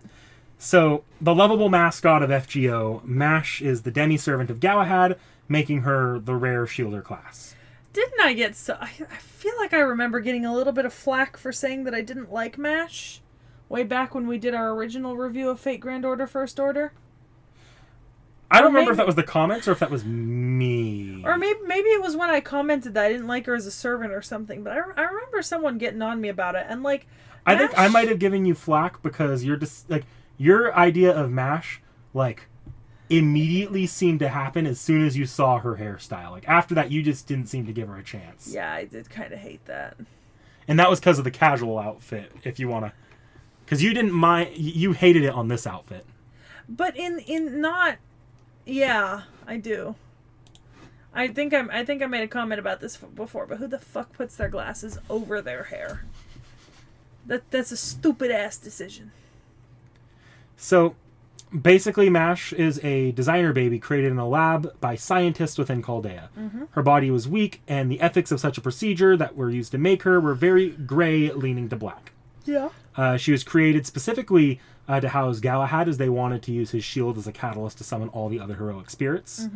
Whether she could fight with his spirit origin was a secondary concern. Upon awakening Galahad for the first time, I did mention before that she'd have her body jacked by Galahad, who would go on a rampage and very well could have ended in the deaths of most of Chaldea's staff. Yeah. Before Mash stops him. You actually see that in episode 0 of Babylonia. Yeah. Galahad would go dormant for years after that, and Mash would spend time in a quarantined room while they built her immune system up so that she would not fall dead at first human contact. Fair.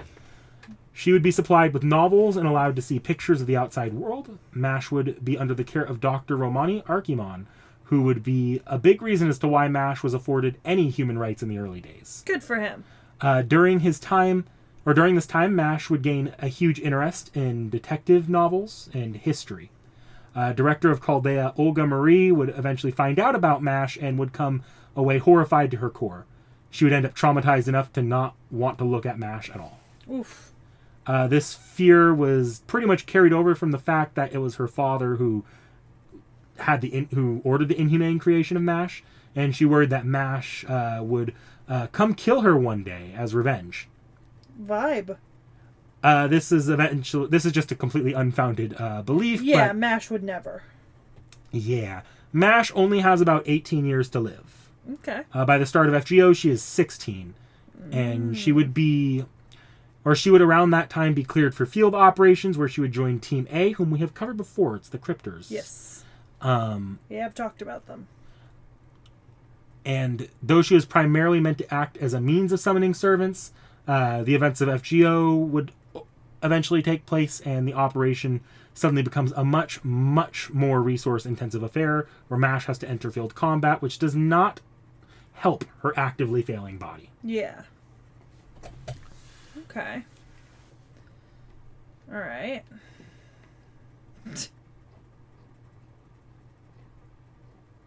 So, abilities. Mash sees a dramatic increase in abilities over the course of FGO. Oh, look at that. It's the Gouda Gouda comics. Might as well read this.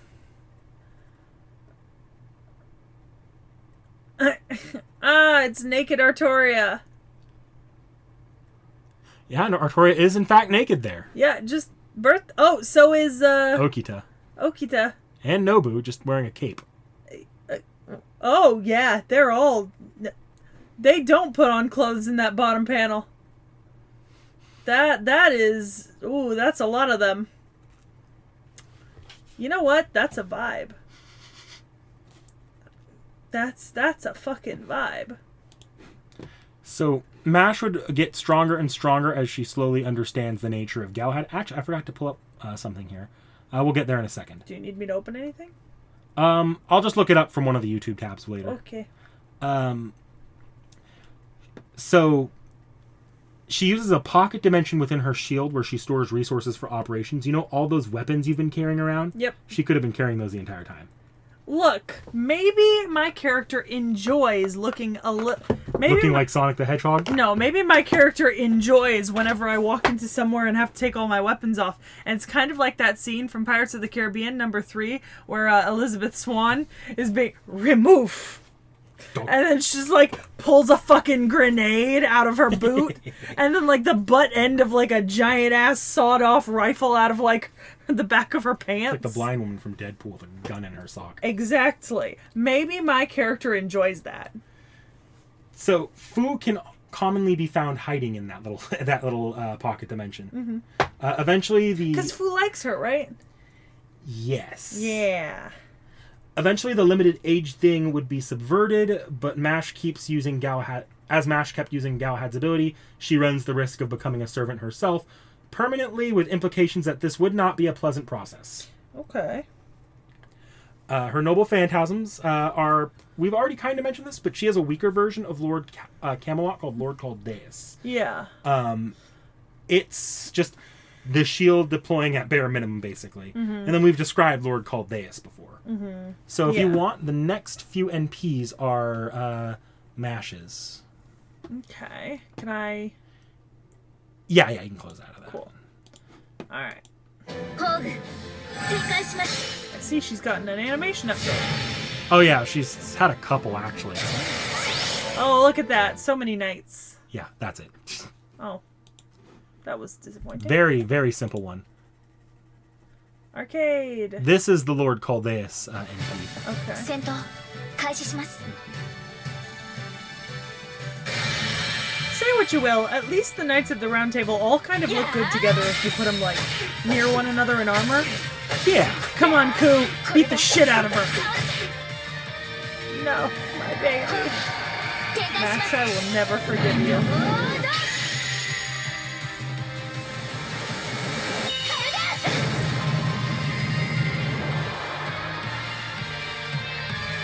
Alright, the next ones are her Lord Camelot variations, which are a little bit more elaborate. 展開します Alright. So, Oh, so this is the original Lord Caldeus. Okay. Give it a minute. Are they gonna do it, or did I fuck up? I feel like maybe you fucked up. Yeah, I did fuck up. Okay. you fucked up. Alright. Go this back. is Lord Camelot for arcade. Yeah. but I'll just pull up both things I need to pull up now. There you go.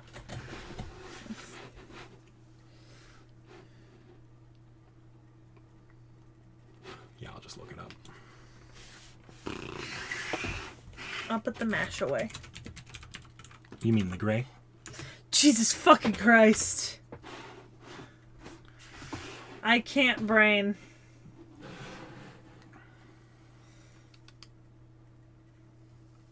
Find the more recent version and try not to accidentally click anime. So I saw a comment today saying that someone had binged like all of our React videos in like 2 days. Wow, that's a lot. I mean, I'm not sure that's possible without skipping around, but you know. I kind of hope they didn't binge the, Updates. Yeah, I'm going to look up something else here, so. Okay, I'll stare at the back of Zoro's head for a while.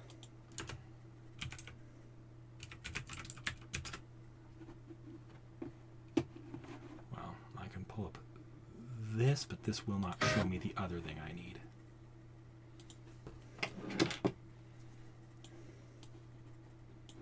Absolutely has a presence, and that is undeniable. Aquarius is salt and vinegar. It's on a different level. Not everyone understands that level. People that get it, people that don't. Leo is obviously Doritos. We get it. That's for a good reason. It's Cool Ranch. You're popular. You don't have to talk about it. I'm cream and onion. It's polarizing. All Lay's classic potato chip. Everyone can them. Nobody's. Virgo is Ruffles, cheddar, and everybody together. Doritos are obviously Scorpio. It wants to be like the other Doritos, but you're not a fire sign thing. This is. What are you doing? Naruto phone theme? How'd you get that? Thank you, hero. You've saved our town. I can offer you the breastplate of Argon or the star of Benevolent. Okay, perfect. There we go. Alright, so here you go. This should be the proper Lord Camelot. Okay. それは全て Excuse the knick-knack fuck-ups. 全ての怨恨を癒す我らが故郷権限せよロードキャメロッ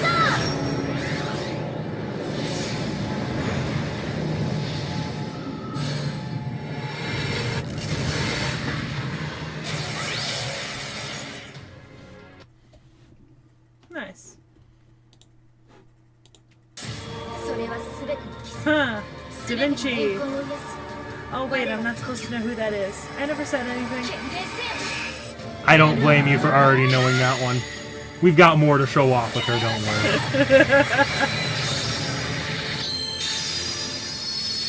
Also, we weren't really doing this series when we first started playing the campaign. No. So we have Melty Blood of her as well. Oh. 相手が猫アレクさんならフルパワーで地獄かよ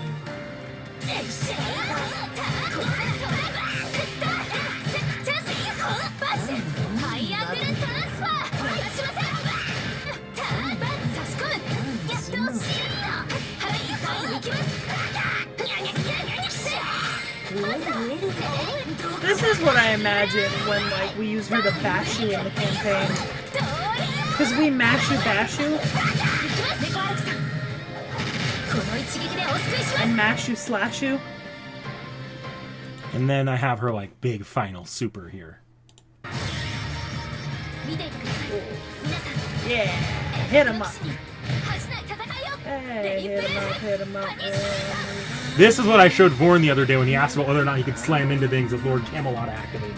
And then he proceeded to Well, click out of that. That's anime. absolutely. Then he proceeded to utterly and absolutely fail in every way possible.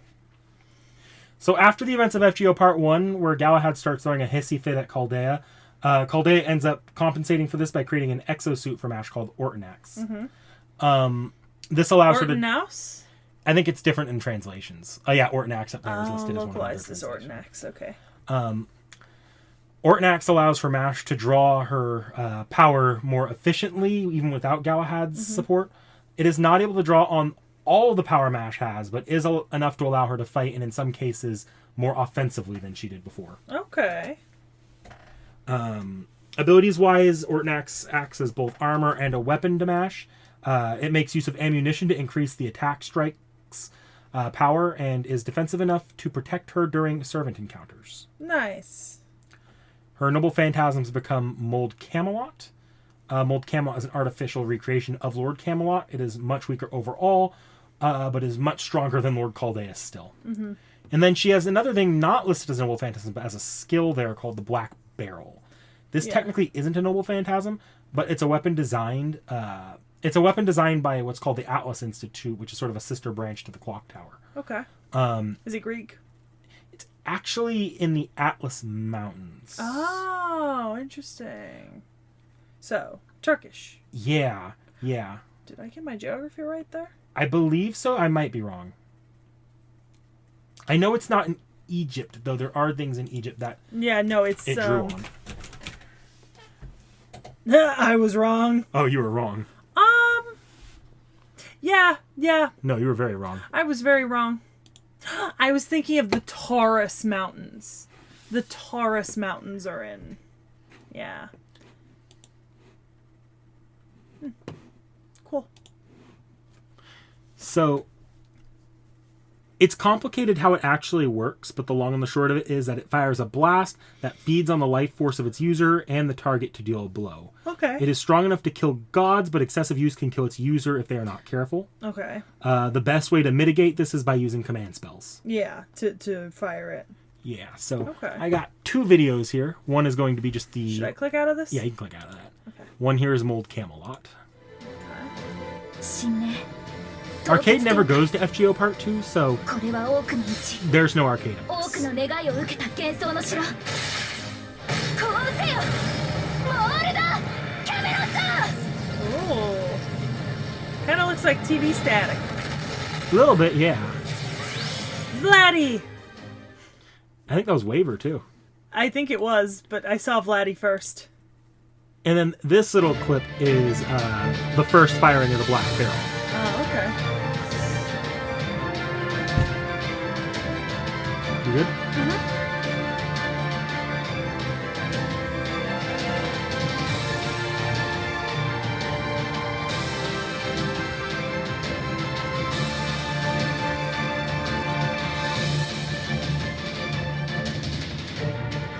Oh, it's one of those things that looks Demeter. like... But remember, I told you it looks like the D. Gray Man demon things. You know? I think we looked it up when we did Demeter, and I showed you what they looked like. The giant stingray-ass things. So, yeah. That does it for MASH. So we do have one last thing I want to cover. Yeah. Do I know this person? No. Cool. Can I... Yeah. So meet T.H.E, or basically Proto-MASH. Is this someone wearing, like, MASH's class card? So before... This predates Smash by a lot, actually. Oh. So this isn't actually anything in any canon material right now, but she was cut from the original visual novel and was later planned to be used in the 2006 anime. And then wasn't? And then they cut her from that, too. Aw. Basically, Galahad, as a Shielder class servant, was supposed to exist as far back as the original Fate Stay Night. Ah, interesting. If you ever thought the Fate Stay Night anime was rough, it's probably because it was rewritten to be like the original visual novel. Yeah. Which kind of explains the root merge thing and the weird gaps in quality throughout the series. So at the last minute, it was changed. Yeah, I'm gonna be honest. I like this design more than MASH's current design.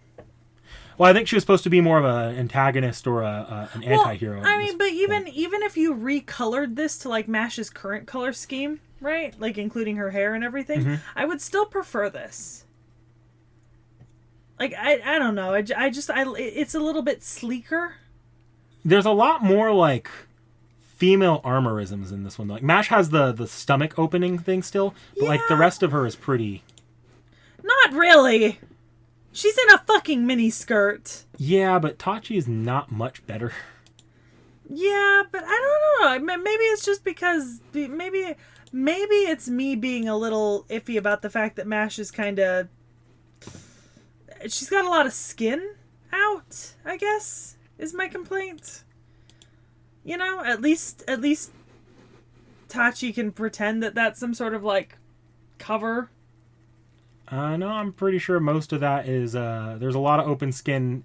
It's meshed. The only difference is that she has sleeves at the top like Emiya does. So you don't see a difference like here? Well, there's the mesh, but okay. That's not like. I don't know. I think it looks more cohesive than her current design, at least in my eyes. And I think even if you recolored this, I would still like this more than that. I'm not saying this is a terrible design. Oh, I don't care for the first design. I like the second and third one more. Out of all of them, I probably like the third the best, and that's because she's the most covered up in the third one. You know, like here's the thing. I'm gonna be honest. You remember Beaufory? Yeah. That. Like just the full, big, chunky armor, you know? Anyways. Maybe that's why I like her, because she has the same color scheme as the Beaufory main character. Because, like...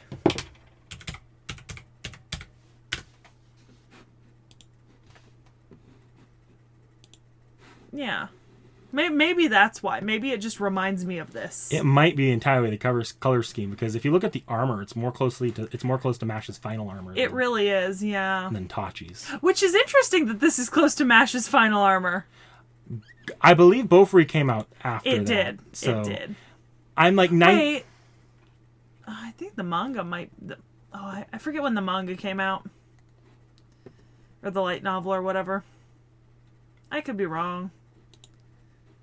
But yeah. Anyways, I guess I'm just thinking of this. And that's my problem. You know, sometimes you just like latch on to a particular design or... Yeah. She does have a casual outfit as well. I did flip to it while you were talking.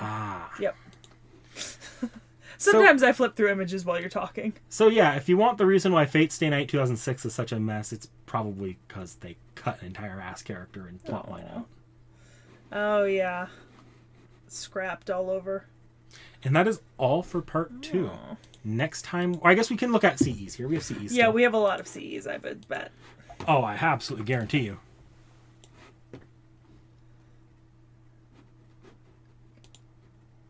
Marlene. I knew he had one. You've seen that before. Yeah, I've seen this one. Oh, yeah, it's fucking around with the... Just some concept art. The Babylonia anime. Oh, it's a staff concept art, which is interesting to me. Oh, the tower.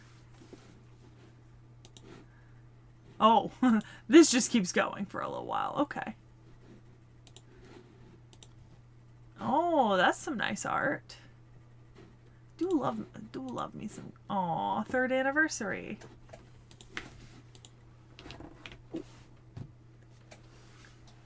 You can lean down on it, but don't like lean forward. Cool? Because it shifts on the legs and the legs don't move with it. With the apple. Mm-hmm. Oh, I like that. Aw, it's like a festival. It's definitely a festival. Look at that. They all got little festival outfits. So cute. There's more. Fate Grand Prix. Oh, that was the horse racing collab. Ah. That wasn't an in-game event. That was an entire ass app that got released. Okay, so this is the full image. Like, we'll see this later in CEs as like a cutaway, but look at that field of lavender. That's beautiful. The two of them. Merlins together. And there's the leagues, right? Okay. Womp. Oh boy. I don't think we actually read the CE back then. Yeah, okay. And we didn't go over it during updates? Probably not, because there's 500 million Fu CEs. Okay, alright. We did read that one, and that one. And I've seen that one. Fuck it. Alright. I'm just gonna... We can figure it out later. Alright, I'm gonna close this. Yeah, you can close that. Alright, the furthest tower. It is the final paradise filled with flowers of every imaginable color. In the day it's filled with the spring sunlight and the scent of summer, and at night you feel the fall air and look up at the winter stars. The earth is filled with flowers and insects, the forest with water and green and beasts. Beautiful fairies dance near the waterside. In the myths, this tiny little world is called the Land of Eternal Spring or the Island of the Apple. It is a utopia far beyond the reach of animals who possess wisdom. Its name is Avalon, the inner sea of the planet. It is another name for the place where Earth's soul is kept. The man sealed himself there. He locked himself in the tower and chose a future where he could not die until the end of the world. He had seen what he needed to see. No, it was because he'd seen more than enough beauty. Now go, Cathpalag, I will remain here. You must be free and go witness what is truly beautiful. The man felt nothing in particular as he let his last roommate out of the window. The mage looked out his only window and over the world without ever becoming tired of it. This is a fairy tale at the end of the world, and there's nothing more to it than that. Interesting. Okay. Fu Kun puppet. A hand puppet of Fu. He's thinking of commercializing it. That's horrifying. I don't like that. Alright. There's Merlin. There's... The Preza King. The Preza King. That Coulter? That is Coulter. There's his tail. Oh, it's Miniku. Oh, yeah, it's Mini... I was like... No, it's Mini Coulter on top of someone. There's also a little mini, Preza King. Yeah. Yeah. That's adorable. It's on top of a character I haven't met yet. La siesta. Sweet dreams. Sometimes that's what's needed. A servant who remains a child at heart and a servant who acts like a child share a leisurely nap time. The Mage of Flowers paints a colorful dream for them. Yeah. Avalon, celebrate! And it's the two of them. Why don't I give you something as you head into the new year? I pray that you may smile as you dream for a better future. Blessing of Avalon.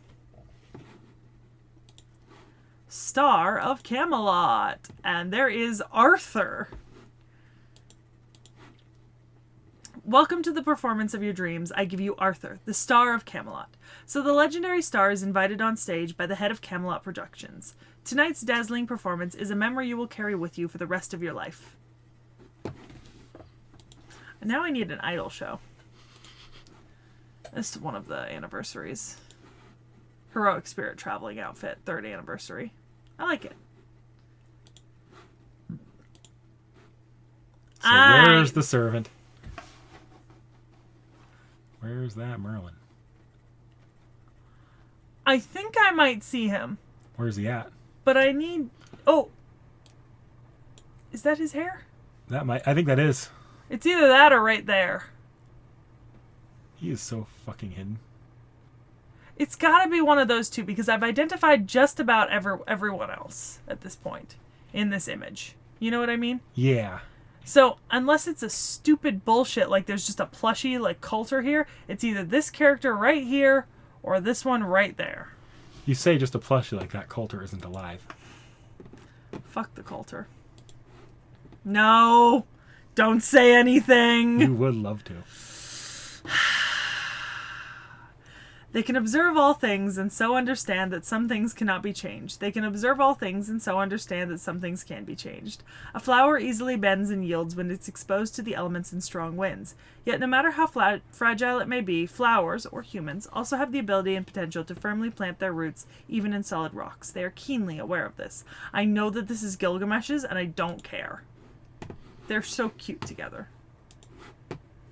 Not as cute as Enkidu and Gilgamesh, but they do make a cute pairing. Here's the lavender field that we saw before. It's voiced. So, I had a question about this the other day, and maybe this is just a supposition, but so this is for this particular anniversary, right? Mm-hmm.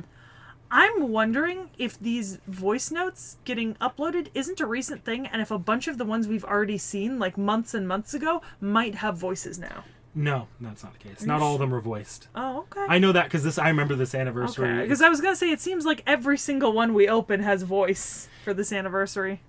So, some of them do, some like the most popular ones, but a lot of them didn't. Okay. 素敵な花畑じゃないか。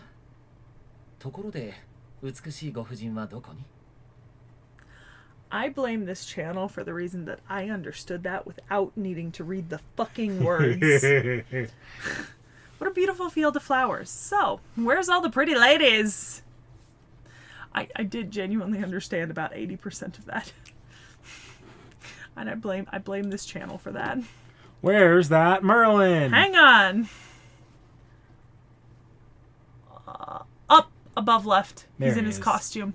But also, He's actually one of the few servants in there that are actually there. I think he's the only servant there that's actually there. yeah. I was trying to tell if I could tell some of who these other people are, but Those aren't servants. You only see you've met a couple of them in videos, but like the cryptors are in they're the cryptors. female Ritsuka's Okay, hands there. because I was gonna say this is dead ass a brown-haired version of Uryu So from Bleach. you have the cryptors in her hand, and then those are just characters from the Lost Belts in his. Okay, but I want to make a point here. This is Uryu Ishida. That's With brown hair. Akuta with Consort U. I need you to understand. It's the same fucking person in a different color palette. And gender bent, apparently. I know, but you can't tell me that doesn't look very fucking similar. Yeah, but maybe that's just because I know what I'm looking at and I can see the pigtails. I can't really see the pigtails. I thought they were part of the decoration. Anyways, I tried to click out of this shit. Don't forget to take the confections and the bouquet you have in your hands. The future will continue alongside you. It's a congratulations celebration thing. All right. Idol Master. Idol Maker. Idol Maker. Oh, I read Master. Why is he in a fursuit? Hey everyone, okay. Hey everyone, it's Big Brother Fu. Wondering what I'm doing? Well, you see, I've gotten so passionate about this hobby of mine, and I've been busy getting ready, Fu. Don't you worry, you'll be the first to know when everything's ready, Fu. So look forward to the big reveal. Haha, this is certainly fun. Fu. It's full. Food time. Where's that Merlin? Oh, there he is. In the back. I know a lot of people here now. This is Nero. The gap's slowly starting to be filled in. That's Da Vinci. That's Arthuria. There's Jaguar Man. Here's Gilgamesh. Is this a Hassan? So you remember how you saw Mash beating up on that cat in the Melty Blood video? Yeah, it's the cat. It's from the Melty it's Blood one of the video. variants of the cat. Yeah. You'll meet them when we watch Carnival Phantasm. Ah. Nice. Second season. Oh, I know these people. Yep. Oh, Because look. there's Master. So Merlin's not here. It's his cat. It's Fu. The cat, Oh, right there with the staff. Yep. Oh, yeah, because isn't that Mysterious Heroine X's cat or whatever? Yes. Yeah. Mysterious Neko X. And, everyone's favorite, Eresh. Best goddess. Best goddess. Apparently Dumazid's in this image. He might not be. I know he is involved with that plot line. Though. Okay. All right. One Night's Dream. Oh, is that him upside down? Yep. Okay. It's very stylized. I'm a fan. No. We'll come back to this one. We'll be back. It is voiced, though. Yes. Oh, I like this. Yeah. If I have met you there in a different form, then maybe I would have seen the heroic spirits in a different light. Shall we look back on that day in time with such what-if scenarios? That's one of the few where the 7th anniversary has its own This character has its own lines. Most of the 7th anniversary ones just have like that and then the generic bit. The little blurb. Yeah. Commentator of Flowers. Oh, you only know one of the people there. I don't think you know any of the other 3 people in this. Not even the 3 tiny people in the background? Oh no, you know Nightingale there in the background. Yeah. You don't know anyone else in the background. Oh. Okay. All right. Well, it's not even translated, so. I mean, I can try. It's not voiced, so they don't have like the little. Yeah. We're good. Management is an integral part of holding up a festival, a medical team that treats injured people, and a coordinator that prepares athletics. Live broadcasters and reporters who liven up the scene and assistants who provide support are also essential. However, the management has continued to make no comment regarding some of its staff members being extremely suspicious. Vibe. And then the Chinese version 6th anniversary. So this is exclusive to the Chinese server. Oh, interesting. It's pretty. I like it a lot. Yeah, you got Merlin there. There's Arthuria Castor there. Yeah, Castoria. Do I know? Don't think so. That's not Lily? Nope. It's not Saber Lily? I don't think so. It looks like Saber Lily. I don't recognize him. And that looks like Da Vinci. But like young girl Da Vinci. I'm just saying. We'll get there when we get there. Yeah. No. And that's just a little tiny blurb. Yeah. Happy anniversary, FGO Chinese Alright. server. I don't know if you'll actually have any CEs for this one because this is arcade. Well, it doesn't hurt to at least look through some stuff. We have art. Like the full-size art images. The official render for stage 2. Okay. Nope. Probably nothing here either, but... Probably not much because he's actually relatively Look. new. Like released this year new. Yeah. A lot of fun sprites. Yeah. It's got some art. Or last year, actually. We saw that one.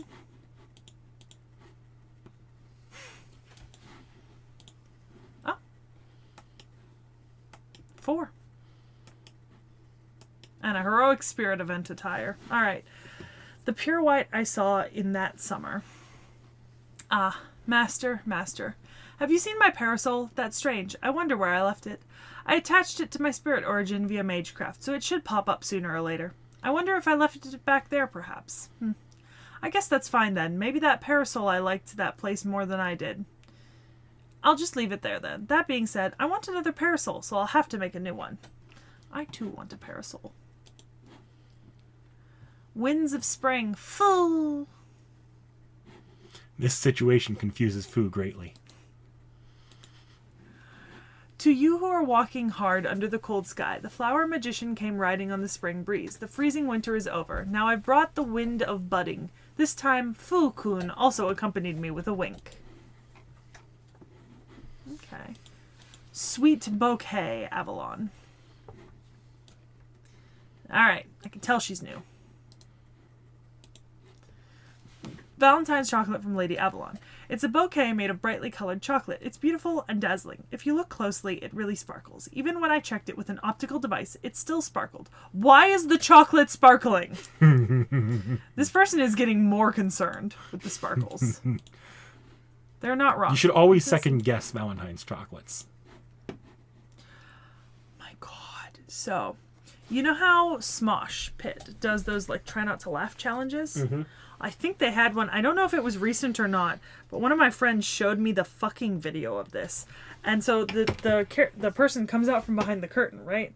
And they've got glitter all over their mouth, right? And then their helper comes out and they were like, "Bella, have you been out with that Cullen boy again?" Right?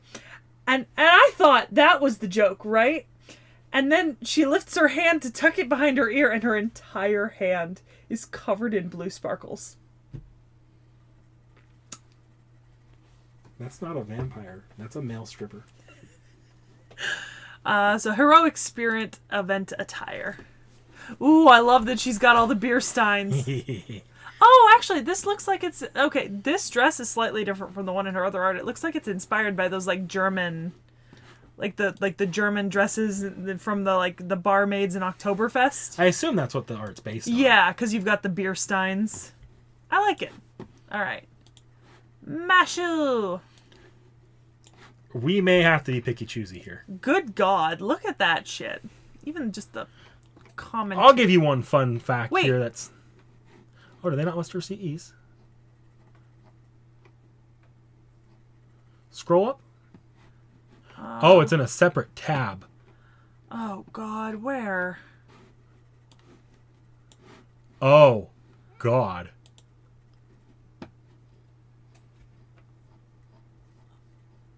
Okay. Okay. I assume the reason is that. We're going to have to be picky choosy here. All right. Let's look through the art more. Yeah, I'm gonna look at other art first. We'll grab her Valentine stuff and her bond. Yeah. I don't think she has a bond. CE, We've but- seen this stuff. Yeah.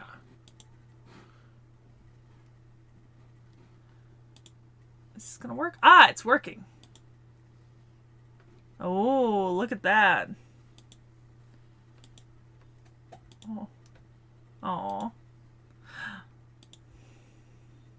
Oh, both of the main characters.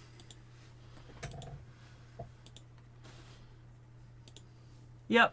I knew she had a... Oh, she has two. Gotta get the swimsuit in there. Oh, yeah. Okay. 1 year anniversary. Oh, see, there's the corresponding image to the one we saw before. Yeah. That's cool. The render. Yeah. 6th anniversary, and this is the final image. Oh, it's just some art she was in for Skahak. Okay. Let's do this way. Why don't I can open them like this, and but I can't read them if I... Okay, all right. I'm not going to make you read every last one of these. Okay, I'm going to open them. I may read some of them silently. I'm going to sit back. This is going to Yeah. be a minute. Okay.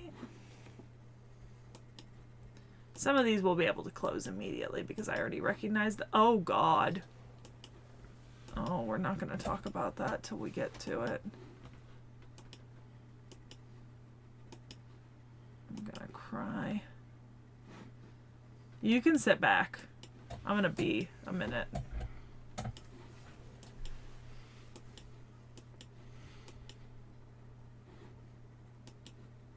I said literally just before recording started, at least there's not many FGO servants in this part to have to do CEs for. And then I followed up with, unfortunately, one of those is MASH. You lied. No, I didn't lie. I just didn't, Think. elaborate. And in fact, I did eventually elaborate. All right. Like I said, a bunch of these we'll be able to close immediately, but I can't sort through them now. So I'm just opening everything. And I will figure it out Ooh, I think later. we're finally at 5th anniversary. Knick-knack. Look at that tab. Oh, no, no, no. You.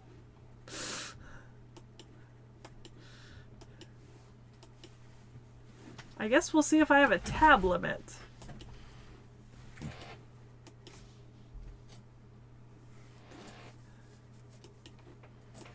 Oh, God.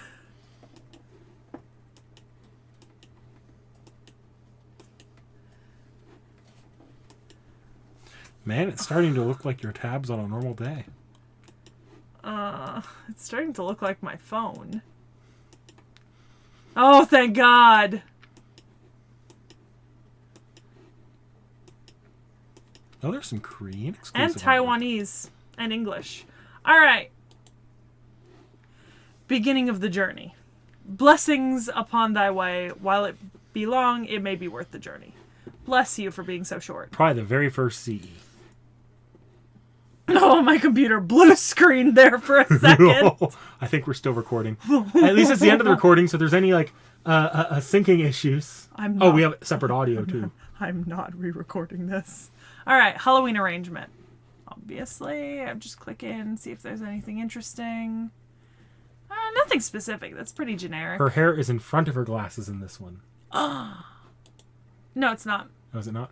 No, it is. It's just the way that her hair is drawn makes it look the other way around. Anyways, Chaldea is currently undergoing renovations. The Halloween party preparations are coming on along nicely. We're ready for anyone tonight.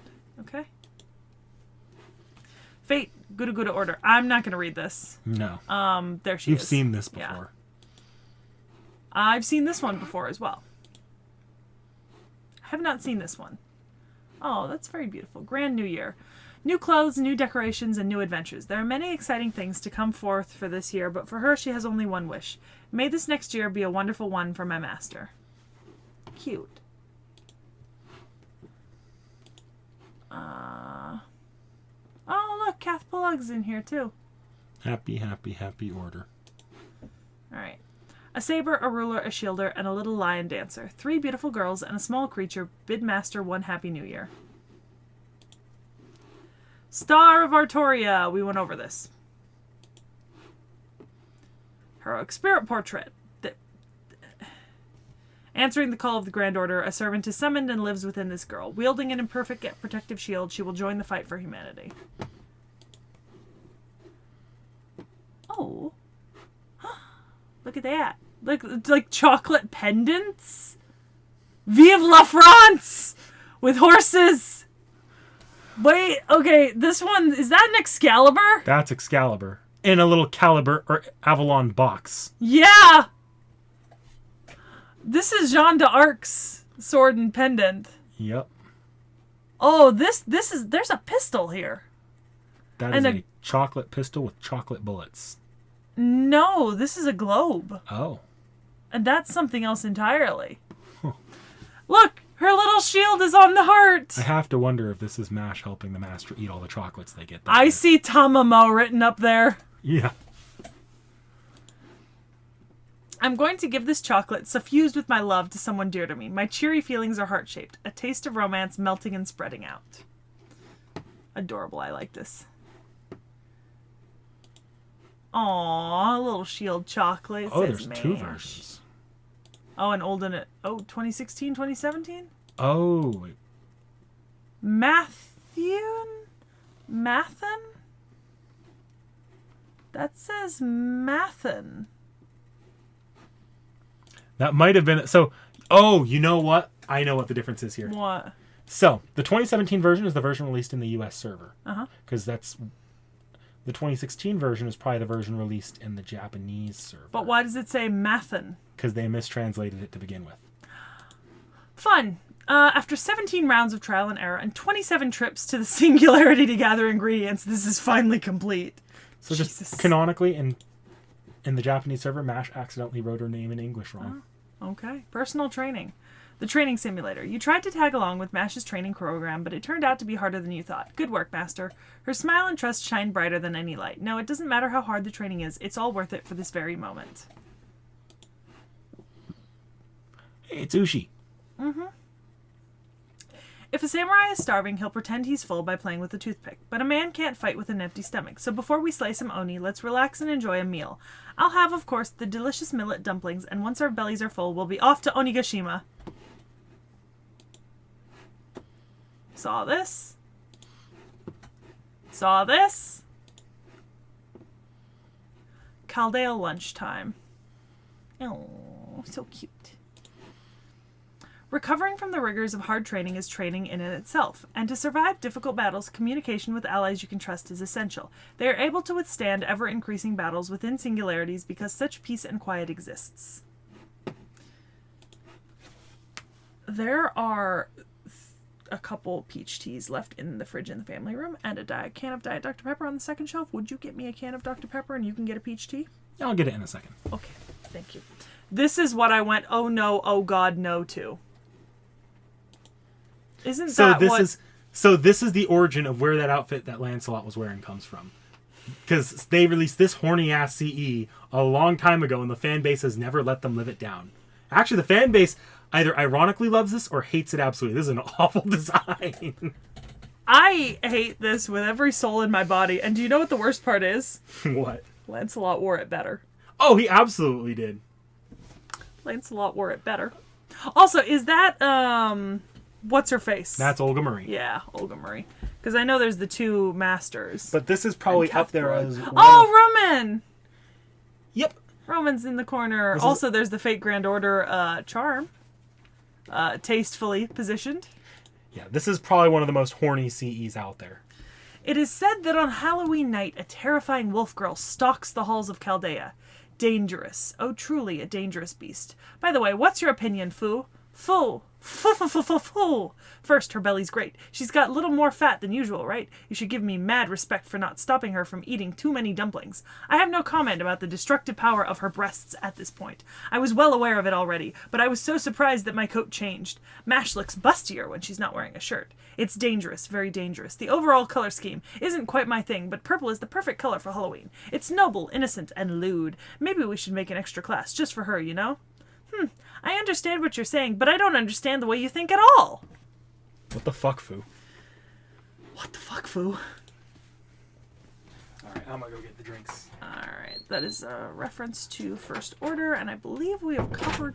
I don't think we've covered this before, but the year 2017, the last era in which magecraft still existed. Chaldea, the security organization for the preservation of humanity, observed that human history disappeared 100 years later. It was discovered, no proven, that humanity would go extinct in the year 2019. Amidst a swirl of doubts, the Shielder servant Mash Kyrillite, along with new master Ritsuka Fujimaru, ray-shift to the flame-contaminated city Fuyuki in order to find the cause. I'm gonna be honest, predicting that the Earth would go extinct in the year 2019 and then having COVID for like 3 years... fucking based. Alright. Okay, I have definitely seen this one when we did Arthuria. Oh, so cute. It's like a nesting doll foo. Oh, there's a battery on a kite up in the back corner. Aw. There's a battery on a kite. Yep. Thank you.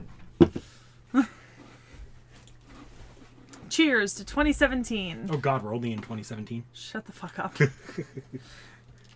FGO, the stage. Read this before. But that's the My Name is Ozymandias CE, like, from that production. I can't. I have to pick and choose. Aww.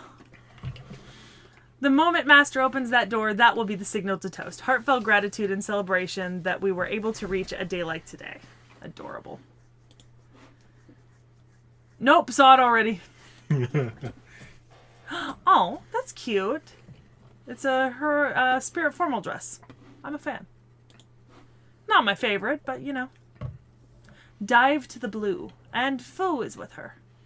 Away from the hustle and bustle of the surface, she dives into the deep and tranquil sea alone. There she sees a lush ecosystem and an unexplored world spread endlessly and painted in deep blue-green. The blue planet. Its life force lights up the innocent girl's eyes. Nice. Seen it! Have not seen it. FGO VR Mashu Kyrillite. So MASH got an entire ass VR game. A special day with MASH. I want to become a servant worthy of you, senpai. That way I can become of some use to you during this training. A brand new VR master experience. Moonlight Lost Room. Here you can observe what has been lost, or perhaps you will find what will soon be lost instead. A moonlit boundary between dreams and reality, this mysterious abandoned room rests in Chaldea's forgotten depths, a rare and joyful blessing created by Chaldea's summon system.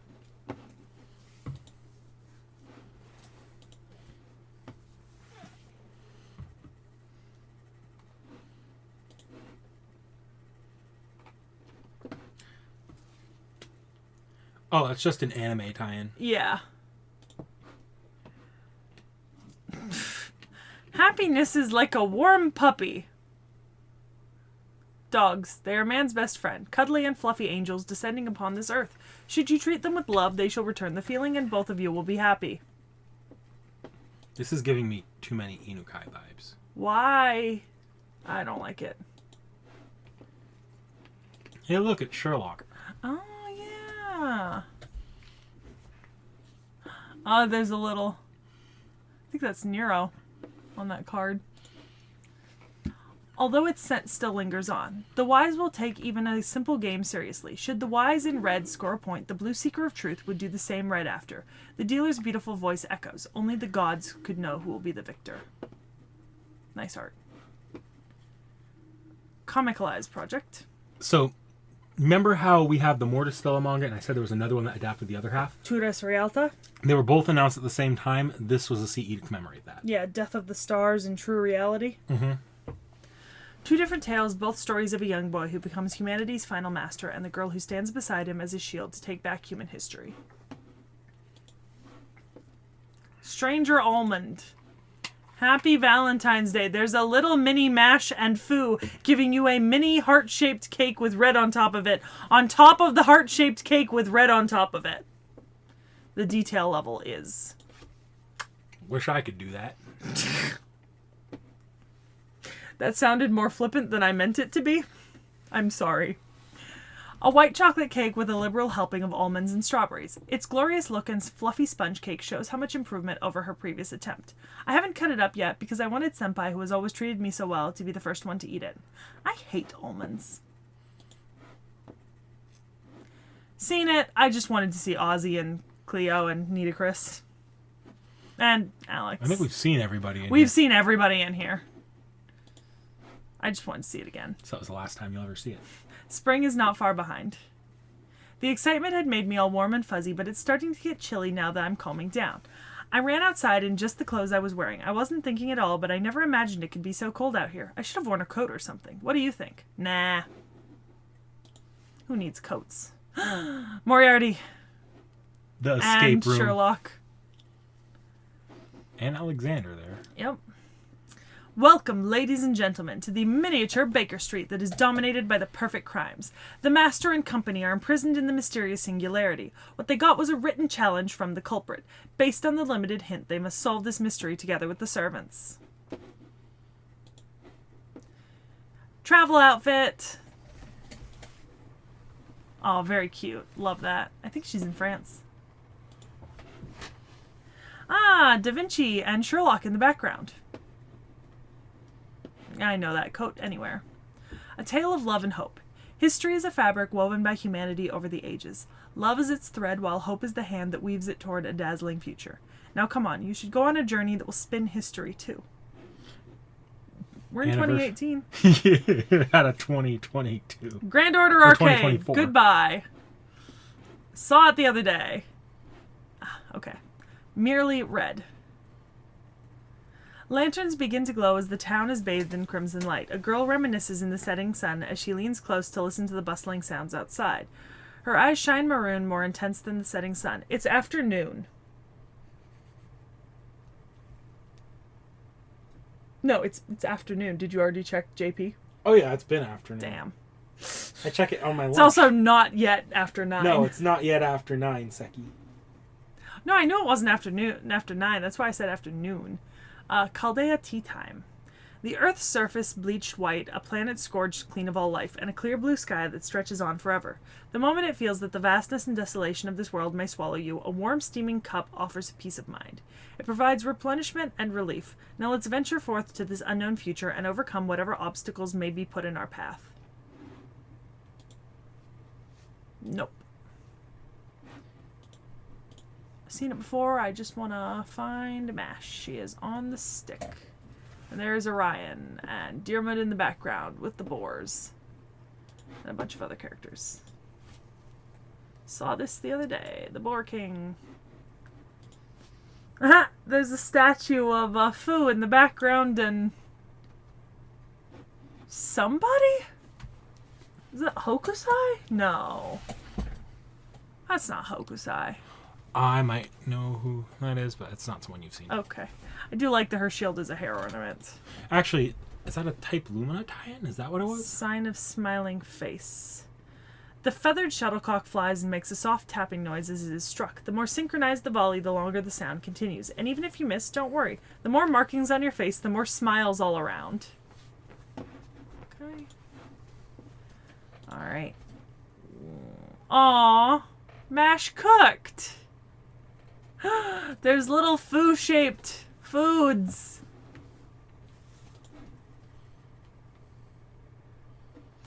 Beautiful. So this is what a New Year's feast looks like. I see. It is not just about making it look extravagant, but also having the food last so those who prepared it can have time to enjoy it as well. This holiday meal is definitely according to tabulations. Delicious. Just eating supplements is definitely not going to work with a feast like this in front of me. So this is what having company in Japan is like. To make it a fun new year. Good job, me. It was totally worth having you all come to the Wandering Sea. Next year, make it a triple-tiered box, please. I don't know who's talking. I hate every part of that. It's Charlotte's Web, right?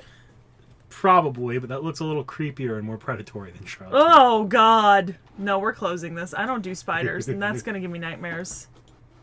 Oh. Ah, the Heaven's Feel tie-in. Yep. The knights once sat together at one table. Time passed, each of them changed, and the sword and the shield, once unified, split. Now they face each other under the full, perfect moon. Without the pride of the past, they fight for what they cannot give up now. Beautiful. Just had to look at it one more time. I know, I really did. Sexy pinup. I need a poster of that to hang on my wall. Hang it in a cubicle. Yeah, a picture immortalizing the moment a perverted crab attacked Mash while she was frolicking at a private beach. It's a precious picture of your kohai, so keep it safe in your wallet. That crab is trying to pants her. I don't like that she's blushing.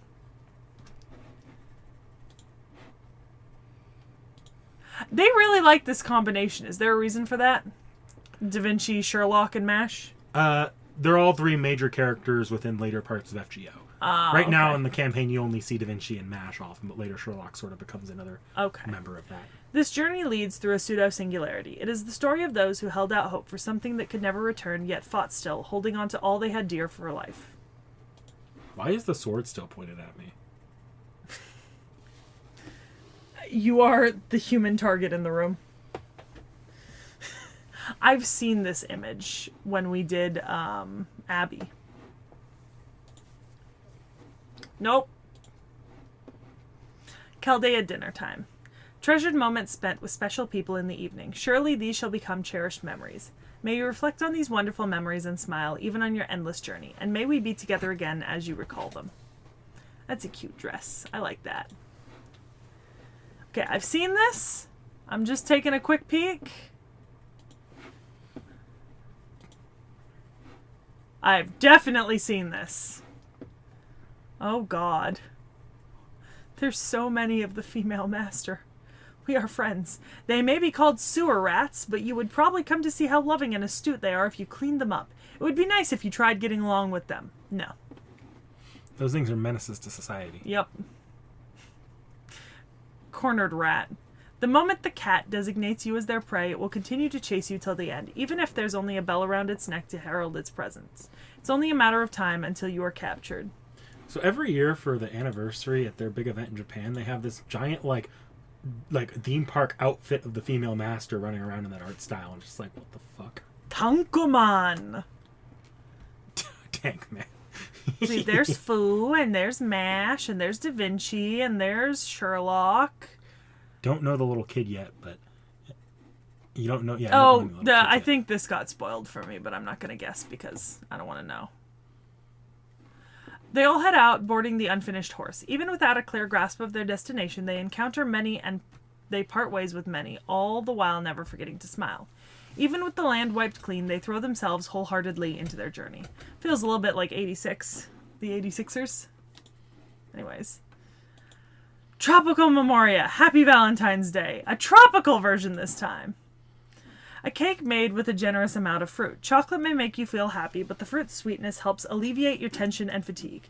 I tried making a cake that would make you feel pleasant and make your eyes sparkle with excitement just from looking at it. Her sincere efforts and kindness are the ultimate secret ingredients.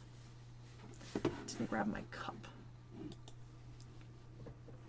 Drinking it from a can like a heathen, like a I don't like drinking it from a can.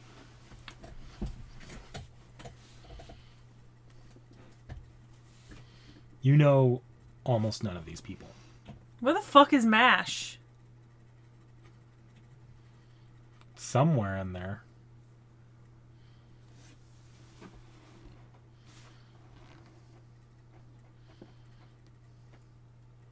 No. I'm just gonna close that one then. That's fair enough. We'll be back at that one. Heroic spirit travel. Mash. まるで地上の星空のようです。Ah, it's like the starry skies on the Earth's surface, under the same sky in this our world. Waltz in the moonlight. Please head over to the ball under the moonlight. The two receive a letter from an unknown sender. Their destination, a place called Lost Room. As the moonlight pours in, the simulator comes to life the moment they enter. The once drab space transforms into a ballroom.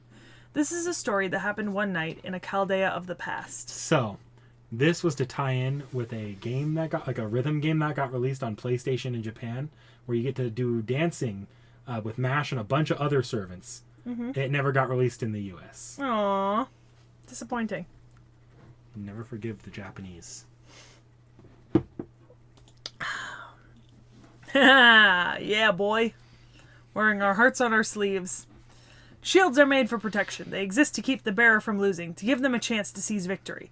Believe in yourself and only look ahead. Do not be clouded with doubt. Doing so will make your shield proof against all threats. Yeah. Ah, Nitocris. And someone I don't know. The light of the wishes dye the night sky, painting the entire world in a gentle glow. May this journey be full of warmth. That is the wholehearted sentiment held within this small flame. Prayer toward the night sky. Moonlit ball. Let what is lost be lost. Let all that is brilliant be distant. Let it be so until this night ends. Now let us be off, master. Fortune comes to the kotatsu surrounded by laughter. I see MASH in the background. But that's woo, right? No, I don't think so. Huh. Okay. They say that innocence purifies evil, but the simple fact of the matter is that rather than grumpy faces, cheerful faces surrounding a cramped table make that much more likely for good fortune to grace you. Yeah, it looks like just a different art style. Yeah, okay. These fucking morons. Brave one. Bullfighting stadium full of bloody corpses piled high. The killing continues until there is only one person left standing. Here, there are no happy endings. At least that's what everyone believed. And yet, a single spark that pierced the matador's heart changed all that. That's right. This is what true love is all about. Jesus. I've seen this one. We remember the eggplant. We eggplant master.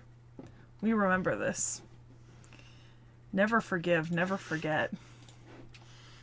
Winter Caravan Online. Hey, look, it's Emiya. Yup, it's Emiya. And no one else I know. Oh, Abby. Looks cozy. Yeah. Theme for this year's Winter Caravan is it's fun online too. We'll have together even stuck in our rooms. Oh, this 2021. was... Oh yeah. I wonder what that was supposed to be. Quarantine. Me, Master, Sai, Jingle, Da Vinci Chan. Chaldea portrait. Nope. That was not MASH's. That looked like a plot summary to me. That was a plot summary, and it told me who the servant it was for. It was for Voyager. Oh. Yeah. Which is why I didn't keep looking. Happy Valentine's Day. It's Fu again. But Fu dressed like the fairy godmother from Cinderella. Like, specifically. Salakadoola menchikaboola bibbidi bobbidi boo. La bibbidi bobbidi foo. This no-bake strawberry cheesecake is adorned with warm and charming colors. It evokes an image of springtime and represents MASH's sincere feelings. Please don't do that. Meant to please not only the tongue but the eye as well, even Fu can appreciate the skill that went into making it. That said, you can't help but wonder if she's gotten too good at baking cakes. Yeah! I mean, 8 years of Valentine's! We saw this one. No. No. Okay. No. That's not hers. You do get a nice Aussie there. I don't think that's Aussie. Oh, that might not. I guess that's not Aussie. I'd be willing to scroll down, but I think this is that person that I thought was Aussie in that swimming one that everyone told me wasn't Aussie that I've been trying not to spoil. You're probably right. Yeah. Saw that one. Okay. Something new, finally. I will be back at this one later. Yeah. Oh, I know why we'll be back at this one. Should I just... Yeah. Okay. Oh, God. Maximum overdrive. Ikkyu-san, who was ordered by Yoshimitsu to capture the tiger drawn on the folding screen, countered cheekily, "Please make the tiger come out of the screen first." This annoyed Yoshimitsu, fused with the tiger that was dragged out of the folding screen and transformed into a fearsome, rampaging killing machine. The Ikkyu-sans, who are being chased relentlessly, no longer have any places on Earth where they can rest. God damn. Give me some of that. It's a fruit tart. It's got foo in it. And tea. And more fruit. Give me fruit. Chaldea Petit Ange. She, who has seen many people off, made these petite chocolate tarts with all her heart for those who are coming back. Looking at the detailed toppings, not only you could feel her desire to warmly welcome the other parties, but also the skills of her craftsmanship after they have been polished day after day shining through. The sweetness and softness spread through your exhausted body, and the strength to rise up again swells from within. A thought came to Master's mind, that MASH could perhaps grow even more as a patissier. Learn even more with manga, FGO. Nope. Oh, that's cute. That's my favorite formal dress so far. 7th anniversary. But yeah, this is my favorite one so far for her. Like, that's very pretty. Alright. Inspire! There's Fu and Da Vinci and Master. An exceptional strategy springs from an excellent strategy meeting. At the current Chaldea, brainstorming is often paired with tasty sandwiches and good coffee. Sometimes they are struck with inspiration, and sometimes they just enjoy a good time together. Pure-hearted Escutcheon. A girl summoned from a parallel world that was never meant to intersect with this one. She is a member of the Security Organization for the Preservation of Humanity, Finis Chaldea, and a demi-servant, a human fused with a heroic spirit. In this story, an unforeseen error brings her into a nest of mysterious creatures in a world she knows nothing about. The sacred snow that can bloom. Aww. Little snow bunny. It's a snowfoo. Carefully and lovingly, she wraps this moment of a beginning so brand new it's dazzling in the palm of her small hands. It is a journey that cannot be finished in one bound, and that is exactly why she would treasure each and every step that she walks alongside you. The rabbit that only I can see. That's horrifying. She is almost 2 meters tall. No wonder she sits so far in the back. God damn, MASH! Just getting more and more elaborate. There's a fool, and a fool, and a fool. And And look at that little, like, ace of hearts coming out of the hat. Jesus. Chaldea Petit Four.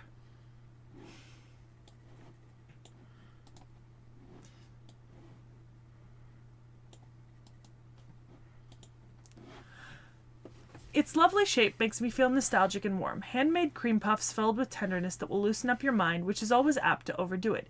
Even though I was told that the dough didn't rise properly at first, I can't imagine it at all considering how well it turned out. This time there was plenty of fresh cream and a crispy bowl. The small pieces of chocolate on the side also seem to show that they are enjoying Valentine's Day together. You foo catcher! Oh my goodness, it's so cute. UFOU. Wait. There's servants in the back in that second one. Yes, there are. Foo! The plush toy was caught and raised by the crane. The girl who fixes her gaze on it intently has a stern expression on her face. The girl observing her from the sidelines, and the animal gulp nervously and watch attentively. The white-knuckled tension keeps them nervous and their hearts pounding. All the experience that can only be savored in the game center were condensed into that one moment. In the end, the fate of that plush is... Oh, you bastard. Oh, you bastard! That's gonna fall. That looks like it's gonna fall.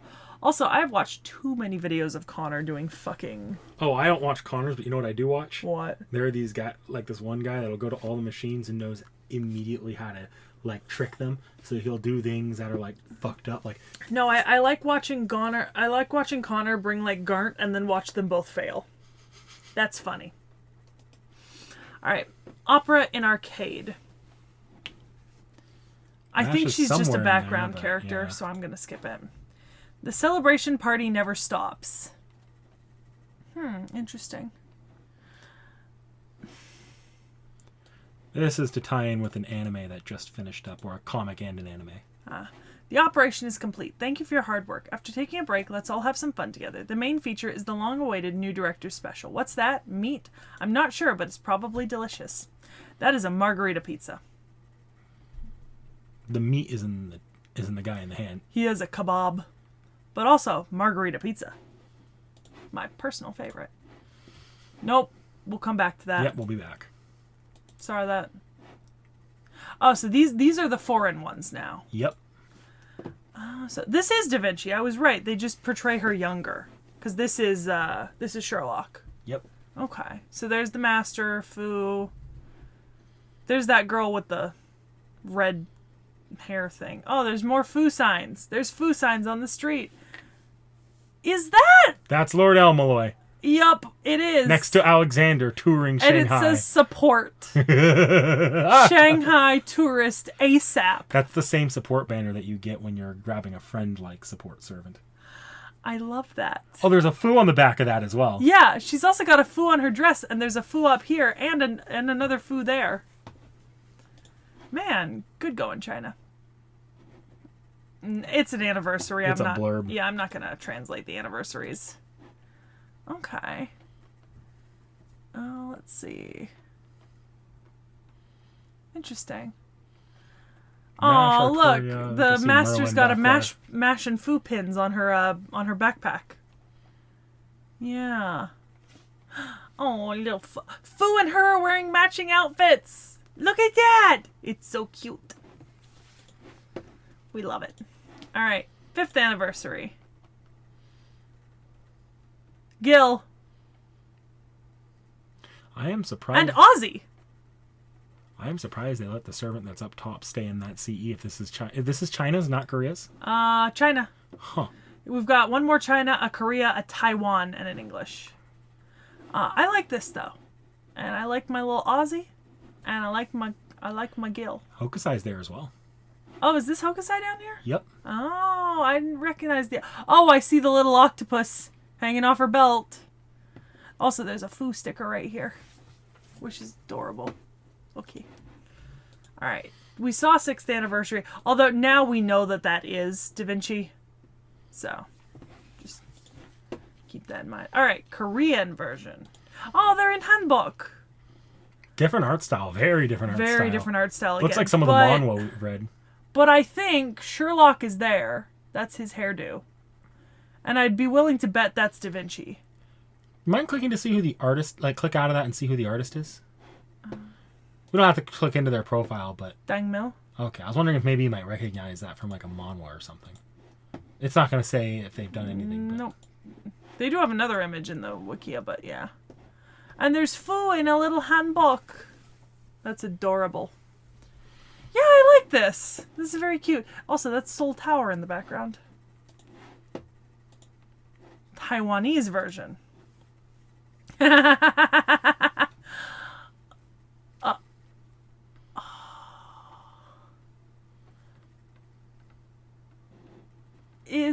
those the Dioscuri? Yep. Yeah, I thought so. Sure, I could recognize more if I spent more time, but... Aw, Fu made his own little Fu in the corner. Aw, is that? That's an EXP hand from FGO. Oh, interesting. Anyways, I like that. Now the English 6th anniversary. This one's brand new. Yeah.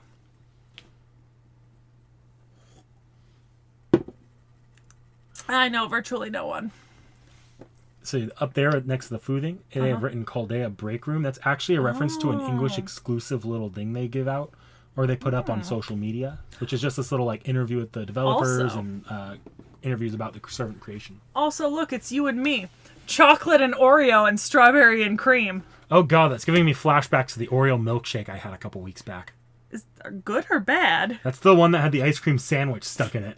But was it good? For a few sips. But it was good. It's what. Either way, you like Oreo stuff, and I like strawberries and cream. It was good until the feeling of death sunk in. But it's true. This is like what we order typically when we're ordering stuff Yeah. like that. Yeah. I sometimes shift to strawberries and cream. Yeah, I know, and I like a good Oreo sometimes, but I do typically stick to my fruits and creams, and you like the chocolates and stuff. Yeah. Oh God. Oh gosh. I would like to, with all prejudice, just say fuck MASH. That was too much. And I know most of them, well, like a lot of them weren't necessarily MASH centric. Like she gets featured in a lot of art, even of like other characters and stuff like that, because she is like a main character in FGO. But like that is too much. Well, arguably she is the main character, given that your character has, for the most of the time, the personality of a block of wood. I know. So there's a reason she has so many CEs. It's because she's kind of the game's mascot and pretty much one of the main characters, if not the straight up main character. I know. So like, I offered you the chance to like comb through those a little bit more.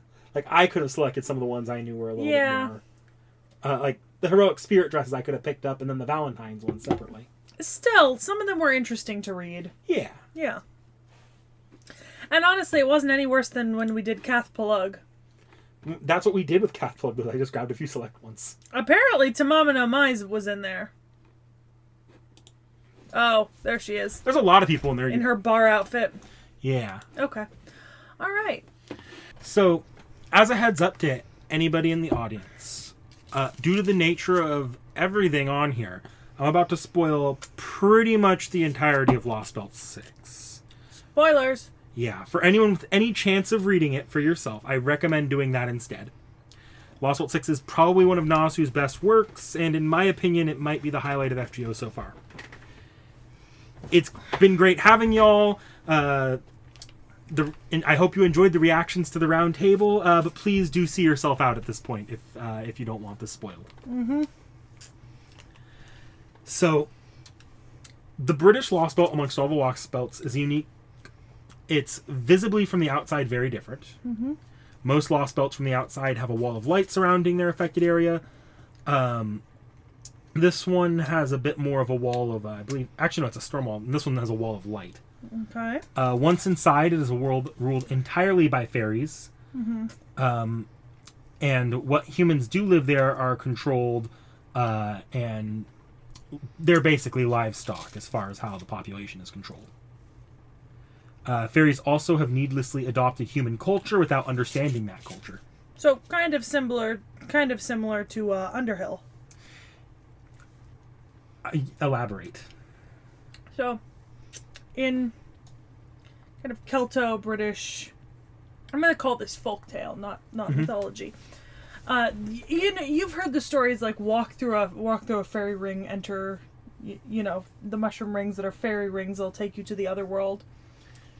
No, but I'll say it. Okay, so there are stories, right? You walk through like a fairy ring, fairy circle, and it's a portal to the other world, and the other world is Underhill, right? That's where the Sheed live, like the Unseelie and the Seelie, and that's where they live. And one of the things is that like one of the stories is that Underhill, men and women get tricked into going Underhill, and they'll stay there like basically as like entertainment, amusement, pets, like dancing their lives away. And if they ever try to leave Underhill, they'll often find that like thousands of years have passed and their body crumbles away when they step outside of Underhill, or the entire world has passed them by like 1,000 years. It's kind of like that, yeah. Mm-hmm. The humans are pets. Like, you don't mistreat a pet, but they're not treated as human. Yeah. But beyond that, the fairies, like, it's not just that it's a fairy world where humans are second class.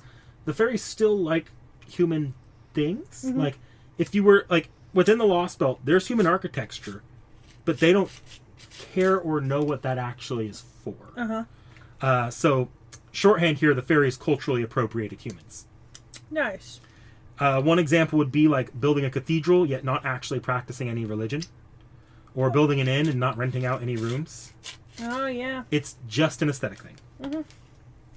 The fairies themselves, every fairy within that world is born with a purpose. One might have the purpose of being a soldier, another one a seamstress, another one a doctor, and so on.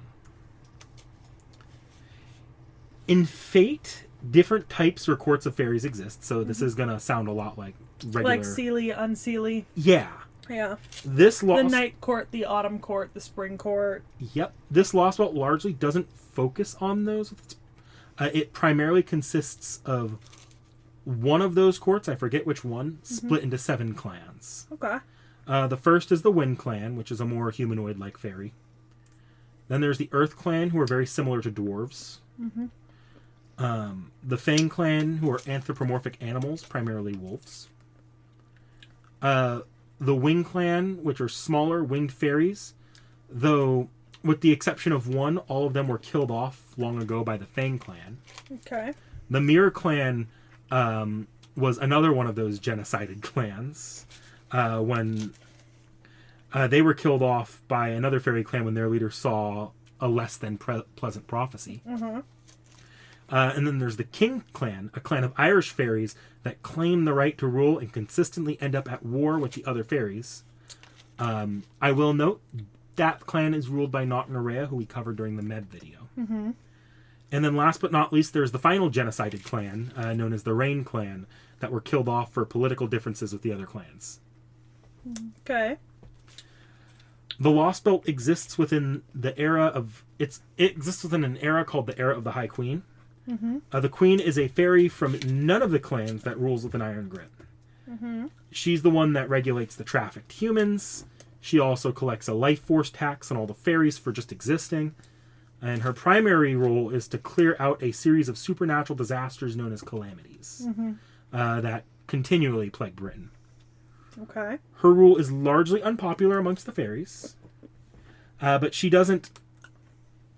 But she is so just ridiculously powerful that the other fairies don't do anything about it and show little resistance and tend not to last. And those that do resist tend to not last long. She employs a group of extremely powerful knights known as the Tamlin, aka the Fairy Knights. Yeah.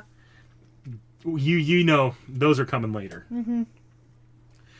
They are absolutely needed, though, as a violent species of fairy called the Moss, or the Moors in the English translation, are around, and that's more like a disease that infects fairies who...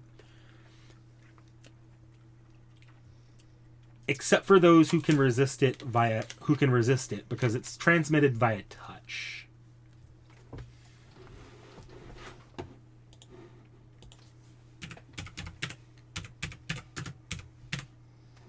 Strange magic.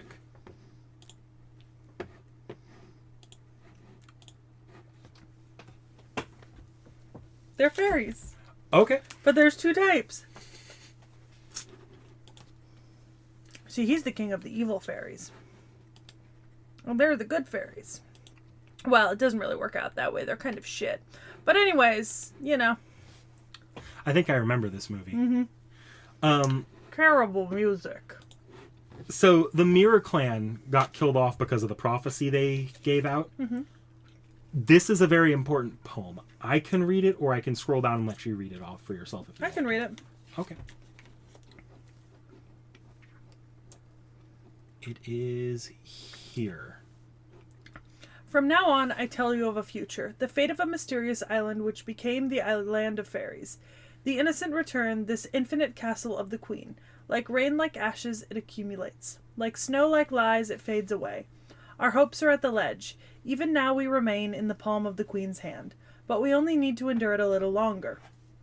The morning when 2,000 years have passed, and the child of salvation will appear. The one who joins fairy and human, the child of salvation who will save the world.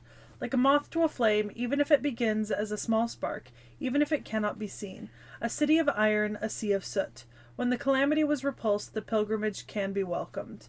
Guided by the staff of selection watched over the foreign traveler, the child of salvation will reach the throne. The true king takes their place on the throne, the blood-stained crown is received. Ring, ring, thunderous anger, fiery lamentation. Herald with 6 bells, make way for the true king. Before the red calamity reaches us, before the black calamity bites. We may be a bit lazy at our job, but we are descended from free fairies. Hope is still missing, a shining tomorrow is desired. So that entire poem is effectively saying someone is going to come along and fuck up the Queen's day. The person is correctly identified as a fairy with the role designated as savior. Okay. This fairy existed long before the Queen's 2,000-year-long rule, and this prophecy ever came to be. The most famous of the saviors was called Tonalico the Savior, or Ash in the English translation. Okay. I believe that might be a copyright reason for that. That's fair. So we're going to go ahead and close out of here, and scroll away to something familiar. We're going to be jumping to one of the cryptors, because this is where they get involved. This is Beryl Gut. I'm going to go over him just because I've been making more of an effort to talk about the cryptors in Team A. This is everybody, and I mean everybody's least favorite cryptor. I could see why. Even early on in the story, he shows himself to be a misogynistic sleazebag that, before the story even touches the British Lostbelt, solidifies his place in the Ninth Circuit of Hell. And I didn't pick that arbitrarily. All this man seems to do is betray people. Like Judas of Iscariot. Yeah. And it always leads to disaster. So I'm going to go back to his humble beginnings here. He had a hard life with a caring, albeit deformed, witch mother that loved him and gifted him all the magecraft he learned from her. It was so hard of a life that when she taught him everything she'd known and showed her appreciation, or how much she loved him, he showed his appreciation for her by murdering her. So, betrayal number 1. You piece of shit. He'd later be recruited by Chaldea for Team A, where he'd be one of the few cryptors to show any interest in MASH. He'd even talked to the original director about outfitting MASH with he even talked the original director out of outfitting MASH with what was effectively a magical suicide bomb.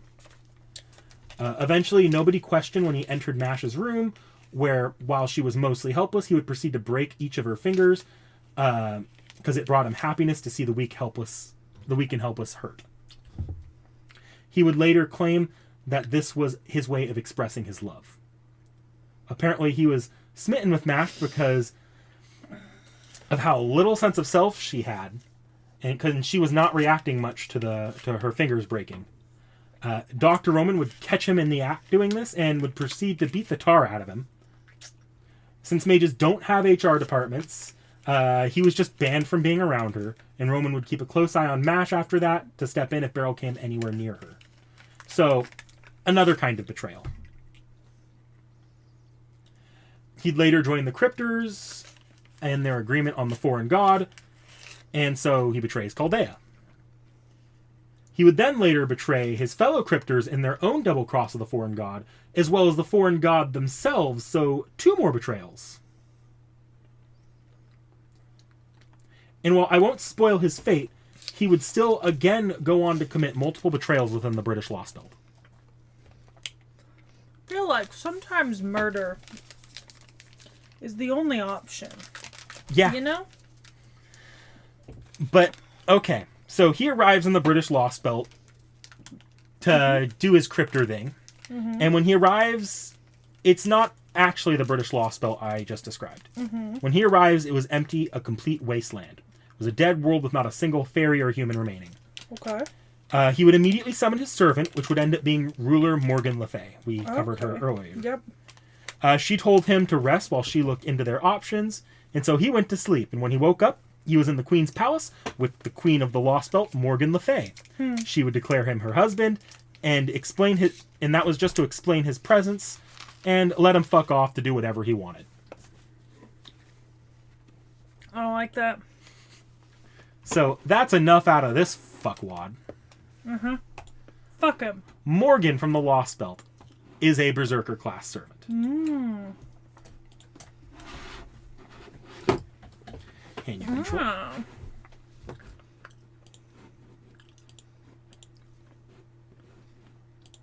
Me likey. She is actually, at this point, my favorite servant in Fate. Nah, dude, she's hella cool. Reminds me a little bit of a Skahak Scuddy. Yeah, she's got this. She does have an Arthuria face going for her. Love this. That is such a cool outfit. Also, the crown harkens back to her real life Because remember, she was wearing that same crown and veil in the real life version of her. Mm-hmm. Help. Aww. So cute. She should have a baseball, too. Well, it's okay. Oh, I see it. Yeah. Hold on. I'll take a look at the sprites real quick. Big spear. Bigger spear. Epic. Aww, she trying so hard. Should I? Yeah, leave that open for now. Oh yeah, because we're coming down here. So, the Lostbelt itself actually is the second go-around. Mm-hmm. When ruler Morgan was summoned, she immediately figured out Caldea's ray-shifting technology and used it to send her memories back in time to the Lostbelt version of herself. That Lostbelt version was one of the previous savior fairies. She would go on to manipulate the events of the past and manage to allow fairies to exist up until the modern day, where she'd ruled 2,000 years later. By the way, the Beryl that woke up in that palace was not the same Beryl. He died when the timeline got changed because of paradoxes. Good. Instead, she would recreate Beryl from scratch to help her strike out against the Olympic Lostbelt, as that one was by far the most dangerous to her. Of course. So if you want to go, we should be able to see her relationships. I do think. Some interesting flavor text here. Originally named Viviane, created by the planet in 4000 BC. Mm-hmm. Was just interesting. Wish she had a live. Nah, no lives have been adapted from the Lostbelt arc. Yeah, she has a lot of relationships. Oh boy. You don't have to read all those if you don't want to. Why don't you pick out the ones you think are important? Okay. Baobhan Sith is pretty important. Okay, we'll read that one. I'm glad. Oh, you told me. I was just licking. Okay. I was licking my cocaine off my stick. Go ahead. I'm glad you seem to be feeling well, but why are you like this, Baobhan Sith? You need to fix that habit of crying over things you broke yourself. Yes, she is my daughter and the successor to Fairy Britain's throne. Are you raising any objections? The Fae can't obey someone without a vicious personality, and when their abilities grow too great, they stop obeying even me. Her lack of ability won't be a problem. I'll make all the mystic codes she needs to have Fairy Britain in the palm of her hands. I made a royal suite for my daughter, never imagining she'd withdraw to the depths of the forest. That said, it's a good thing that she found a new hobby. I'm no fool to call her home. But, could you watch her for me? I'm somewhat worried she might take a weird turn. So, Barghest and Melusine are also going to be pretty important, as Okay. well as Arthuria Castor. I think after that we're probably... Right. And now we'll come back to Habetrot. Okay. Barghest. She's my most trusted fairy knight. Her tendency to prioritize the jobs no one wants to do is very deserving of praise. Even Aesk the Savior would have applauded her contributions in the battle against a certain calamity. Barghest. I gave her vacations and look at what she does. Her disposition to be of service is beyond me. I'll repay her in earnest later. Melusine. The strongest knight in Fairy Britain, no matter the form of combat. I gifted her the name Lancelot as proof of that. Our relationship was supposed to be one on equal terms, but I made her my vassal in order to free her from the fate she's cursed with, and she seems to hold some respect for me. Therefore, she follows my orders, but ultimately respect is not what she's a martyr to. Melusine, you seem to have liked this beach, but it's my private beach. Move to Caldea's beach. Among all the generations of Avalon the Fae, none must have been as foolish, as stubborn, and as fortunate as her, because regardless of what it took to get there, in her last moment she saw the ideal star none of us ever reached. Anyone else? Do I keep going with these two? Let me get down to the Arturias. Okay. So, Avalon the Fae, I see. So you found your destiny. Arthuria Castor. You've shown your true colors, Boar of Tintagel. Bunny ears, for shame! Fuck you, I like Arthuria Castor's swimsuit. No, you haven't seen Arthuria Castors yet. Oh, I haven't? No, you're thinking of Arthuria Rulers. I am. Okay. Habetrot. Totorot? Like Totoro? Probably, I don't know how to pronounce. Anyways, Totorot. Oh, you aren't her. No, you aren't. You are a fairy from proper human history, a variant of your Fairy Britain self. Even so, a spade is a spade. My friend, my knight, how many times has your strength saved me in my time of need? Even if you are someone else, it makes me happy to see you smile. It does. But What is that noble phantasm? There's no need for such things at a wedding. How dare they? Damn you, Chaldea. She is one of the very few wonderful things in proper human history. Don't let yourself forget that. Ask. I'll save her story for another occasion. Oberon. Let's see. Vermin, do not approach me. I should have crushed you the moment I first laid eyes on you. So the rest here is all just going to be like round table reactions. You're welcome to read through those silently if you want, but I don't think we want to be reading through every single one of them. I will read this one. Cuchulainn, why is he so excessively cautious of me? He was manipulated by a wicked goddess? What does that have to do with me? All I ever did was curse to death the warriors who spurned me.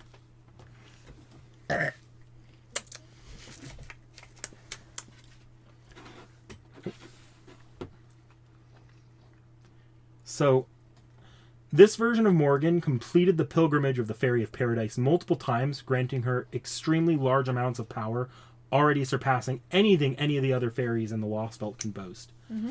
She also, over time, would store mana in her throne, making her nearly unbeatable when sitting on it.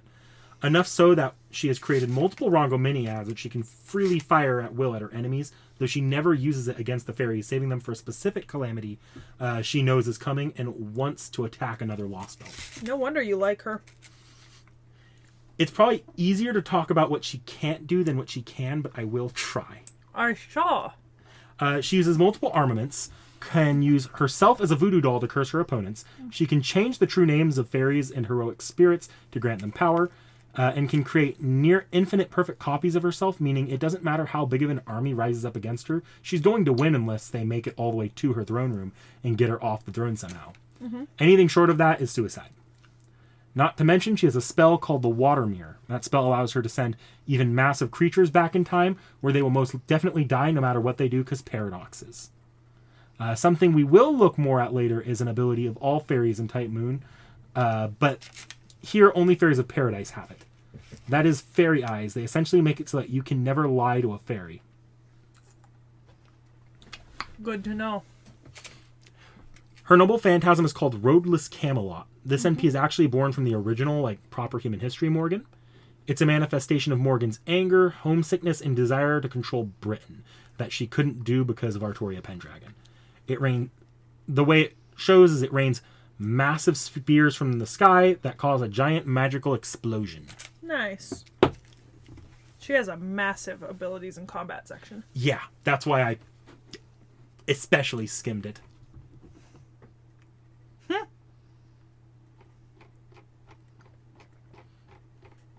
So yeah, we can jump to the YouTube vids if you want. Yeah, you can close out of that.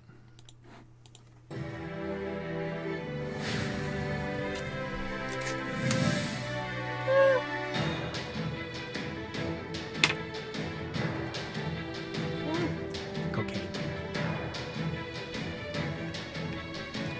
Tamlin, Gawain. We'll see them in a second.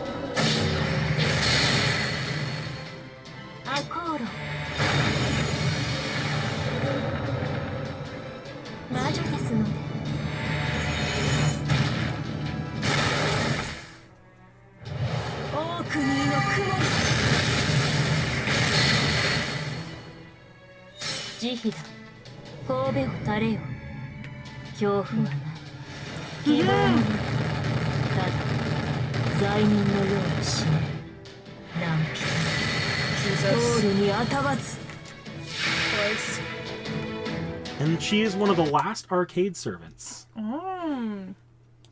The only one we're going to have in this section, if I remember right.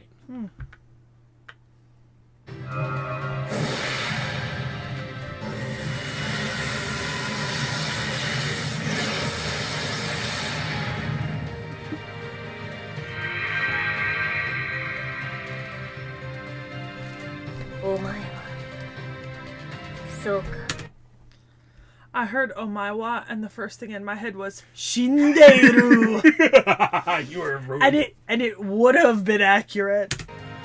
キーなこともあるもので You す are already. 私 You は are バー already サ dead. ーかモル It feels accurate ガは though, るか彼方にて doesn't it? 妖精国を滑る女王である反人類史を I have a 呪い pre-order 続 out ける on her Nendroid. So do I. それで問題がないのなら And 力を Oberon. 貸しましょ I thought it was う Melusine. 私の進化として Or よ no, く you got 働 both. くことを期待します There's only 2, so it must have been Oberon and her, not Melusine. 諦めなさい森空潰れなさい慈悲だ神戸を張れよ恐怖はない希望もないただ罪人のように死ぬ何人もトールに当たわずロードレスキャメロット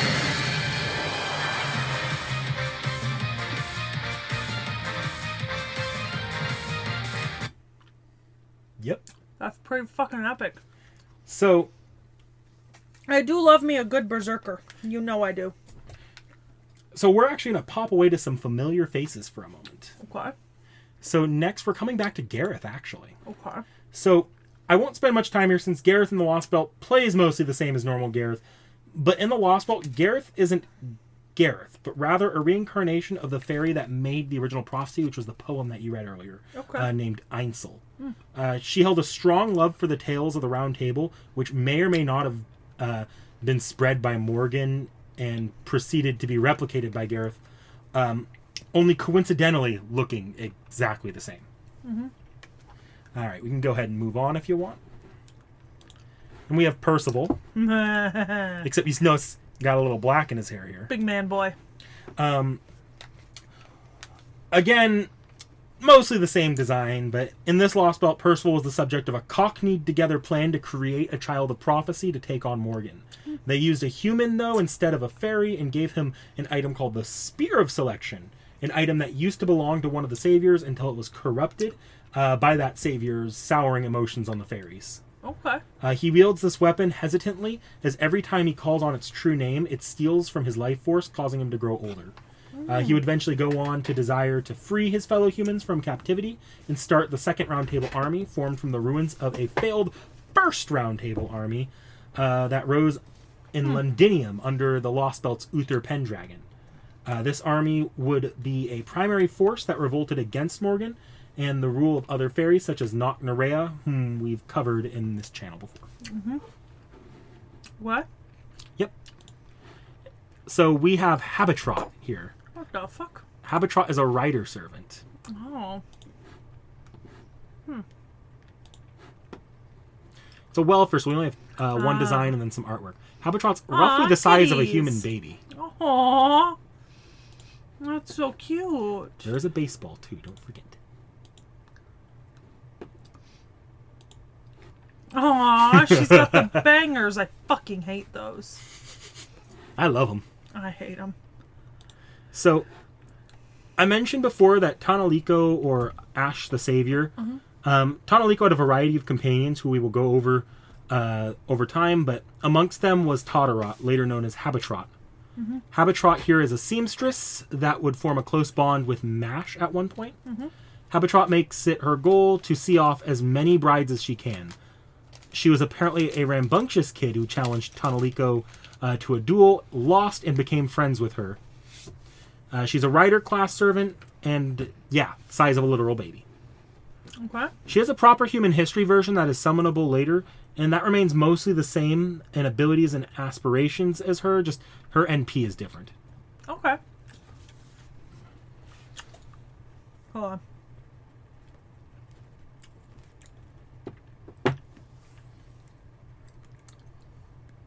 Mouthful of sugar. Do I get along with Morgan? Yep, I do. I meet her in the afternoon almost every day. She looks scary, but when you talk to her, it's fun to see her peculiar sense of values. But it's a bit sad she doesn't have a bridal power. I wonder why she doesn't feel lonely, but sad. Interesting. Is Barghest here? I know she's a fairy from a Lostbelt, but was Barghest like this? Nope, I'm not talking about her appearance. The bridal power hidden within her is substantial. Well, it's a negative bridal power, so if it keeps increasing, she won't be able to marry, though. That's not what a cupid of love is, but you're so cute. Would you let me take your measurements for a moment? That awfully huge girl, that girl wants me to make her a wedding dress. That's impossible. Impossible! I mean, she can change her size, right? There are limits to how elastic the materials can be. Ah, but maybe I can make it change according to the user's mana. Alright, I'm Habenyan. I accept the challenge. Actually, I thought it'd suit her, but prepare yourself, because I don't know how many decades, how many centuries, how many millennia it will take. If you hear fans refer to Habetrot as Habenyan, that is, or either Habenyan or Habicat, those are common nicknames for her. Oh. Altera's Veil. It's so nice. She herself has high bridal power. I wonder if she'll commission me. I'll make a beautiful special bridal costume like a shooting star. It's a Japanese bridal outfit. Awesome. Cool. Even though it's hella auspicious, it's so solemn. It's divine. But hey, why is a dinosaur wearing it? And, hey, listen, Master. Kiyohime's stalking me every day. Kiyo. Don't do that. So, Oh, thank God. she, like Morgan, has a set of fairy eyes despite not being a fairy, at least in proper human history. As KotRT, she probably did not have them, as most fairies didn't. Can you... My water bottle's in my backpack down there. The yellow thing. Thank you. Otherwise, she's a very valuable support in combat, specifically for women, especially when she thinks she has a a woman has a high bridal power. What does that mean? You know, I don't know. Okay. It's like Dragon Ball Z power levels. You don't really know how they're calculated. That's entirely fair. Okay. Like, MASH, high bridal power. Yeah. Altera, Bathory, high bridal power. Yeah, Bathory, probably very low bridal power. Yeah. Okay. I see she's got some normal skills and the same fairy eyes. Right? Quick spinning, Guardian of the Bride. Habetrot, a fairy that brings happiness to brides. So she technically has tunable phantasms. The first one, I don't remember the name, and I can't really find much on it. The second one is Spinster Habetrot. At one point, she comes into possession of Mash's Black Barrel, and continued exposure to it has allowed her to become its patron fairy that can not only use it herself, but can also regulate its output to something less deadly for its user. Nice. Okay. You can close that if you want. All right, and... So this is the first one. This is different than the one we see, the Black Barrel. Is Habetrot new enough that we're going to have to worry about copyright? We shouldn't. Just asking, because remember with... Oh, that was specifically because that one tied into a movie. Okay. It must have been released on a live stream to tie in with the movie. So yeah, that was it. It's cute. She's tiny next to Mash. She is. And this is the one, like, the NP you see more often. Like, straight down, not pushed towards me. Jesus.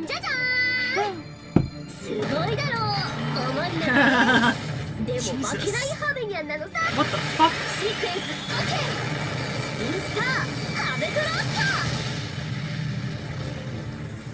Big boombox.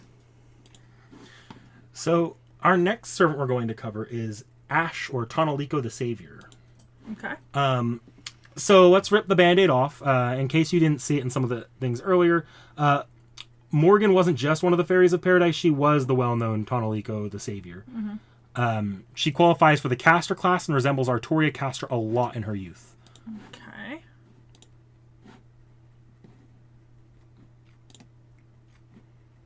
But she's also Summer Morgan, by the way. Oh. So, like, once these first two forms are just straight Ash the Savior. Yeah. The final one is Summer Morgan. Oh, interesting. She is very new, like one of the newest servants out right now. Okay.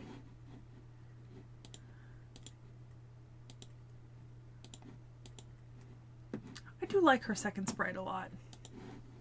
But of course I love Morgan, so, you know, the ultimate. So... Oh, does she not have a... No, No baseball? She just came out this last, baseball. like, yeah. August. Okay. Tonaliko was actually the only fairy of paradise. I lied earlier when I said that there were multiple. There's really only ever been two. She was cast with ringing the bells and defeating calamities before Arthuria was. she would consistently fake her own death and go to sleep until the next calamity would arrive. Thing is, because of how powerful she got, the fairies would be weary of her and would consistently try to kill her. Okay. It was in their nature, for reasons we will get into later, but needless to say, fairies as a whole did not like what she stood for. That is, except for the Rain clan, who found her and raised her.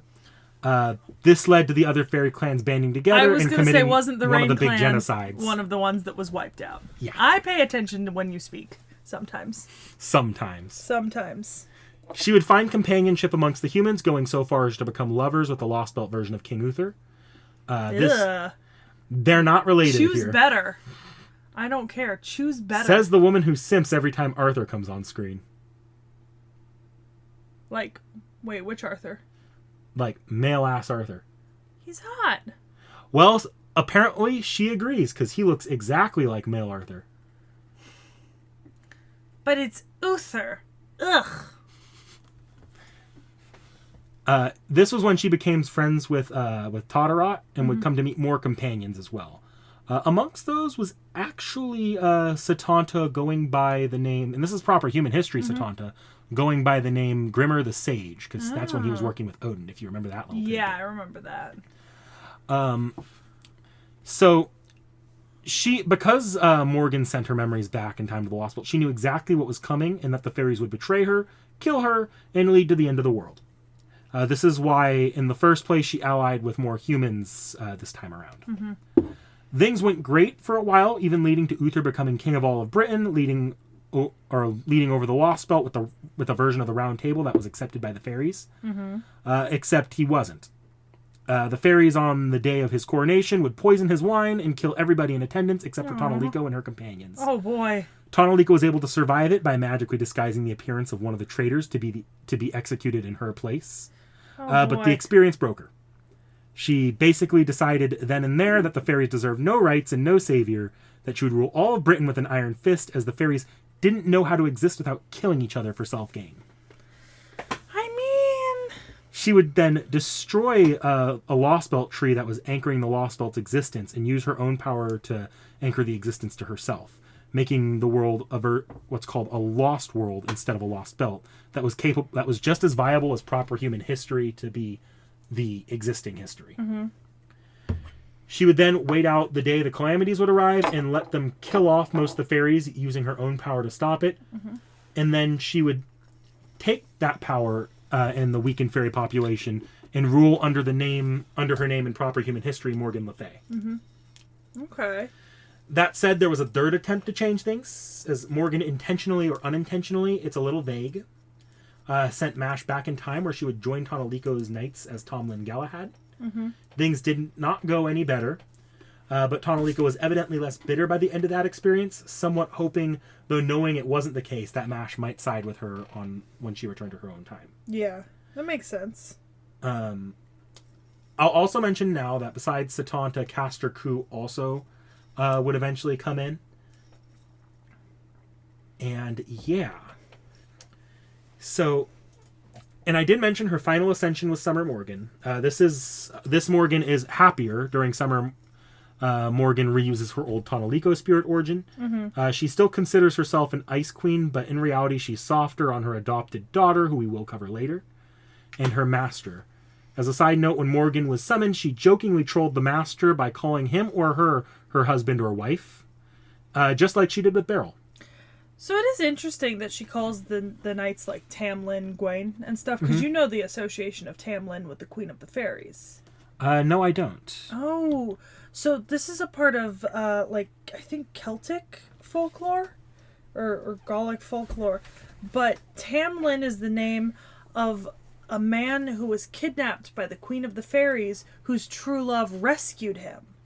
In a lot of stories. And in some versions of the story, his true love rescued him by, challenging the Queen of the Fairies to, a musical duel, playing music, and her music, which represented, the love and loss of humanity's love, moved the Fairy Queen to tears, and so she gave her back her lover. And in other versions, there's other ways that she gets her lover back, but Tamlin is that lover, and the Fairy Queen traditionally kidnaps him because of how kind of beautiful he is, or... And all the Tamlin are named after Knights of the Round Table, which King Uther was leading. Well, Arthur, but yeah, Uther. Yeah.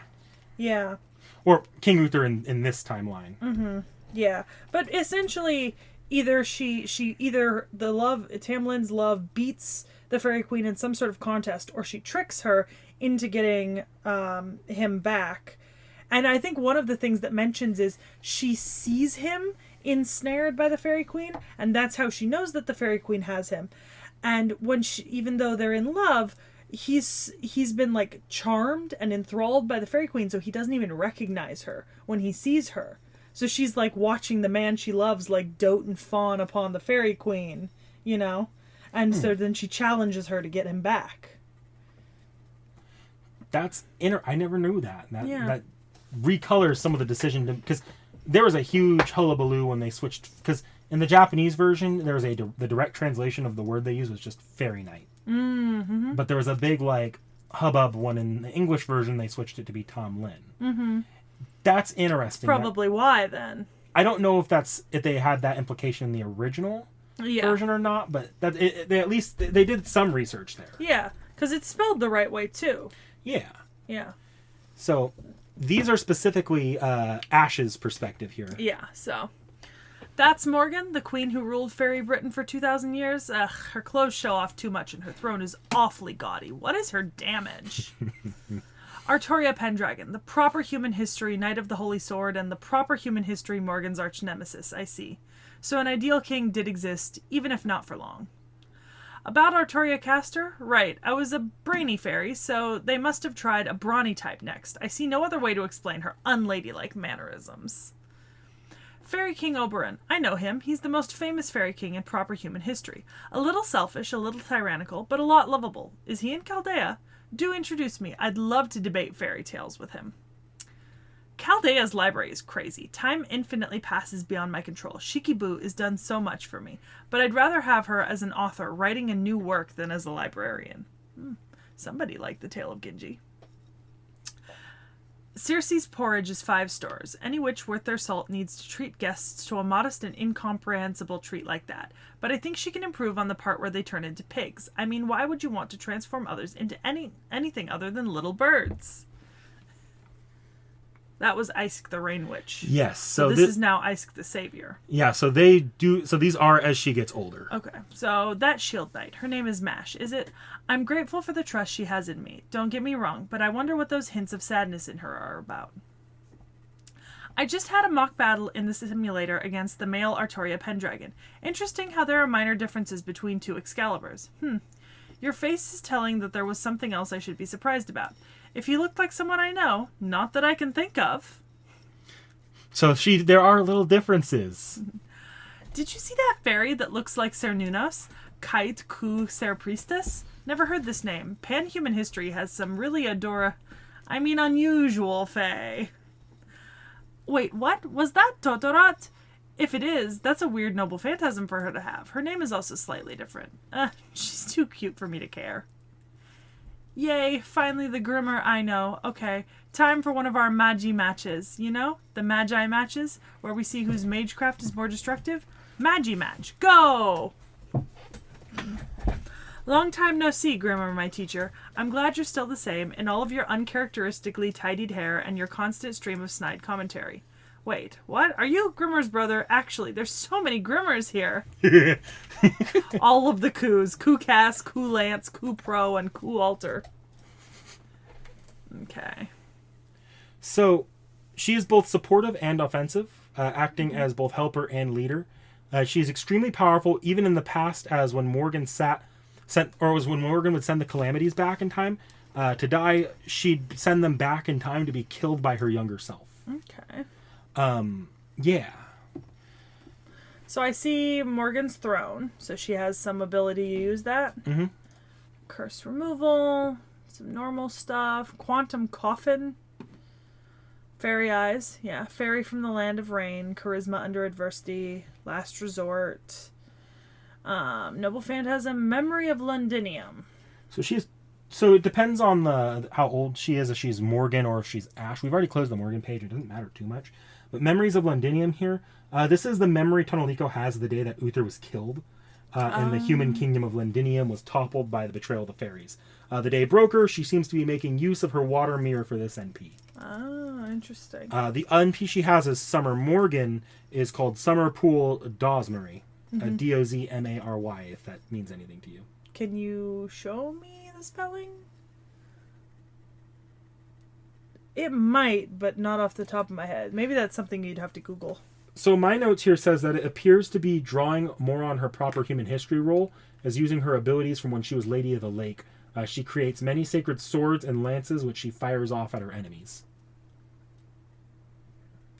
Dosmary Pool is a lake in England. Ah, okay. It is in Cornwall.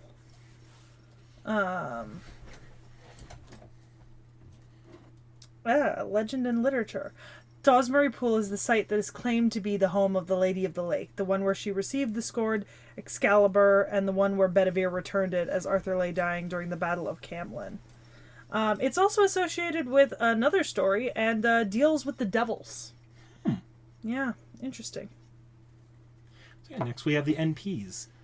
They're all in one video this time, so just cool. NP for each of her different forms, I believe. 2 of them should be similar, 1 will be very different. Alright. 水鏡最大天下楽園の妖精の名のもとに輝ける未来を She 示 really し is ま a しょ new う servant. 約束され Got た a 勝 nice 利 NP. あまたの希望は今一つ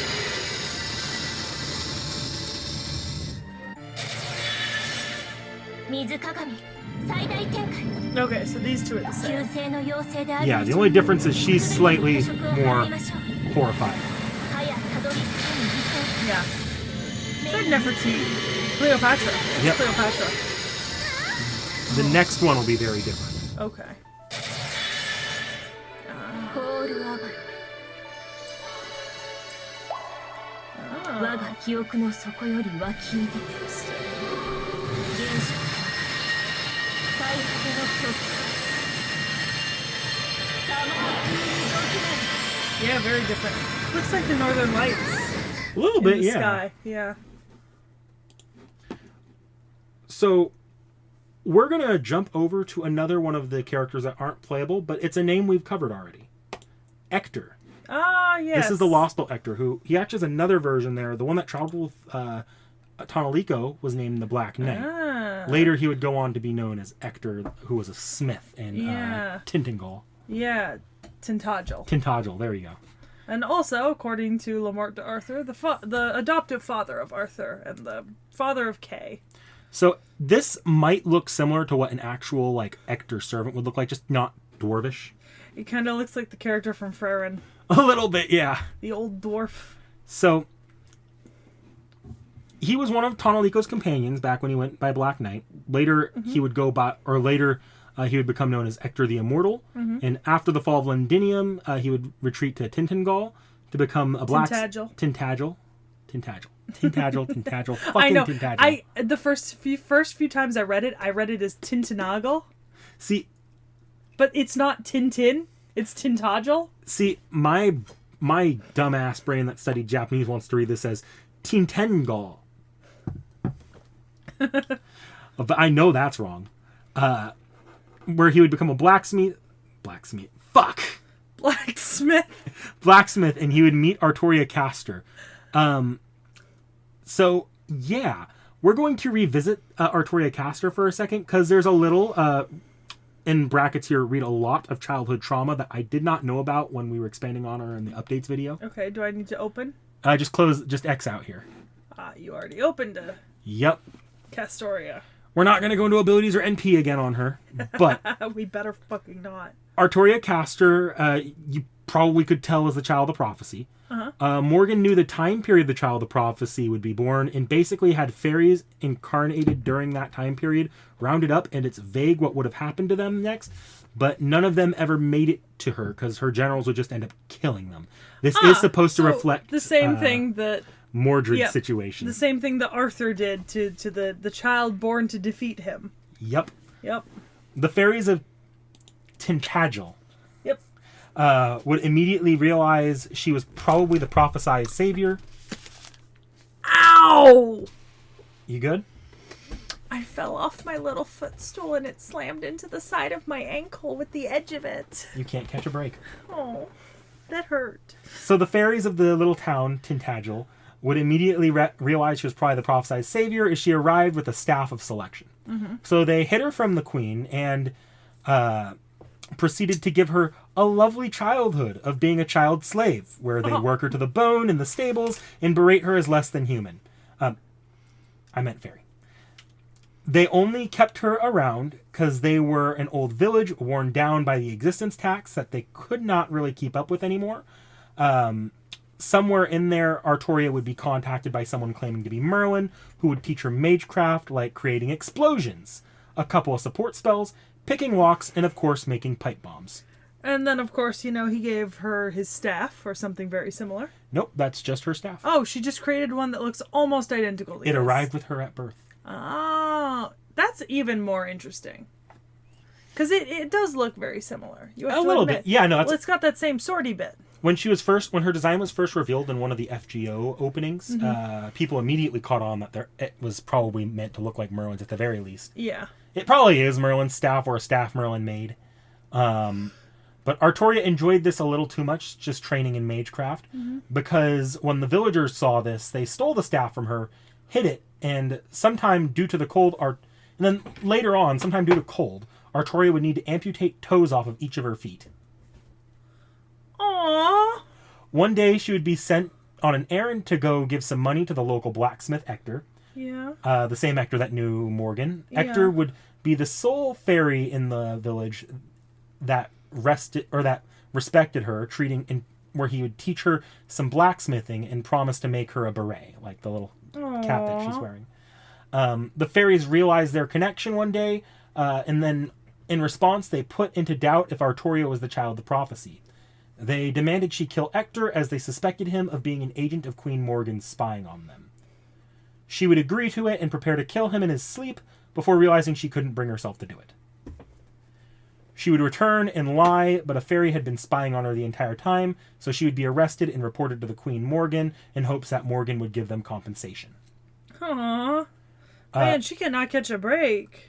Not every fairy in the village liked reporting to Morgan, and the village was desperate at that point, leading the villagers to start massacring each other. Jesus. Ector would use the chaos to fight his way to save Arthuria, where they would then flee the village.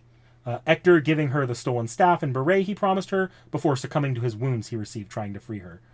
By the time the Queen's forces arrived at the village, they had already descended into anarchy, and the Queen's forces had to put everybody in the village down. Oh, Jesus fucking Christ. Genocide! Yep. Arthuria would wander the island for years, looking to convince people that she was the child of prophecy, but nobody would believe her due to how low of a magic output she actually had. Aww. She'd eventually wander into what's called the Nameless Forest, which is known for erasing memories, in order to commit identity suicide. That would, of course, not end up happening. Yeah. The Fairy of Paradise's nature is to one day die. You see, the fairies were originally supposed to forge Excalibur to use in order to defeat the White Titan, Altera. Back to that. They did not. Instead, they'd go loaf off, and the seven meant to do so would return to an endless sea and a planet already destroyed by Altera. A god would befriend them, but they would betray that god's trust as well. Ultimately, they got off the island of Britain, or they got the island of Britain back, but it was cursed.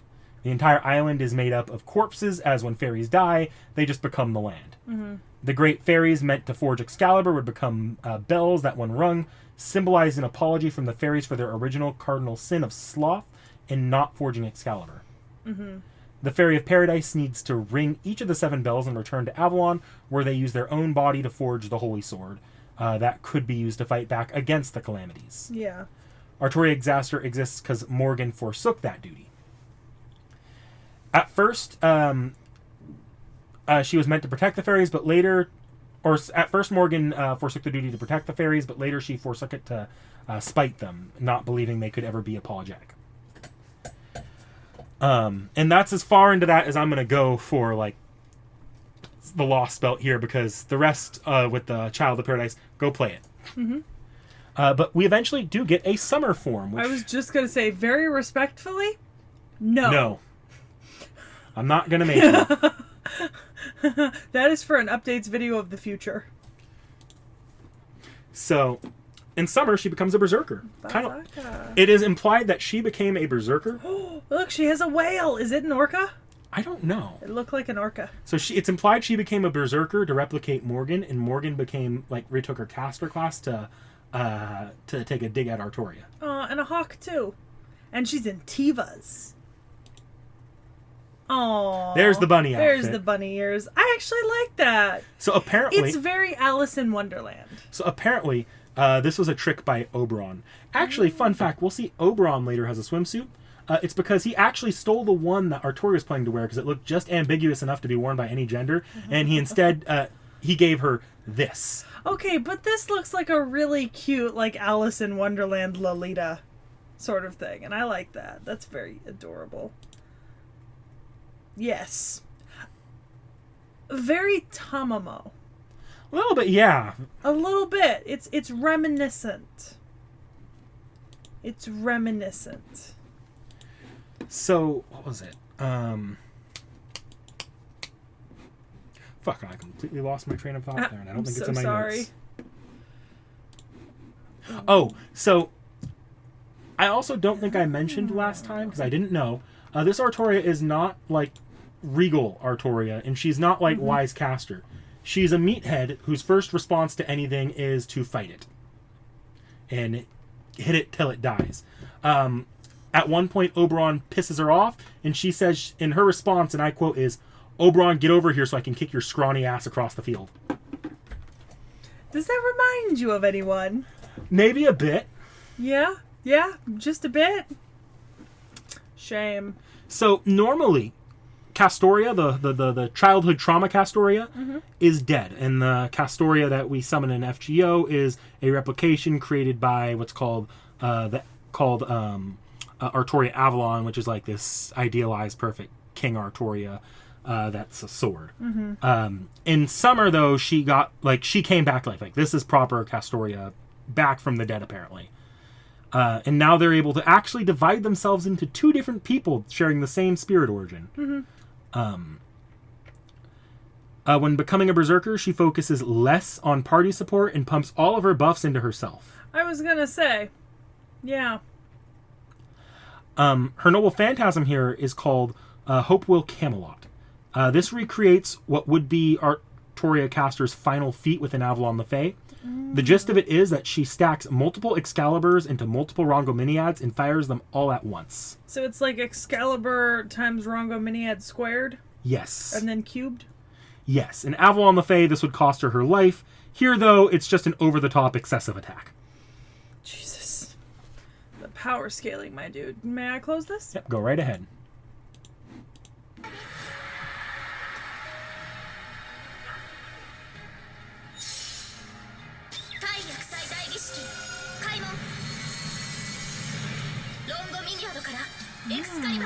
Oh.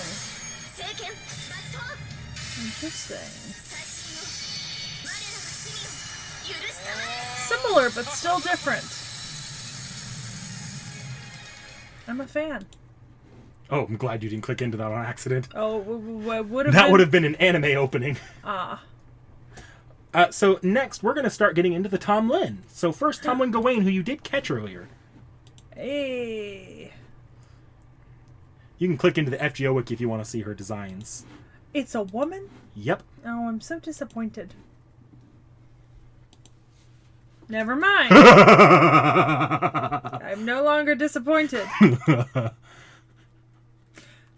Not really a fan of that one in particular. It's a little bit messy. It's a little much. Do you know what I mean? Yeah. On the other hand, this is peak. This is perfection. Hell yeah. So much. I'm going to show you the thumbnail I made after this. Yeah. I like this one. I thought you would This like is that. what I would keep her in if I had her. So... It's kind of like a buffed up Draco. A little bit, yeah. Yeah. So this Tomlin, with the name Gawain, their true name is the Black Dog Barghest. Yep. Barghest is from the Fang clan and serves as a knight looking up to the tales of the Round Table that Morgan would tell. She is loyal, but not to Morgan. She's loyal to Fairy Britain, believing Morgan's rule is what's best for them. She is not against betraying Morgan, though, if it is for the best for all of Britain. Yeah. She has a bit of a dark secret, though. The black dog Barghest's primary function was to become a calamity. To do so, she was supposed to fall in love with strong people, and then when they would let their guard down, and she was at the height of her love, she would instinctually eat them. Mm-hmm. And that would put their power, like, she would be then taking their power for her own. Love that. She despised this existence, and eventually she thought she could escape it by falling in love with a human. The human she found was weak even by human standards, and after taking on the title of Tomlin Gawain to lower her urges, she would take frequent trips back to her territory to visit and take care of the humans that she loved so dearly. Aww. The truth, though, was that despite spending countless hours with the human, he was already gone. She'd eaten them around when they first met, and in the horror of having done so, agreed to sealing the memory with a powerful fairy capable of magic. Aww. Every visit with him was just illusion. Oh, baby.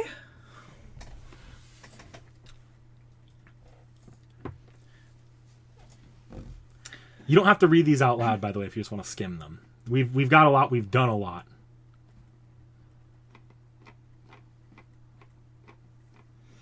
All right. Fairy Knight Tristan. No, here she's just Baobhan Sith, isn't she? If it's in Chaldea where there are a few fairies, I suppose she will behave as well. But what? She gets along and makes shoes with a servant named Galatea, you say? Baobhan Sith, speaking of which she can't be found, even though it wouldn't be odd for her to visit Her Majesty Morgan's hotel. Speaking of odd, I have caught sight of an odd servant wearing a pelt in the forest. This southern country is full of mysteries. So Melusine's here. Very well, then. Let's settle who's the strongest knight of the fairy kingdom, and you'll be on my side, right, master? Melusine, she gets to sunbathe on the beach every day. How nice. Is that supposed to be her guarding Her Majesty Morgan? It would appear her habits to slack off also need to be corrected here. Even your Highness Morgan is here. Well, if it's a master like you, even your Highness will lend her power, though an astounding rival has appeared. I have no idea why we came to a southern country, but since it's Her Majesty Morgan, she surely has some profound reason. Still, this place seems to be a little inconvenient. As a member of the clans of the Land of the Fae, I will attend to her so that she can live a life worthy of a queen here. Arthuria, was it? I feel like we met somewhere in the past, but she didn't impress me. I guess she was so small I couldn't see her. Don't say that? It will become more and more complicated. Is that so? I don't understand the sensibilities of the common people. Just why does Habetrot flee whenever she sees me? I just want to ask her for advice. She keeps saying she's running away for my sake, but I don't understand what she's talking about at all. Do you know what she means, master? So guess who has low bridal power due to eating her suitors? Noctarea from the King clan? Impossible. Why is she at Chaldea? Ushering in the Queen Wasp that makes domination itself her sustenance. What were you think? No, I was wrong. I am not qualified to attack her. Both she and I are fairies dangerous to proper human history. I have no objections against what you who trusted and summoned me decide. Okay, real quickly. Yeah. So, I haven't told you this yet. You might have seen it in comments, or maybe you didn't. Noctarea is now playable in FGO. Oh. Do you want me to, like, wing it and cover her here, or do you want to save her for updates? We can do either or. We can... I'll open her additional tabs later. Yeah. I called out Nitocris, but I got her in a bad mood, those ears. I really thought she was a fellow from the clan of the Fang, so I carelessly licked her You're getting a little too close to a Megaverse territory here. You're getting a little too close. I'm just... Yeah, no. You don't need to read every single one of these. There's so many. Okay, I'm not reading any more out loud. If anybody in the comments wants me to actually read these one by one, make a request and I'll post like a separate video or do it on a live another day. I can't do it here and now. This the new brand of Sekhie live stream going back through old relationships that we've done before? I mean, I'd be willing to. I can't do it now. Too much to cover. Too much we've already done today. Yeah. Okay, so abilities. Yeah, I was heading down there. So the horns on her head are actually seals to her instincts. She's about as strong as Gawain when acting as a fairy knight. She even's taken a blast from the Black Barrel before, so another point for Gawain's tank status. She is the leader to the Black Dogs, she's capable of turning humans into them. She's also shown to be extremely capable of consuming an enemy master's command spells at a distance to empower herself. Okay. I also see that her noble phantasm is called Black Dog Galatine, and Galatine was the blade used by Gawain. So it's, the Gawain's blade. I will close this tab then and move on? Or do you still have... Just quickly here. Oh, there's also some stuff down here. Yeah. I didn't even see that. So, with Black Dog Galatine, Barghest combines her own power with the Lostbelt version of Gawain, of Galatine. She then removes one of her horns and fires Galatine, uses the fire of her, or uses her fang to fire, uses the fire of Galatine as her fang when it strikes the enemy, which makes her stronger as she's effectively consuming their power. I'm tripping over my words. Can I close this? Yep. All right, I'm going to move Nerea to the end. Yes. Oh, God. And then go to here? Yep. Okay.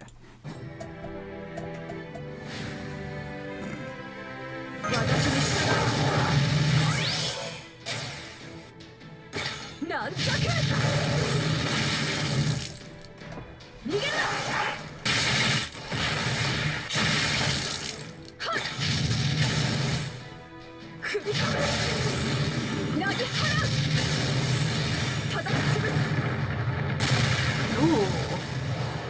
Fucking slam it down.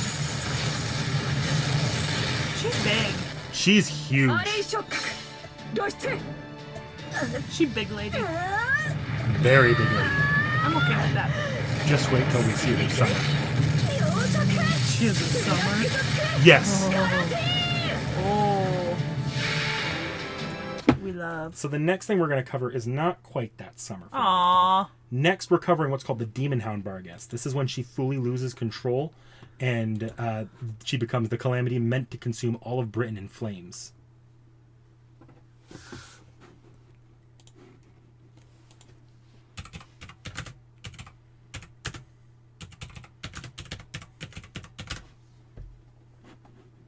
God damn it.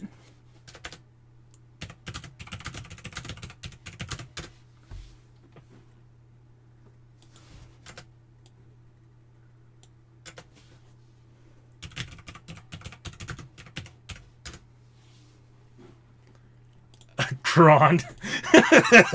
No, look at that. And then look at this. Then look at that. And then look at this. Grand. Grand. Grand. Grand. Grand. Grand. So, here she leads a pack of lesser black dogs. Physically, she's actually weaker than Barghest herself, but the rampaging power and the exponential growth she gets as she continues to consume stuff make it too dangerous to be around, as it raises the external temperature of the area to be too hot for any human to survive, even with magical protections. Okay. And then next YouTube video here is actually a fight. Okay. We don't have to watch all of it, but just to give you an idea of what she looks like next to what's going to be the round tables. Grand. Grand. Grand. Grand. Grand. Grand. Grand.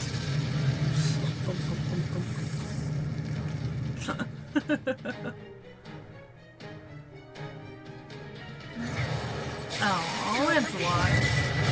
Not my favorite, but okay. Acceptable, I suppose. Oh, big. They're just taking a moment here. Yeah.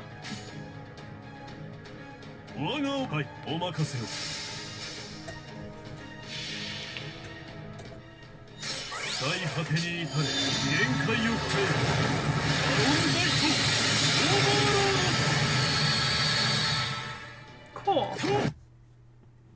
Cool. So next is the summer. Alright, I'm gonna close this. Yep. This is UDK, Barghest's as an archer class servant. Jesus. Christ.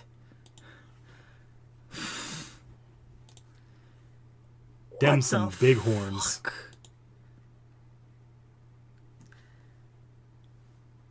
Pretty sure I saw that on my manhwa pirating site earlier in a little banner above the text. I had to click the little X button and that pop-up came out and I had to click back real quick. How is this the most Normal. I mean, fetish content? Okay. I like how small The gun looks. the gun looks. Yeah. Also, there's a little black dog patch. Love that. Jesus. So, I love how the scale her third sprite is on because of that. and just remember the size of her tits make that scaling even bigger. Yeah. So, Summer Barghest is an archer that has become a firefighter. The summer event takes place on Hawaii, except the Hawaiian Islands have been fused into one massive island called Luluhala. Don't ask why, that's an entire ass other event. As a firefighter, she works to ensure that any fires that start aren't spread too far into the forest where animals can be injured. UDK stands for Union Defense Knights. A little too topical at the moment. This was entirely unintentional, and you're going to see later it is really bad timing. That is awful. We'll get Jesus. much later. It's going to get worse. Oh, God. Summer Barghest fights with an extremely high propulsion water gun that appears to be modeled after Mash's Black Barrel. She also receives support from a massive firefighting vehicle, which incidentally is being driven by you, the Master, who conveniently just got your large vehicle license. Yeah. 10 out of 10. Her noble phantasm is called Water Save Galatine. It appears Barghest is strapping her gun to the oversized firefighting vehicle and firing a large blast of water stored in it at her enemy. It is a rare noble phantasm that can only be used on, or it can be used only on, I'm going to rip out my own tongue here. It can be used to target both a lot of enemies in gameplay and only one. So it's one of only two noble phantasms that switch between that. Do you need to go get another tea? No, this is entirely just me speaking faster than I'm thinking. Okay. Arguably, this is because of caffeine, if there is caffeine in there. I don't know if there is. Let me see. Ow. You really just had to, toss that into my fucking finger. It's not a toss if I didn't let it go. It hurt. I would think that there is, because there's, theoretically black tea in it, but maybe not. It's also 0 sugar. Doesn't look like it. Then I don't know what the fuck is up with me. Alright. So yeah, we have an NP here. Recently a video's been going viral on, or at least on my feed on TikTok. There's the 3 firefighters sitting on with the hoses, and then one of them, the hose just slowly propels him and flips him, and his hose is shooting straight up the guy in front of him's ass. I felt so bad. Oh, I had to find a bigger video and cut to the noble phantasm, okay. so. Yeah. Just looking. Alright. So the next the next servant we're going to cover is Tomlin Lancelot, or Melusine. Oh. Oh. It's a little girl. Oh, I kind of like that outfit. Don't like that so much. Definitely not a fan of that. Oh, this is with a veil? Yep. She also has baseball and April Fools in the back there. She also goes... Is it supposed to be an altar? So there's different variations of her. One is her originally, and one is her more with Lancelot's power. Ah. The veil's cute. Just looking. Aww.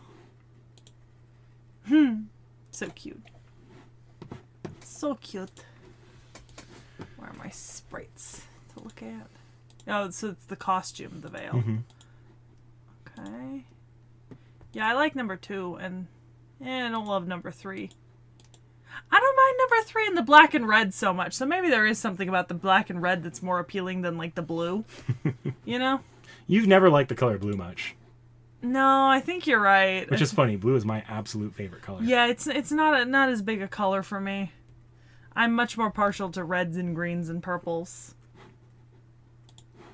So she also goes by a third name, Albion. Yeah, Dragon of Albion's Remnant. That's why we brought Albion up earlier. Okay. You see, in the Lostbelt, the dragon, it still died a very miserable death. Mm-hmm. But because of most of the Earth not being there, it was much closer to the surface than it was in human history. Mm-hmm. The result is that its left hand ended up obtainable from above ground. Mm-hmm. A fairy of the Wind Clan named Aurora would find it. Aurora is a special fairy that, as part of her nature, needed to always be right and true. Mm-hmm. If she wasn't, things would always work out so that she was. Mm-hmm. Usually by thoughtlessly putting pieces into place that would make it so. If she felt, say, she was the fairest fairy in all of Britain, then even if it's not true, she would start dropping subtle hints to the right fairies nearby that maybe the one fairy fairer than her should probably die. You just spit on me 3 times in a row. Sorry. And so, at some point, those hints would lead to that fairy dying. Oh. Yeah. That's one of the cool? animated trailers. Really good. Okay. So... Oh. Melusine was born when Aurora would find the... No relationships on this page. What happens if you click expand? Don't make me click expand. Click expand. They went crazy with relationships. Where's the unexpand button? There are no relationships for the servant. None. Not one. Aurora would find the left hand of Albion, mm-hmm. and because Aurora said that I'm the most beautiful, or I'm a beautiful fairy, so whatever I find must be the most beautiful thing in all of Britain. Mm-hmm. Despite finding this gross, wriggling left hand, it became Melusine. Oh, okay.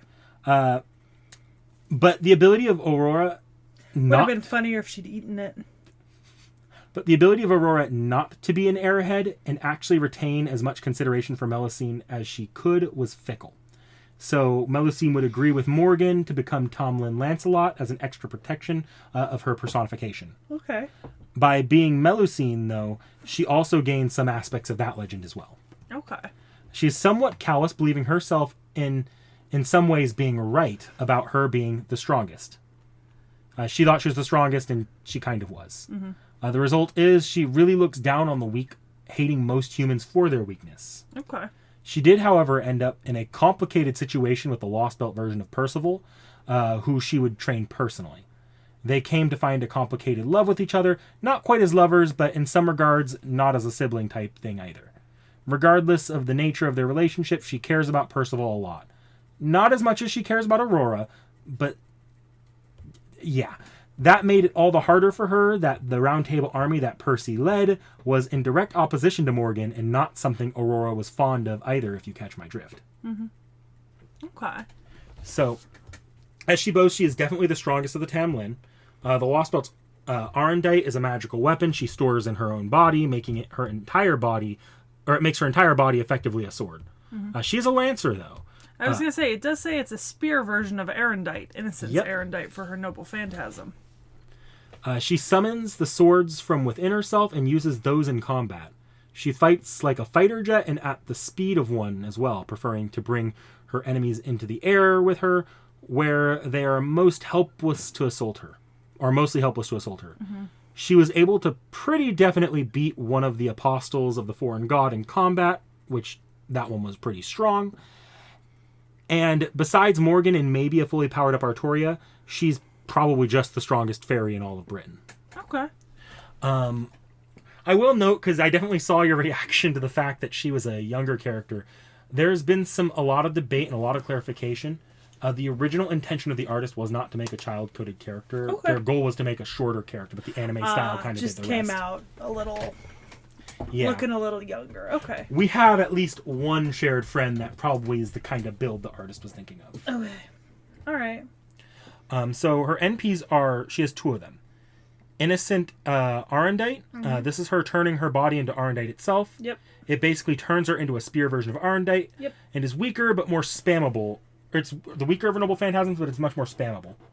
She doesn't care for this one, but keeps up the impression of Lancelot because it keeps her in her more fairy-like form. Okay. The other one is Hollow Heart Albion, which by dropping the knight facade, even if only temporarily, she will be able to release the power of the dragon, and even become a remnant of it temporarily to release an attack. Especially mid-combat, it's hard to go back once her more dragon-like form is taken, and then if she goes full dragon, it's done. Okay. All right. I'm gonna close this. Yep. And we'll go to here.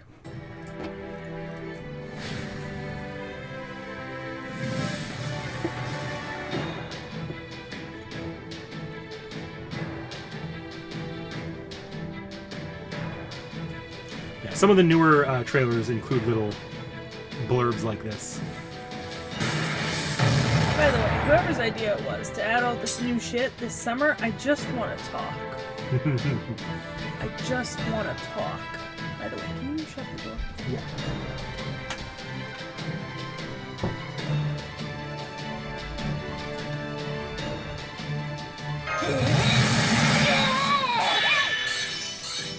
I'm gonna, like, nerf the volume on that and future clips. It is no longer daytime enough for me to be able to listen to this at full volume. Yeah, I don't love this costume. Maybe it's like the striped tights. It's very blue-coded. It's not even that. Okay, they're not tights, but like her leg, it looks like she's wearing like striped clown leggings. Like, I don't like that. Yeah, hit him with Arendite. And this is the other one? Yep.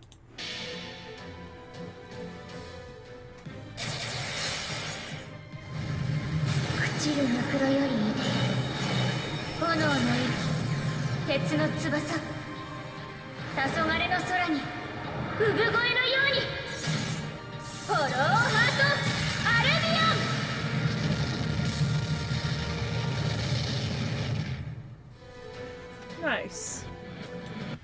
So, next up, we're jumping back to Melusine here for another form of hers. We're going to be going over Albion itself. Okay. This is the Albion remnant that Melusine can become. It is considered to be one of the Lostbelt's calamities and can move at Mach 2 speeds. It releases aerial barrages that can consume all of Britain within a day. Okay. Yeah. Interesting. Hollow Heart Albion is the noble phantasm. Okay. Yep, go ahead and just...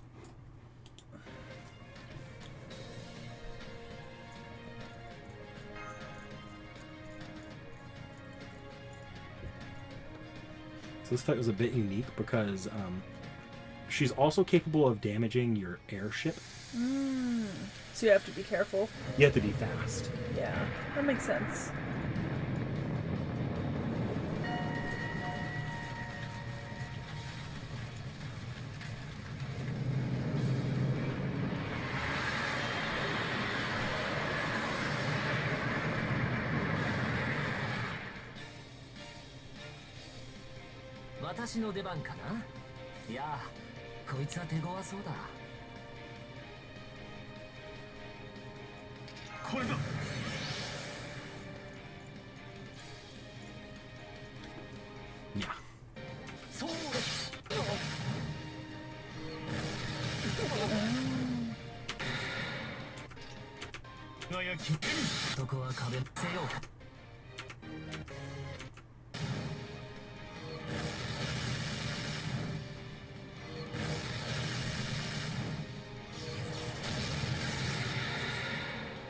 Okay.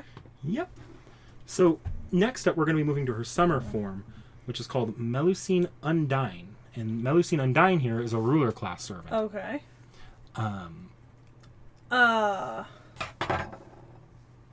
You looking up what Undine is? I know that's something. I recognize the name.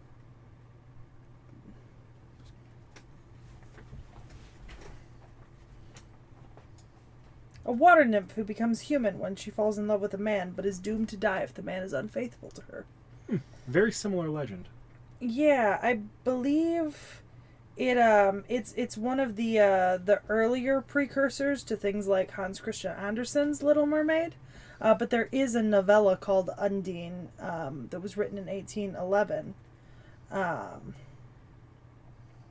Interestingly enough, there's a fair amount of influence on Paracelsus from this legend.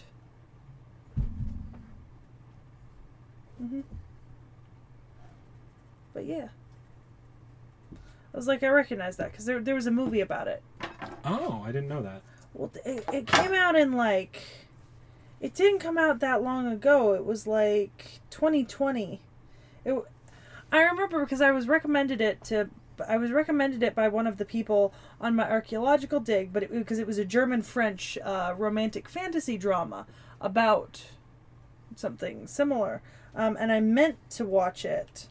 And I haven't yet, but it looks really good. It's kind of right up my alley because, like, the synopsis is basically that Undine works as a historian lecturing on Berlin's urban development, but when the man she loves leaves her, an ancient myth catches up with her.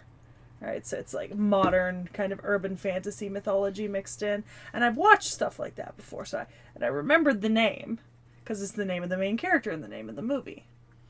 Interesting. Yeah. So yeah, you can move over to the design if you want. Well, and that makes it interesting with the whole, like, Morgan as Vivian and, you know, the Lady These of names the Lake. are not being chosen unintentionally. Yeah. Like, these are being chosen very intentionally. Oh, did you want to look at the different arts? Oh, yeah. Forgot to do that. Nah, I'm gonna be honest. So I was stalling there. Oh, that's regular Melusine. Did I open the wrong one? You opened the wrong one. Fuck. Okay, give me a minute. Oh, wait, nope. You just click the... right here. Oh. Look at Okay. that. Quick and easy. Alright, there we go. 3 is my favorite, in this case. Big fuck off weaponry. 3 is going to be trying to be fighter jet coded. Yeah, I like that. Melusine just goes full fucking plane during summer and Dude. really doubles down on that aerial combat aspect. We love a good fighter jet. Yeah. There's a reason why Starscream was my favorite Decepticon. You're gonna love this. She primarily fights with melee combat, but is equipped with missiles for ranged attacks on her enemies, and as Please she tell me ascends, she she has becomes jet boots. more and more focused on aerial performance. Please tell me she has jet boots. I can't tell. Damn. Her noble phantasm is called Spirit's Albion. Sprite. Sprite. Is it Sprite? Sprite here. Oh, that's my mistake. I wrote it Spirits for some reason, or auto-corrected. During summer, Melusine borrows an air carrier Chaldea makes use of called the Stormboarder. We will come back to that another time. Here, she is paid for modifications to it. That Another allow time her... today? Or No, okay. another time in the far-flung future. Okay. That allow her to launch directly off of it, fully loaded with weaponry. Hell yeah. She even makes use of a very important member of Chaldea's staff, which we will get into trademark another time. Yep. Alright. Noble Phantasm time. Yeah. Oh, I do like the decorative bits on her original.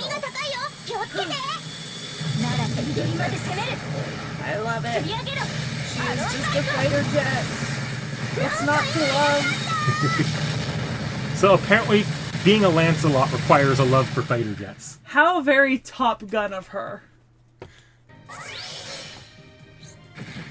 Why don't we watch it again? フェアリーコントロールすぐに帰るよ Good hunting, フェアリー Good hunting, Fatty. この名はメリジン Also, I swear to God, every single time that they say Fatty, I think I'm gonna hear Tated at the end.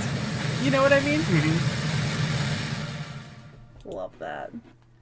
So our next servant here is Tamlin Tristan, or Baobhan Sith. Oh wait, that's not supposed to happen for a while. Scroll all the way to the top. What? Oh, just scroll to the very top. We can ignore this section for now. I don't know why that opened up.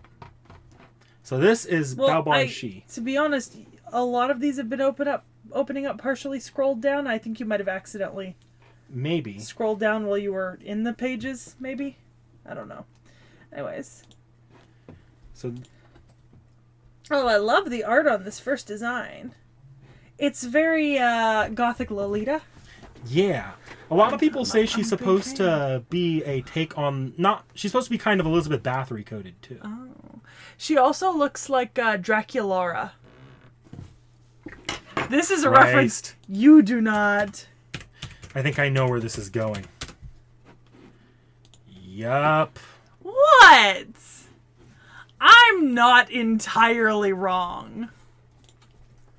Like, I am not altogether incorrect.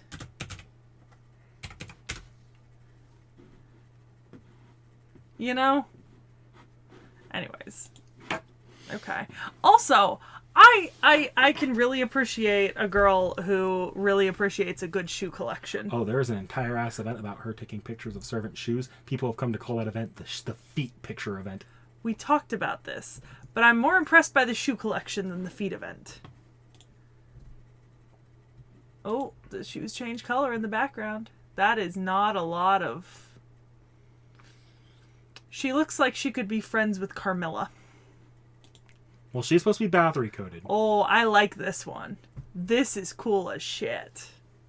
Like, this looks great. Yeah. Oh, she's so cute. I love her. Jesus fucking Christ, that's adorable. She might be my favorite Of the Tomlin. of the Tomlin so far. So, this is the only of the Tomlin that are definitely stronger as their, like, Tomlin, like, fairy knight selves than they are as their original personality, or their original selves. Baobhan Sith is High Queen Morgan's adopted daughter and named successor. Yep.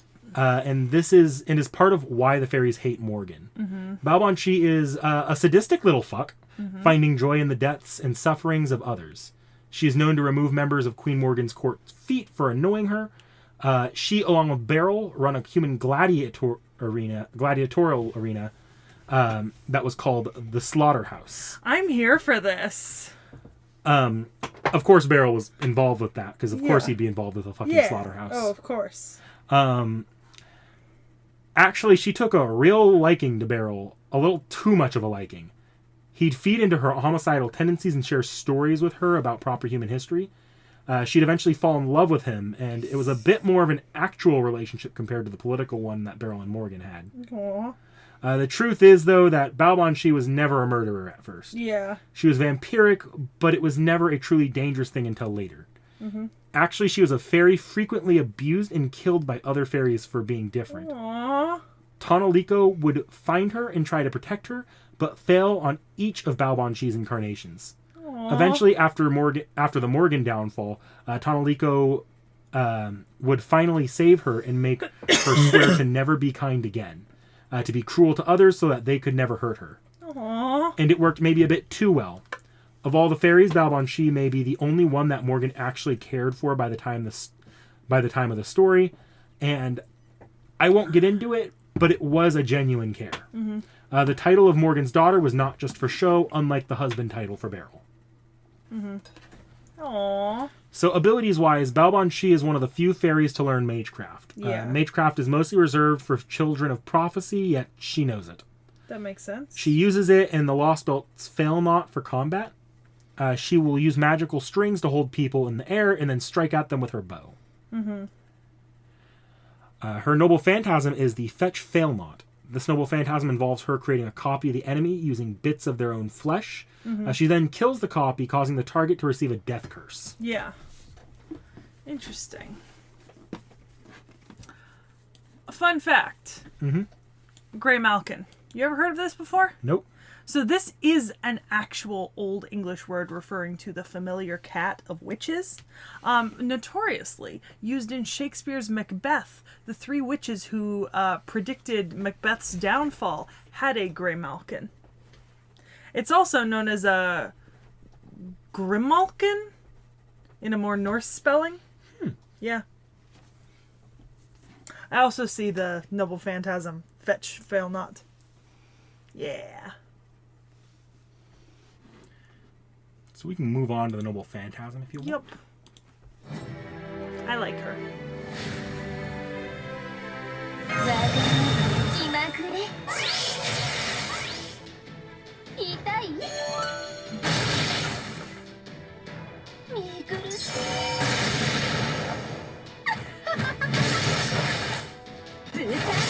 Just create a party with like her, Carmilla, and Vladdy.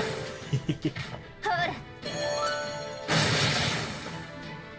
Wouldn't even necessarily be a good party, No. but it would be a funny party. ショータイムねほらもうおしまいこれがあなたの慣れの Oh, フェッチ Love that. テールノート oh, like a spread eagle. Yep. Yeah, because you've heard of that before, right? Oh no, not exactly. Oh. You're thinking of something else.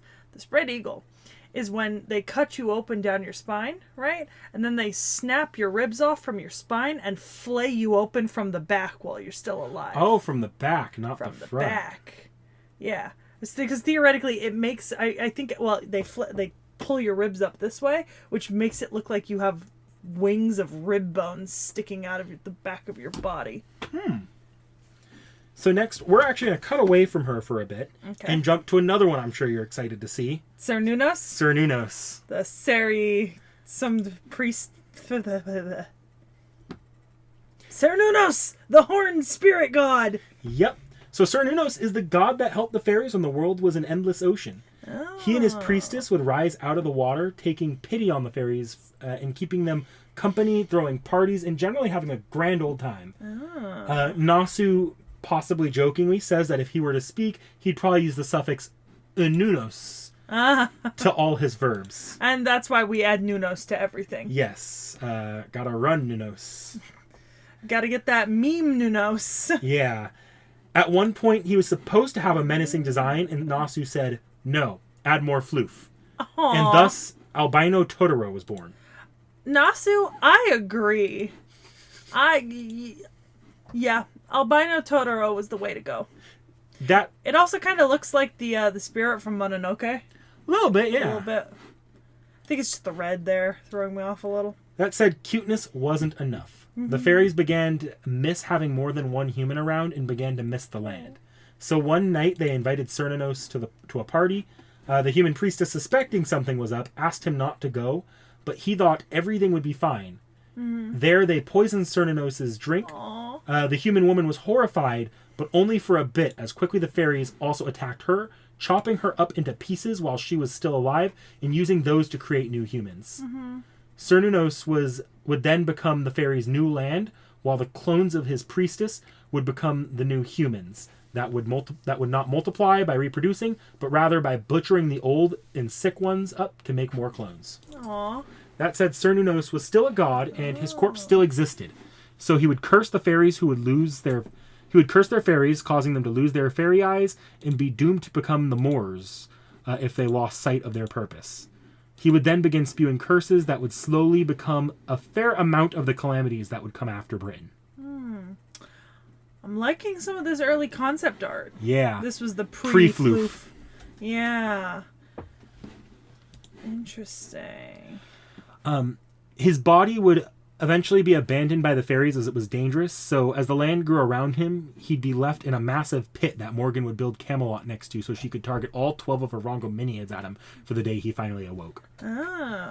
Unfortunately, that day would come after Morgan's death at the hands of a betrayal. She would be killed cruelly and in front of Baobhan Sith, who was weak from the blowback on souls she received from a curse she used against the child of prophecy. Aww. Baobhan Sith would hear the plan of the people to throw her into the pit, and she would chuck herself in to avoid the satisfaction of them doing so. Cernunnos would feel Baobhan Sith's hatred for the fairies and take her into himself, acting as a renewed rage that allowed him to awaken and strike back against the fairies. Okay. Alright, can I... Yep. This is that boss fight, and this is also widely considered to be one of, if not the hardest boss fights in FGO. Also, I'm going to take special note Uh-huh.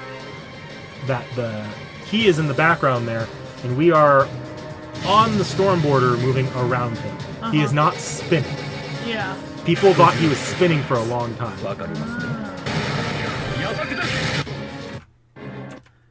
He's so big and fluffy.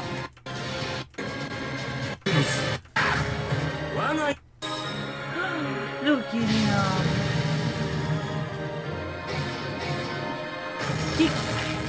I'm about to make your little Star Wars heart happy. He kind of looks like Jabba the Hutt and Chewbacca had a baby. Fun fact: there's a really awesome plushie of him. I love that. I want it. Everyone wants it. I'm gonna close that. Yes. So now we're gonna move on to his and Baobhan Sith's summer form, the T.H.E Priestess. Okay. We saw this a second ago, and I mixed the tabs up. That would make sense. So T.H.E Priestess. Oh, ooh! Once again, styling shoes. Loving that. It's also through T.H.E. She's so floofy, and look, the big bear in the background. Mm-hmm. Oh, I love that. Love that a lot. Not my favorite. I like the second art the best on this one. This one's definitely the funnest.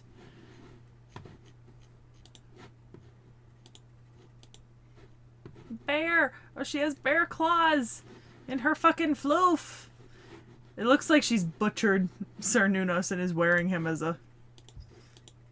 Oh, hell yeah. My kind of character.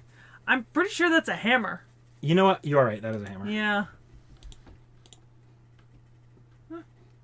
I mean, respect. But number 2 is the best. So during summer, good old Baobhan goes through an identity crisis. She was absorbed by Cernunnos during the events of Avalon the Fae. Tiny bit quieter. Okay. You did spike recently. So she was absorbed by Cernunnos during the events of Avalon the Fae. So in part, their spirit origins kind of merged. The result, during summer, she becomes his priestess, bringing him into combat with her. Though personally, I think the big floof just wanted to come out for a bit of fun. As she ascends, she uses different aspects of herself. On one hand, she's Cernunnos' priestess. On the other, she's Morrigan's cruel daughter and successor. And lastly, she is Baobhan Sith for better or worse. Notably here, we gain the knowledge that she was actually a Rain Clan fairy. They weren't all dead. She was the last one. I would also like to make the comment that I do believe that this word means hound. Possibly, I don't... As in Cuchulainn, the Hound of Cullen. I don't know. Anyways, just thought I'd mention that. Also, I love the Priest Nunos Ser Priestess. Priest Nunos Hammer. Jesus. So, abilities-wise, she seems to fight with 3 tactics. Her magecraft, Mini Cernunnosai, being summoned, and his melee strikes, or then using melee strikes either unarmed or with a hammer. Also, I love the description of the Noble Phantasm. Easter is a festival that evokes the deities of pan-human history who fell asleep as civilization progressed and humans left the forests. Because Easter was originally a pagan holiday, right? I mean, Easter, technically not Easter exactly, but there is a holiday near there. I do believe it's, is it Beltane or Lugnazd? It's still a pagan holiday celebrated. I usually get invited to events for it because I'm in a couple of groups. Nice. Because I do observe the Celtic calendar in bulk and everything. Samhain. So instead of describing the Noble Phantasm, I'm just going to show it to you. Click into the Noble Phantasm. Can I shut this then? Yeah, go ahead. Is this it? Yep, she's an enemy here, so you'll see it still. Okay. I was very confused. I was like, I'm not looking at...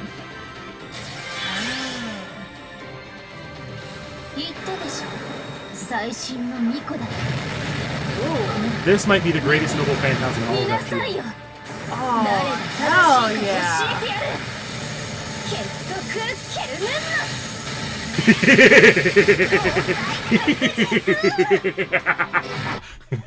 By the way, she's a Pretender class servant. Have you ever seen Wipeout? Yes. You know they have the spinning arm going round and round. Cernunnos It gets really- faster and faster. Cernunnos really just said, Knack is spinning, mouth open. Love that. So what are the other 4 video tabs you have open? so I don't want to get into the entire plot of this event because I don't know it, and we've spent enough time summarizing Avalon the Fae. But to my understanding, a prophecy of a prophecy that declares that 3 calamities shall befall the island of Luluhawa, in brackets bastardized Hawaii, that only a child of prophecy can stop these from occurring. That child of prophecy not being Arthuria, but in fact being you. Whoops. Oh, God. All are, guess what? 3 calamities, all 3 of them are Cernunnos. Okay. We're going to go right through them. The first one here is called Moedanos. The flaming deity burned Nunos. This released on the exact day of the wildfire. Oh, that was a bad idea. I think the event got delayed by like 6 or 7 hours while they prepared the social media response. Yeah. I mean, it's a flaming representation of Hawaii. Not intentional, I but know, very but unfortunate. very unfortunate. The next one is called Uminunos. Yep. Uminunos. Oh, watery. He's got little decorations hanging from his horns. Oh, that's so cute. And a little water circle around him, like the Avatar. Okay. Next one is called Yamerunanos. Can I guess that this is maybe earth or wind? No. Oh, darkness. A giant fucking eye. Oh, I don't like that. I don't like this costume. I don't like this one. So, okay. We're approaching the end of the original segment, but we'll continue with Nerea afterward as a little bit of a bonus. So, let's go into Oberon here. Let me introduce him here before we go through his designs. Okay. Also, Oberon Vortigern. We'll get into that. That's a hell of a... So, what we have here is good old Oberon. Oberon is the fairy king of the Welsh forest and the Lostbelt. Okay. He claims to be a servant called by the counterforce of proper human history to assist Chaldea. So he spends his entire time in the Lostbelt building funds and connections to help the child of prophecy, Arthuria, overthrow Morgan. He ends up being an integral little goofball. Don't click through his designs quite yet. I know, I'm just switched over. He ends up being an integral little goofball. He says his entire purpose is to eventually unite with his Titania, but that is unlikely to happen as he was based in various mythological accounts of a fairy king, while Titania was something Shakespeare made up. Yeah. He is really a joy to be around and an overall swell guy. Well, to be honest, he kind of looks like what happens when you tell a 13-year-old to draw a fairy. Except he's not. He's not a good guy. Oh, You could probably God. guess from Oberon Vortigern, and guess what? He's a Yeah. pretender class servant. Yep. The truth is that he was summoned by Britain itself, not liking the presence of the Lostbelt on top of it, and not one as disgusting as Fairy Britain. You can look at his designs now if you'd like. Okay. I would like to. God, I hate this with a burning passion. Not much better. Definitely not better. You know what that looks like? That looks like when they made a bunch of Romeo and Juliet movies in the 80s and 90s attempting to make period wear, but they were like, let's just put the men in tight pants and flowy white shirts.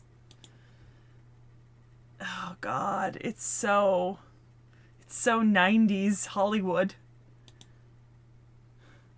Is he on top of... He's on top of a little, like, bug fairy. Oh, okay. He also has summer outfits. 2 of them, actually. Oh, black hair. Panta. Why does the Reese's say chubbies? Because Reese's is copyrighted. But why'd you have to go with chubbies? I think this might be the only acceptable art of him. In my opinion. So his That is role... upsetting. His role in everything is to destroy Fairy Britain. Okay. To do this, it was Britain summoned a version of Vortigern. mostly Vortigern's general hatred was enough to destroy or cause the downfall of Britain. He would arrive to do battle with Morgan on the day that the Lost Belt was supposed to fall originally. The end result was that his true form, called the Insect of Abyss, would end up stuck beneath Cernunnos. He would awaken once more when he arrived. He would awaken again later, and he arrived helpless in a forest of low-intelligence bug-like fairies that Morgan had pushed out of her lands and into the forest out of just a raw sense of disgust for them. This would lead them to proclaim Vortigern the Fairy King Oberon. Over many years, he spent helpless and unable to move around. He would be sickened by their very presence, and honestly sickened by the world itself. This identity would ultimately become just as strong as the Vortigern identity, allowing him to become a pretender capable of flipping between the two. His nature as a fairy was that of a liar. Every word he says is a lie, usually. If it wasn't a lie, it will likely become a lie later. He was the virtual opposite of Aurora. Okay. So, of course, when Cernunnos was finally defeated, that freed up his true body to finally consume and destroy all of Britain. A fear that he succeeded in. It should have ended there. The fate of the fairies the fairies definitely deserved their fate because they were all little assholes. But because he had spent so long as Oberon longing for Titania, he developed something else. He developed a bit of a hatred for humanity, as when they tell stories and hear them, it might stick with them for a little, but eventually they let stories fall to fiction where they die. Even proper human history kills possibilities they don't understand. This, of course, is exasperated by the destruction of Lost Belts necessary for the recovery of human history, which are themselves largely hypotheticals that human history rejected. So he sets his eyes on the destruction of human history as well. Okay. These calamities can be noted to be the Lost Belts versions of the beast, except they are not born of a love for humanity, but rather a hatred for the world and all the people on it. So yeah. So abilities-wise, Oberon is able to shift his class or disguise them somewhat. He shifts from archer to rider to caster, and finally to ruler across the story. His primary means of fighting are by using bugs of either the Welsh Forest or the Insect of the Abyss. He plays a supportive role in combat, but also specializes in dropping people into deep sleeps. Okay. Even his own support of his allies will end up putting them into an eternal sleep that they will not wake from. Okay. Lovely. And his noble phantasm is lie like Vortigern. Yes, he actually has two. One is Lie Rhyme Goodfellow, which is the disguised lie like Vortigern. This is the noble phantasm of the Oberon half. He forcibly attacks his targets and transfers his target's body into a dream world where they are invincible but unable to act against Oberon until they are awake. So, yeah, and I see here that this is the person who changed Barghest's memory. Yep. And then the actual noble phantasm, Lie like Vortigern. This is the true noble phantasm of Vortigern that calls forth the Insect of the Abyss. It appears as if it's swallowing its target, but the truth is that the target is neither being sucked in, or it's not being sucked in. I am tripping over all my words here as we go farther. The truth is that the target's not being consumed, it's being sucked in like a black hole. Okay. Sherlock Holmes even describes it as worse than being sucked into a black hole. Okay. Here they are put into a deep sleep where they will fall for all eternity down the Insect of Abyss. This is the fate... I hate the falling dream. It's the... Do you get that dream still? I don't. So I had, as a child, people tell you, oh, if you have the falling dream, it means that you're growing, right? Because often children have it a lot when they're going through, puberty and stuff. But have you ever had it? No. But so there's this dream... Because I know you get sleep paralysis demons. I do. Well, I don't get the demons, but I hear things. Yeah, I don't get that. But I do get the falling dream, right? So occasionally, once a month or once every couple months, I will wake up thrashing, right? Wildly, to the point where I have slammed my head into the wall before, right? Or just flung my hand out and cracked it so hard against the wall that I bruised the bones, right? With nothing but the image of pure darkness in my head and the sensation of free falling as I wake up. No memory of what was happening before happened. Maybe I have had that dream. I just don't have fear of free falling. Well, the thing is, I'm not afraid of free falling. I'm not afraid of the dream. but it's just like the wake up is always incredibly sudden, and it involves me like thrashing all of a sudden, you know? Like I come to in like a violent movement. I'm not afraid of it. It's just I don't fucking know. And I don't like it because I often like hurt myself. Like I'll end up with bruises on like my hands or like my head because I've like whacked into the wall or the side of my bed frame. Fucking hate it. Also, are we going down to this forums and alternate versions? Because you don't have another Oberon open up here. No, not really. You can scroll down if you'd like. I was just wondering because, you know. Well, because it was only showing one NP and see the second NP's down here in the other one. Okay. So if you want to scroll down, there's also a chibi version of him. This is because he can shrink to a small size and ride on his little like fly ferry around Britain extremely fast. Okay, a little bit like it's a little bit like an Ant-Man sort of situation. Yeah. And then there's the Insect of Abyss. Okay. That thing would ultimately swallow all of Fairy Britain.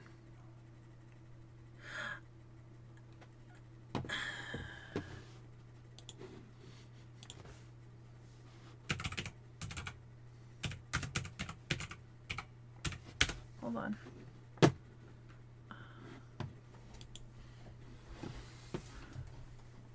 There's like so Slavic dragons have sometimes been depicted like that.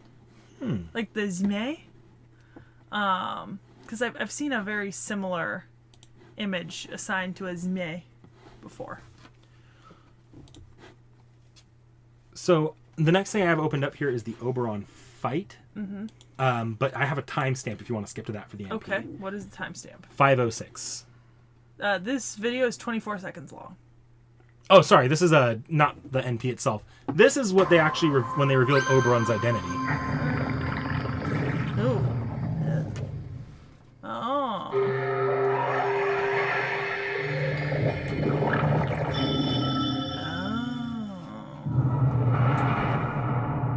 Interesting. The next one should just be the Oberon character introduction. Okay. I don't remember if they do the or just click into it, and if they do the dialogue, we can skip through it.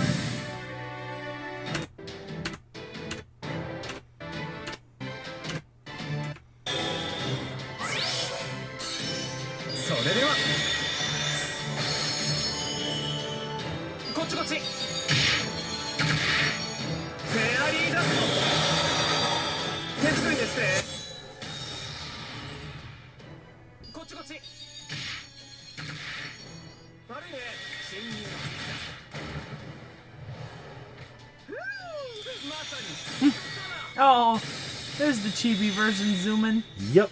He fucking zooming.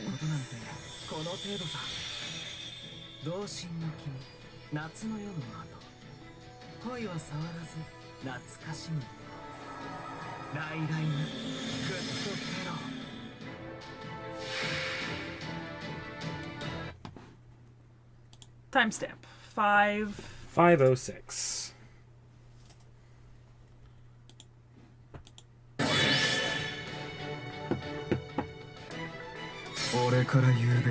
Oh, I like the Mothwing cloak.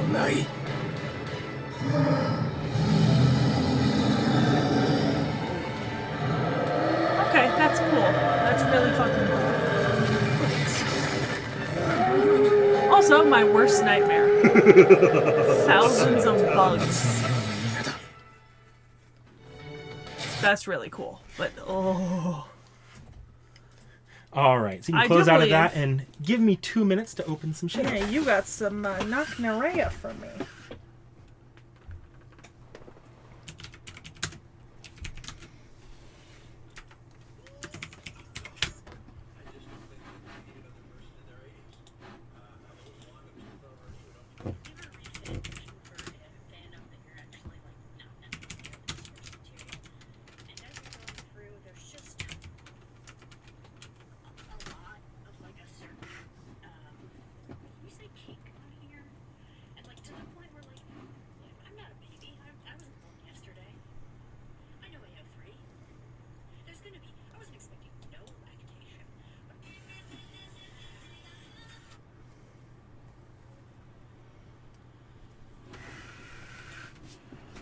Okay, Knocknarea. Okay. So I'm going to be going off this entirely off memory here. But first off, Knocknarea was released as a summer variant and not the full Knocknarea. So we don't have this outfit. We have basically a one-off swimsuit version of her. Okay. Which I will get to see at some point. Yep. Let's just open it here. Okay. So. Interesting. Interesting. Choices were made. Yeah. Okay. So I instinctively look at my phone when I'm about to go off on memory on this. Because this is the outfit we saw when we were doing the original. The original video, yeah. Yeah, the May video. Because that's what she wears in the Lostbelt, and whereas in the Yeah. summer event she wears the other outfit. Okay.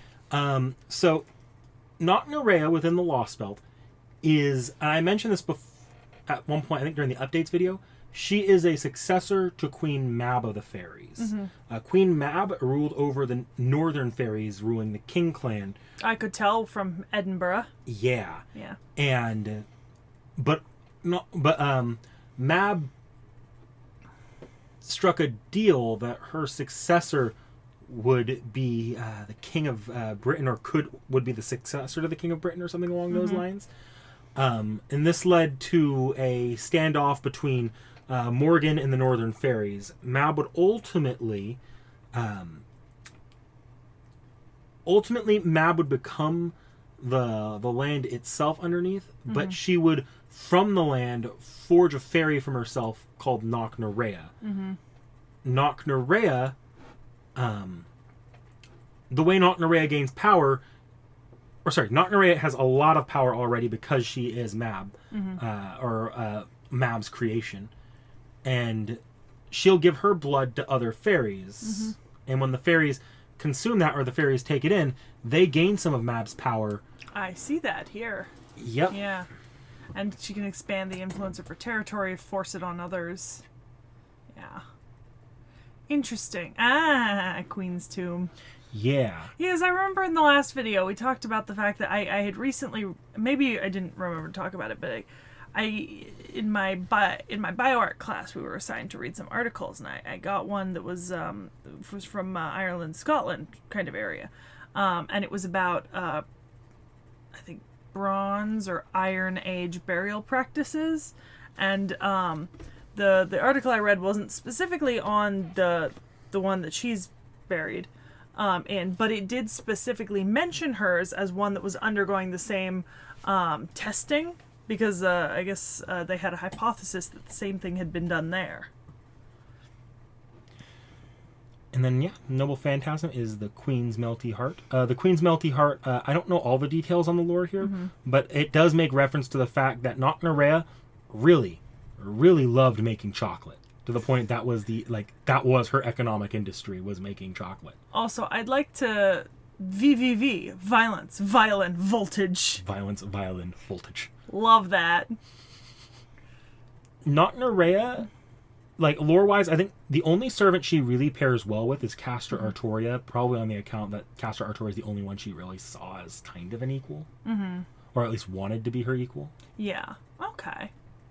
That's fair. And basically, her creation was a gift to Nasu from the artist, who was one day hey, Nasu, you want to do Knocknarea, right? Why don't we make her into a servant, finally? Oh, interesting. Because Maeve is actually, I think, Maeve is Nasu's favorite servant, I believe. So Diarmid was supposed to be her second in command? Interesting. Interesting. Okay. So I can close that now. Yeah. And just slide right in here. Do love me a good... So many pink-haired characters. Oh, yeah, melty chocolate. Jesus. That is Mab, by the way. Ah.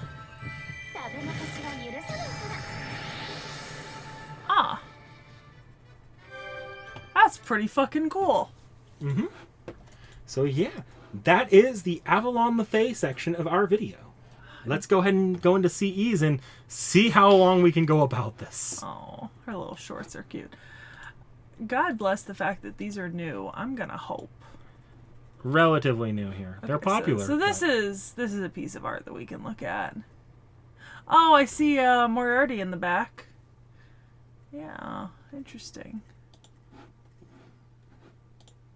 God bless. God bless, they're all new. Yeah, really. Okay.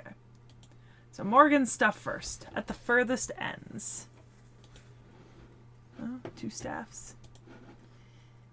Or a mirror. It's a mirror. I'm It's an a mirror. idiot. The Fairy of the Lake was granted something more precious and brilliant than any other. It was granted only to her, born of the inner sea of the planet and dispatched to the surface. The proof of the Great Mother who creates the world. As long as she obeyed her mission from paradise, she would eventually reach the terminus of all elementals as the soul of the planet. However, she discarded that promised glory, for it was not her own wish. Her staff of healing became a spear to strike down her foes, the light in her eyes that she was born with faded in battle. By the end of her long journey, she had lost a great many things. In exchange, she gained a stark white throne. This was the tale of Britain that she desired. And yet, she still remembers the days when she was loved at the world's end, the gentle price of a dream she left behind at that stone throne.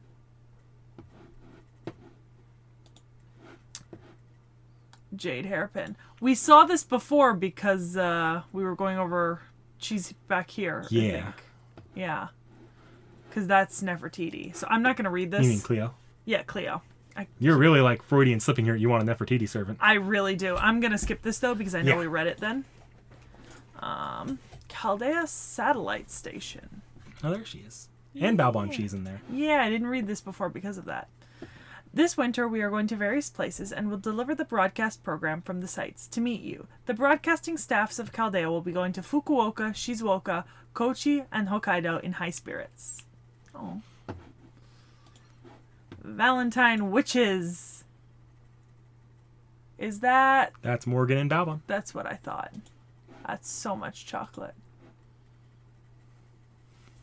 Oh, there's a little Cernunnos up there. Mm-hmm. And there's a berserker symbol. An archer and there's down an there. archer symbol.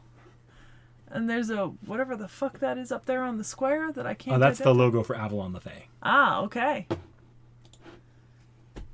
Valentine's Day was recognized as a special festival in the fairy kingdom. Any lord of a castle would happily employ magic to make display of their majesty. Very well, I shall spare neither means nor time. As queen, I'll make the largest one. Now, what kind of chocolate would you like? Mother is the absolute best when mercilessly spending those dumb fays' hard-earned taxes. Hey, you useless sod, you'll humbly accept it, yeah? Hey, look, it's after 9. Long Jesus. after 9. The Tale of Camelot. Oh, look at that. Oh. There's like all the characters. You can like see them. Because there's... What's her face? Big boob. There's the dragon. This reminds me of my mom's little Shakespeare set. Oh, there's little gnomes on the floor. That's so cute. Oh, it's a game. Oh, is it There's like a... cards at the bottom. You're right. Yeah. It's a homemade board game. Yeah, The Tale of Camelot. The chocolate is based off Fairy Realm's Camelot. It shares the same concept with Arthuria Pendragon Lancer's chocolate. At first it was a super elaborate and ultra precise castle, one that strove to be as realistic as possible. However, after realizing that it doesn't look like food, its design became more and more fairy tale-like. Her Majesty's maidenliness really shines through. In front of the castle are figures made to look like chess pieces. The harmonious queen and princess, the immature brave general, the 2 faithful knights, and the minister who somehow doesn't believe that I appreciated him, standing side by side. Nice. Apex. Love this. We stan. The time has come to all challengers. Prove your strength, reach before anyone else on top of this queen. Habetrot.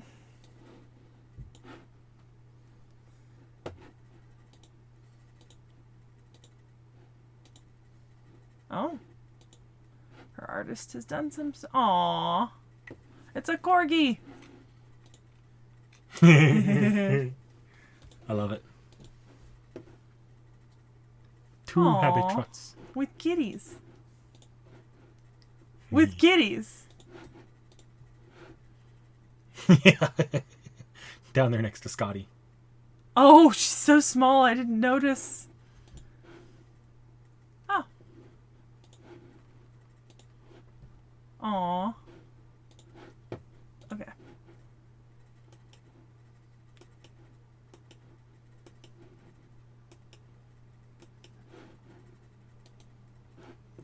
The Promise After 2,400 Years. That's a lovely dress. This is the tale of a certain fairy. I've been ready and waiting. Let's get you all measured up. After a great deal of training and a long, long slumber, the fairy reunited with the bride she had awaited for nearly an eternity, and put on the very bravest face she could muster to hide her tears. You're done wearing that iron armor. I'm going to make you the best dress of all time. For a blessed future, for her most cherished memories, the time to display her long-honed skills had finally come. So passed the most wonderful time of the fairy's life. She had lost track of how many times she dreamed of this moment, and now her bride was finally wearing the dress before her very eyes. It was as if the dress itself were made of stars. The bride beamed. With those heartfelt words of gratitude, the fairy's long journey drew to a close.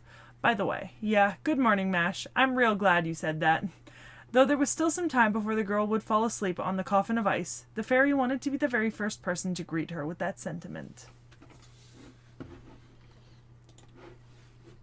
Tiny dressmaker. Oh, she's so cute. Making the most beautiful velvet dress for a tomboy princess. Making an exceptionally delightful, extra-large, ruffled collar for a boastful prince. Come on, gotta hurry, and gotta hurry. Spin their feelings into threads, stitch in their wishes. Gotta hurry, come on, gotta hurry, because the curtains of the tale could be rising at any moment now. Habanyan hat. And kitties in the background. It's her hat made in Master's size. While Habetrot is a shy person who can't give Master chocolate, she could at least give them a present. On the day that Master returns to their home, it would definitely in a matching look. I heard that slip up. What? It would definitely in a matching look. No, you said shy person? Yeah, I said schly. Dream closet. Oh. Each stitch and each weave is done with great care. We hope that thread could protect Master. We hope that cloth could protect Mash. We hope these pockets would be filled with many memories. We hope the articles would be the proof that they have truly walked such a colorful and bountiful path. With that in mind, we wish to complete them. Today as well, the girls dream of new clothes and the journeys ahead. Over the rough waves. So we've seen this one before. Yeah. Oh. It's her little flying thing. Fairy Kingdom. I didn't get to read this last time. We can read this now because you can actually recognize pretty much everyone in there. Yeah, because there's all the regular knights and there's all the altered characters. You have Knocknerea there. Yep. Alright. Now you can actually read it. It's not in English. Womp womp. Now a refreshing summer is coming to the fairyland. The protagonist came to study abroad in England from Japan with a light-hearted mindset, but ended up getting lost in the fairyland after getting on the wrong bus. Everything you see is a fantasy. Everyone you meet has a secret. A child of prophecy who is full of dreams and is full of more dreams. The unusual journey of Princess Mash, a princess of prayer who has been reincarnated in a fairyland, and the three knights searching for the fairy holy grail for her. A villainess who has been chased out of the castle, and the head maid who takes care of her. Science manga Tsuyo Albion picture book. I think that was... I don't know that was a translation error. I think that was just the name the pen name of Melusine. The evil queen reigns by turning seawater into chocolate, and Totolot, like Lancelot. Oh yeah, you're right. I think that's Totolot. That would make a lot more sense than Totolot. Well, that's the... Totolot is the I know, but Totolot makes a lot more sense. A brave swimsuit foils her ambitions, and a kind witch with a pointy hat who encounters all of these incidents and somehow solves them. That's nice. I wish I was there. Please enjoy the many adventure stories caused by the main character who doesn't know what's right or wrong. Interesting. Ask the Savior. There's not going to be many at all. We might not even. We won't even have a Valentine's. Homie, I'm not unhappy about that. Just two that we haven't already done. One Summer Castle. Unlocked by completing the Summer Servant Festival 2023. That was an easy translation. Yeah. So this has a male it changes and female. the Yeah. Interesting.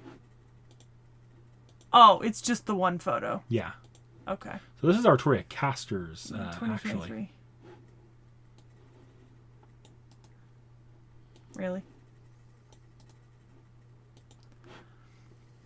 And so the summer adventure came to an end. The fun times passed in the blink of an eye, but these are the memories I have left behind. Shopping with friends I thought I would never meet again. Friendship with friendly rivals. Hanging out with new friends. The careless appearance of an acquaintance who is not at all honest. And also the endless summer beach where I ran as if I was having fun with my loved ones. Even if me is just for this summer, this blue sky will always shine. Man, they've been getting real, poetical in the last couple of years. Like, some of MASH's early ones are 2 lines. And now we're getting all Congratulations, you paid us for a year. Yeah, now we're getting all long ass. This is the journey that the lone knight strode on an empty road. Genuinely. Just thought I'd open that. So that's one we just had. Yep, none. Yep. Well, one, but I Yeah. read it earlier.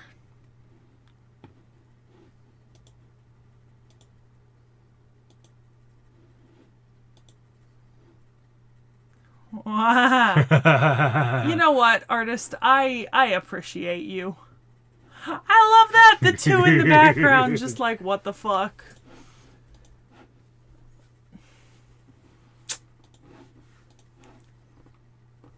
They've drawn a figure that you should make. It's on a platform and everything. Look, you gotta respect that. I do. I respect the hustle. Ooh. Mood. Mood!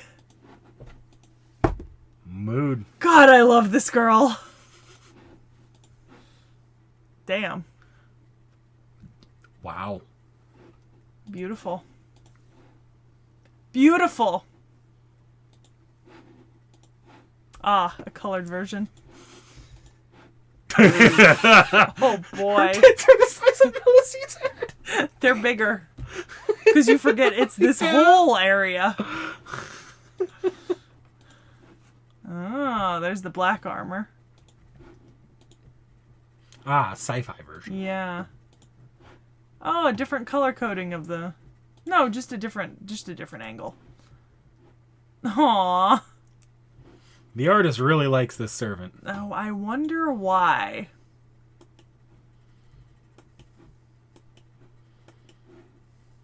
I wonder fucking why.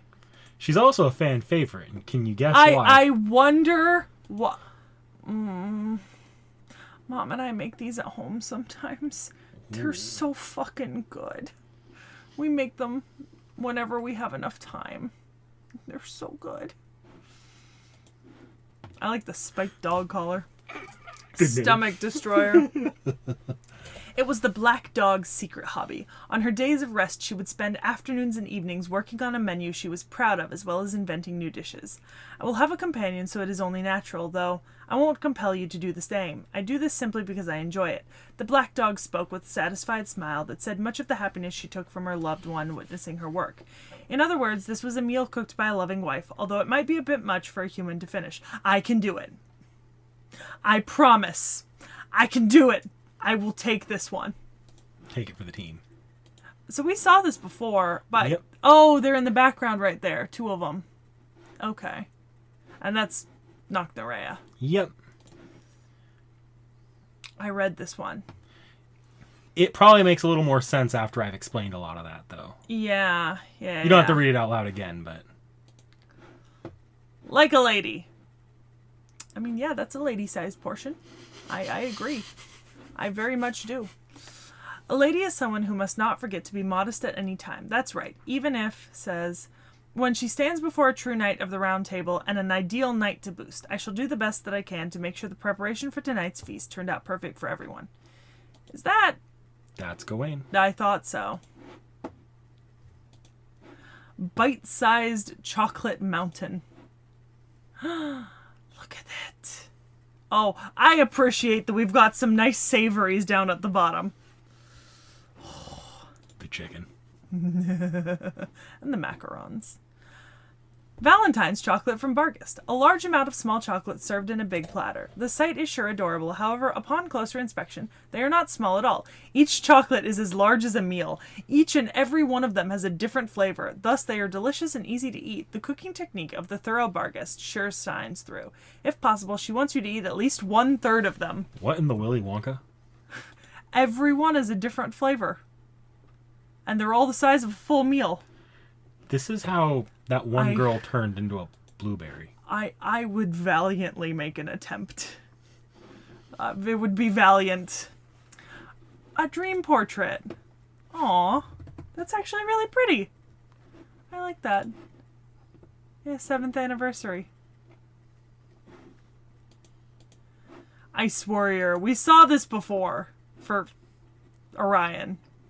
Like, this came up with Orion, and I was like, who the fuck is that? And you were like, you don't know them yet. I now know them. The warrior goes forward, smashing through the ice that blocks her way and mowing down snow blowing before her, for she is strong, noble, and beautiful always. No wonder Orion's clinging on to the... So much explained. You still don't know who that polar bear is. No, I don't. The polar bear's someone? I believe so. Fuck. We're on another Barghest now. Oh. One? Just one. Recruiting for UDK members. Again, pocket knife, gas, uniform, gloves. Nothing in English? Literally brand new. I know. Protecting animals that are weaker than you. That is the role and duty of an animal that was born strong. Although he was not born strong, the master submitted an application to join the group in order to support the group leader who is working hard to protect the forest based on belief. The next day, they were issued with new human uniforms, along with major additional equipment that the other members don't have. What about this hat? You'll need something to protect your head from the sun. The design isn't the same as mine.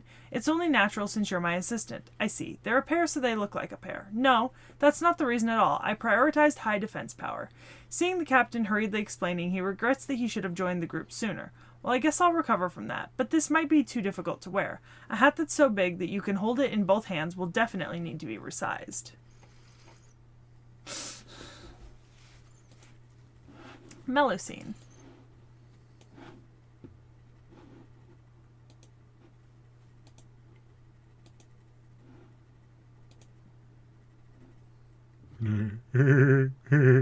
Excuse you? So, What the fuck? can you tell the Tam Lin are fan favorites and artist yeah, favorites? Yeah, I can tell. I can tell a little bit. I like that one. That's acceptable. Love this. Look at that angry little Melusine on the side there. I love this. The three facial expressions could not be more different. Adorable. This is an entire ass comic. Is that Emiya? Kinda. Oh, she's coming out of the ground. Aw. It's so cute. Coronation of Her Majesty, the new queen. Okay. Looking good. Aw. Cute. Love that.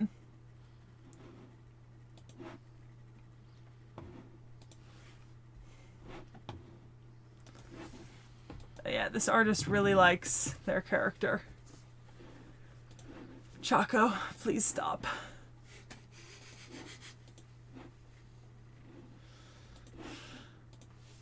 Hell yeah. Hell yeah. I love these little, like, So do doodles. I. Oh, that's really fucking cool. Yeah, that really is. The three of them in the full uniform looking.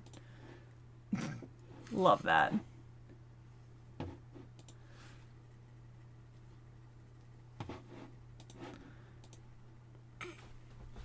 I love her. Halloween. The different versions of the sword.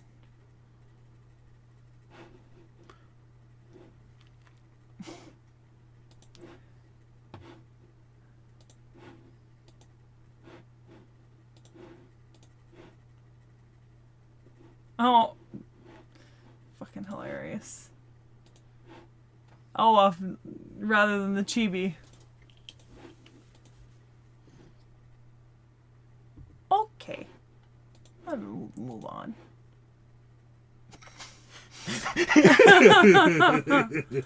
Okay. Oh, thank God.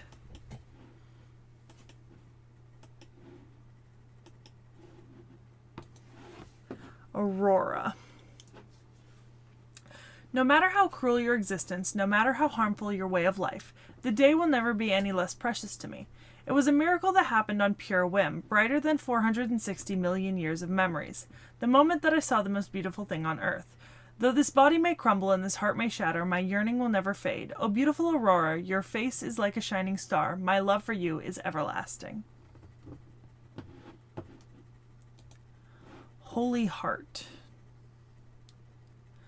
What a beautiful night. The snow and the light illuminate the night sky. You seem to be having fun showing me various things. However, the thing that made me the happiest was the warmth of your hands. Hey, did you know that if it gets too cold or too lonely, a dragon will die? Oh. Robust dragon heart. The white chocolate is in the shape of arendite, and the red chocolate is in the shape of the dragon's precious orb. The combination of the treasured sword and the ruby is definitely the most supreme set there is. Even though she calls it a precious orb, the red chocolate is definitely made in the shape of a heart.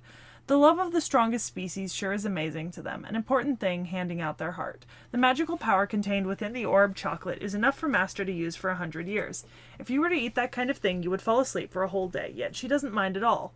But Melusine's through heaven and earth, I alone am the honored one attitude shines through. Oh, and a nice little dream portrait for 7th anniversary.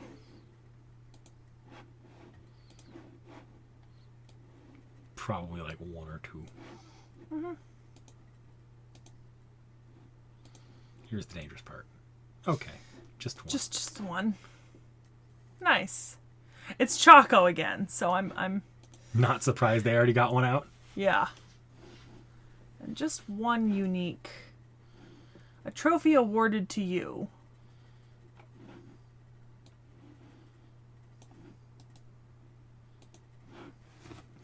After peace returned to the island, Morgan, who had repented, expanded the scale and participation conditions of the Earthman race, and it was held on the largest scale. The race was exciting as it should have been on day 6, the last day of Habetrot, and the winner was given a trophy and a desired item. This house is what I wanted. I'm not interested in trophies. I wanted a white villa with a pool to spend time with my master, so I got the whole beach, the winner said with a mischievous smile. There was a small word engraved on the trophy placed by the window. This glory is for my destined partner. The strongest dragon shows his strength not just for himself. Lovely. Baobhan Sith, my favorite.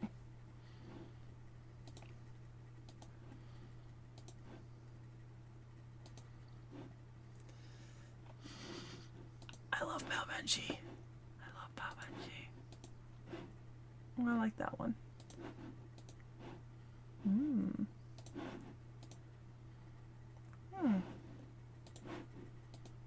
I like that one a lot.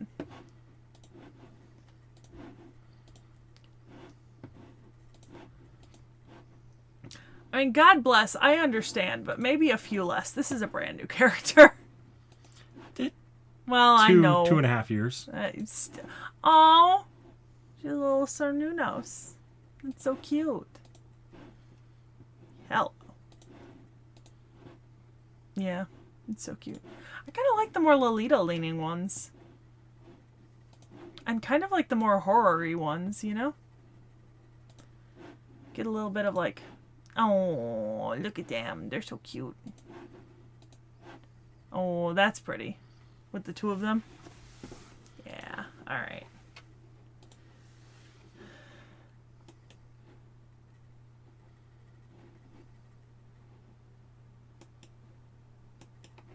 Just 3. Most of these appear to have that, like, Japanese-style heroic dream portrait. Okay. Awkward gratification. Shoes. You and me both, girl. Clothes, houses, cooking. I know that much, yes I do. Even fairies can make those on their own. But putting that much work into things you wear on your feet? No way. I can't even. It drives me crazy. They're your feet, you know? Your heels. You decorate the most sensitive part however you like. So bold, gorgeous, bewitching, elegant. I've heard that magic doesn't exist in proper human history anymore, but you don't know how good you've got it. You'd never find so many magical shoes anywhere in fairy Britain. I like admiring, wearing, and decorating them, but my dream is really to design my own pair of shoes. I'll practice and improve little by little until I'm a first-class creator. How long do you think it'll take to make my ideal pair of shoes? 1 year? 10? If I live that long, will you give me a pair to celebrate the occasion? I vote shoes for anniversaries. They are truly... I do love shoes. Oh, so this is a Valentine's. Dancing red pile. It is in the shape of a steak, a cursed steak that breaks through other servants' chocolates. It's also the first chocolate she made with her time and feelings. That is the very essence of Valentine's chocolate itself, yet Baobhan Sith doesn't realize it. Even though it was something made to harass Master, her aesthetic sense really shines through as she finished it up beautifully with the rose design. Fair. It is very pretty. And once again, I like this. I've liked all of them so far with this particular 7th anniversary set because they're all coding them together with like the Asian styles. I like it. Kite Ku Ser Priestess.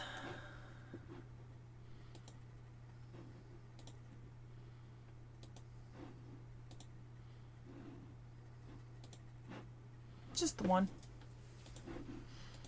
All right. One. Gentle Rain in the Murky Forest. I think it's like a fairy tale book or something. Yep.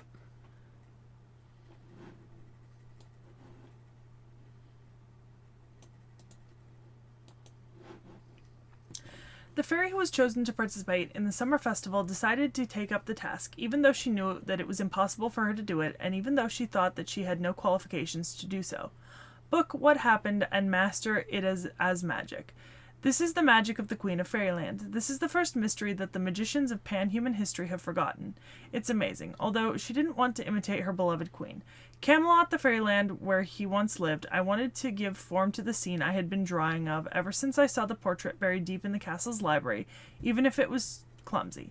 Under a starry sky in a mansion where no one ever visited, she quietly completed the book as if savoring her memories. The title is, This Is It, after all. It's not written in the Queen's calendar, but it is one of the many fairy tales that take place in the fairy calendar, the story of a witch seen by someone who is not her. Oberon. He might have a lot of art. There's actually a bit of a story behind Oberon's art. Oh, he has a costume. Yep. Oh, it's the moody summer with the black hair, yeah. And he has like the more light-hearted summer. Yeah. So, Avalon the Fae was basically rewritten from scratch because Nasu got Oberon's art and really liked just the way it looked. Uh-huh. So he rewrote the story to make Oberon a much more prominent character, and it ended up being completely different from the original draft. Okay. Interesting.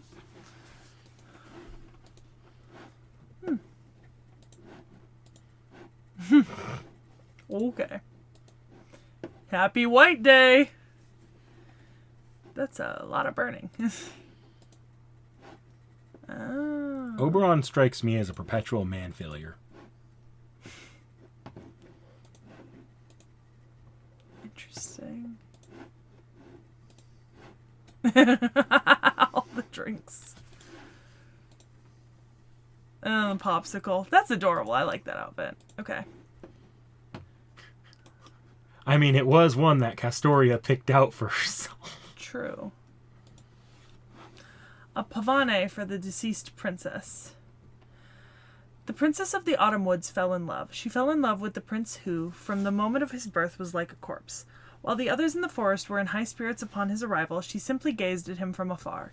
Even when the prince stood up, and even after she caught a glimpse of his heart, the princess never wavered. It was the place discarded fairies gathered. Even though the prince ridiculed the other fairies as dregs of fairy Britain, he never did move his residence away from the autumn woods. Whenever he did something good, he would carefully wash his hands in the forest river. Whenever he did something bad, he would collapse on a leaf while his wings were still dirty. The prince loathed everything about Britain. So too did he loathe the fairies of the autumn woods. But I'm no god. You can't expect me to care for a bunch of losers who just disappear on their own. Having learned what the prince truly despised, the princess promised herself she would flap her wings until the end for his sake, believing that she was the only fire that could warm his cold limbs. This is a fragment of an untold tale, the story of a proud princess, a liar hid from the world.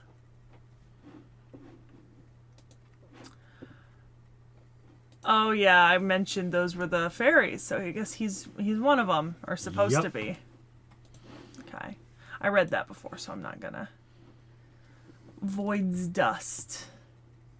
Okay. A bunch of bugs on it. Present from someone who pretended to be Oberon. What was inside the cool-colored container is powder snow that scatter apart when you pick it up. No, it's not that at all. It's black dust that resembles soot. No matter how you look at it, it's definitely Void's Dust. It tastes salty when you lick it. Truly, a tasteless reception. Its content already lost their value, yet somehow only the container's radiance remains unchanged. Don't you think? Okay. So Oberon is the other person besides Merlin. They're considered, like, Oberon hates Merlin, by the way. Yeah. バカ騒ぎに参加するほど水郷じゃないが、要望には応えるとも。王子だからね。けど、甘い展開は期待しないでくれる。歩き続ける君に楽園の香りを届けよう。ああ、綺麗なバラだけど安心して。私の花に苦い茨のトゲはないからね。I'm not daft enough to join in on the revelry, but I'll oblige in your request. I am a prince after all, but don't expect any sweet developments from me, okay? Let the fragrance of paradise reach you as you continue to walk down your path. Ah, the roses are indeed beautiful, but you need not worry. My flowers don't have any bitter and prickly thorns to them. To the one who frolics in the garden of spring, to the one who is trapped in the vale of night, I ask that you perform together for one night only. Interesting. Nagnarea. Literally the newest servant. Well, still gonna look. She might have artwork from her Lostbelt. Yeah, I saw the other piece already. This one when we were over in the... Just that one that's new. Once more at Salisbury. I swear to fucking God, if that just says... It will be revealed when you clear a certain quest. Ah, so it's just not... They just haven't... Yeah. Actually... Oh, click after clearing Summer Festival. Oh. That's more of a CE. Which makes me think that maybe that one that said 2023 cleared quest I should have. Probably. Yeah. Here we go. You'll only say it once, so listen to this oath with your concentration and eyes wide open. Oath. I, Nagnarea of the King's Clan, acknowledge your sincerity and loyalty, and with the utmost affection, I bestow upon you a fitting token. I pledge my undying friendship and my undying love, also known as my heart. Let's put the proper crown on that head. How beautiful, isn't it? Thank you for trusting in me, a fairy, all this time. I am grateful for your heart, which never doubted me even when I was going well or when I was on the verge of being wiped out. What can I say about you, my past life? If what happened in the fairyland is my past life, then it means that we had a connection from our previous life, or that I was interested in you, or that it was love at first sight. Anyway, we're so close. Now that you have become one, you should consider it and receive the crown. Nothing. Why am I so put off? A crown is like a wedding ring, so it's not that heavy. Huh?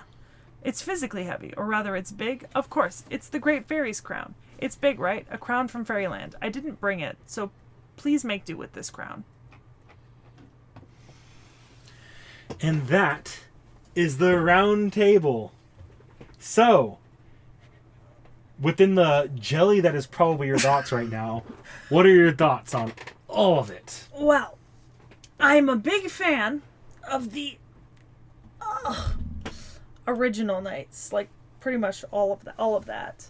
I think they did a really good job staying pretty sincere to the stories. And I appreciate the amount of detail that they put into them. The Fey Knights were a little bit out there, but it kind of just was seeing like a gender-bent version of each of the original Knights with a slightly different personality. So I don't hate that. I mean, I really liked a lot of them. And it was kind of nice seeing like, I mean, I got to eat well. I had a lot of male servants, but then there were also a lot of female servants, so it felt kind of fulfilling in that way. I think it was interesting how they incorporated the fairies.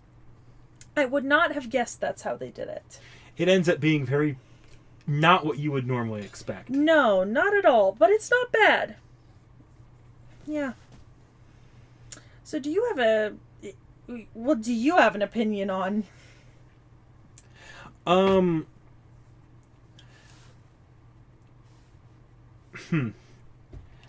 I think, well, obviously, like, if I'm jumping ahead to the Fairy Knights here, I really love what they did there. The Morgan, Ash, Tonalico, that character is right now my favorite character in Fate, just because of how she's written.